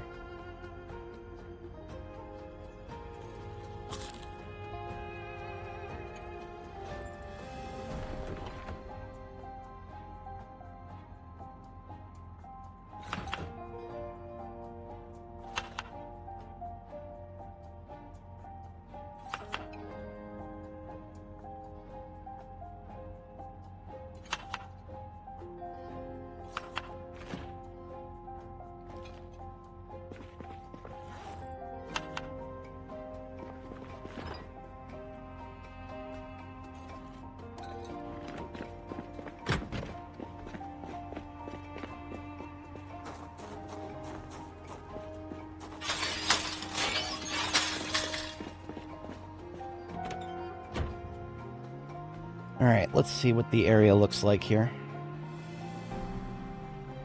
Theoretically, the first floor of the hospital should not be totally swarming, but this whole sector here might have been out of range of where we were doing the shotgun, so I do predict that we might not actually run into too many.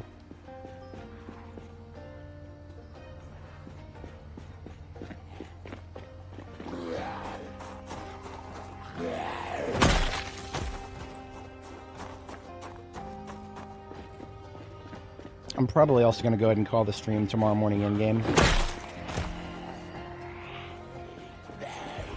YouTube audience kind of falling off here. It's alright. But it does mean that that is an opportunity to get some other things done, and I don't have to worry about leaving everybody behind.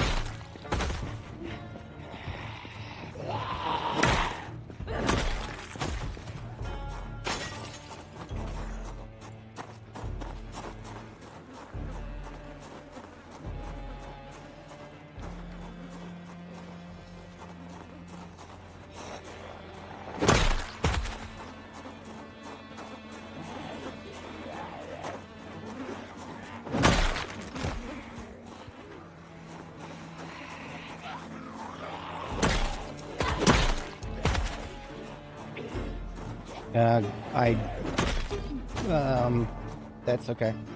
I'm not going to tell you not to do it, but that's going to be... There are a lot of people who play with controller right now. At least for B42. A lot of people who try B42, which is the version of the game that I'm playing right now. A lot of people who play with controllers, they say they're not having a good time right now. So I do feel obligated to mention that. I'm having a great time right here with keyboard and mouse, but if you're a controller user, all I can say is be advised.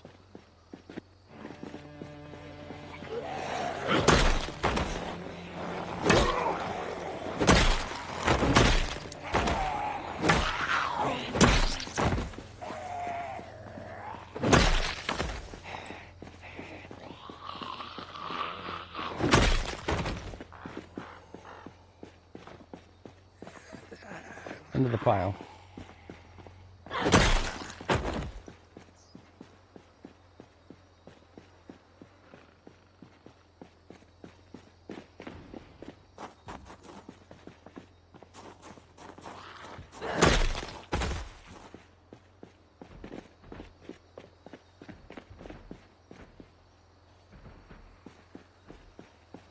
What I feel like I'm hearing, I might be hearing people on the second floor. Truth is, I don't know if the second floor had spawned in, but I also have no idea what's gonna come around the corner behind me now. So I should definitely not put myself in that corridor for long stretches. Not while there's people inside the building trying to get out. I don't think this game has any sort of touchscreen controls. Probably should, but I don't think it does. Like I said, I have no idea. I tried controller once, and I was disappointed with the way it felt when I was trying to drive, so I never even got farther than that.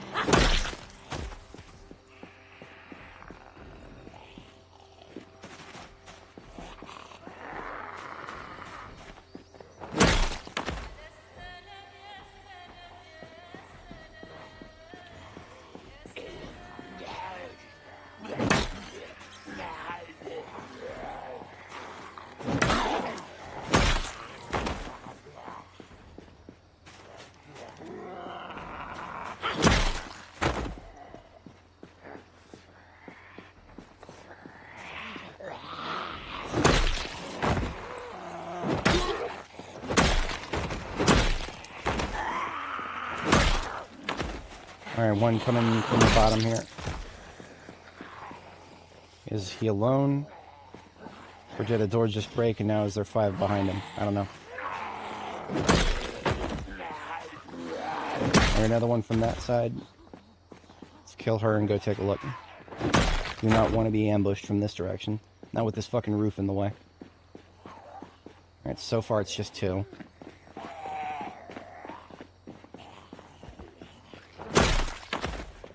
It's the ER right here. I think this is the ER, yeah. Hey! Just give him a verbal command there. When you die, do you absolutely you do. This game is high risk, extremely high risk, high reward. If you choose to respawn in the world, yes, that's true. Personally, I don't like going back. I mean, when the last time I lost a character, I just started over. I do enjoy the early game just as much as the late game, so if you give me an excuse to try both, then, yeah, see, all we did was hit Q next to that entrance. Something I don't really do a good job of showcasing on this channel is that it's very easy to die in this game. Just because I haven't died in well over a year does not mean that I could not, if I made a single mistake right now. Definitely going to have to get used to a little bit of dying when you're starting out. I definitely lost a bunch of characters myself back in B41. You get to keep what you build. Yes, within, yeah. Yeah, that's more or less a yes if you respawn in the same world.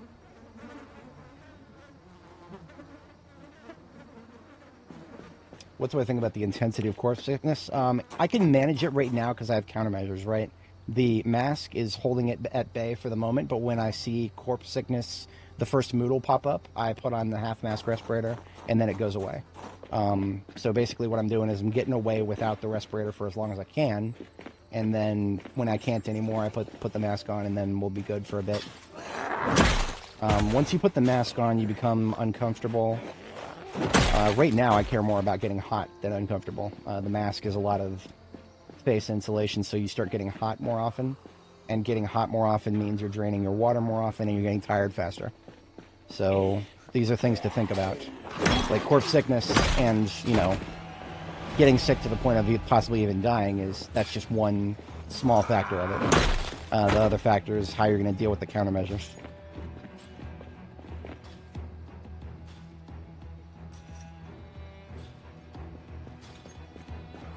See, another thing is, as your sickness increases, which is basically just think of your sickness as a 0 to 100 stat that just goes up periodically while you're in corpse stench. That's basically what sickness is as a stat. Like there's a stat under the hood, you can't see what it is, but it's a 0 to 100 stat. It's going up right now. I have no idea exactly what rate it's going up at, but while it's going up, another thing that's happening is my body heat generation is going up because there's an immune response. So it's kind of like running a fever, a very light fever, and it's getting worse as, you know, my body reacts to the sickness. Ah, I knew I heard this asshole. Gotta key yourself into audio cues really hard.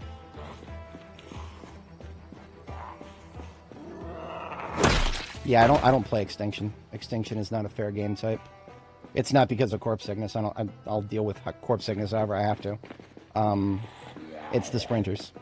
If there are 4 sprinters coming at you from 4 different directions and you don't have some cheesy shit you can do with like low fences or whatever, you can try sprinting away yourself and good luck with that, but otherwise it's almost guaranteed to be a checkmate. Until we have a movement-based countermeasure for sprinters, I will not touch Extinction mode. It's just not a fair proposition. It's a waste of my fucking time. If I could build up a character as much as I have here, abide by all of the rules, and still get hit with a checkmate that is not even that much of a fault of my own, then no, I'm not doing that.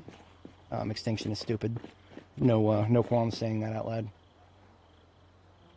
And one of the things that I was saying before is if the devs gave us a dodge button, there was a way I could hit one button and go from one tile to the other, then I could dance around sprinters as they come at me.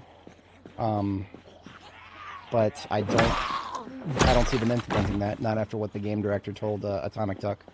If you saw that interview with the game director and Mr. Atomic Duck, he explicitly stated that they're kind of I don't know if he used the word done when it comes to extinction mode, but he definitely made it sound like they were not going to be putting more developer effort specifically into extinction mode. And what that tells me is there will be no dodge button. Sprinters are a fuck you, and you're just going to have to fucking deal with it. You can have your extinction mode, but eventually you're going to get surrounded by them, and that's going to be it.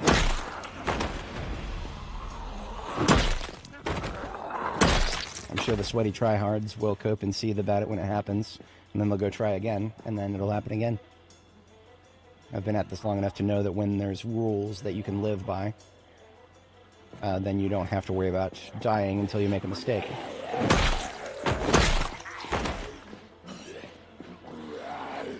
So now we're at stage 1, corpse sickness.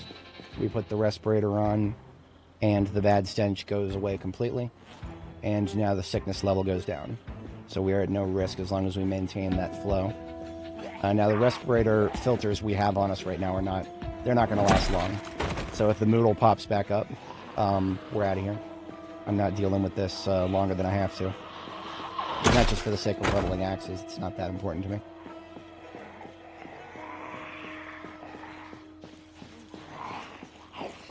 The faster one gets to us.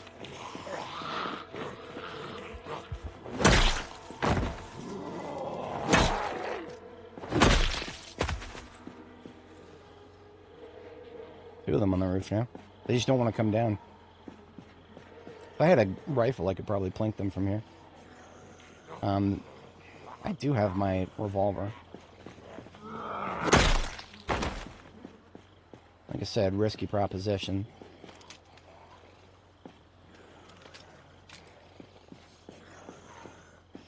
Nine mil might be able to hit better.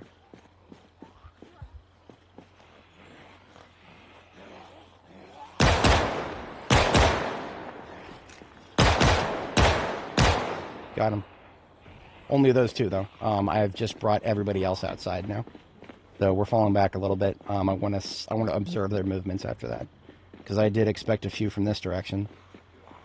So we're just going to deal with the incoming from this direction, and then let everybody who was just activated by those gunshots, let them congregate where they heard them.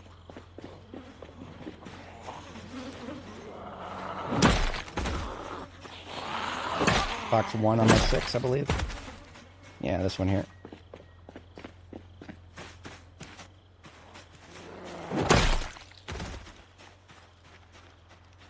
Yeah, see how they're all just going to where I discharged? That would have been a lot. I would have had to fall back. So, vindicated in this decision.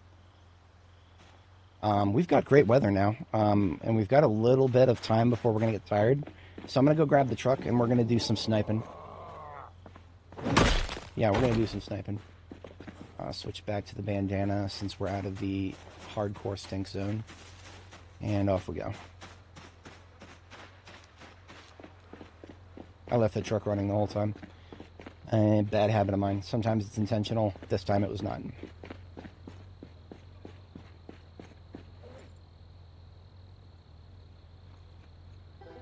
Alright, M16 onto the back slot. MSR 17 into the hands.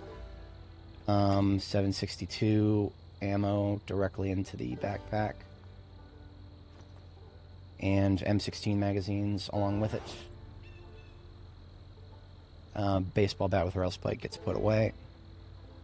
We should now be at only stage 1 encumbrance if I drop this, which we are. Alright, let's do it. We got 100 shots right now. When we run out of rifle ammo, we will have to fall back to Jericho to get some more 762. That's fine, I don't care about that. Now, we'll be able to shoot from over here for a little while, but then the bumpity bump from the walls over here will eventually get our character pissed off.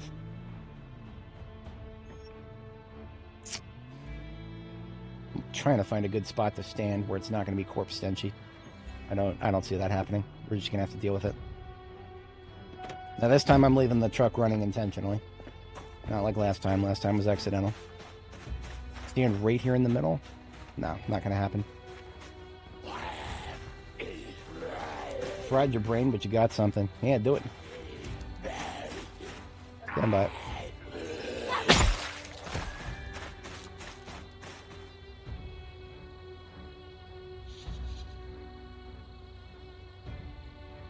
Not bad. I already like the placement of the, Oh, yeah. Oh, yeah. I like the game room a lot. That's good. That's good. Seating in the right area. You made do pretty well with that wall right there. Yeah, I like it. I'll look a little deeper into it after we get past this. Oh, fuck off. Am I fatigued already? Fuck you. I'm not fatigued right now. I get your fatigue right here, bitch. Fucking bullshit.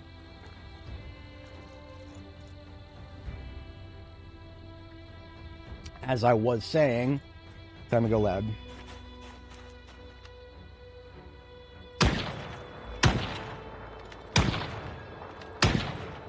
Getting a great target reticle on these guys.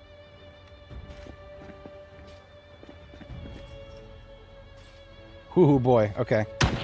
We're gonna have to do a ring around the rosy here. Alright, you know what? The game's music is failing me right now. Still playing the chill exploration music. So, we're gonna put on some jam here. Put on some jam.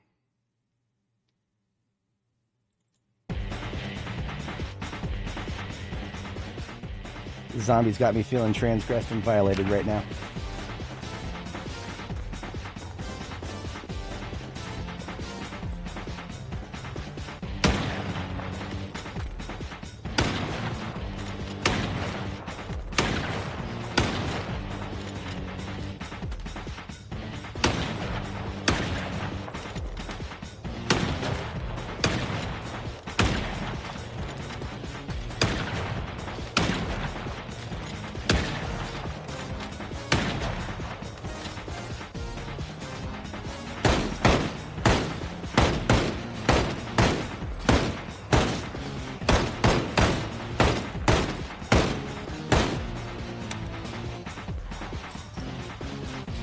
Oh, I'm back.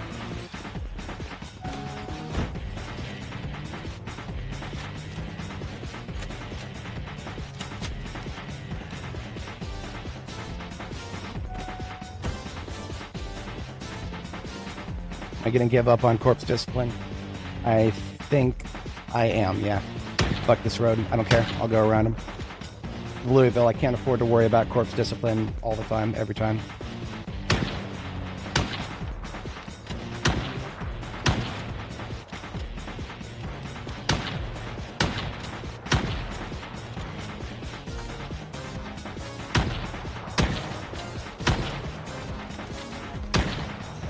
Fucking shit. God help me with the sound. Can only thank Darktide for that. I would never have gotten that good with audio cues. Thanks, Fat Shark.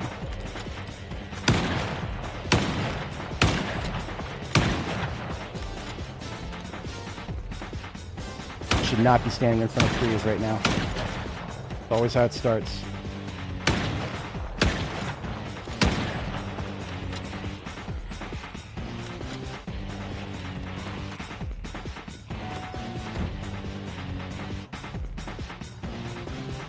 Kind of going in an orbit around the hospital here. Most of the main lobby should be. Well, I'm not gonna finish that sentence. The biggest of the big crowds in the main lobby should be gone. That's what I'm gonna say.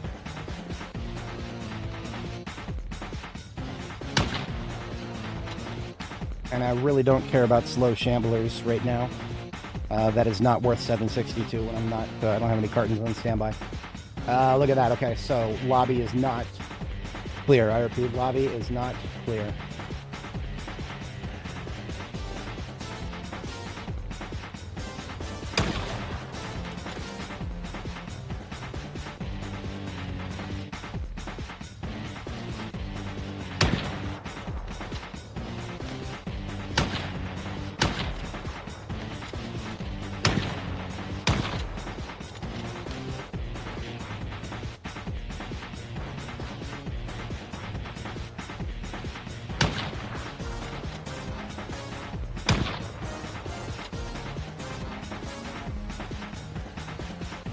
That's a lot of slow shambies.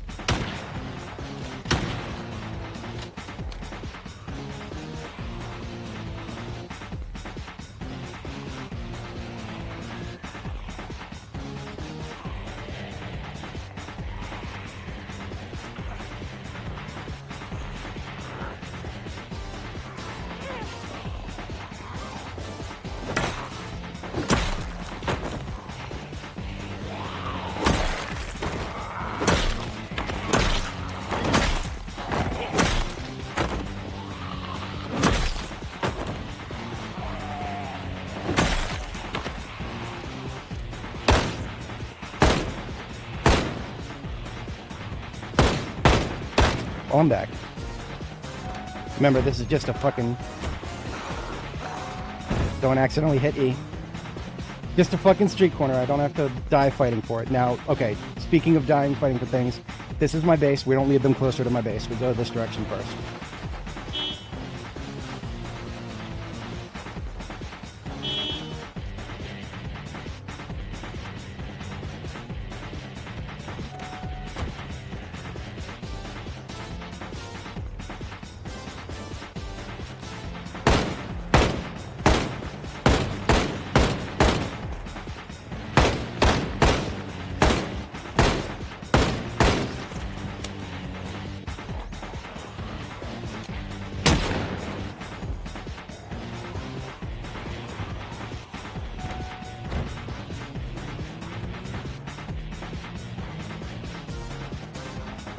I might need some replacement filters here.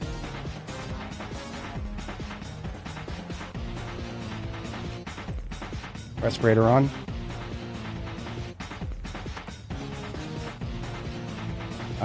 Yeah, okay, so I'm gonna take a quick break from actively fighting. I need lights out here, just like the other night. I need lights. I need lights. We are going to get the race car so we have more lights. Do not have time to deal with a straggler right now, but I have no choice.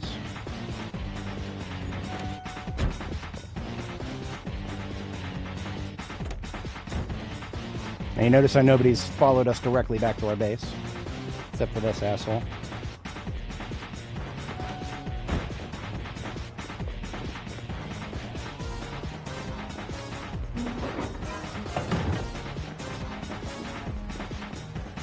I might just ram this guy, but I need the headlights. I can't. Fuck, this is not good. 3 of them down here? Whatever. Deal with them. I have no idea where these guys keep coming from. They like this intersection.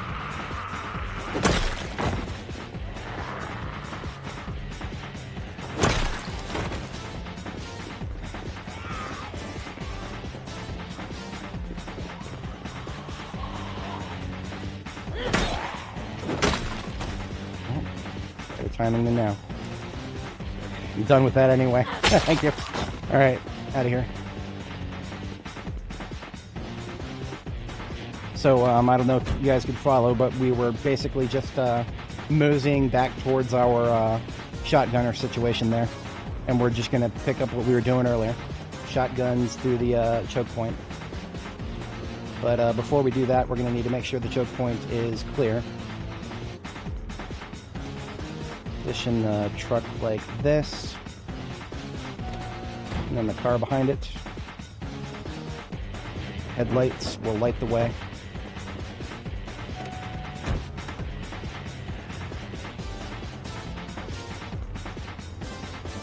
I think we're clearing our 6. Now we're not. I did that way too early. I needed the shotgun out first. Shit, too late.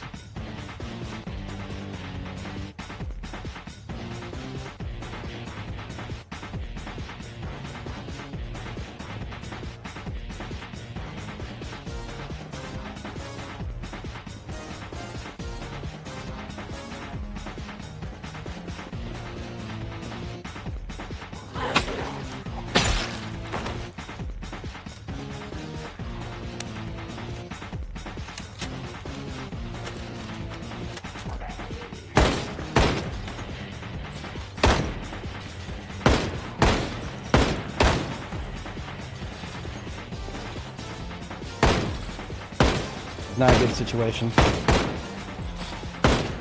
I let them get around too much here. I might have to fall back. Yep. It's not worth it.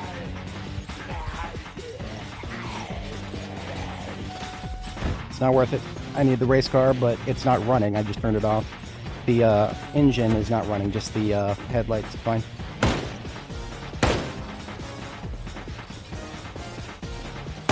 Every shot I fire in this area is more than that could be coming around behind us, and I don't want that, so I need to displace on this side here.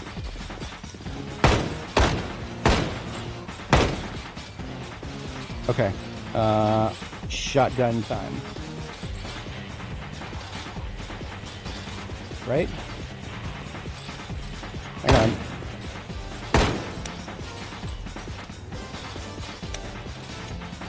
Damn it!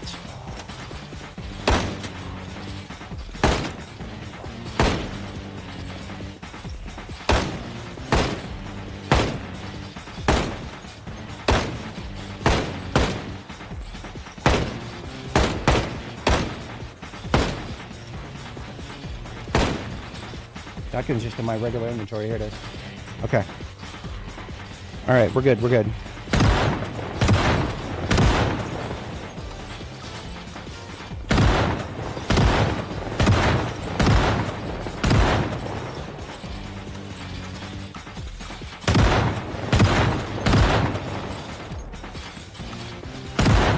Okay, this is a waste.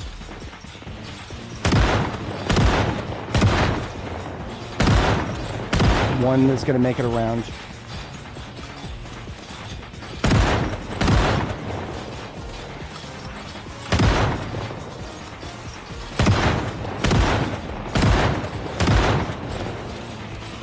Possibly. Okay, one fast coming around now. He got stuck. Okay. I don't... Talk about tripping at the finish line. He almost flanked me. But then he got stuck on the fence. Imagine getting that close to your human and then just seeing a fence instead.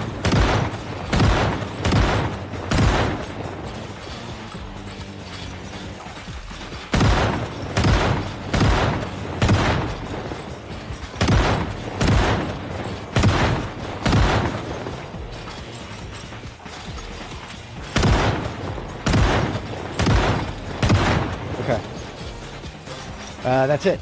Out of shotgun.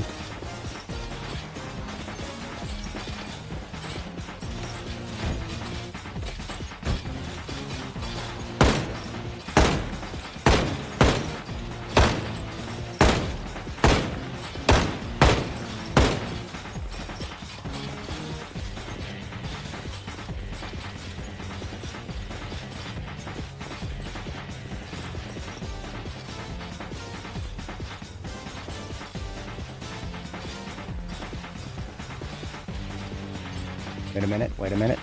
I have an idea. We have another weapon here. L92 carbine. Come to my rescue, please. It's an old standby. We can shoot the revolver ammo from a two-handed platform here. Get a little bit more range out of it. Get away from my friggin' race car.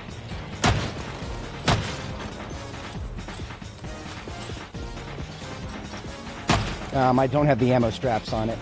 I need the ammo straps from the shotgun. Were it only that we had more ammo straps, but we don't. I have two, and right now they're on my shotgun and rifle.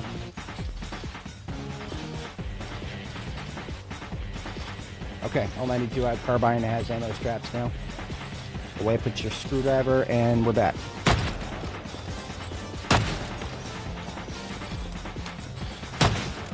I did not expect to be using this again, but it's alright. It's a good weapon.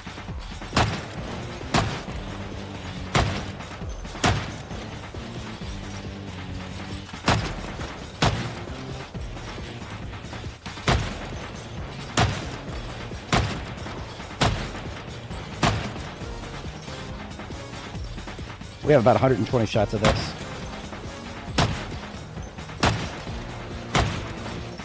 And plenty more ammo where this came from.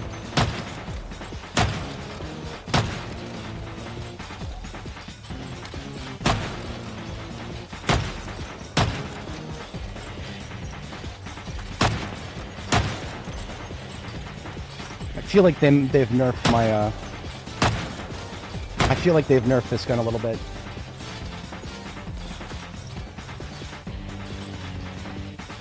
Oh, what is this blessing here? This is, fuck, I actually forgot what it's from. Hang on, I'll get back to you in just a moment. Fuck off, car. I really should have moved this fucking car.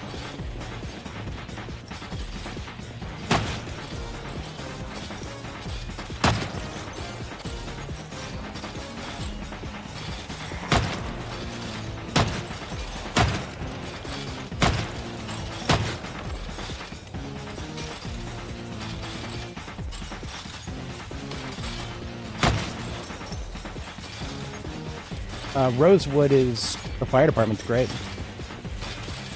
I gotta fall back. My mask just ran out of respirator filter.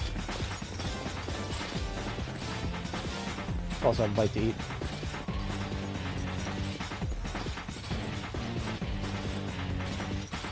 The only reason I put this track on specifically is because I actually thought that it wouldn't be... I actually thought that this would not be as long of an encounter. It does get a little repetitive, so I'll pick something else momentarily.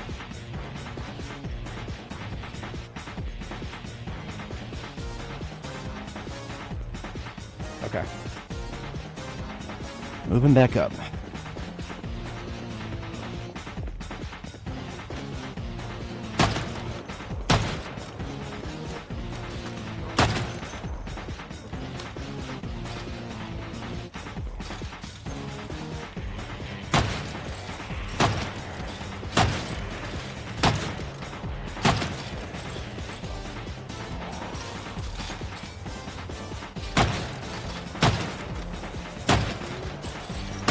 I feel like the carbine has been nerfed. I remember the reload speed being twice as fast.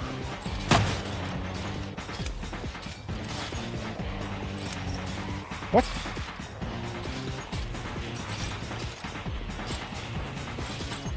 It was jammed twice in a row for some reason.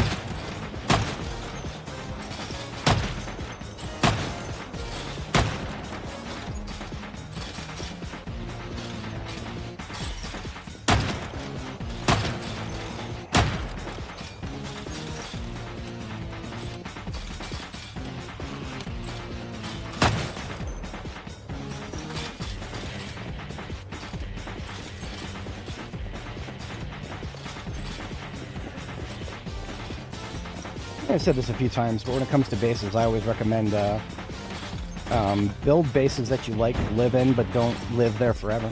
If you feel like you've run out of things to do in your current town, go to another one.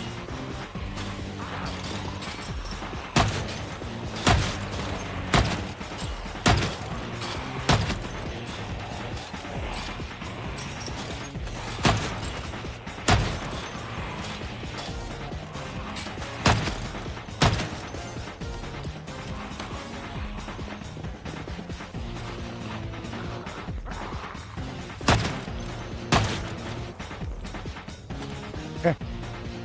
Good. Very good. Better than I had hoped.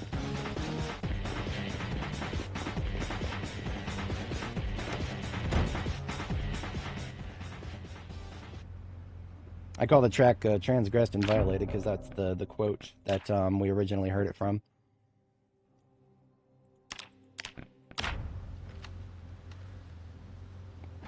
It's from a different video game. A classic.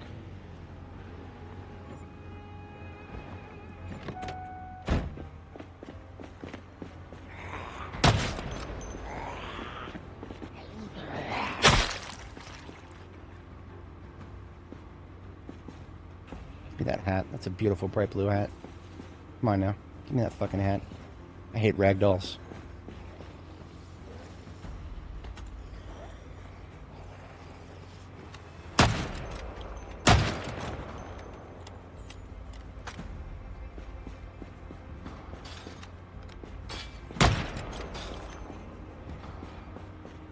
Fucking trees.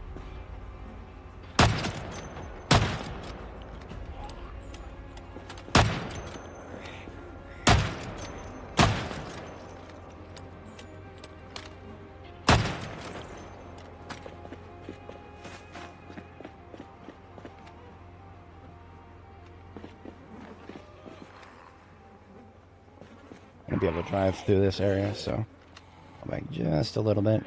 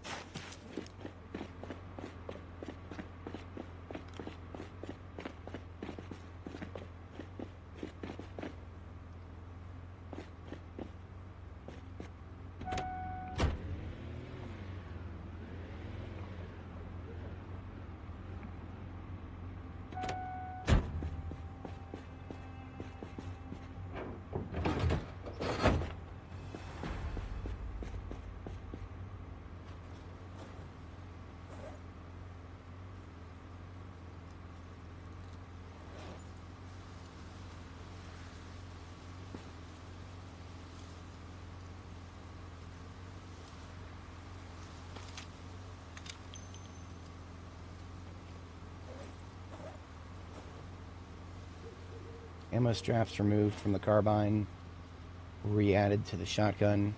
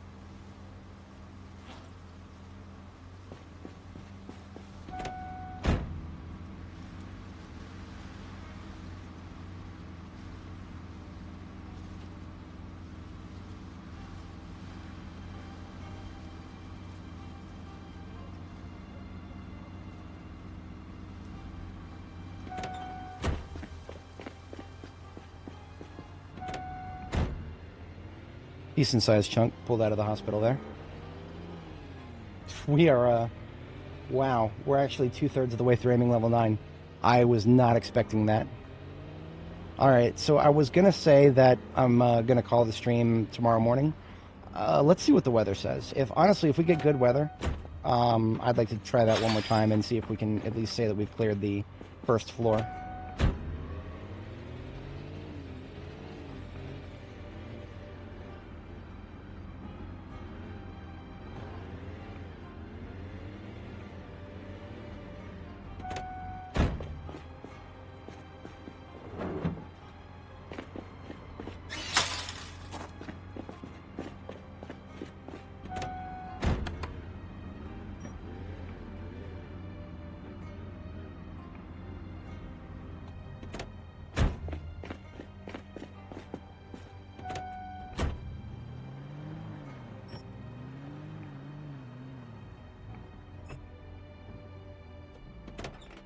Headlights. Don't leave the headlights on.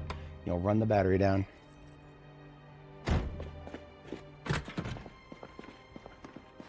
things considered, we didn't actually get that messy today.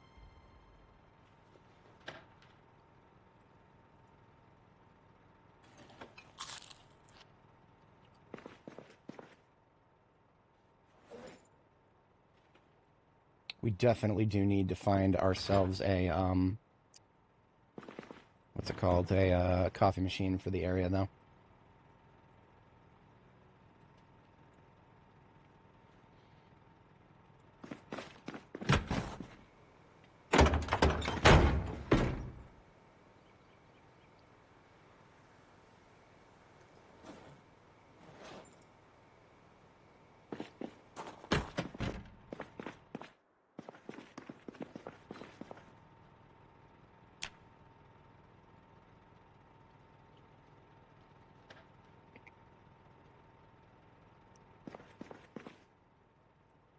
Alright, to pass the time real quick here, I've got some water here.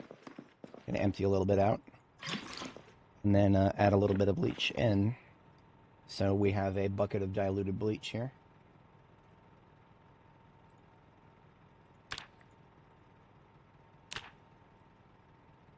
$100 is usually good.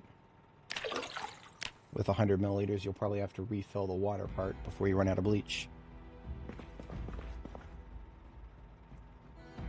And then we pick up the broom. Set a broom, chicka broom.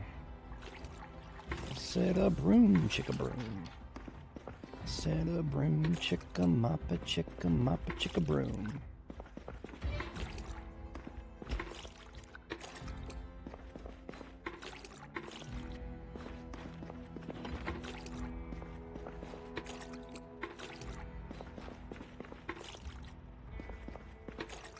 Regrettably, the doors will forever remain filthy, but at least the walls around them can become nice and clean.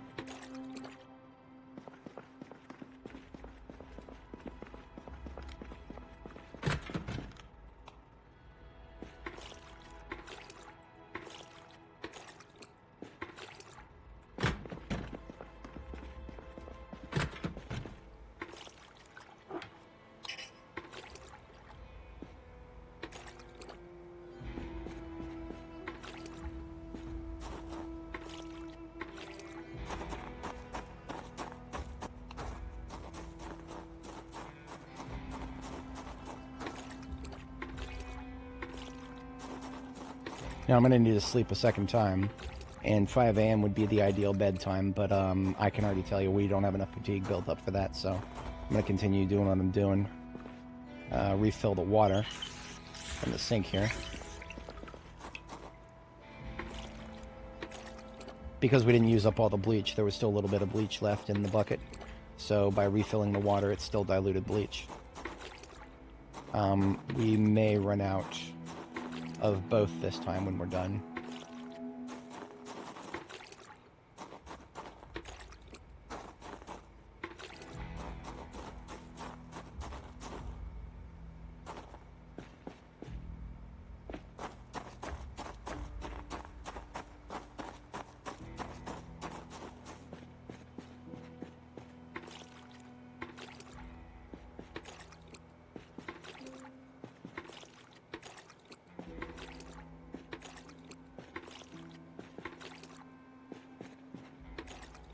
To this corner out here, and then anything left we'll use up in the bathroom area here. Still haven't decided exactly what I want to do with this. Our options are sort of limited because of the stairs, but we have a few options. Yeah, we could go through it. What the fuck? Why did the generator just go off? Oh, I never put... Okay, I'm an idiot. I'm a fucking idiot. I never put, I only ever put that 2 liter of gas into it. I knew I should have put more than $5 in. Alright, we'll just siphon some out of one of the vehicles here.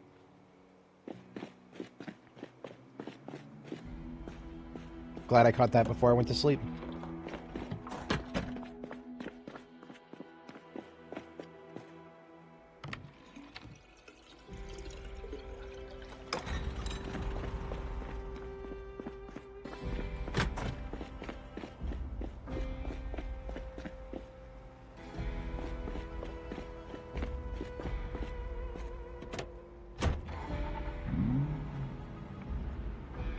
Go ahead and top off the gas tank here. Oh, not close enough.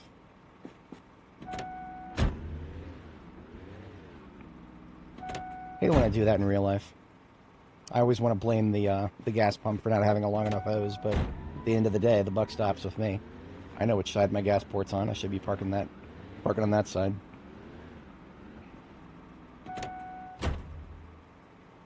Oh, fuck off! Is it not close enough? Come on now.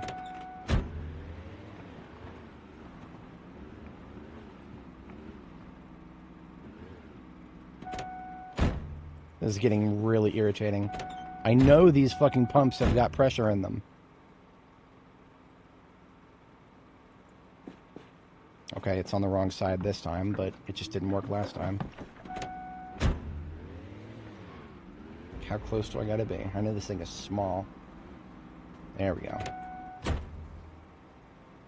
Okay, no, fuck you. Fuck you. It's on the right side, and the thing is powered. I am actually mad about it now. So is this what I gotta do? Indy Stone, what's going on here?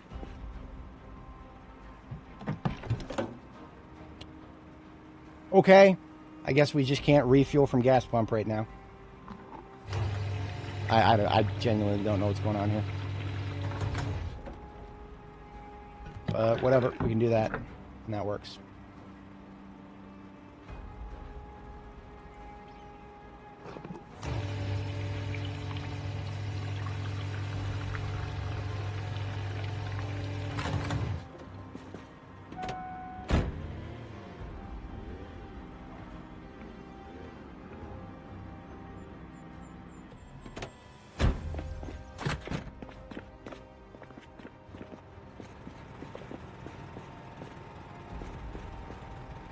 A little bit of, see if I can use up the rest of this bleach.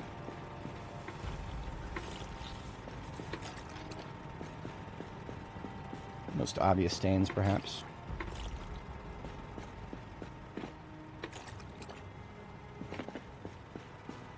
That's it.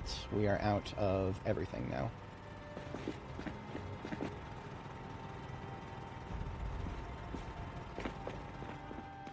and it's not really worth it to put together another bottle of, or another bucket full of bleach, because there's not that much left up there.